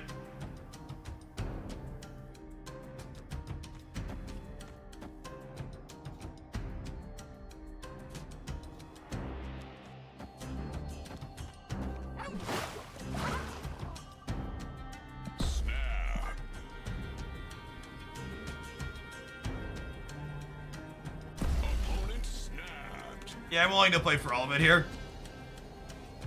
Between Snow Guard and Super Skrull, I think we want to play for all of it. Maybe their kink is being dominated by Loki. Yeah, maybe.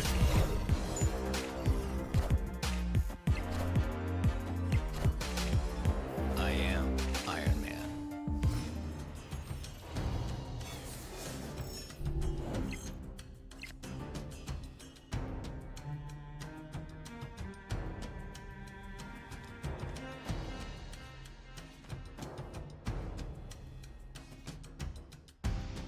I think I'm just playing all of these out.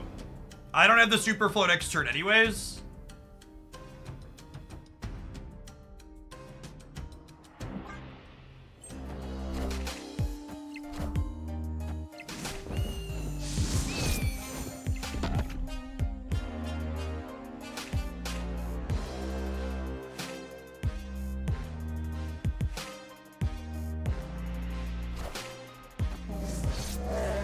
They magic this turn and still turn the location off. Yes.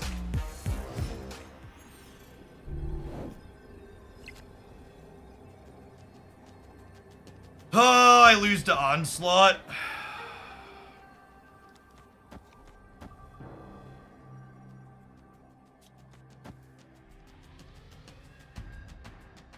Rollin though.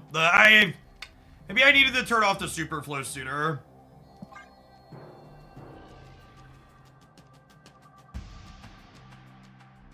Oh, I should move Jeff. Yeah, 100% should move Jeff to the right. So I would put my undo all action buttons if I had one. They played 2 cards. I'm about to get rogued. No, this other one can't be rogued.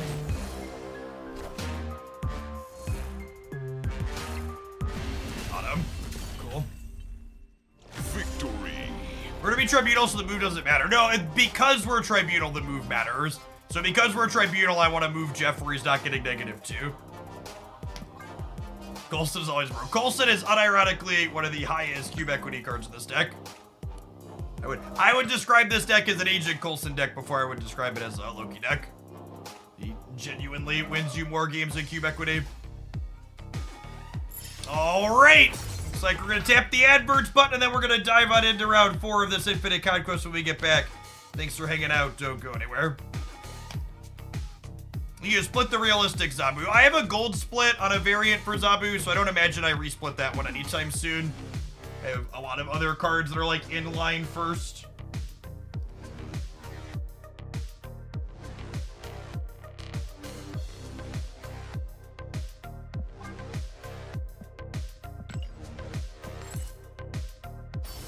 You like Agent Hill over Mirage? Why is that? Because you want to play them. You want to play Agent Hill on curve.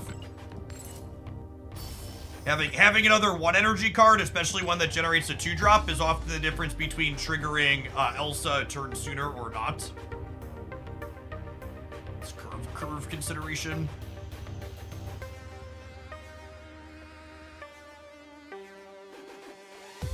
Or maybe you want to play Loki. This deck plays all of my favorite cards.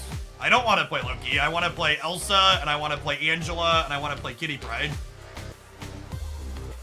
And this is the best deck in Marvel Snap that plays those 3 cards.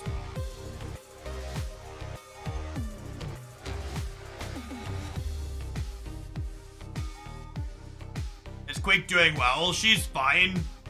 She's like a reasonable, playable getcha card that's no longer embarrassing.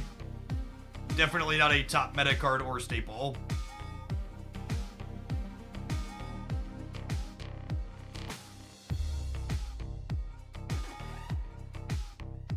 These ongoing decks need to remove Super Scroll for the next Loki is in the meta. I mean, it's just it's a choice for them, right? Like Super Scroll means they get beat up by Loki, but it means they're better in the mirror. So it depends on what they want to be better into. Oh, that's true. There's no Nico Minara in this deck. Is a good call out. Or Nico.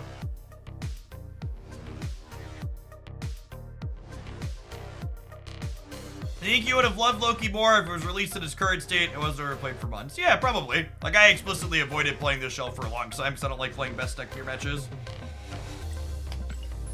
I honestly don't know that I think Elsa needs a buff.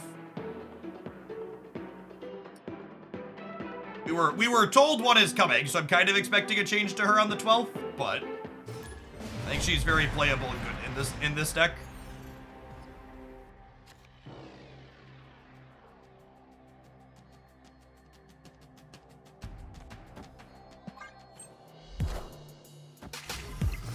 Her metrics are kind of bad, aren't they? Sure, people put her in a lot of bad decks. She's not a generically busted Marvel Snap card anymore that you can put in absolutely everything.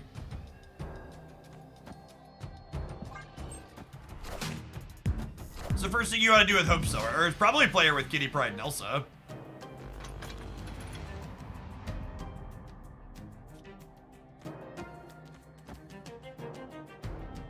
Is this the third Tribunal deck in a row, gamers?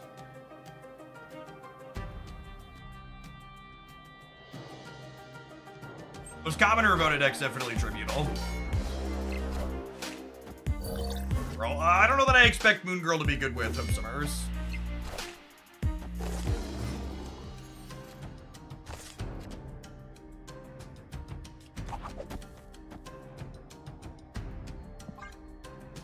It's Maria. Also, talking about Maria Hill versus Mirage, the number of 2-drops that are just absolute bangers she can generate is like really high. She generates you Elsa and Silk and Jeff and Angela and Collector periodically. Sometimes even Zabu.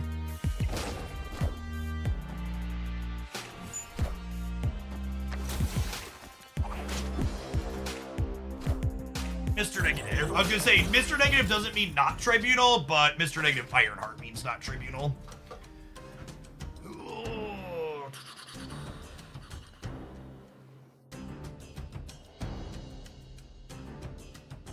This is not a matchup where I want to Loki. It's big sad that both Jeff and Kitty Pryde are in my bottom 4 cards. Would have loved to have played either of those here.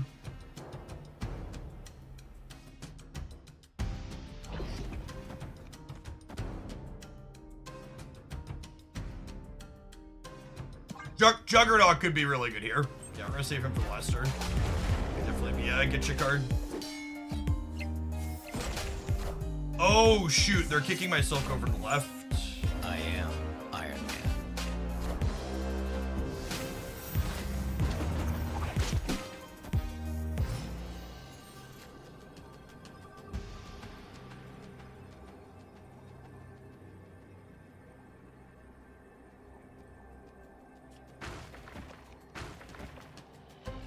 I think this wins the game at odd 0 amount of the time.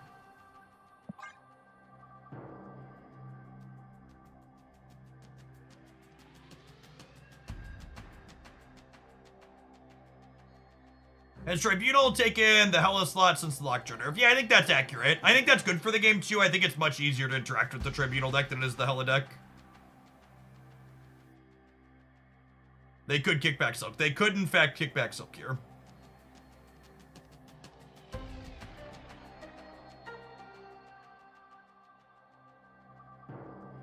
Play Loki to get into. I think I might need the points from Hellcow.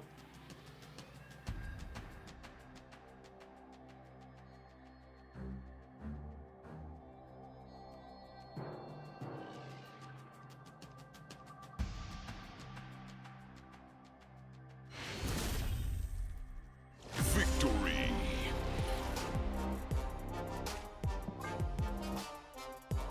This is probably a tough matchup for us. Shang-Chi's not a real Marvel Snap card into them, and our Loki is not stellar either.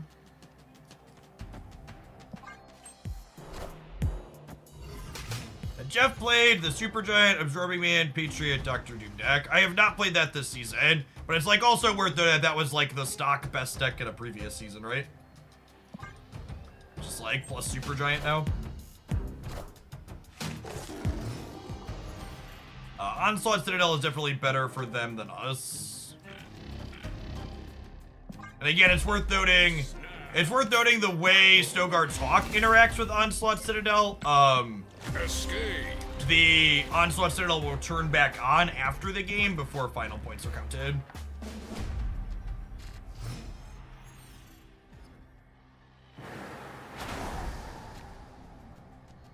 It's a positive for us on average, I think.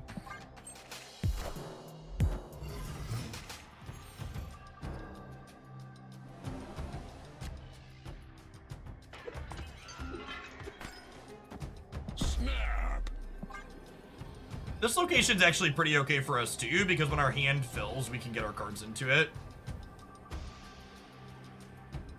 This could be like a Murder World or a Oscorp Tower to make us really sad, but I think on average I want to snap here because I'm favored. They have our Agent Coulson, we have their Null.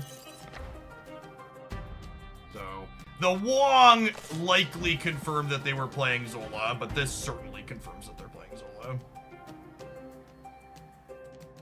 I think I need to bounce Agent Coulson here.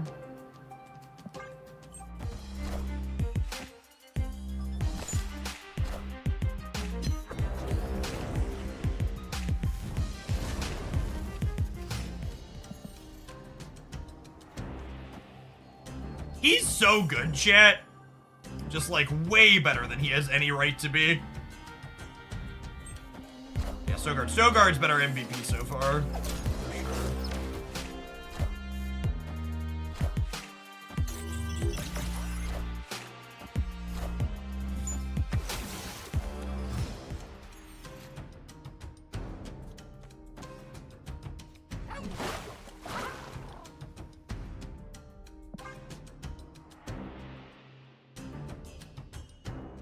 And Doc Ock is just staring me. He peers deep into your soul. Yes, and the Snowguard here lets us rug pull the Limbo.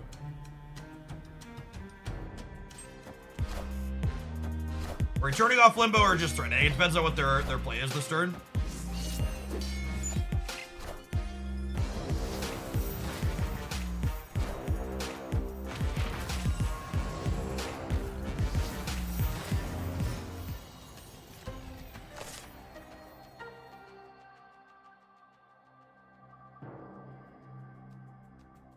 So their Ironheart got ripped in by Dr. Octopus. White Tiger is the card I need to be concerned about here.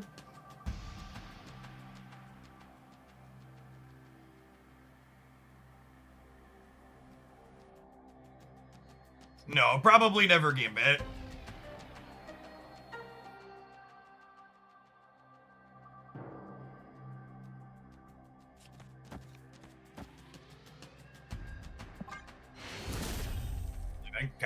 Victory. No, I think Surfer's unlikely. Black Panther and White Tiger are the cards in their output range with the Wong here.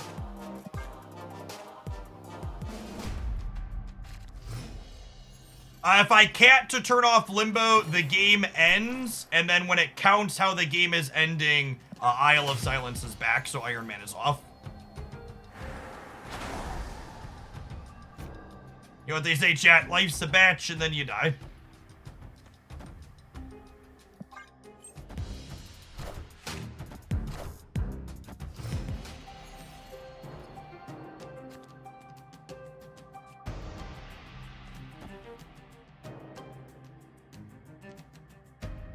Almost want to snap based on that one. No Mr. Negative, I think we go for it.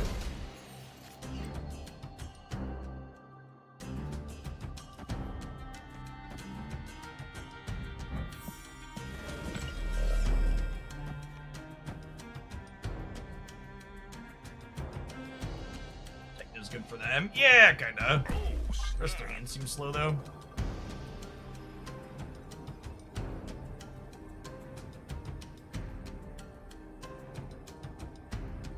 Want to draw anything other than Loki next turn? Jeff or Kitty Pryde would be our best possible. I am Iron Man. Jeans in their output range too, sure.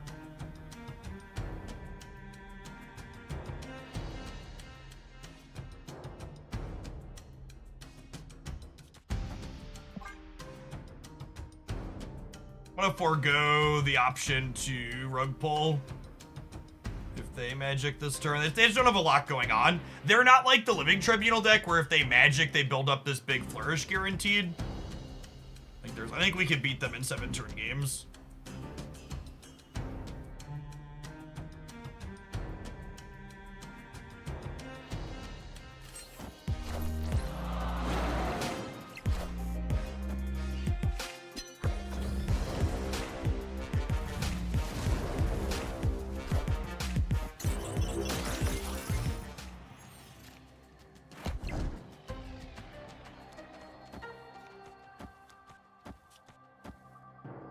Cards, Maria Hill card, Kitty Pryde comes back, draw a card for the turn. Opponent snapped.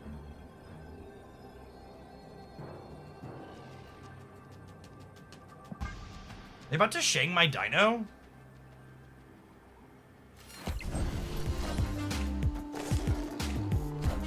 Or is this like Panther plus Zola?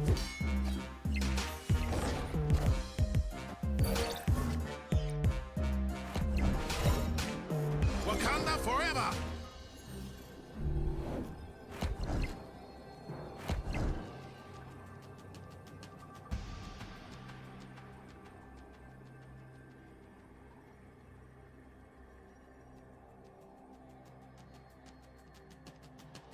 So they'll be at 20 in the middle.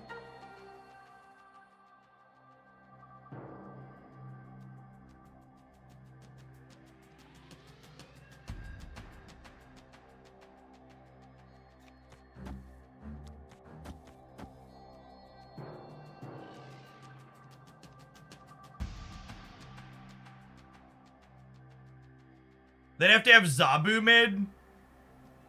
Only 2 cards left in their deck, though.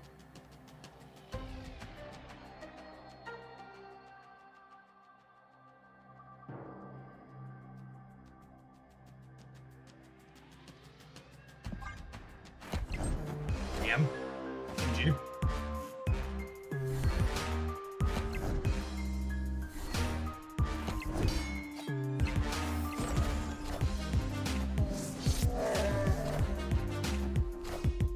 Cut off one head, 2 more shall take its place.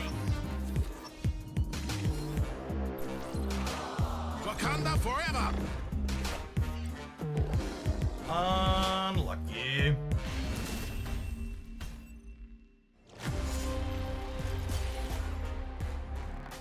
Always feels bad to pay out a Boomer Snapper.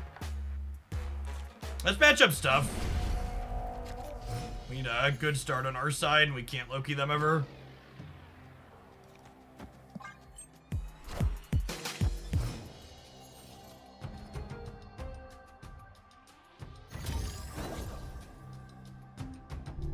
Being 2 to 7 is almost impossible, but we played through most of this Infinite Conquest. We'll play it out.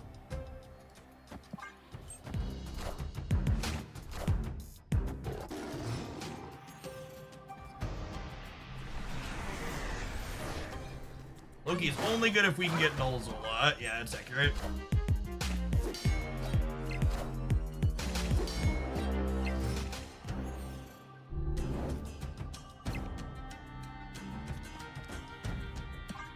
It's the kind of start we need.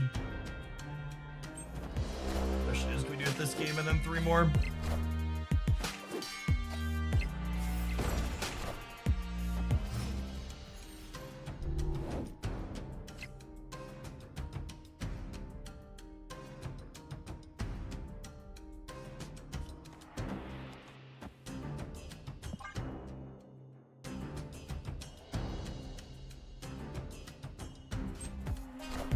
have something in mind for what you want to play first tomorrow? Nah, I haven't thought about it too hard. I am Iron Man. New cards is an accurate take.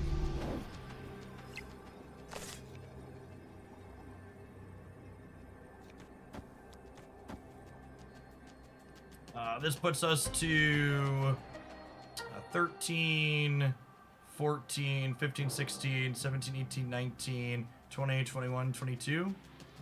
How do they win here? I don't think they can. We're beating Zola Iron Man.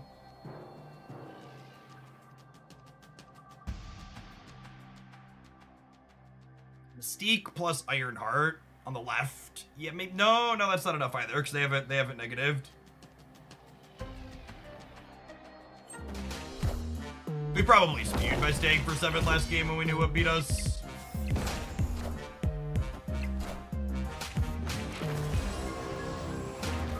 I am Iron Man.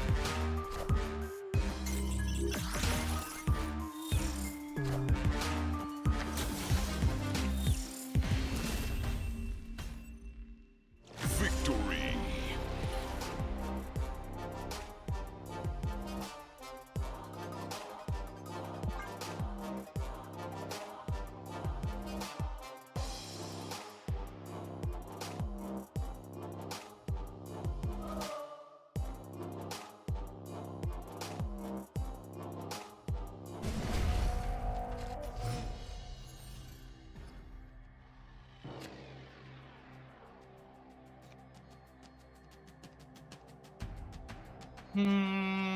The question is, do I want to build my Elsa path in Avengers Compound or not? I might. If we draw Kitty, I'm going to want to have it built in Avengers Compound, I think.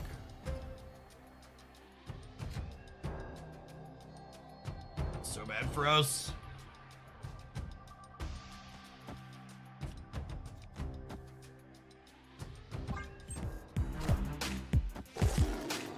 I think their deck's better into Sinister London than we are. I might just Loki them here.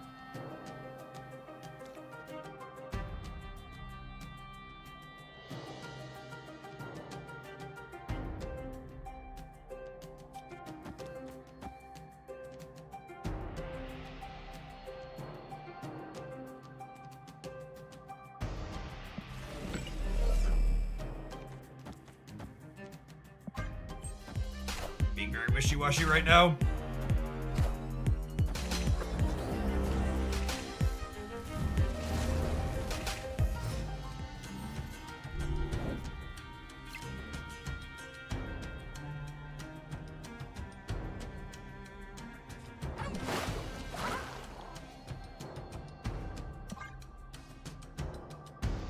Snow Guard real bad.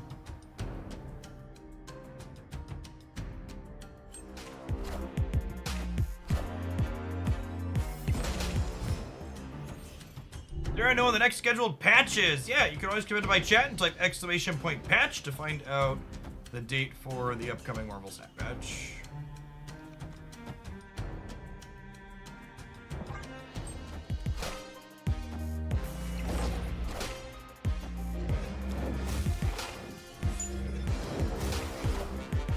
Wakanda forever.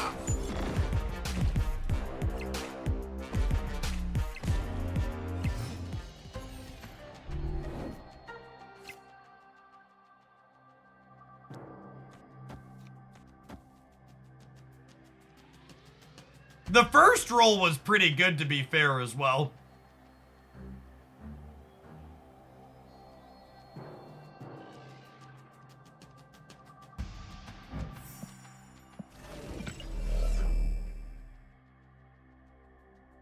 I'm probably supposed to do this, yeah? Get a chance to put it all over here.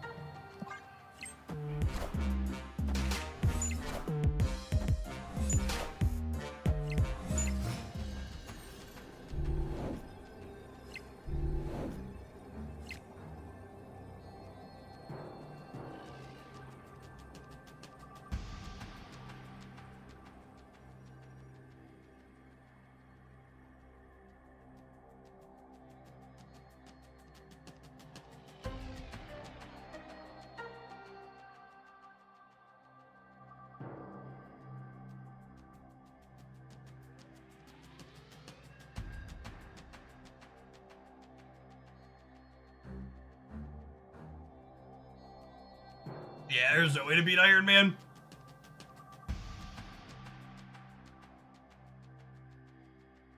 How do we win this? We win this with them not having Iron Man.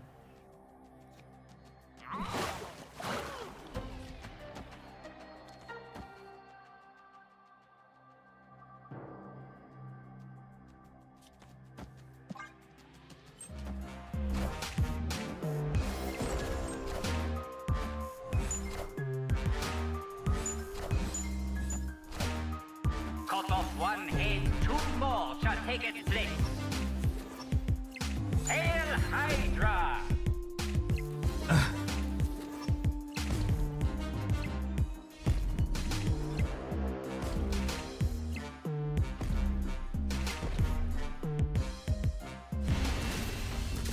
That's a frustrating way to lose it.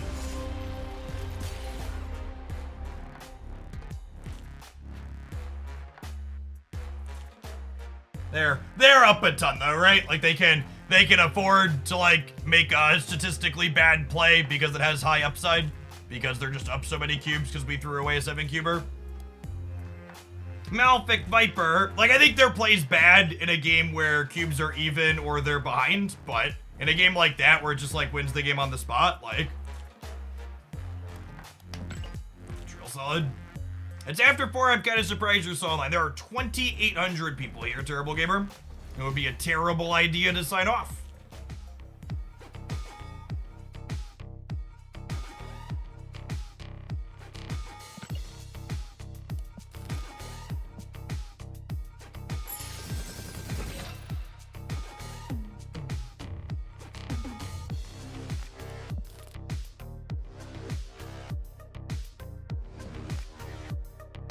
I think I want to play a set with this, but I think after all of the ongoing we played against, I think I want to shove Echo into it. Do I need to shove Echo into it? Maybe I don't. We have Goose and Storm and Cosmo. You play any bounce today? I don't think any bounce decks are particularly competitive. I think the only competitive bounce decks are playing Shang-Chi, and if I have to play Shang-Chi for bounce to be competitive, I'd rather just play a different deck. Are you doing ad break suit? No, we're fine.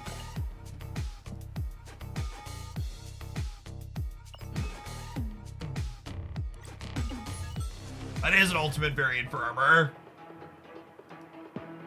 I make poor life choices and I'm bad with my money, chat. Be better than me. Be smarter. Be smarter than me.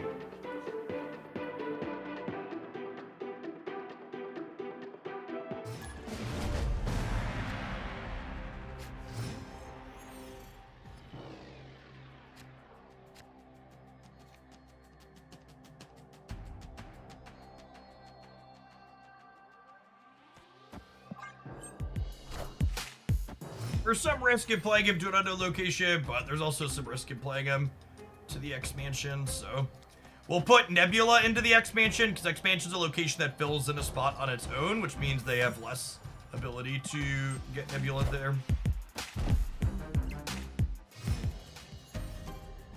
Against deck that's a nothing for the first few turns, really hoping to draw cards like this one. I'm gonna go ahead and Cosmo the X-Mansion, because it mitigates some of the variance this location can pump out.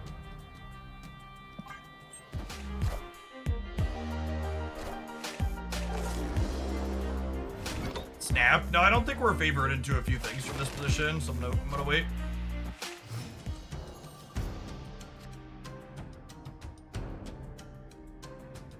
I think without Storm and Goose, we're probably behind into a deck that has done nothing so far. Zabu's unfortunate. It means our Goose isn't a real Marvel Snap card in this matchup.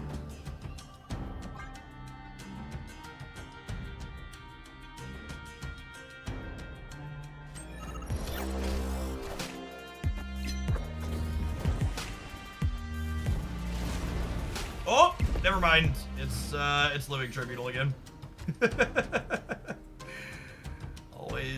always has been .meme. All right, in a perfect world, we just draw Storm next turn, huh?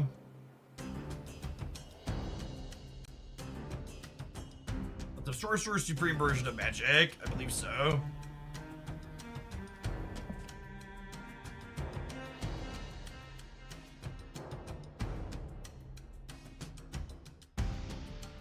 Yeah, I think this was a $40 bundle. It had magic and something else in it.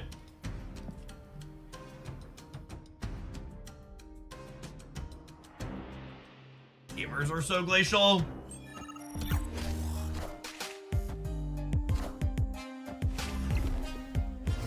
Red Skull Magic Zabu. Alright, I'm listening. Yeah, you have my attention.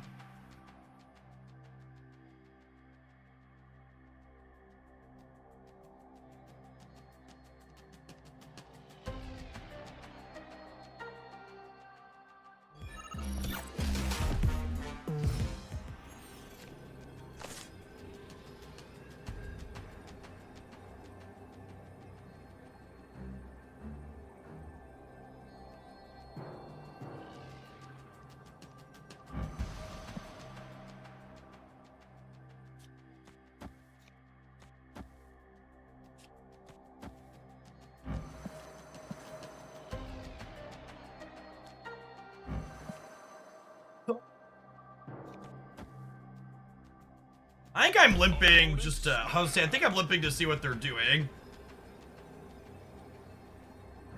You think they're like Taskmaster She-Hulk? I'm beating Taskmaster She-Hulk though, right? So I'm gonna be at 10, 13, I'm gonna go to 20 over here.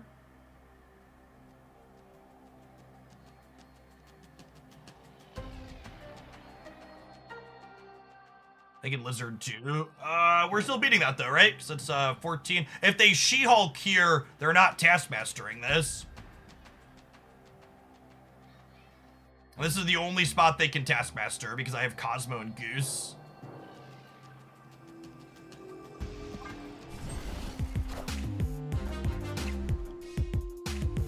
Hell, can you understand me? Infinite. Rip. Infinite was not on my radar. Really needed Storm. Okay, so there. This is probably the with the blade. This is the old Black Knight variation that was played for a while, huh?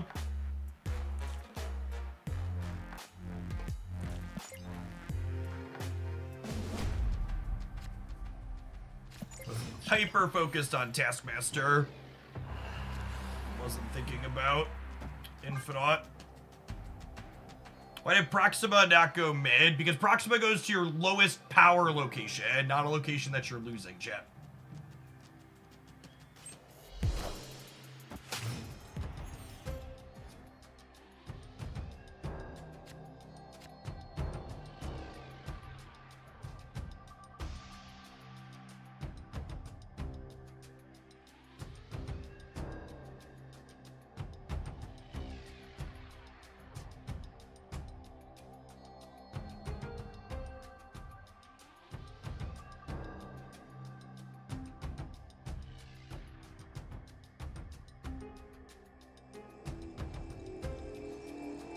Doing anything here?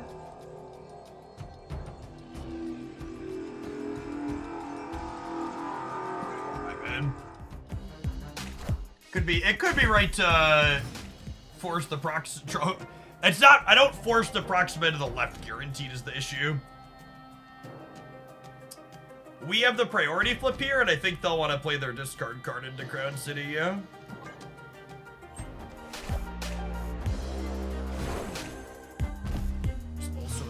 Deck.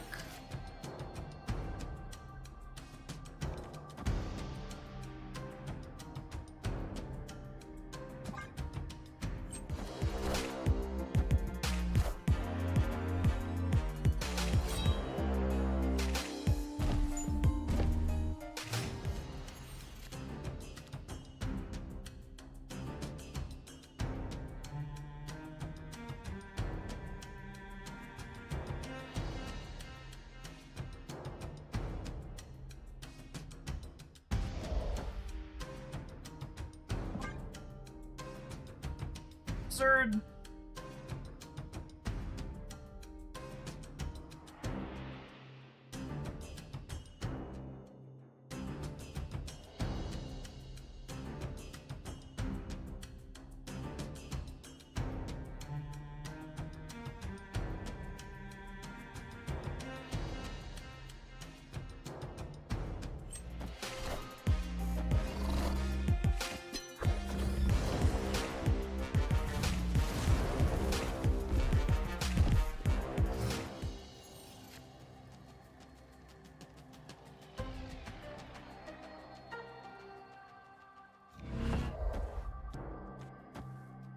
Does this beat a full soak?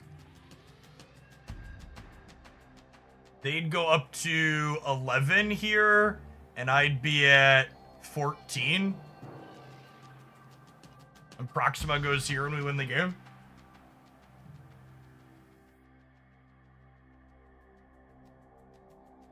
Oh, snap.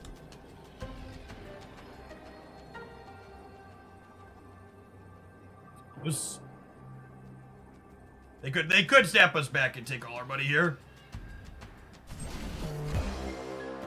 Wind, aid my hand. I think we beat one card left no matter what it is. Yeah.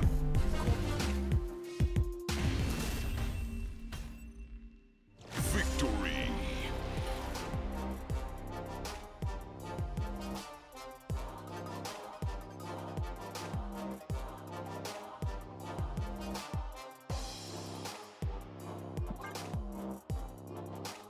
They could blade the Death's Domain as well. Yeah, but if they blade the Death's Domain that turn, I'm still winning the right with the Sunspot.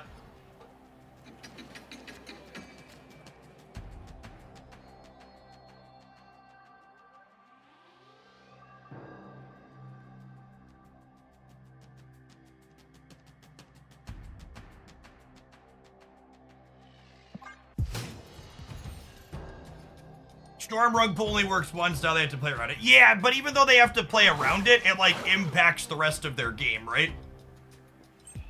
So you're right, we only get to Boomer Snap them and take a bunch of cubes one time.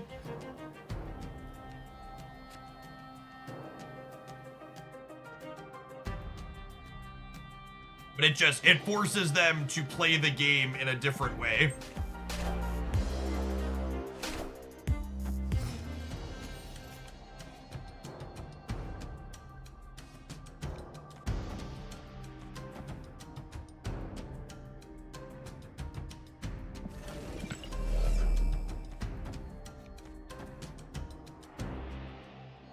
What if I storm here and then Goose Machine World next turn? Snap. Think I like it?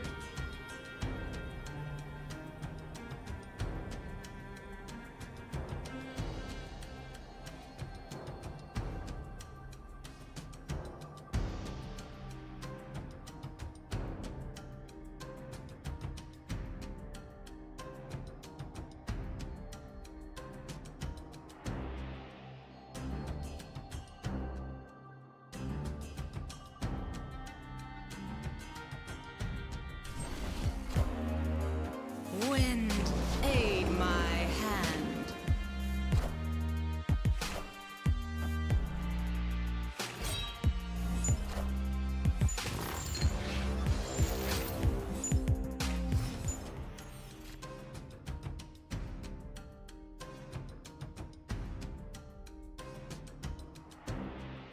Okay, well now I have to do this, right?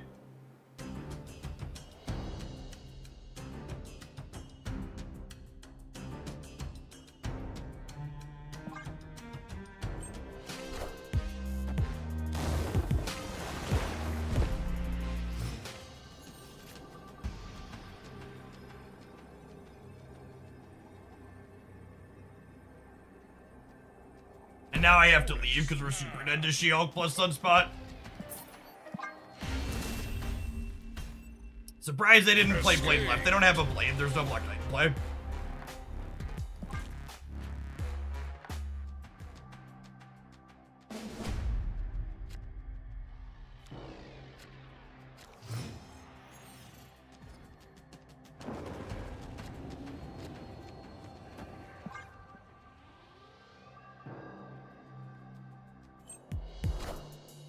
One hundred percent of the time, the opponent has pressed the snap button on the last turn when they're in a commanding position. Just so we know what we're working with here and what their average plays look like.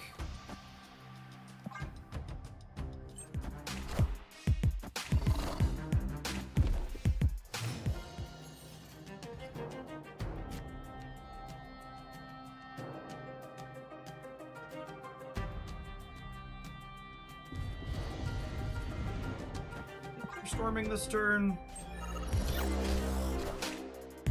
Wind, aid my hand. This means I can't pull them off of limbo, though. Is a big deal.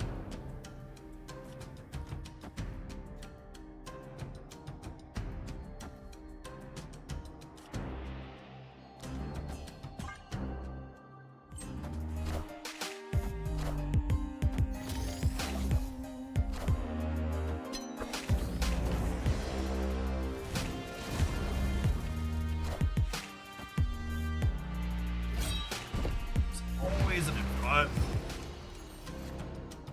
Opponent snapped.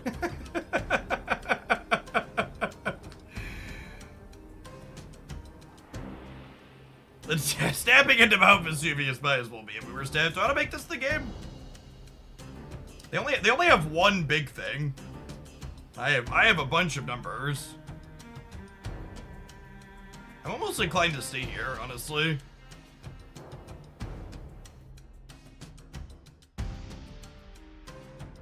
The one time they snapped early, it made sense to wait. It's kind of funny. I don't know, play.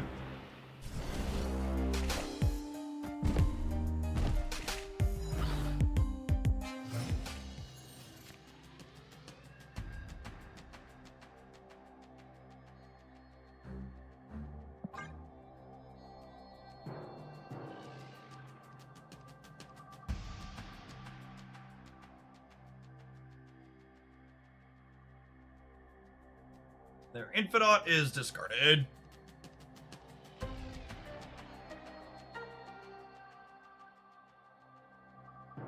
We're gonna get at least 2 more into here for free, because they can only play into here 1 more time. Sort of virtual 13 to 12 here.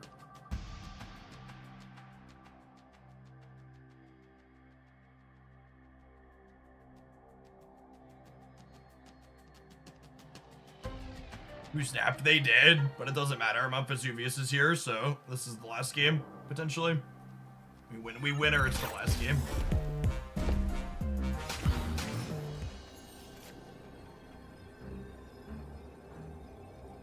Oh my gosh! They gave us priority, so this stops. They gave us priority, so this stops Ghost Rider now.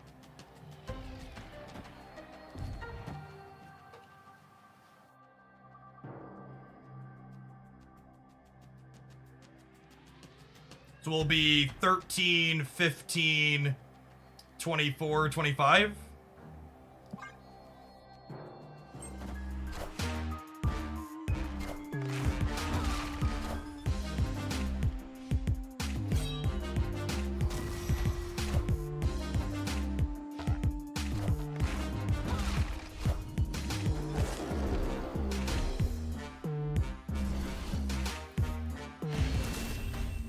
They aren't sending their best yet. Victory. They aren't.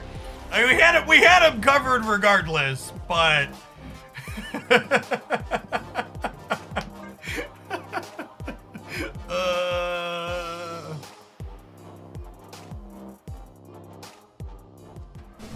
they played around your Cosmo. Sure did. Sure did. Reading. Not even once.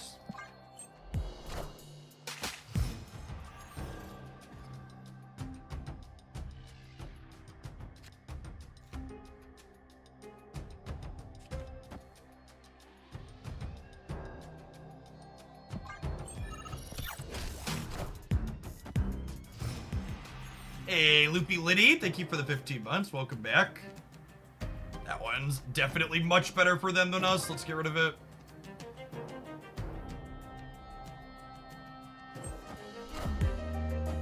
You can't beat my Ghost Rider. I will beat my Ghost Rider. Rude.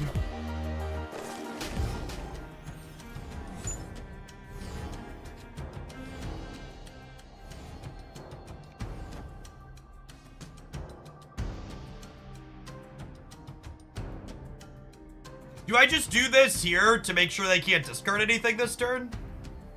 I think that's the play, because they're gonna play to here, right? Like stop some magic or whatever here. Yeah, buddy. We got their number. We got their number.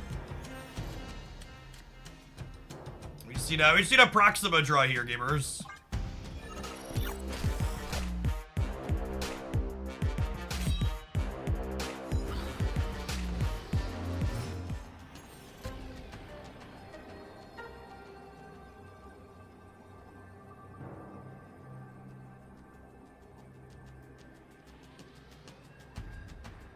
I have to play for all of them though, yeah? Because they could have their what's it called could go into here, their Ghost Rider could go into here. No, I just play for all three, right? And then we should be good to go. Yeah, they could Ghost Rider middle. So I can't just play hard for middle because they have 23 points to plop down somewhere.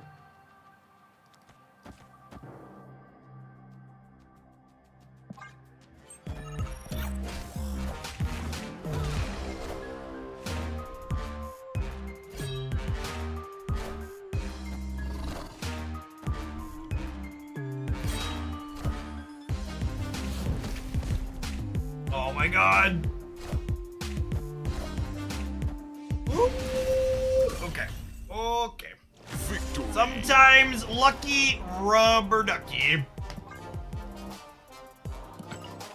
That's X fun. I don't know that it's necessarily top tier, but it's very satisfying to play and execute the lines with. You know what else is pretty satisfying for me, chat? Collecting the dollars from pressing this adverts button. We'll see you in 120 seconds for the next round of this Infinite Conquest. Thanks for hanging out. Don't go anywhere.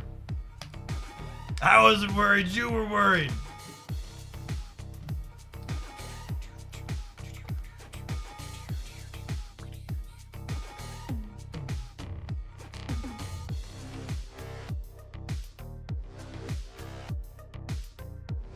Proxima is definitely one of my favorite cards to release in some time. She goes into the discard decks, but then also goes into sweet things like this that are just like standalone stuff. The Sif Blade Proxima package feels really clean.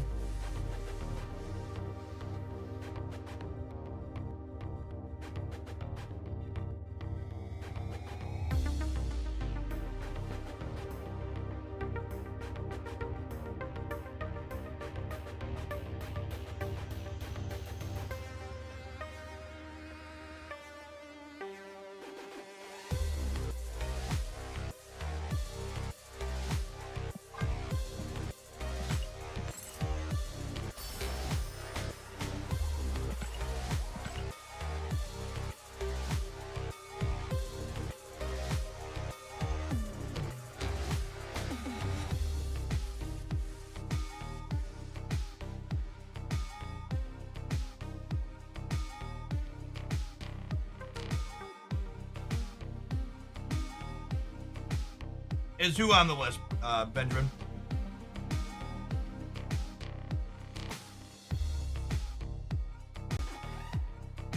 Nebula. No, I have a gold split on Nebula. Stick, thank you for the entire year of support. Get you a sword to go with that shield. Welcome back. Appreciate it. 12-month streak with Primate. That's impressive. Remember that without missing the window. Appreciate the consistency.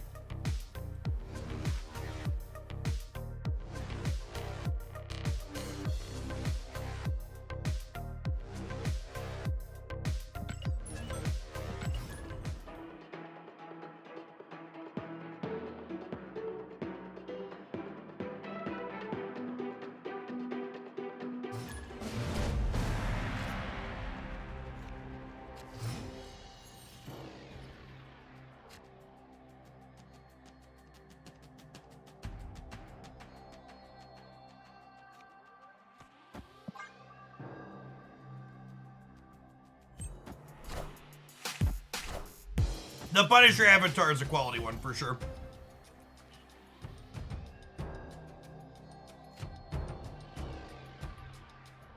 Oh, hey! We can double up Blizzard's ongoing bonus and Onslaught's now. That's perfect. Would a Kyle lead X23 Shield Proxima deck of work? I think discarding Proxima I'm gonna try and block them out of Wonging the center in case they're a Wong build. I think trying to discard Proxima with Colleen is really difficult.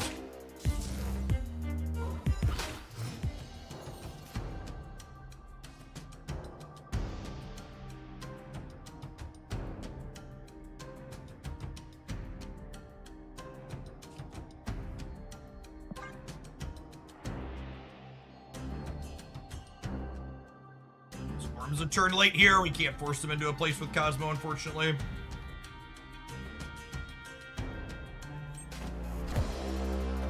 Wind, aid my hand.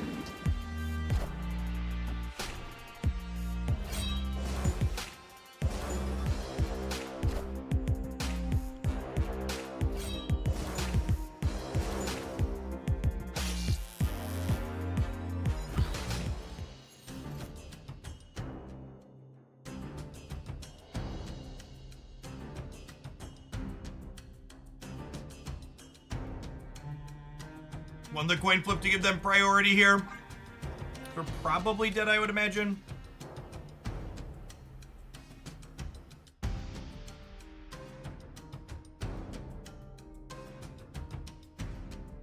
They're not snapping us. We'll vibe and maybe see another card or two. You know, they have 3 swarms in hand right now.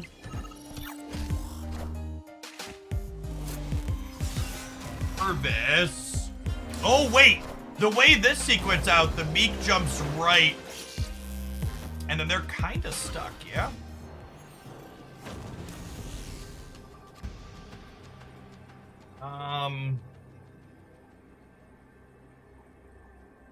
They've played Blade. They've played Colleen. They can't Modok.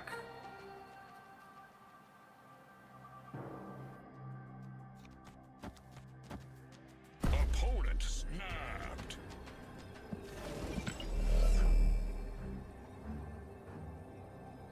I think we're still dead though, unfortunately. Yeah, I needed to draw Proxima Midnight so I could dump Proxima into the center.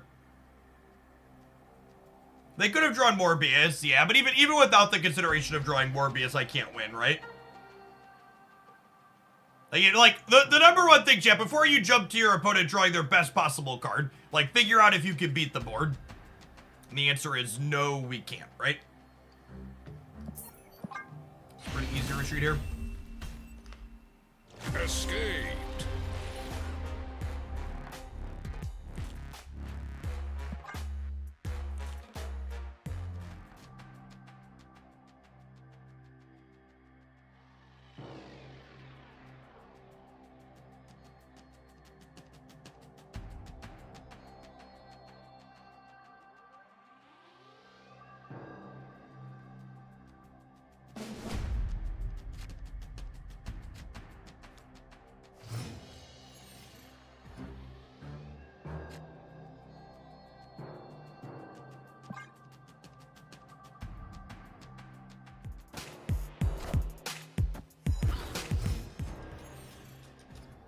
Interesting they started Meek on Asgard.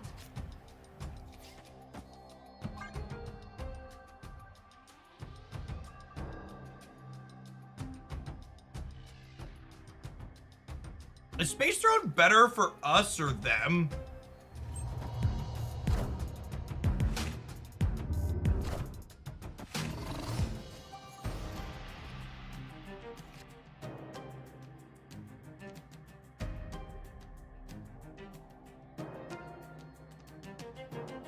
Oh.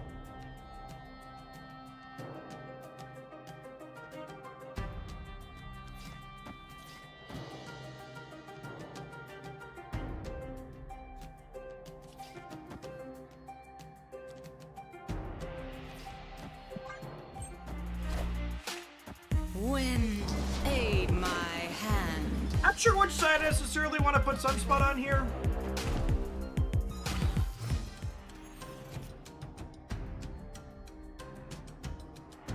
Dracula here is kind of scary.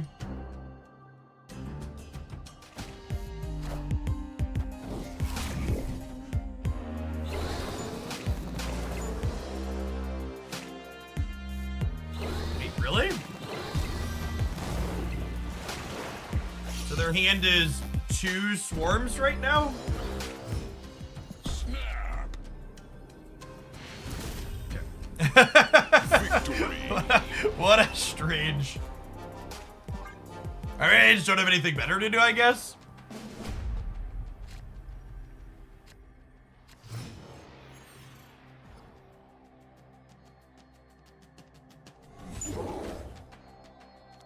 Perfect world, neither of us are Shang-Chi decks. However, this is Marvel Snap, and I've been hurt before, so generally speaking, I won't count Shang-Chi out of their deck until we've seen all of the cards.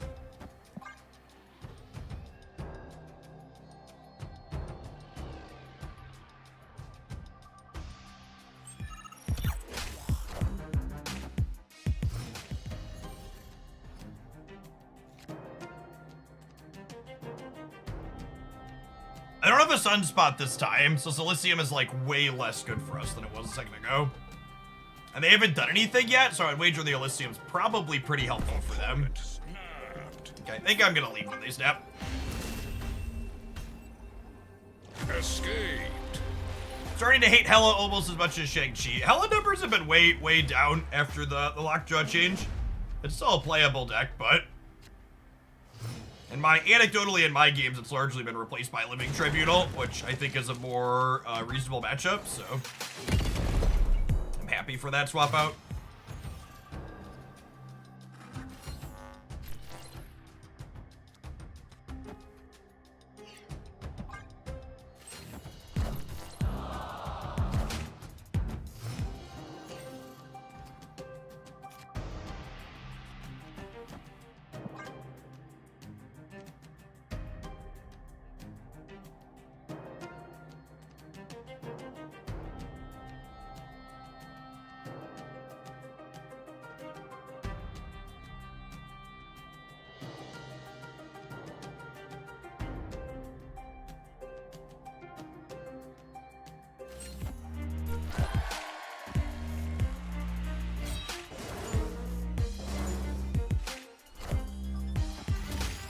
Means they get to contest Mojo World for free. That being said, we put some real stats into here, which is nice. It's a little unfortunate that oh wait, Cosmo cuts them off of Modocking this game, yeah? Because they can't go here, they can't go here, and they'll have to do here at the end of the game. Oh, snap. I'll snap to that.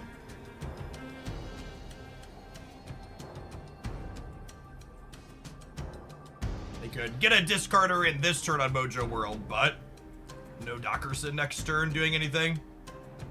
Just a 5/8 center if they want it.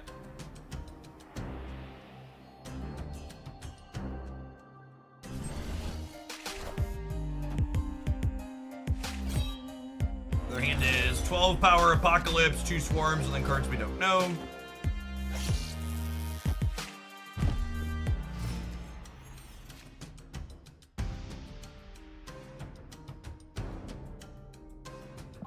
Soak up some sun to draw She-Hulk for next turn.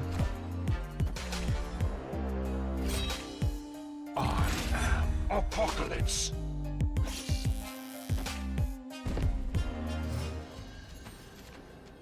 Opponent snapped. So this could cost up to 4. They have 16 power Apocalypse.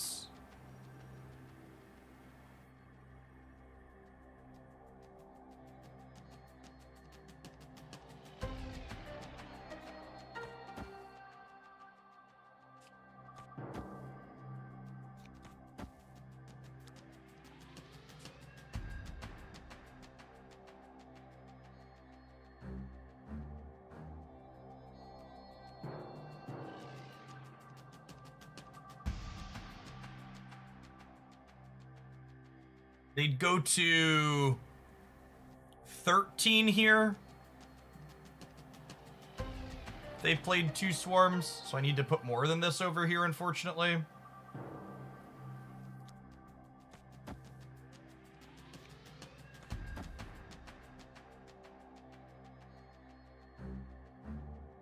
I think I'm gonna count on them playing big in Mojo World and play for here.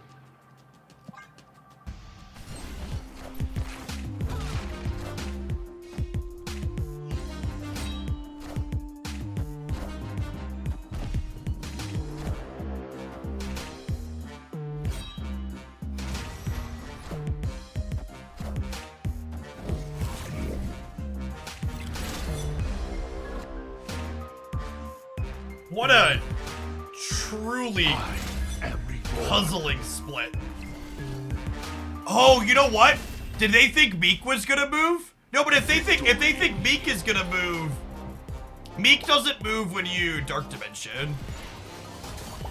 Really weird that they only played one thing here. Feel like you're supposed to go 2 or nothing. Yeah, Dark Dimension is after the end of the game. Meek doesn't move on Dark Dimension or Dracula discards is noteworthy. Sticks tight for both.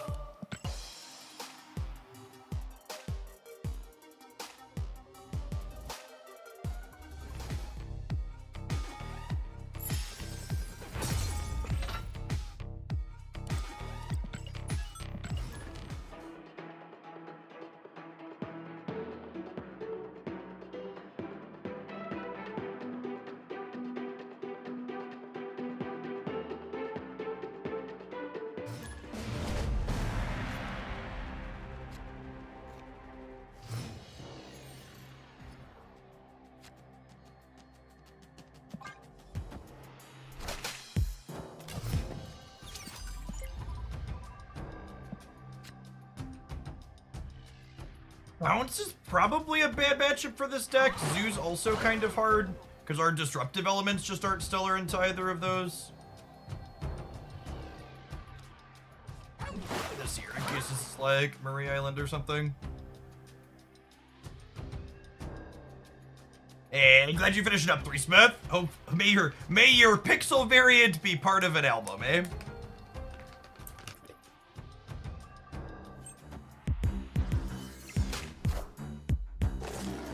Sabu Hawkeye.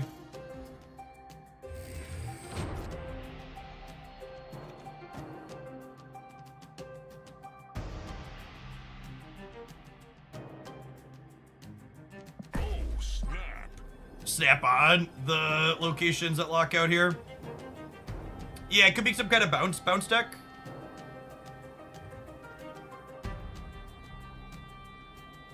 Hey, corned beef, hope you feel better soon. Yeah, I think some kind of werewolf deck. Wind, aid my hand.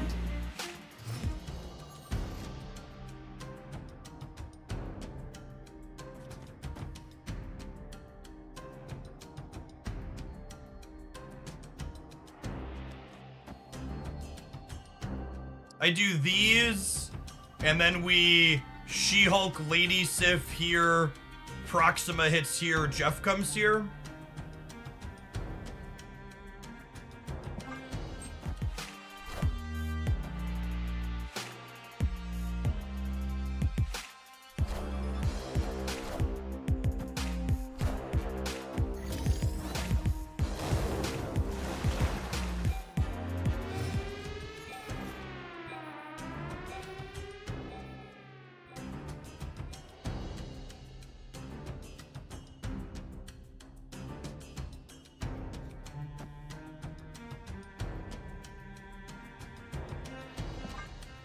This is free. They get to shove Beta Ray Bill into the right though now, right? Because of the beast.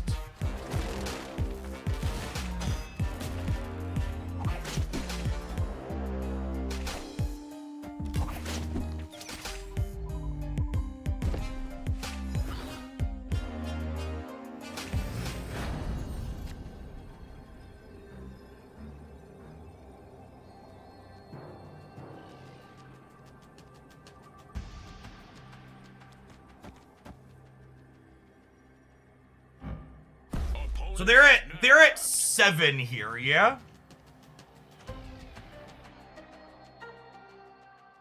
Hi, baby girl. I like it. It's cute. I got 2 of these. Good.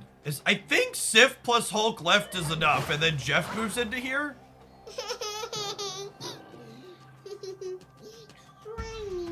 Claiming. Daddy. We might bite it to something weird here, but I'm gonna stay. Daddy. 4 cards is terrifying. Daddy. Yes, Haley girl. You're a goodie. I'm a goodie? Daddy. Oh, they thought they were just winning the tiebreaker, chat. Proxima gets them. Daddy. Yes, Haley. After you're done walking. Mommy's upstairs and she'll help you get the movie right now, okay? And put on a show. Yeah, but I already got something to sleep. I got it out of the car. It's Haley. Mommy said I can have it. Okay, if mommy said. What just happened? She's seven extra points into the flooded is a lot of extra points into the flooded. Catches a lot of people off guard with their big boom steps. Oh, snap. Round 2, 10-2. High stakes round start now, bud.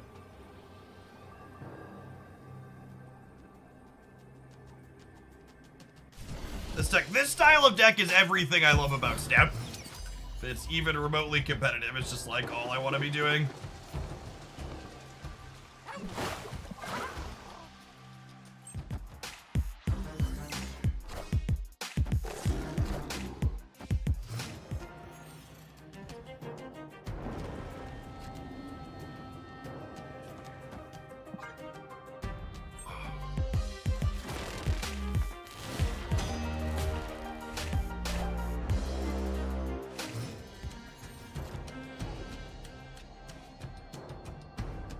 Oh.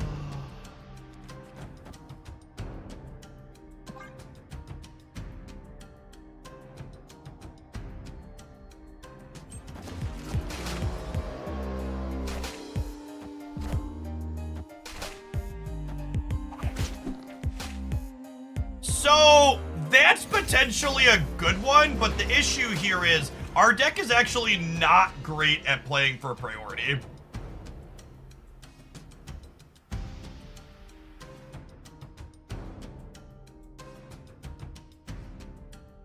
I can't just Lady Sif for priority here because she'll bin the She-Hulk in this spot. I think I just have to pass.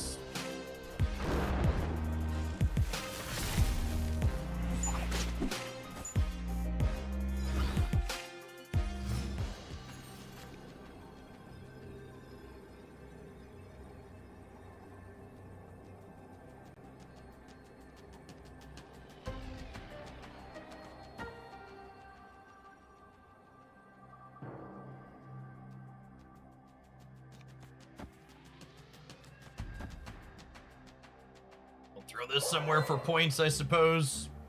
Where do we want the silk to not end up at?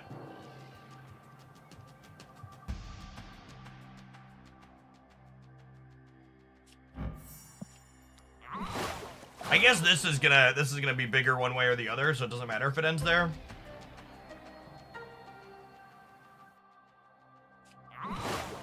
Let's put this here and make sure the silk doesn't end over here.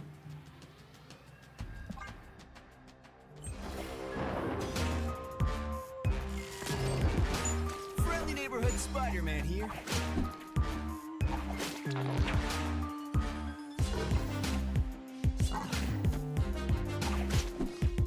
think we're dead. No, wait, I'm going to 12 over here, right? Did we do it? I think we did it, chat. God, Proxima is so good. I love her design so much.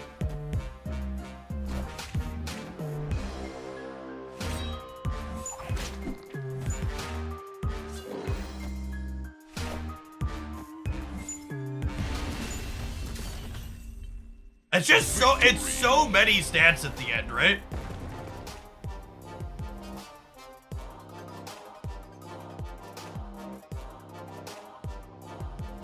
I don't know what happened with the Craven. From moving Jeff. That's gotta be a bug. So it counted him twice, right?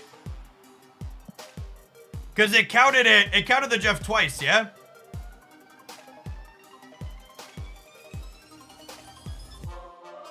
$312 is a good rate, yeah. A little bit of restriction on how it can play, but that restriction is also beneficial when you're playing her with Storm. It's pretty sweet.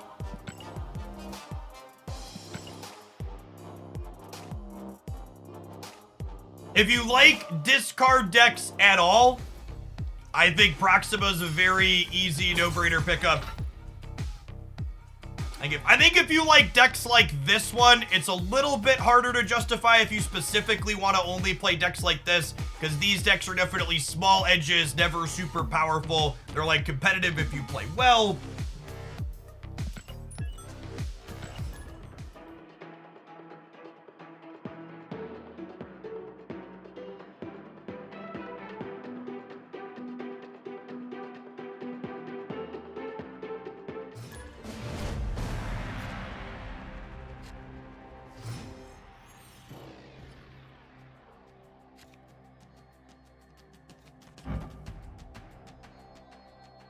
What if you don't play? If you don't play well, I'd put more Shang-Chi and Enchantress in your deck.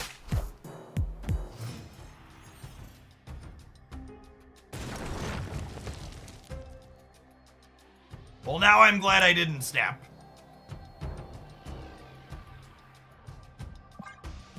We draw a Proxima, we could maybe still be in it, but...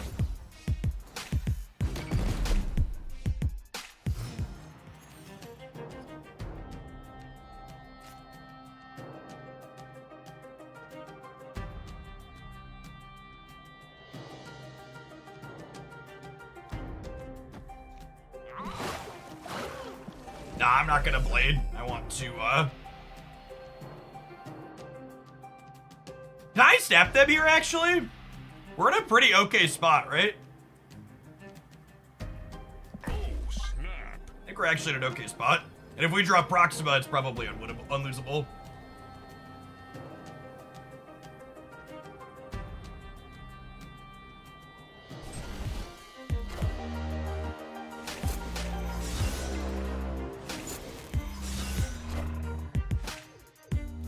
Time's up.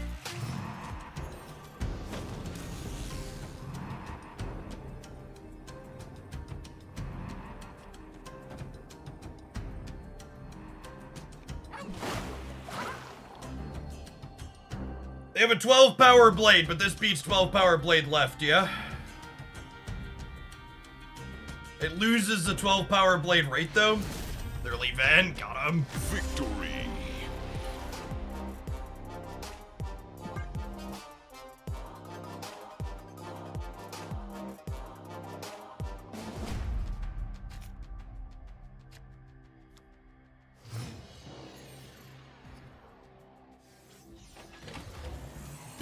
Anybody new to the channel? You're looking at this deck and thinking it's sweet? You're right, it is. This is the type of stuff that we play very regularly here. Today I'm burning up my last few infinite tickets, so we're not changing decks as regularly as I usually do, but generally speaking, I typically change decks every 60 minutes to 2 hours at most.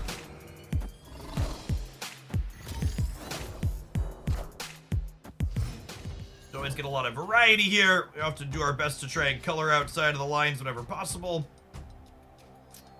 Think we're officially in a fact-finding mission. I don't think we're gonna beat turn 1 Infinite in our deck without Shang-Chi. So, we're just gonna like kind of vibe and take notes on like what our opponent's playing. Just gain some information here.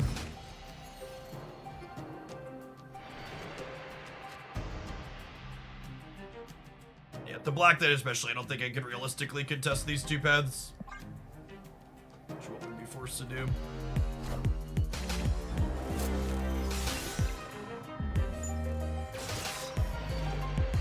Yeah, opponent hasn't snapped. We literally are just sitting here like filling out the cards in their deck list.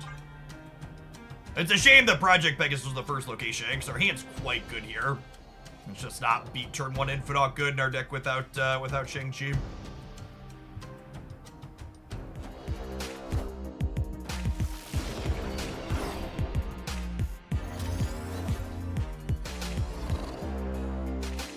Hot take, Infinite shouldn't be playable turn 1. There was no previous turn to skip. I agree with that. I think if I was in charge of Second Dinner's Rules Engine, I would consider turn 1 Infinite a bug. Yeah, Giganto, Death, Hella.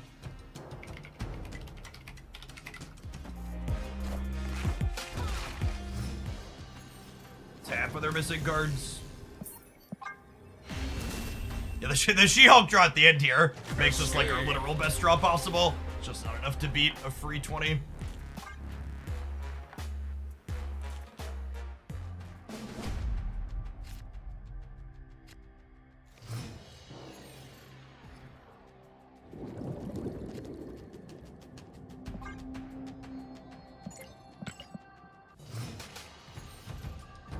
Heard one Infinite should check if you played cards the last turn of the previous game. LOL.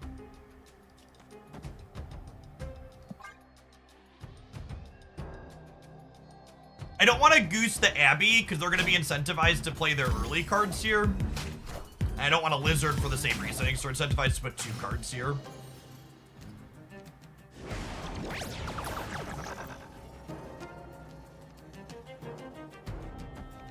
That's pretty unfortunate for us, but I think it's worse for them, so I'm gonna snap. I guess honestly, it's only bad for our Lizard. Yeah, it's just a free cube against their deck.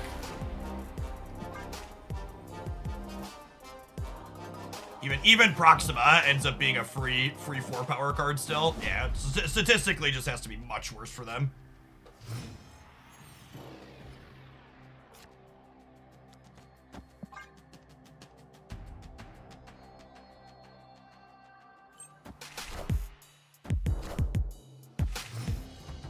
Yes, many of their cards go to 6/6.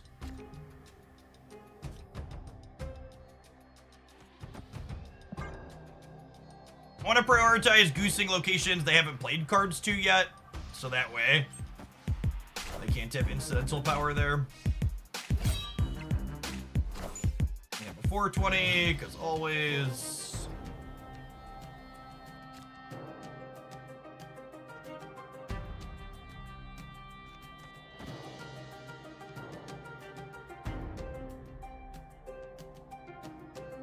Do I snap here? I think so, yeah. Snap. And they have a 420, so they stay and maybe even re-raise us.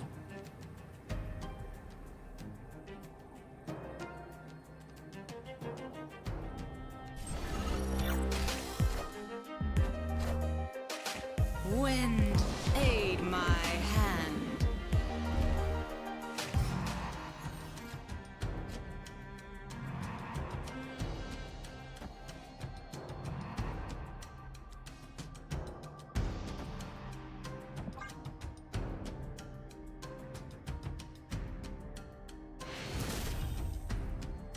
Victory.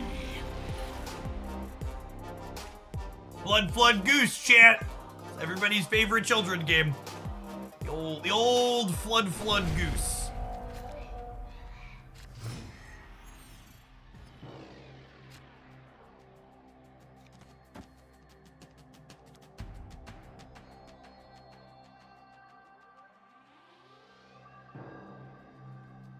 My deck basically always gets its hand empty, so I don't think there's a reason to take just the free Proxima on one. I think I'd rather wait until I see how the game develops a little bit better and be able to play this out in a more controlled manner where it's more valuable for us to have her.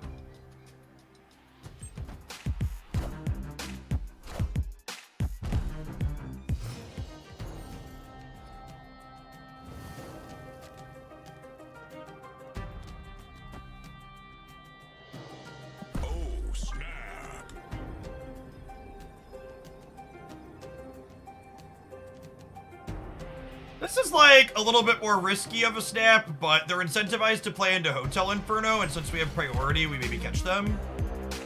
I also could just like randomly tag their Hella here and be up a lot.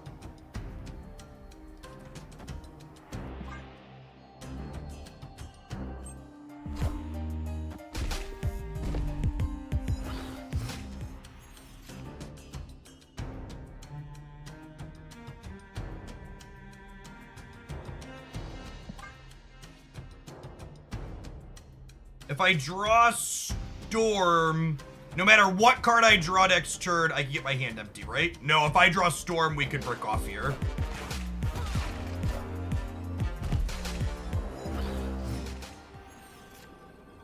Motherfucker.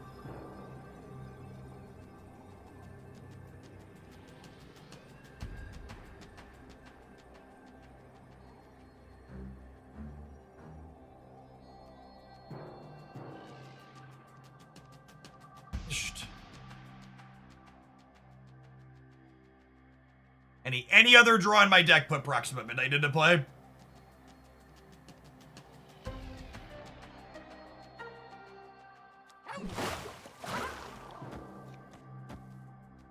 This is a 3 energy card. Could be Corvus into Hela.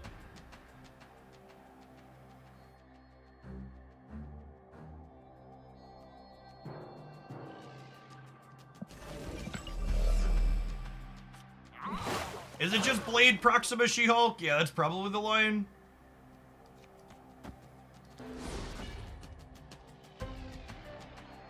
They haven't discarded anything yet. This is 11, 14 here, 17 here. And we'll stay for one more. I assume it's just a casino flip, because that's how their deck works.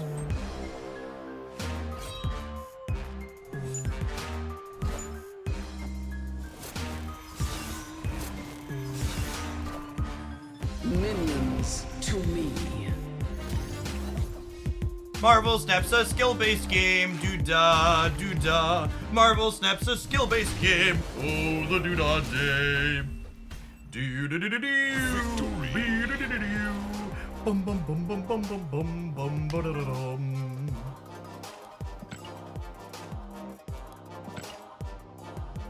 I think that was match 4, yeah? I don't think I have a third avatar I want an infinite border on. Your side of the board was skill-based at least, that's true.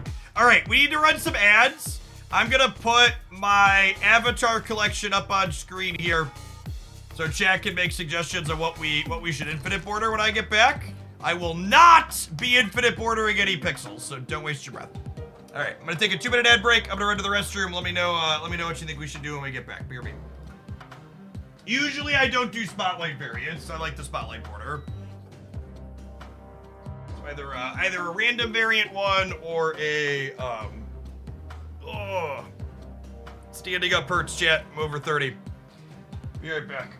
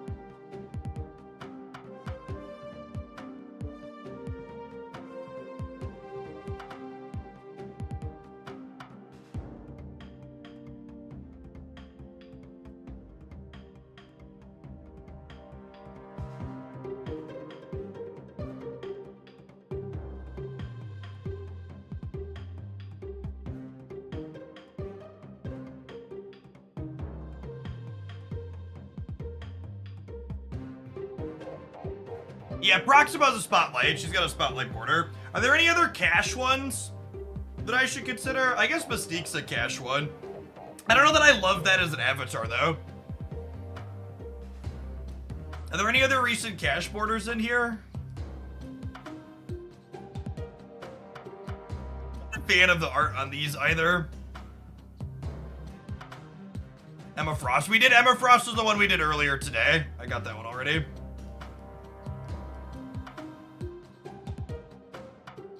Season pass ones are an interesting thought. I do enjoy the artwork on Death.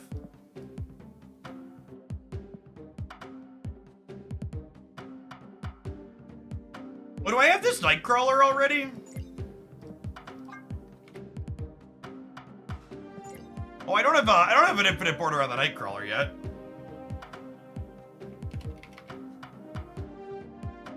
That might be the winner. She-Hulk. I have beat She-Hulk.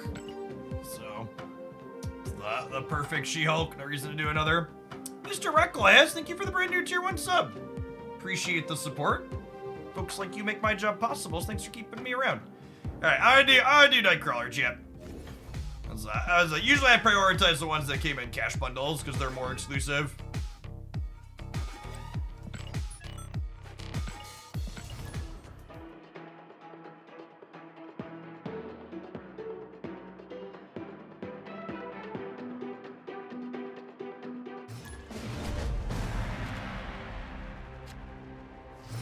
decks to climb to infinite tomorrow, in your opinion? Well, I did a best decks video on Friday here. Saturday? It was Saturday, actually. Probably check that out. Pixie and Hope will change some stuff, but not all of it. Use Carmartage, a lot of scary ongoings that are big.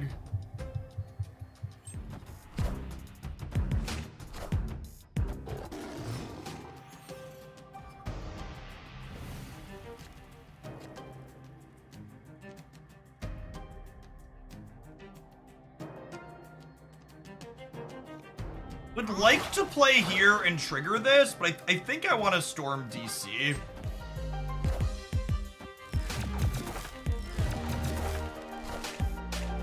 Wind, aid my Darkhawk Gamer.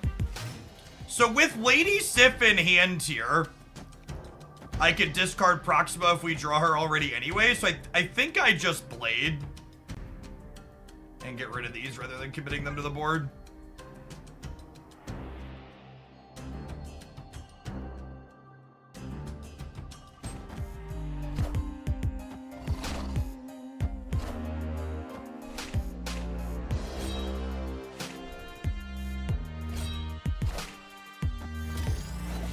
Lizard, Jeff, Sabu, Darkhawk.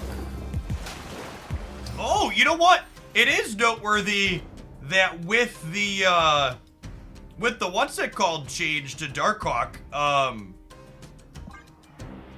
Darkhawk can't get into a Goose Path anymore, yeah?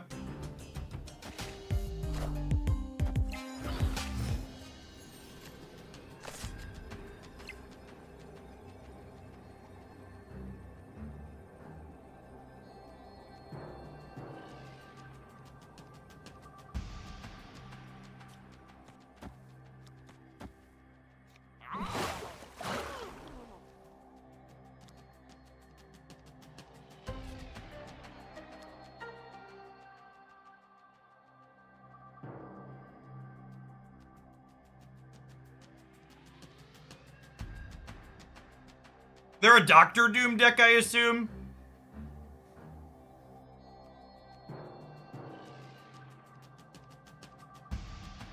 They also could be an Alioth deck.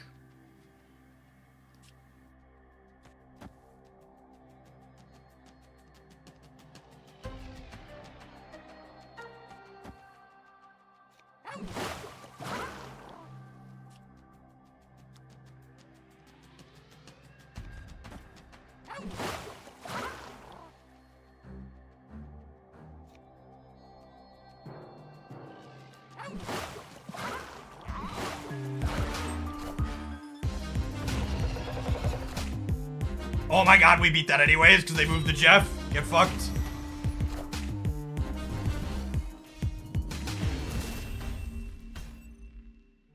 The Alioth making it harder for us to control where Proxima ends up at is noteworthy, but it's also worth pointing out here that our Goose Storm Cosmo package should be good at dictating what Alioth can do. Armor relevant in that that mixture as well.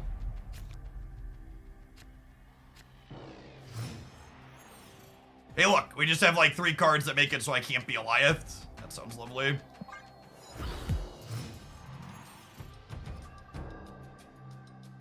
Yeah, Jeff could move to beat Alioth, and Proxima, in certain situations, can be manipulated on the board to beat Alioth.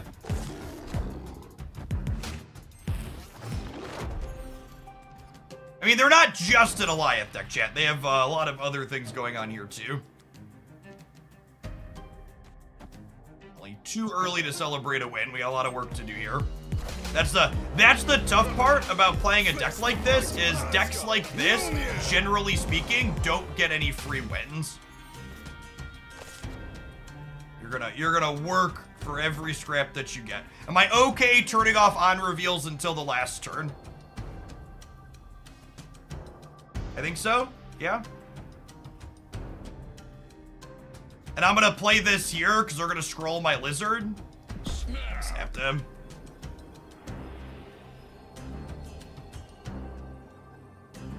Scrolls makes their deck worse into our disruptive ongoings as well.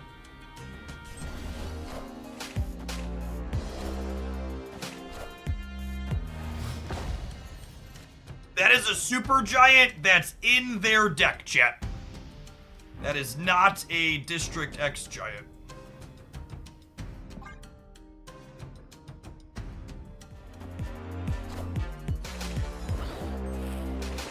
Yes, and it got Cosmo'd because our Cosmo flipped up, is exactly correct.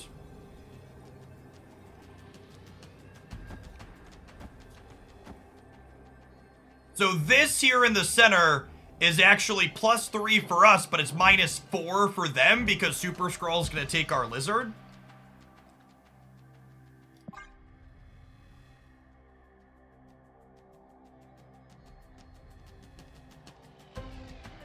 We don't have priority, but they can't Goliath us anywhere.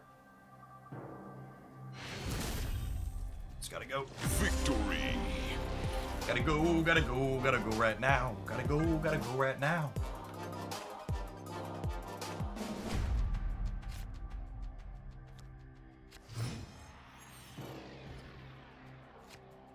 Thank you for always explaining things. Thanks for hanging out.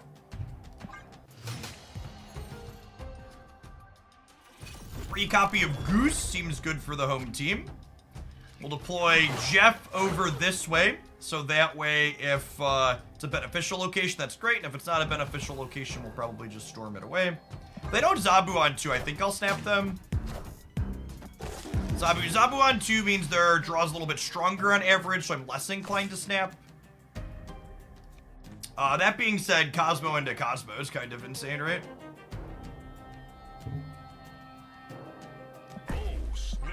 And we drew Blade for our Proxima. Best draw next turn is a Sunspot to play out with our Cosmo.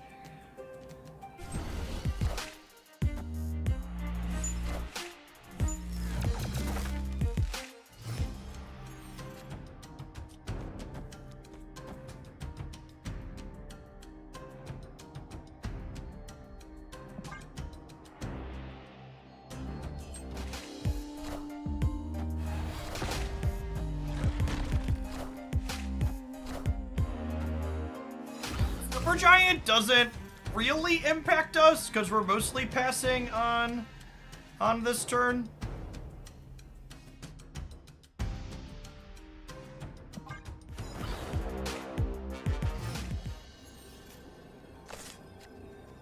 And we're safe from getting, what's it called anywhere?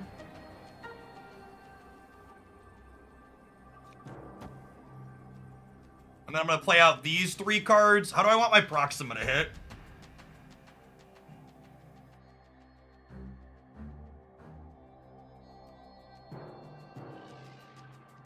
I don't want Proxima to hit left. Do I want Proxima to hit left? What's the biggest thing they play left? Not very.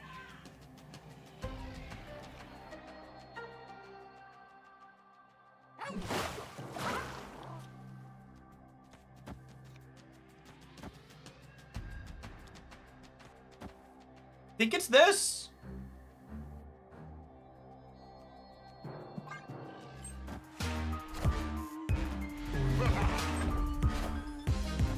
Oh gosh. Oh, we're dead to Darkhawk in the center. Because they used our Cosmo against us. Well played. Yeah, well played, opponent. I didn't think about that.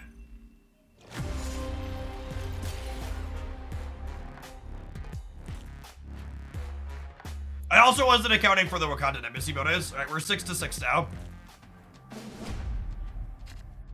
The storage splits fire. This deck's got some of my best splits in my collection in it.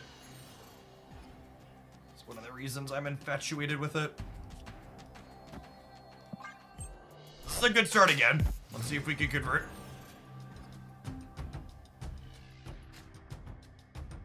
Snap. Maybe I should wait and see if they have Zabu first. Because we know they have Shag, yep. X-Mansion could obviously diff us. We'll see how that goes. Actually, with... Is there any reason to risk the X-Mansion diff? There's not, right? I think I just do this, and then it's just like Nebula Cosmo.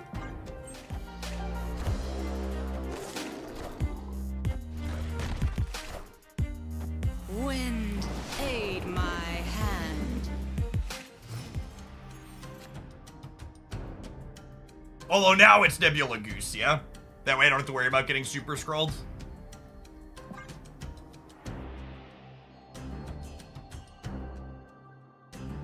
And this is honestly huge about the change to Darkhawk. Because of the change to Darkhawk, Darkhawk can't get under Goose anymore, which makes Goose so much better in matchups like this, right? Yes, I don't want Skrull to steal my Cosmo and lock me out of being able to put Proxima, which is what happened last game. I want to play around that if able. Because now, how do they put any numbers into play here?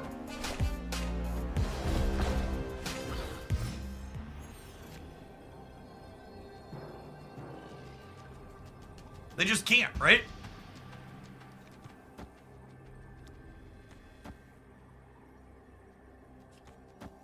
Lady Sif makes this my smallest path here.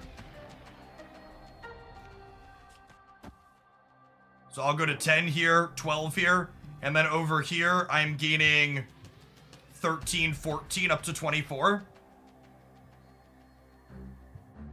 Yes, Darkhawk also can't contest storm lanes. And I don't have to worry about getting Goliath because I'm big housed on the left and I'm goosed on the right. How's this deck performing? I like this deck a lot. I think it's a ton of fun. I actually had only played it in 3 matches before today, but we're in the last round of Infinite Conquest now with it. And it earned us the Infinite ticket.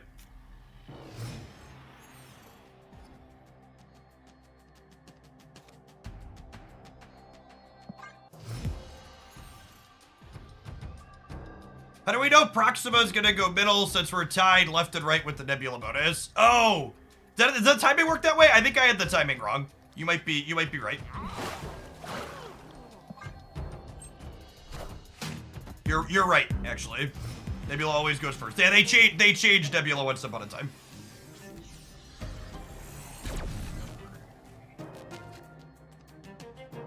No Zabu from them so far, and we drew Sunspot. Did I snap them? I don't have any of my anti-alliance cards is the problem here. And I also don't have Proxima, so I have to commit Sunspot into the flooding. They haven't had a good draw full of Hawk Disruption yet in this set, which is genuinely scary when that comes together for them.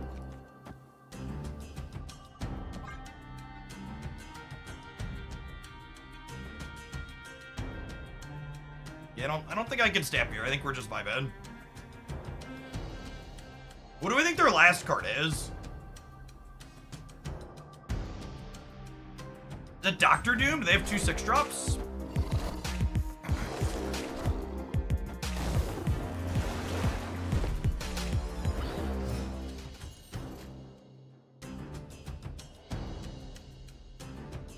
Shadow King's their last card, okay.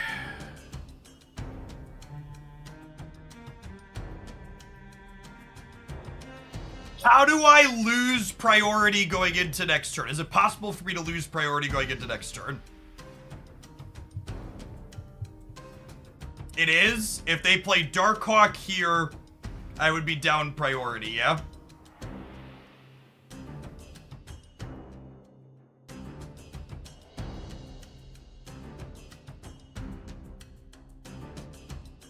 Play Hulk and play... No, I don't think I want to get got by Shang-Chi. What if I do... What if I do this? This means I have priority against Darkhawk? And I think I'm gonna snap them. I'm gonna say this is the game.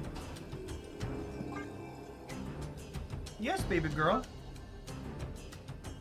No, mommy says you gotta hang out here with daddy, okay?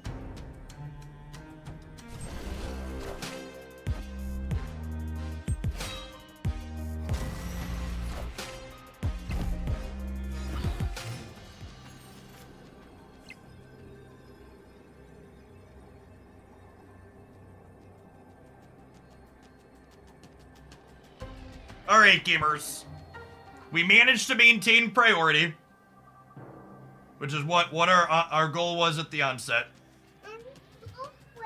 You're bored of waiting. It's tough being 3. I think it's just double play left, yeah? My meta. How do they beat me here and here simultaneously? Well, no, I mean, like, if they Shang me here, how are they beating 10 here?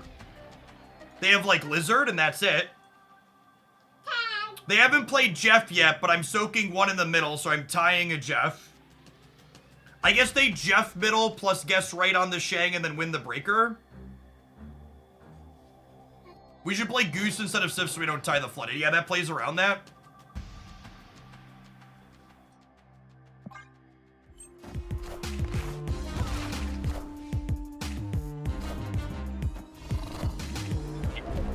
They were just hoping that I couldn't beat the Dark Hawk. Victory.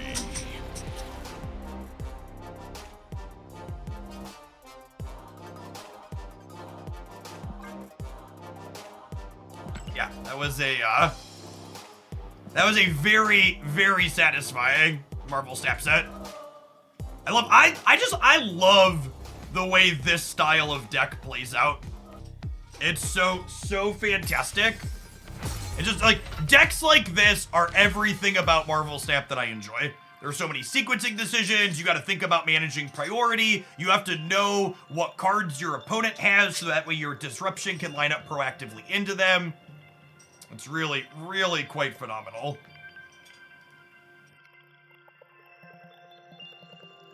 Proxima.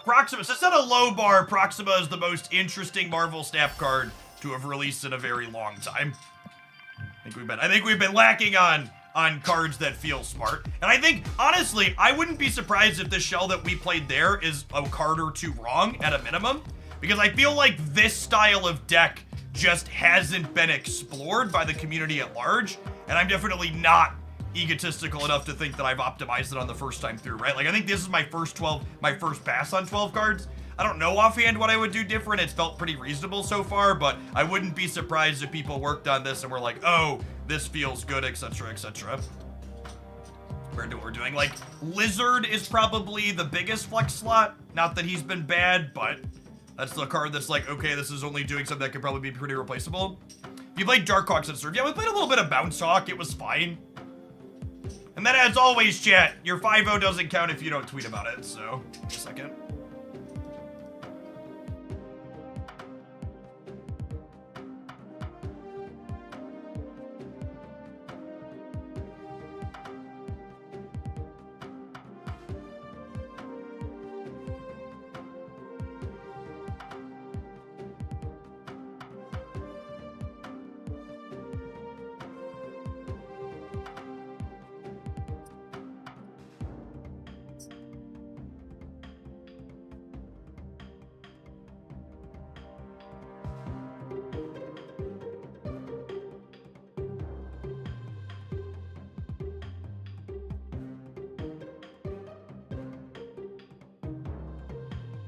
Y'all control, it's a 5-0 infinite. Character strike conquest. Infinite conquest right on its first strike. Playing Proxima outside of dedicated discard decks feels very underexplored so far. Lots of potential there.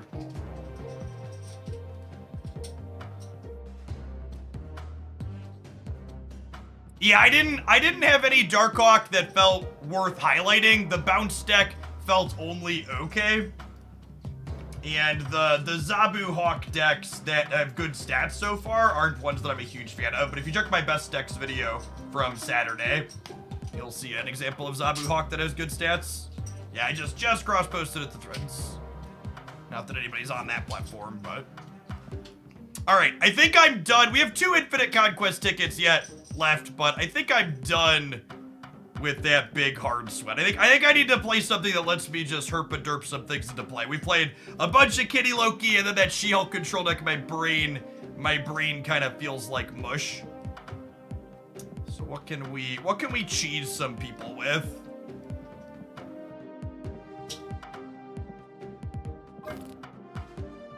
This deck's honestly pretty cheesy. it's got some play and some lines and some spots. Let's Professor X some people. Collector discard's not a bad shout. Actually, you know what? I haven't played much collector discard since they added procs. We just played. I'm gonna negative people. Maybe we'll collector discard still at some point, but I'm gonna negative people for a little bit to start.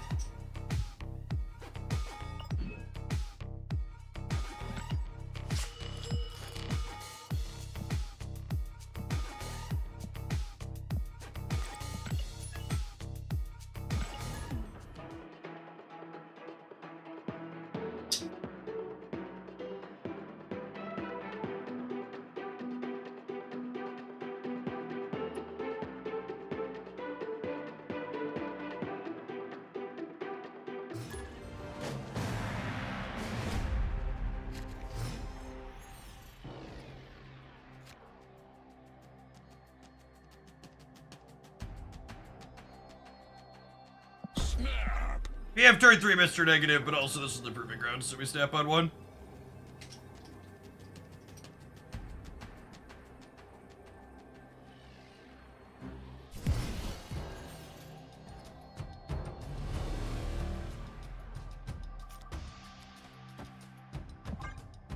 I don't want to mention them by name, because they're obviously listening. But my little one came into my office a little bit ago complaining they were bored. She heard me, she knows she's the little one. So this is currently at the feet next to my desk. I'm bored. I made the mistake of talking about you, and now you're bored again. Oh, waiting so hard, chat.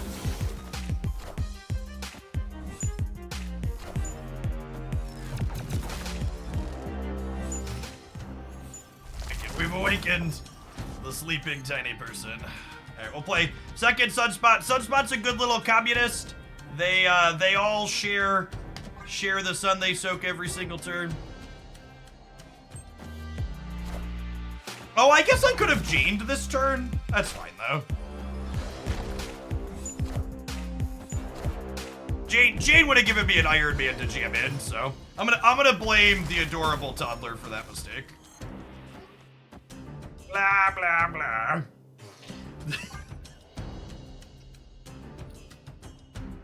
Does Widow block Jade still? I think so. I don't actually know the answer to that question.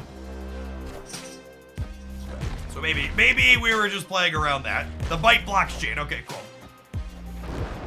All right, and this Jade is drawing 4 cards, which takes their Darkhawk and shrinks it way down. Oh, you know, I probably should have played Jade over here, huh?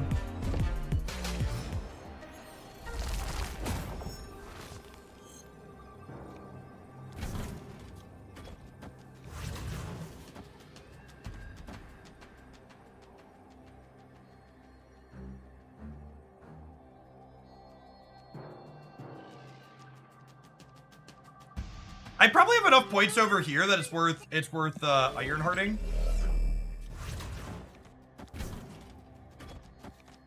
Let's do this.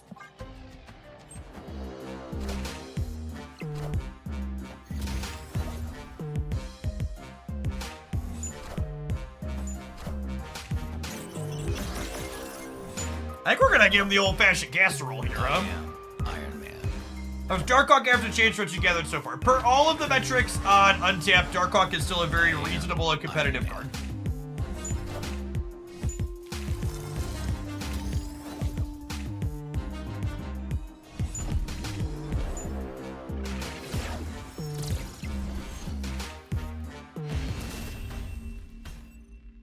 Victory.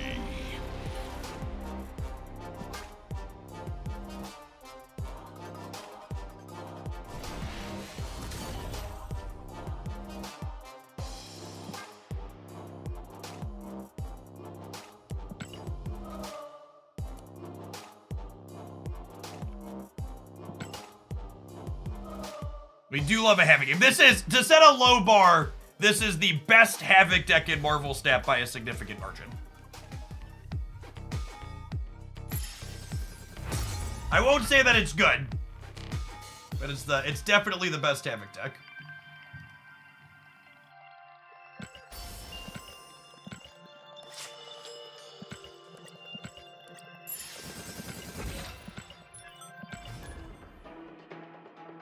All right. It's almost time for an ad break. I'm going to tap the ads button, and I'm going to run and set the toddler up with a snack real quick to appease the tiny monster, and then we'll be back with some more Toxic Negative. Thanks for hanging out. Don't go anywhere.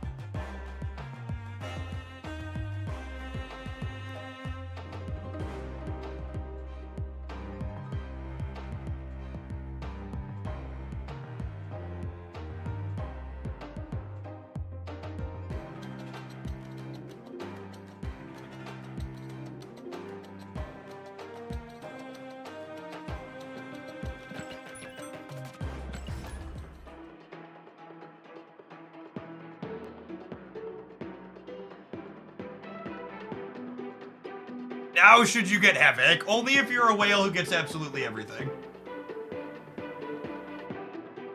That would be only people getting all of the cards should prioritize getting Havoc. I think this is literally the only deck that plays Havoc that is remotely close to being playable. Even this one doesn't have super insane stats.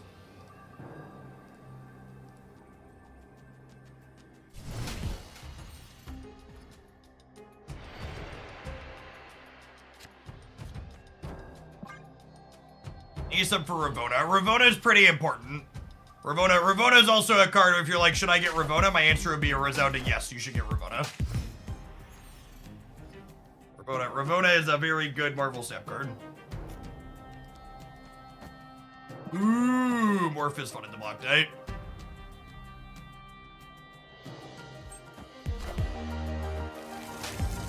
They did confirm that all the releases next season are Series 5. I am Iron Man.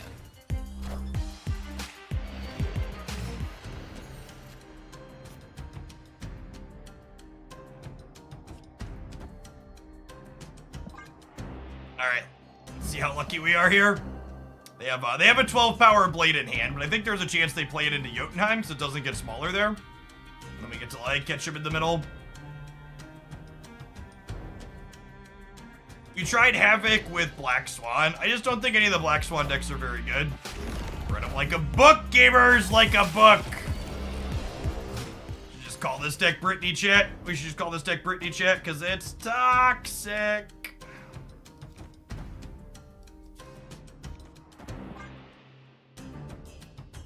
We get Mystique, our Professor X here.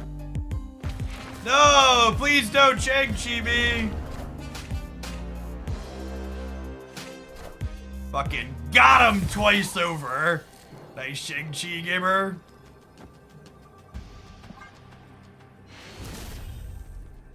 Victory. There's a reason why this deck is listed as toxic negative in my deck editor.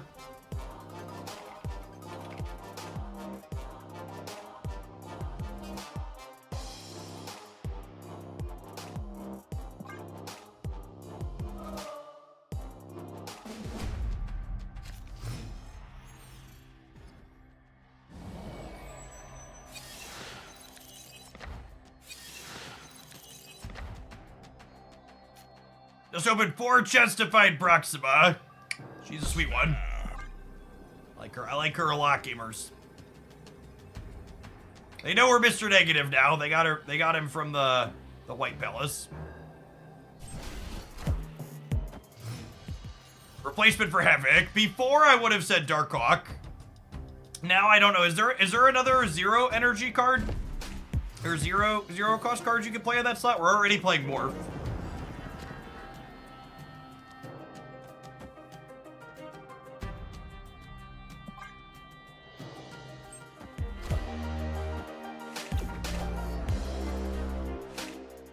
Good. Yeah, playing some kind of generic tech card is probably a good answer. Oh, Ronin's a 5/5 gamers.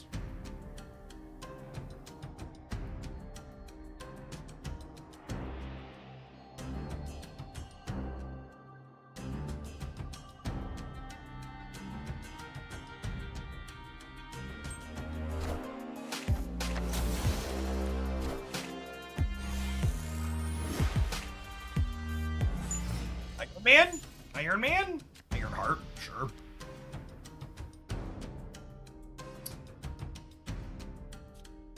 So, this would mean, sequencing this way means that I don't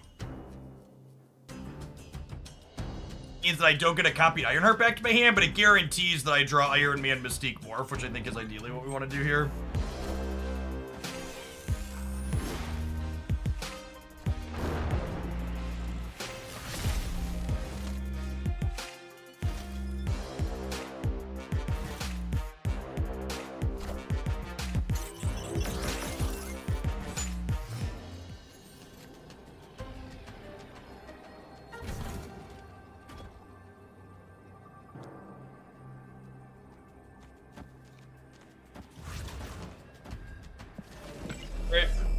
This.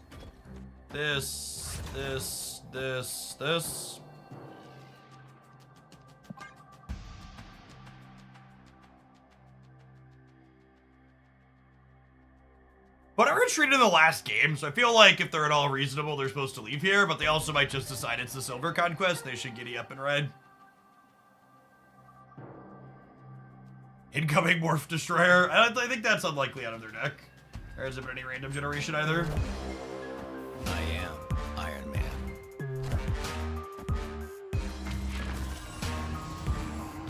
I am Iron Man.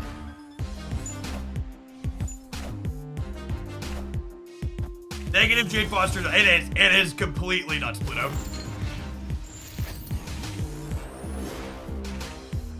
Oh no! Alright, cool.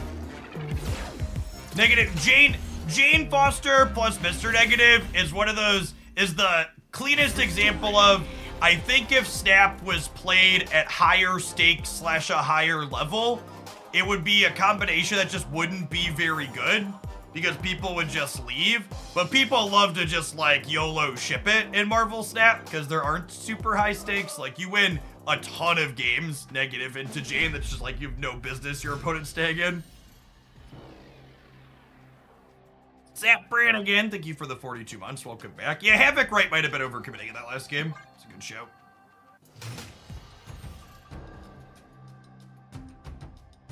Ramona! Ramona, want us to put negative into here?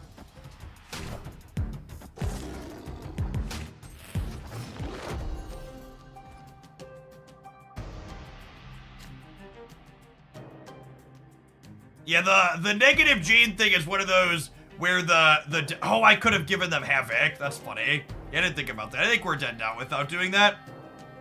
I should have given them Havoc. It's a great show, Chip.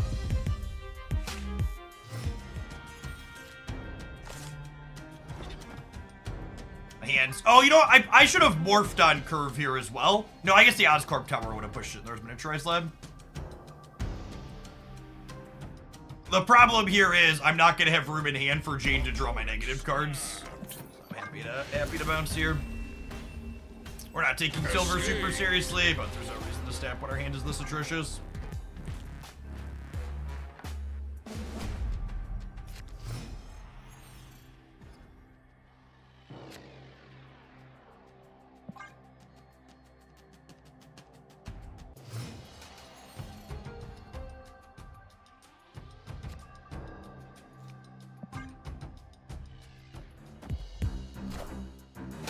I think if the stakes felt higher like that it would just be all tech cards all the time. I do think the meta game would be less diverse if Marvel Snap was a higher stakes game, yes?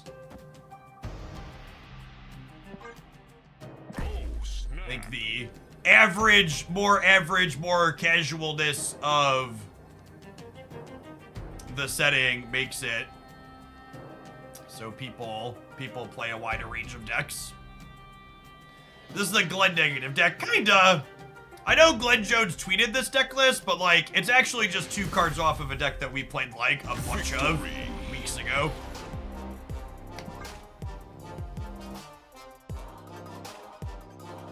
One of the changes one we would have been forced to make with the balance patch anyways. We played Nebula Darkhawk over Morph Loki previously in the build.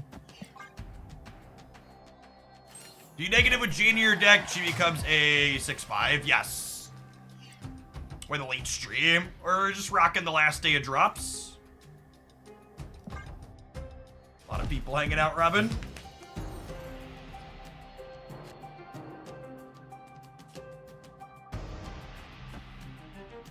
Snap.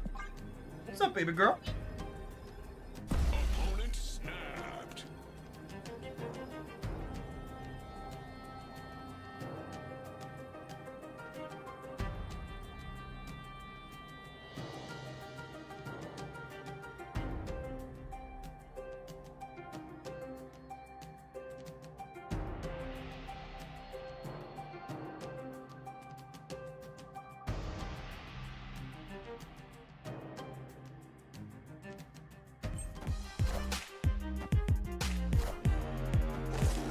Mr. Negative, looking lovely into the Tarnax. Although I suppose, these locations are not stellar for our negative cards, huh? Does Professor X block Tarnax? It does not. Transformations are not included in the etc. clause under Professor X.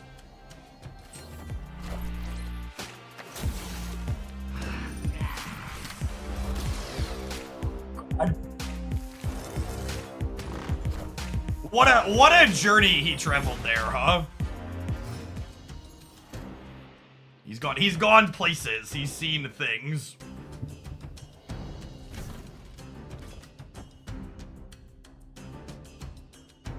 I can't Mystique anywhere, so the order here doesn't matter.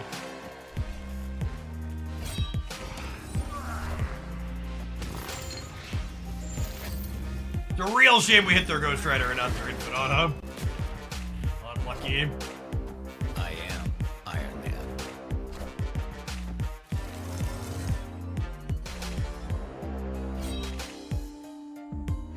Whoopsie. Diva, that's all, folks. We're 6-3, though, so we got 2 more shots to take the last couple cubes here.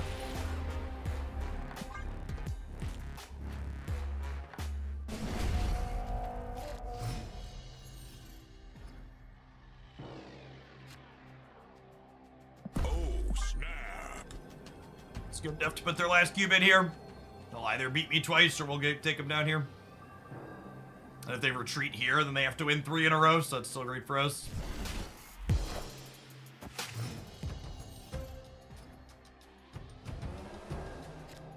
Professor X does prevent Luke's bar from kicking people back out, though, which is nice for us. Is Grandmaster worth getting? No, I think Grandmaster is quite mediocre. Parker!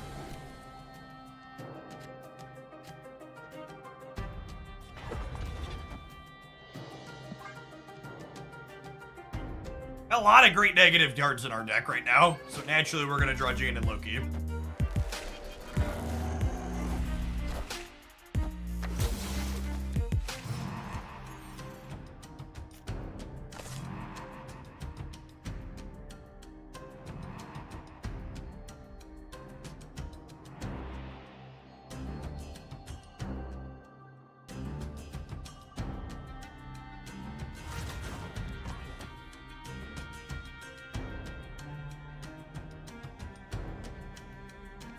I think it's just like this, yeah? And this cuts them off of Annihilisting, too.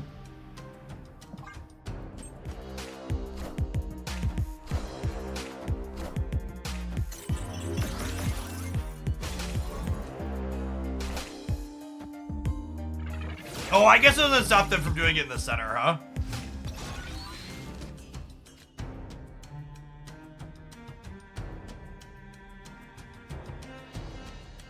But that's fine, no? Just do this and they're good. It's locked up and out.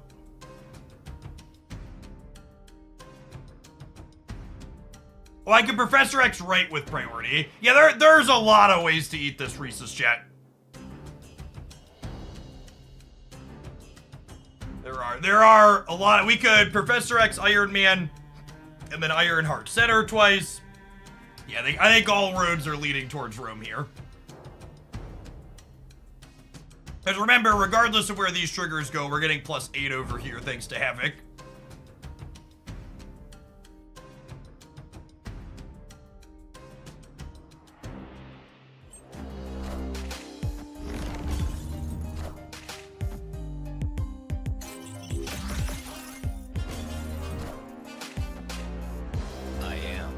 Jeff does get evicted from Luke's bar, is accurate.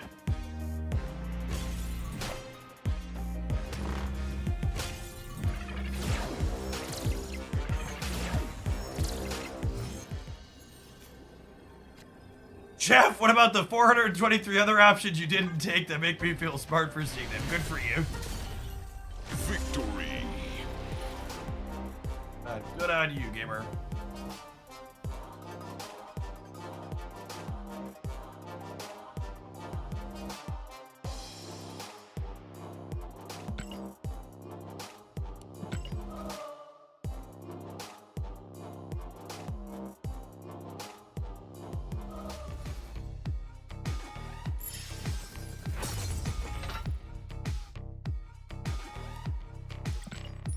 We weren't going to be too sweaty, but if Toxic Negative climbs all the way up, we'll let it run an infinite ticket.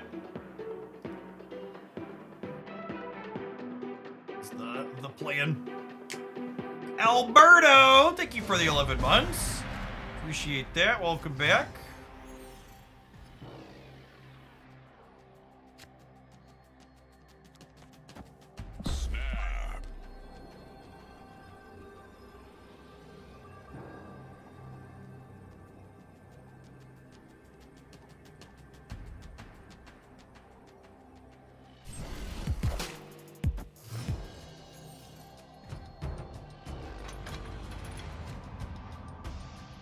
Lovely pickup. +3 energy in our hand alone. Ooh, Morph is a dangerous gamble into the old discard deck.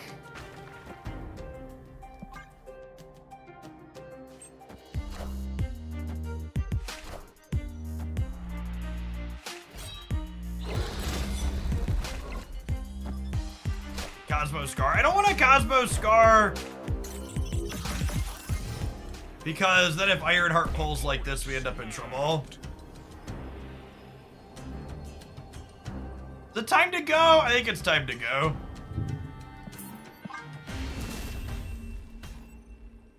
Escaped. They can't Modoc, but their start's certainly better than ours.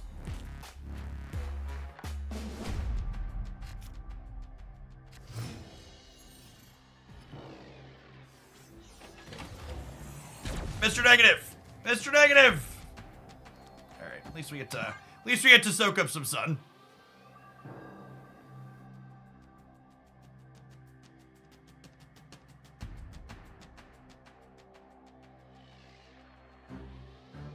No Havoc.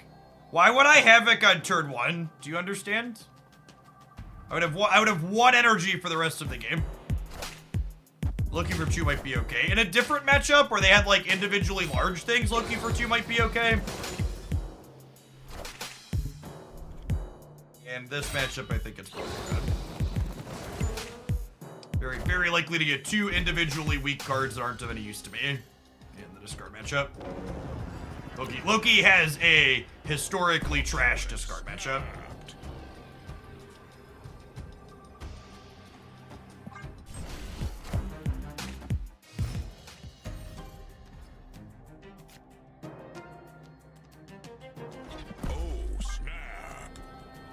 Like to play for all the cubes, please.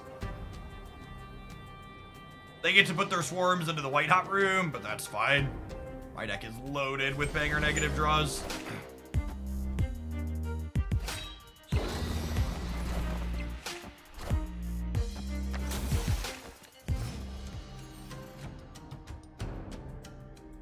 That's not one of them. I can't play Jane Foster anyway, so I think this is a Havoc turn.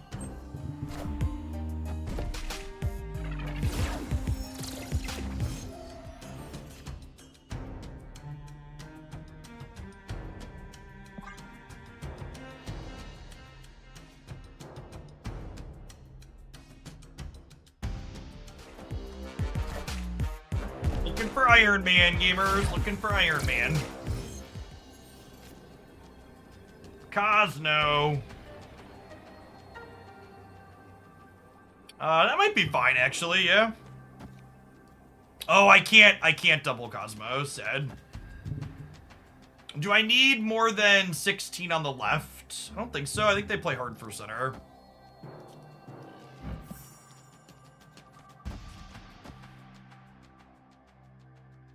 Actually, with Cosmo here, I can probably afford to play this here, yeah? So I'm going to go to 14, 18 here. They'd have to beat 13. And they're not going to generate cards, so I'm Cosmoing them. And they don't have a big apocalypse. I think this is fine. Maybe I'm supposed to morph in the middle, just as a safety net.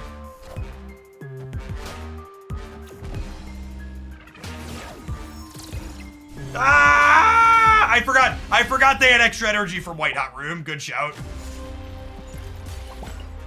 One of the many little interface things that Marvel Snap desperately needs in its UI cleanup is showing you a visual representation of how much energy your opponent has. Between locations like this and more effects like Corvus being added to the game, it's one of those things that, like, sure, you could kind of mentally be tracking it, but also, like, it's a computer card game, so you shouldn't have to mentally be extending energy. They have been adding more animations for it, sure, but, like, just a quick visual. I should be able to, like, click on their picture and see how much energy they have, even if they don't want to put it on the UI element itself. Yeah, and there's like Altar of Deaths and Djinns and stuff. It should just be listed in with the destroyed and discarded cards. You should just give me a number of what their number is. Dylan, thank you for the 7 months. Welcome back. That's fine. That person elected to gloat with their emotes after they won a Silver Conquest match. They probably needed that win a lot more than we do today. Consider that our active kindness.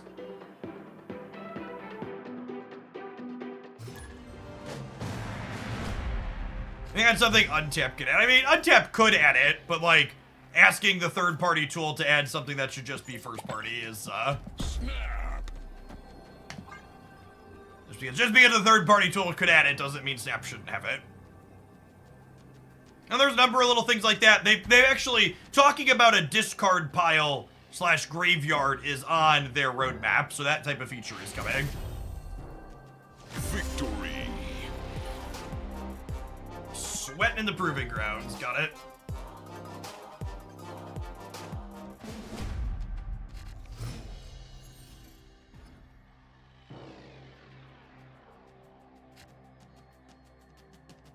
Snap.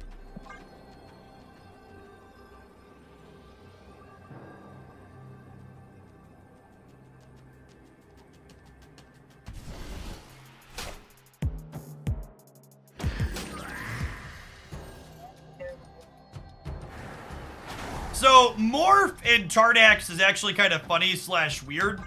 When you morph into Tardax, it'll copy into a card in their hand, and then it changes into a random cost of the card that it copied from their hand. Seeing Martyrs cast Eco spells is a little unsettling. I just leave if someone does a step back turn 1. I mean, it's like the end of the season, so I mostly don't care at this point. If we were earlier in the season, I might prioritize doing that, but I was like, whatever. We're just vibing playing games either way. There's only one location, and I'm winning it while Proxima jumps into Proxima's. Reread Proxima. A lot of it is a very common misconception that Proxima cares about whether or not you're winning a location. That is not what her text box says.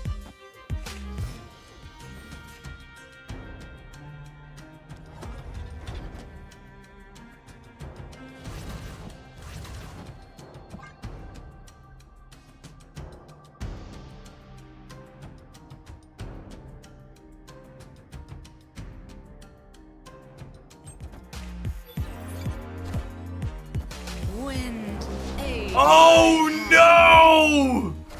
Oh no, chat! Whoopsie. Well, I mean, I guess we're probably winning here. Monka.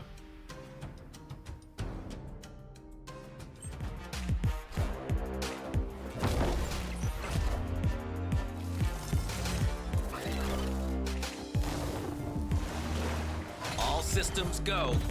Hey, Thrin, thank you for the 43 months. Welcome back.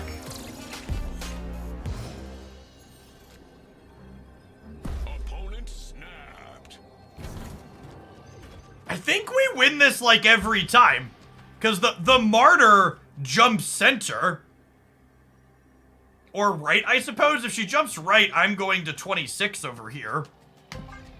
Yeah, definitely in it to win it. I think we're good. Because we're going to 16 on the left, and the Martyr jumps out.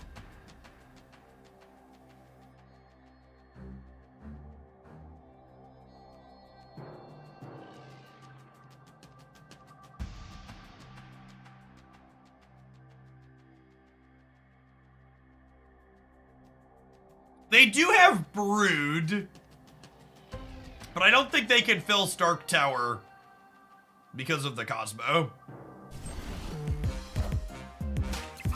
Maybe they didn't realize how Martyr was going to work. I am Iron Man.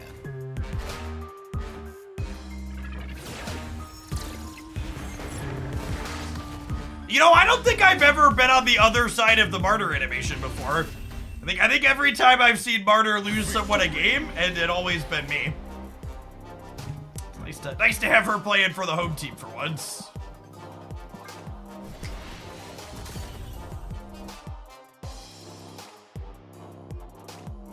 If you click this link, it'll let you use the Prime sub relatively directly. Otherwise, you have to click subscribe and like click through a couple of boxes to where it gives you a checkbox for the Prime sub.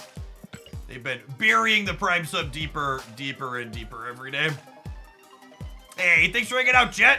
Big day tomorrow for Snap. Season rollover and 2 new card releases. Not just that, but 2 new card releases that like might actually be relevant. Hey, Narcolepsy, thanks for the 12 months. Appreciate that. With how much they've been, so for people that didn't hear, they're cutting how much support Prime subs give this summer. So starting in June, Prime subs are going to be worth considerably less, at least 10% less for the highest dollar ones, but in other places going to be worth half as much or even less than that. And people are like, well, were you super upset with that? And I was like, well, it sucks to lose a little bit of income, but I was truly expecting the next announcement about Prime subs to be they're going away. So hearing that they're just cutting them a bit instead of getting rid of them altogether is like, okay, well, this beat my expectations at least.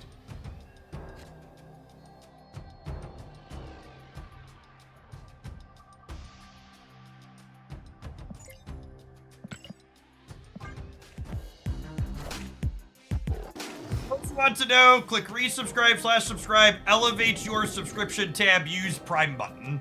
And there's a subscribe with Prime. And then you need to dance in your circle, pat your head while you rub a circle on your belly, and maybe make a small animal sacrifice. Only then will the Bezos be appeased.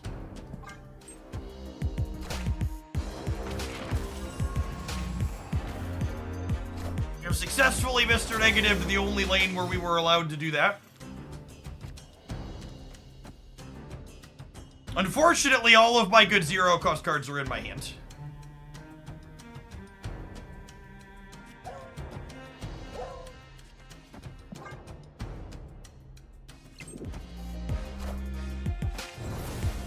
They are Living Tribunal, I assume, here. So they should have some bangers for us to copy.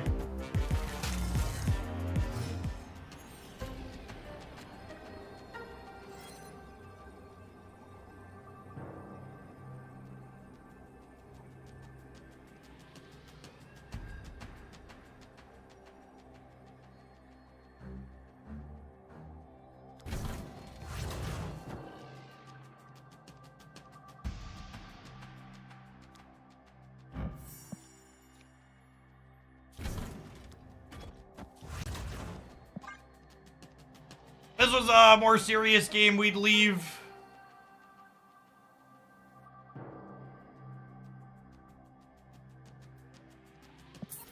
Yeah, we'll leave anyways. I think this matchup's good for us. Not gonna dispute.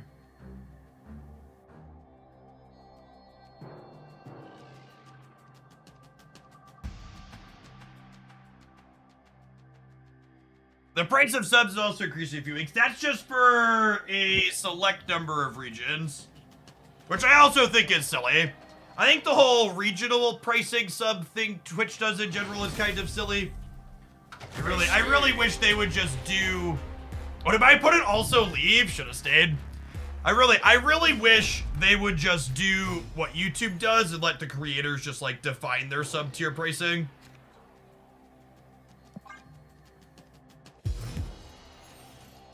Isn't Sunspot without Iron Man more power? Yeah, I think you're correct, Stark.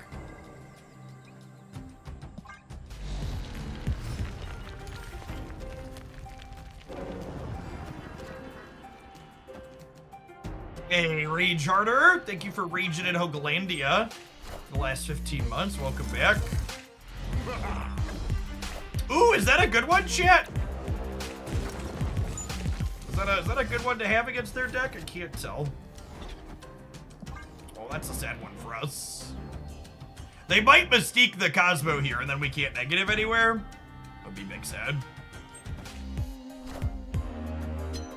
Ooh.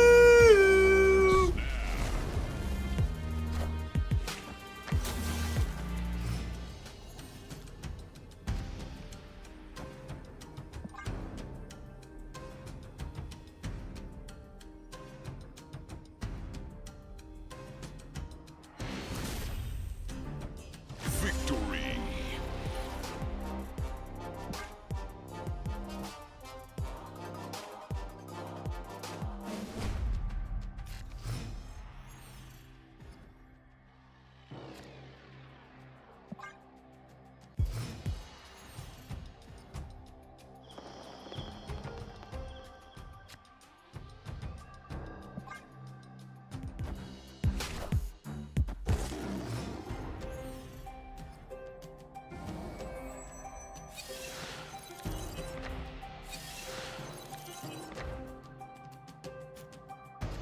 Opponent snapped.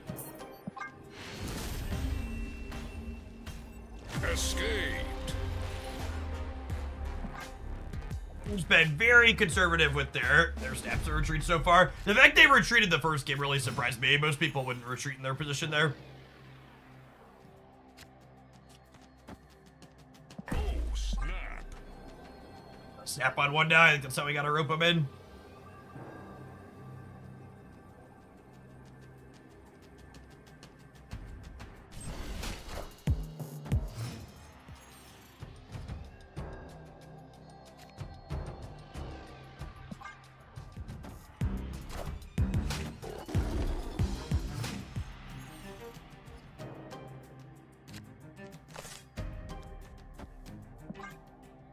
Mighty Morphin. Sad to draw Iron Man here before we negative. Oh, they're also booster negative. Okay, gamer, I see you.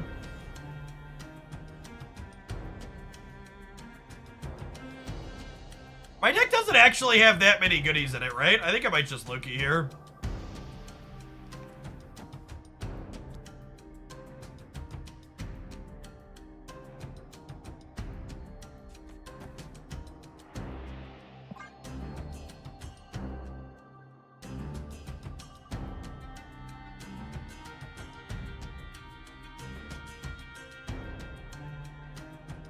This could go either way. We Mystique the Onslaught and Loki turn 5. Ooh, that's a good line. Yeah, I think you're right. That's better. Because then I'd get to Mystique. Not only would I have the 2 Onslaughts, but then I'd be Lokiing after I Asgard cards, most likely. Because they probably can't contest 7 in Asgard this turn unless they top deck like an Iron Man.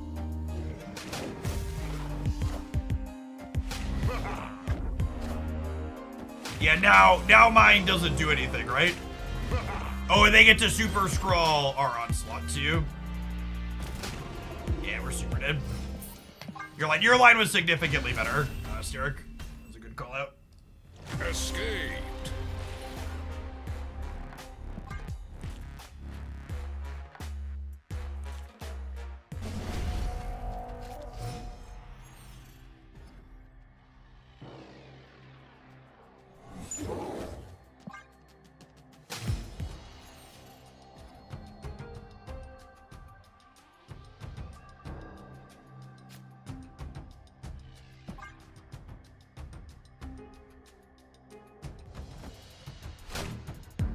We'll probably end up retreating this game, and then next game will be the ride or die.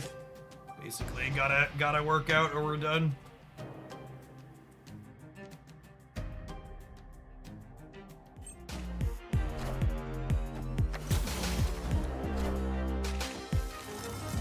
Behold my mighty hand.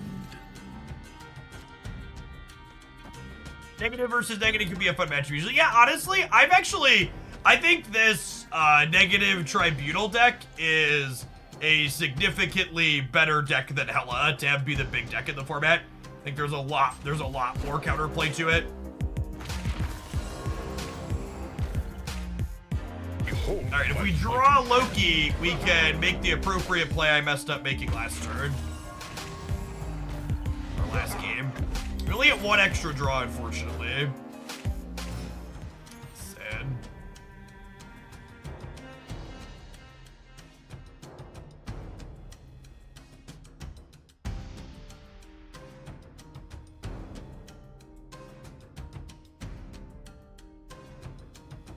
Ravona is an excellent pickup. I could never, in good conscience, recommend anybody spend their resources on Havoc. I love Havoc a lot. He's just not a good Marvel Snap card.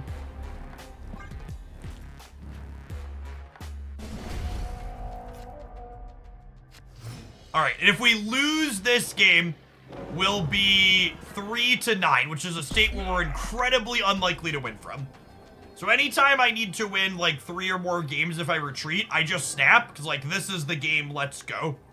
Let's either get them to retreat and get a couple of free cubes, or make it be for all of the cubes and get caught back up if we manage to win. That's one of those. This hand wouldn't be a snap if I was playing on the ladder, because it's only an okay hand, but because of the high stakes round and the position that we're in this conquest matchup, it's a good snap here. Those dynamics of what's good snaps and what isn't are different in conquest versus not.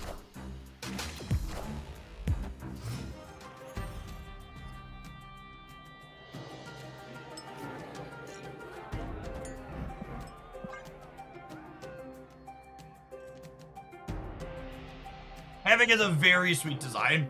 I wonder, like, what's the number where Havoc becomes playable or too good? Like, if he's +5 per turn, is he playable? Is he +6? Is he playable? Is he too good? Do you just, like, play him as a 2/6 on the last turn? Like, where's that number at?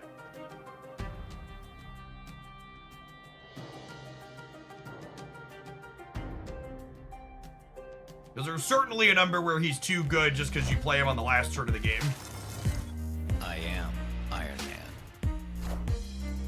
excited to play with Hope or Pixie? I don't know. I think they're both likely gonna be kind of sweet cards.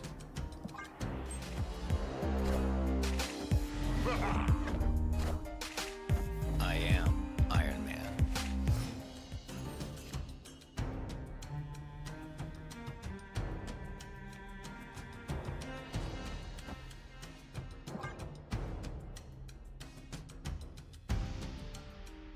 Oh, I should have put Ironheart into the bar.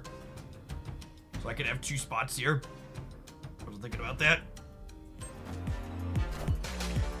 I am Iron Man.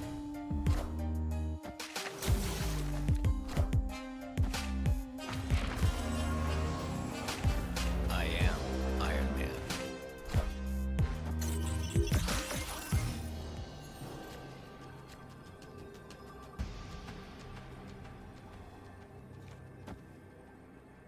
Alright, could they beat 30 in the middle?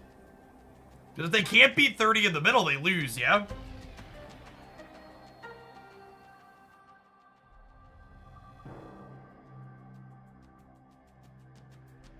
Tribunal will get us, sure.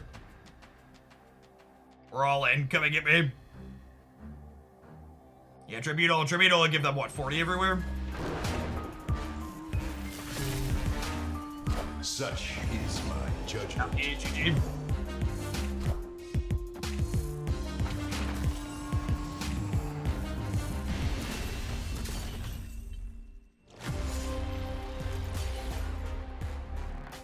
Anticipating the clickbaity Hope or Cope summer stream titles all over the place tomorrow. I mean, I'm probably gonna start with Pixie.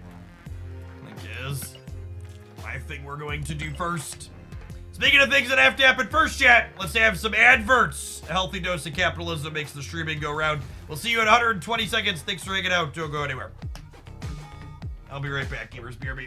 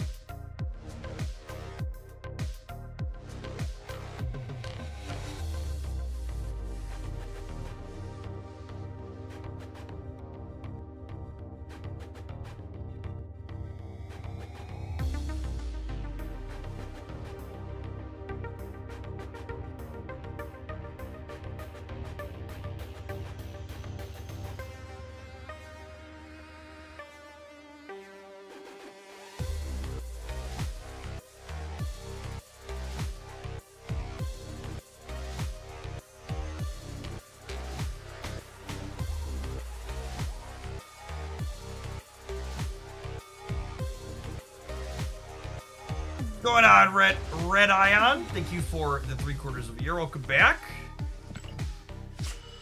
I gotta change things up. I think I want to try.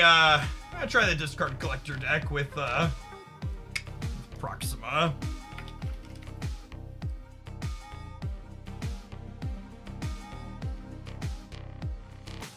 I want no Dracula, no Corvus.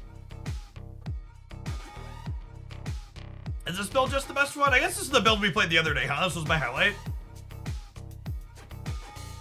Just play some more of that. That seems fine. I was impressed with what this build was doing. Just double check. I'm pretty sure that's Stature Proxima, Modoc. My interfaces all take 1.5 years to load. Oh, this build wasn't playing Collector. How's this different than what we have here? So this build is playing Collector over Dakin.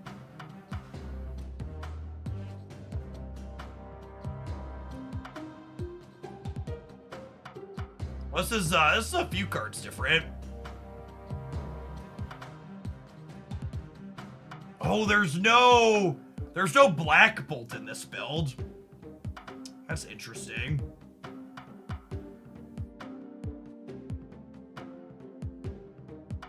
I was enjoying the Black Bolt just like full hand shred. We were playing this deck, there were a bunch of games you just went like Moon Knight, Samurai, Black Bolt, and your opponent's hand was just gone.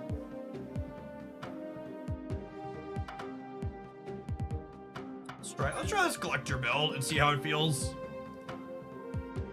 May not switch back. I played the full hand shred to round 5 infinite. Yeah, it felt really clean.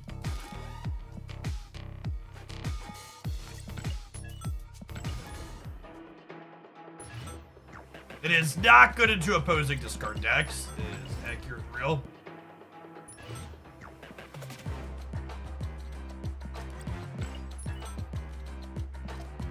Your deck is missing cards. Excuse me?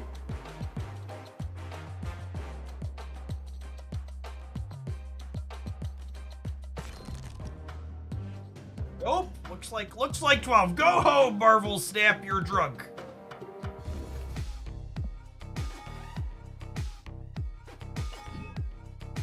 They want you to add Spider-Man 2099. Deck error, no Spider-Man 2099. I think there's some kind of weird issue where if you like change the deck and click out of the deck editor too quickly, it doesn't save it properly. That your deck is invalid happens periodically when I like paste a deck and then bump back real quick.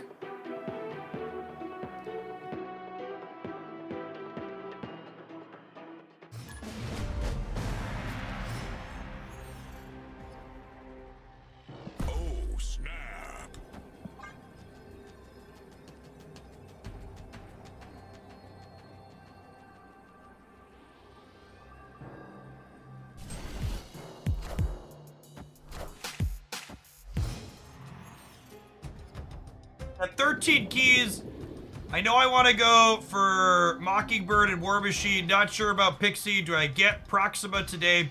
Worried about wiping all my keys before the end of March. So, I'm going to tell you this, and you need to understand that if you are incredibly unlucky and hit a really bad streak, obviously this wouldn't work out.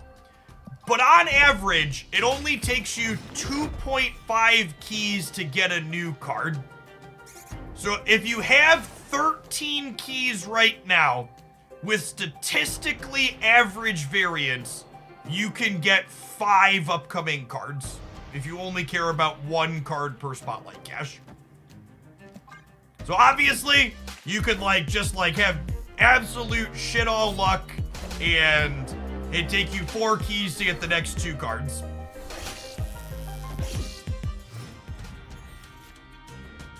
Over larger samples. Moon Knight discarded Modok. Average variance, really.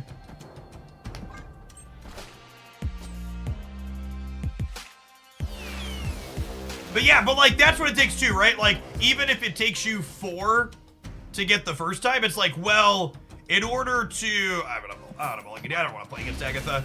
Take a new game. Even if it takes you 4 to get 1, you hit it on 1 in the next one, and suddenly you're back to the 2.5 average, right? Also, with that in mind, I would remind you that you should never open spotlights unless you have enough keys to guarantee a card that you will happy with.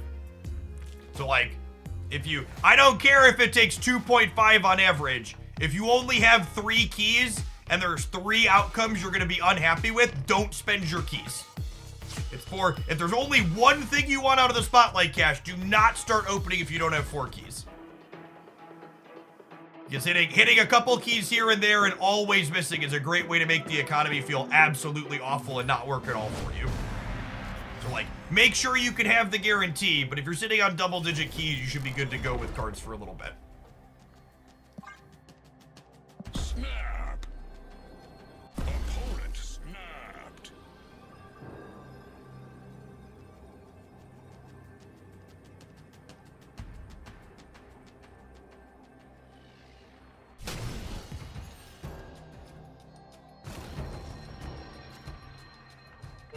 This avatar looks gorgeous.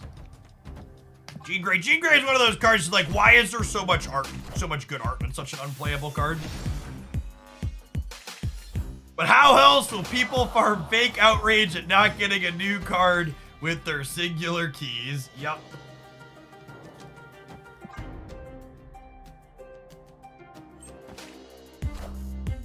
Upcoming cards for April. Yeah, if you want to take a look at April stuff, I reviewed all the April things here.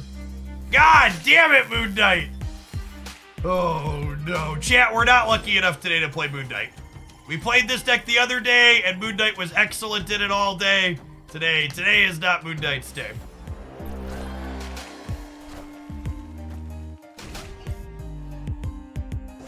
Don't you dare hit Reality Stone, Gambit. Alright. Christmas is saved. Gambit decided not to be a dick.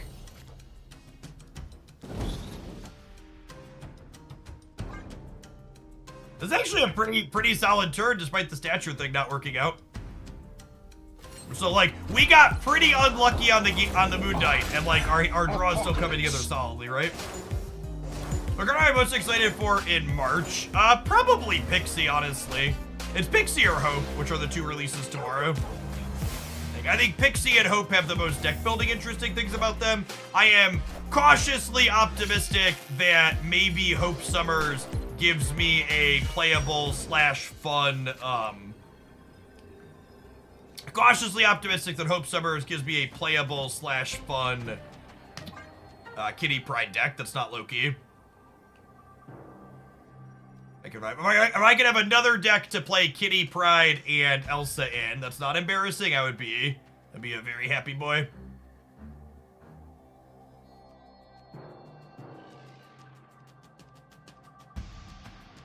I was honestly pretty impressed when we were playing variations of this deck that we're currently playing earlier this week, or last week.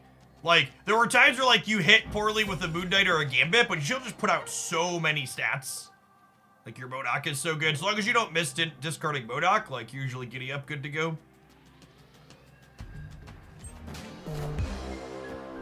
And to tell people where my head is at with Hope Summers, the big thing I personally look at, where I'm like, okay, what does Hope Summers let a Kitty deck potentially do that they weren't doing before, is with Hope Summers, you can play Kitty Pride and a 6-drop on turn 6. So, like, one of the kind of pain / stress points in other Kitty Pride decks I had worked on in the past is that you couldn't realistically play Kitty Pride with good 6s like Dr. Doom and Magneto, because you'd be forced to choose on the last turn, like, okay, am I deploying Kitty Pride here, or am I playing my 6-drops? Like, do I use the card I've built up, or do I play this bomb? And, like, Hope will let you have extra energy on other turns too, right? So you can, like, Kitty plus Vision on 5, and then Kitty plus 6-drop on 6. Sure, Eliath could potentially be a downer, but my brain doesn't go to the fart cloud, so I don't enjoy playing that card. Like Dr. Newman Magento sound lovely. For the time when Gambit was the laughingstock of discard, Moon Knight's probably... No, Swordmaster's the laughingstock of discard currently. Moon Knight's at least seeing some fringe play in decks like this one. We're playing Swordmaster ain't nowhere. Poor Swordmaster.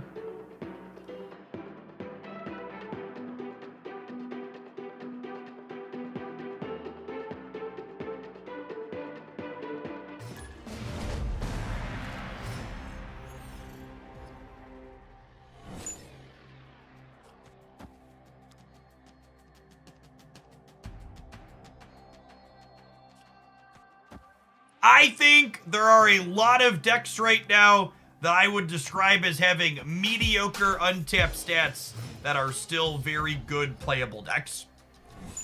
I really can't overstate how good the last over-the-air update was. The last OTA took a number of decks that were inarguably, inexplicably the best decks in Marvel Snap at that point in time, and it made them worse without making them unplayable. And that is such the perfect goal that balanced passes should have. The goal should never be gut the best deck and make it unplayable. It should be take that best deck and pull it down so that way other things can stand to be competitive into it. It was the #1 deck you'd run for Infinite Conquest today. Well, for me personally, it's probably Kitty Loki. I think that's probably the most competitive / consistent deck that I personally enjoy playing. But I also don't think there's a single deck that's head and shoulders above anything else that we know of right now. If you want my thoughts on the best decks in the metagame right now, I posted a video on Saturday that has a best decks roundup over on one of my channels.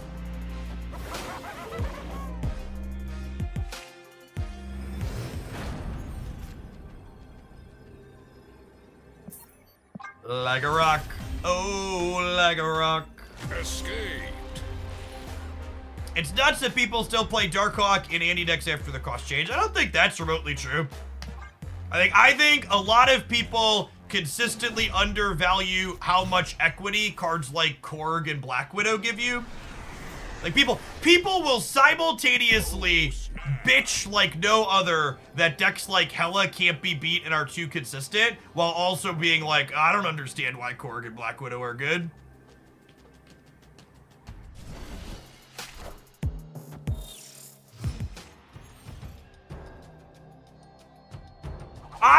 I think the complaints about Adam Warlock were one of the most eye-rolling, idiotic things that the Marvel Snap community has done in some time, and that's really saying something given the average takes that happen on their subreddit. It's just like, no one reasonable is telling you with certainty that Adam Warlock as a 5/4 is a powerful and good card, but like, O2 Adam Warlock was definitely not good. So you know what's better than taking a card that's definitely not good and leaving it not good? Doing literally anything with it to see if you can move the needle.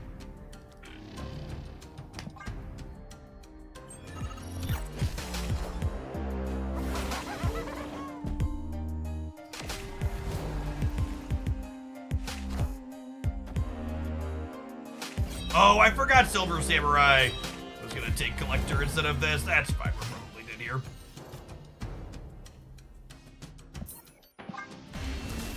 Alright, gamers, you know what? I think we're probably gonna do a longer stream tomorrow, too, with the season rollover. I wasn't planning to do an over 10-hour day today, but that's what it turned into because we had an awesome audience. I really appreciate all the new followers and our resubs as always. If you want to come back and see more Hooglandia live, I'm here Monday through Friday during the week. I usually start about 8 or 9 a.m. Central in the morning, and I stream until about usually 3 or 4 p.m. in the afternoon Central Time. It's currently almost 7 p.m. Central. If you want to see the best of what I stream here, be sure to check out my YouTube channels. You can subscribe to both of those for regular highlights on the daily. And if you're someone that still hasn't finished up your Twitch drops, you still have time, even if you're starting right now, to get them completely done. They end in... No, wait, that actually might be a lie. No, math. They actually end in 6 hours and 15 minutes. If you're just starting them now, you're gonna get it under the wire, gamers. Let's raid you over into someone else that is doing some snapping so you can do some dropping with them, huh?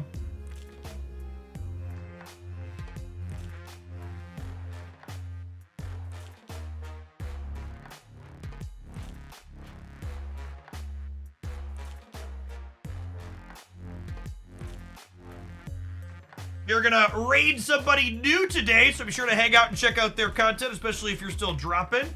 Give Thom Hollow a follow, gamers. I'll send you over their way.